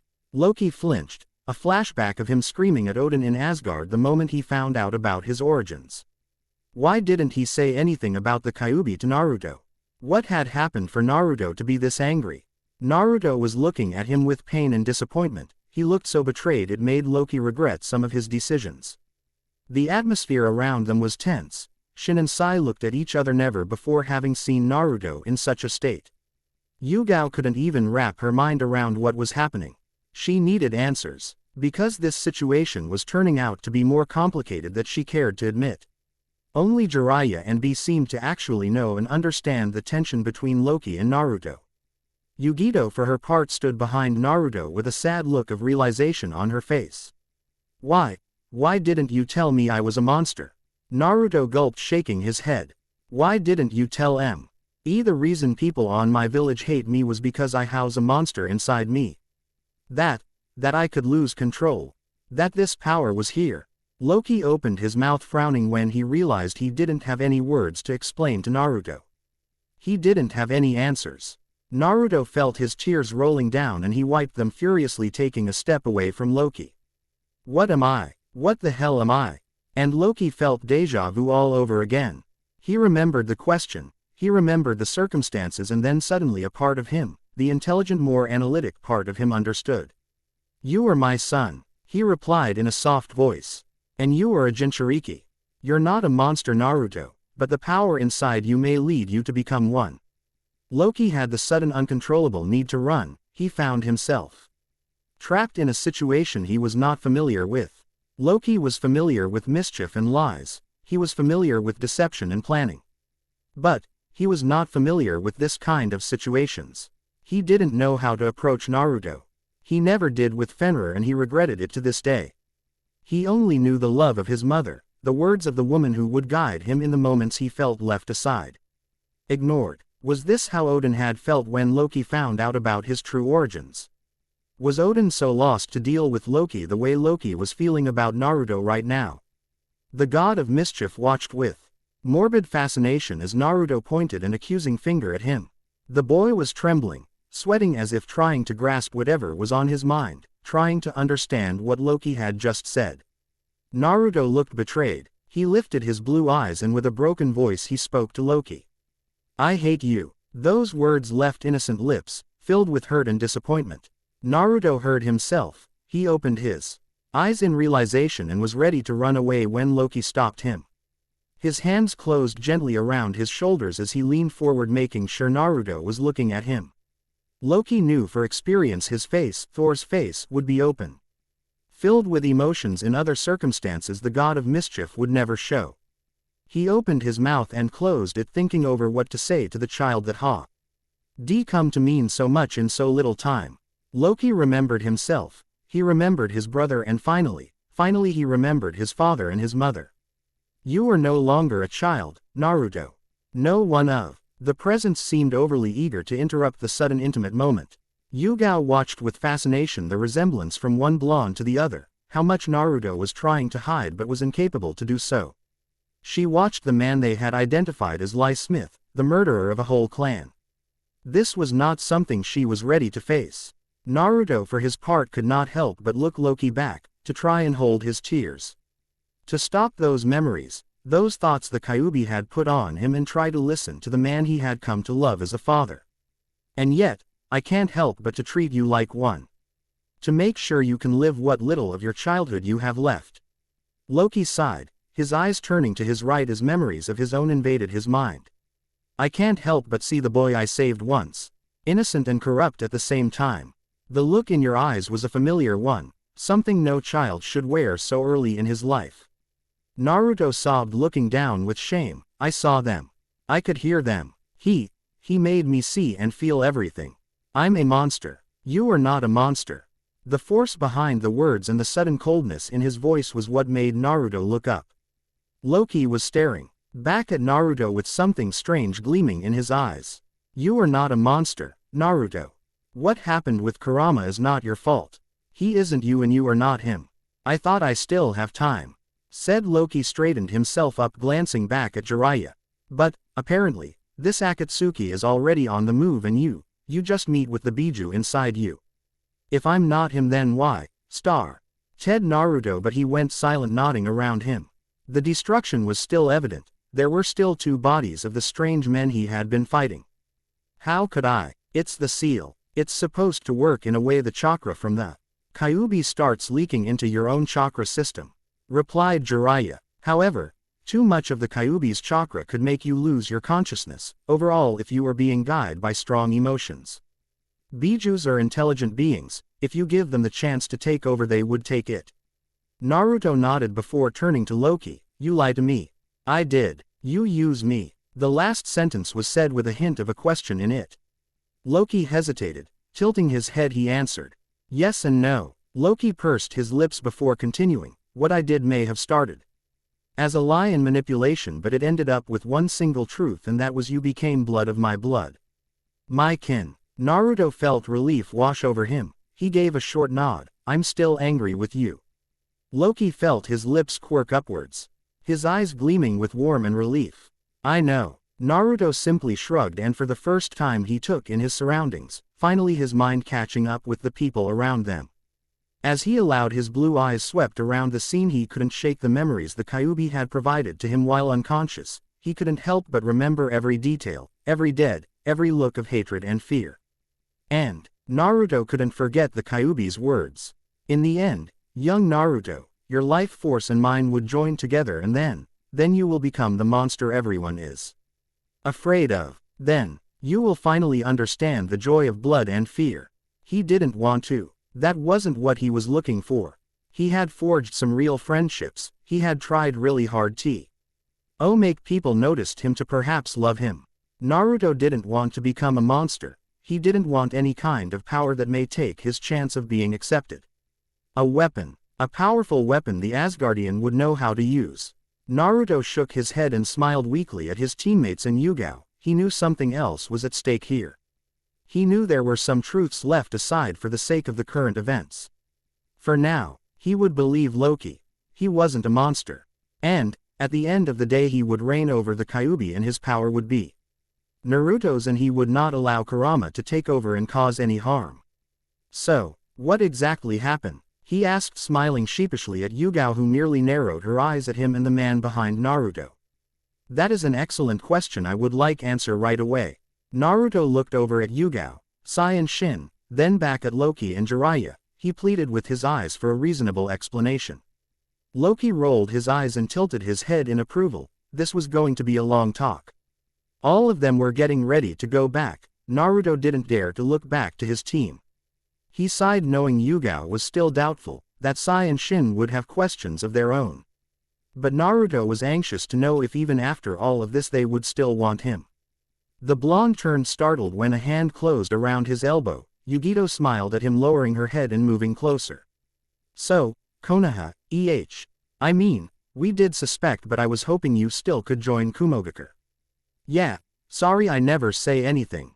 Naruto grinned at the young girl in front of him. But, well, at least I can't stop talking in so much riddles. How is your arm? Yugito looked at her bandaged arm, shrugging. Healing. Nibi would make sure I'm completely healed by the time we get home. Naruto nodded, still trying to process the fact he and Yugito were Jinchuriki, trying to process everything that had happened. He tilted his head, looking at Yugito. I think I'm going to be watched pretty closely from now on, so we will see each other sooner than you think, Naruto, said the girl shyly. Don't worry, I think it's better if you fix whatever mess you seem to be in. What do you mean we will see each other sooner? Yugao opened her eyes, surprised. Well, in 8 months is going to be the Chunin exam, in Konoha, actually. Aren't you participating? It was supposed to be a secret. Mumbled Yugao, irritated. She eyed the girl suspiciously. They didn't need to know that yet, so I can consider their participation. Wait, what? The Chunin exams. We're participating in the Chunin exams. Naruto seemed excited at the prospect. It had been almost a year since they became genin. To make the exam would speed up their formation. I said I was considering it, Naruto. I'm still not sure yet. Not after this last days. Yugao's sound severed. She lifted an eyebrow when the blonde seemed ready to argue, but Naruto thought better of it. Say goodbye and be ready, we're leaving. Naruto looked downcast, knowing he would have some serious talking to do once he was back in Konoha. He lifted his eyes and found looking into Yugito's ones. The girl smiled shyly at him before leaning in and kissing him on the cheek. Don't worry, I know you will come up with something to convince her. Naruto gave a goofy smile at the young woman, nodding his head. Then we will see each other in 8 months. And then I'll kick your ass to show you just how good I gotten. Naruto chuckled, crossing his arms. We'll see. Until next time, Yugito-chan. Until next time, Naruto-kun. Loke. I watched from afar with a tiny smile decorating his features. He then turned his green eyes to the Konoha group, feeling wary. They had spoken, explained some basic things. They hadn't convinced Yuga. Oh, but at least the woman had agreed to remain silent. For now. Loki knew this wouldn't last, not with the imminent threat coming from Akatsuki. The god of mischief knew he had to think something up, and soon. Because he had a really bad feeling about what was happening next. And I'm back. Live has been a real pain in the ass, but hopefully now I can continue my stories. This chapter, however, is not beta ed yet, so I apologize if you have to suffer my grammar and spelling. I promise to fix it as soon as I can. For now, I hope you enjoyed it and do tell me what you think.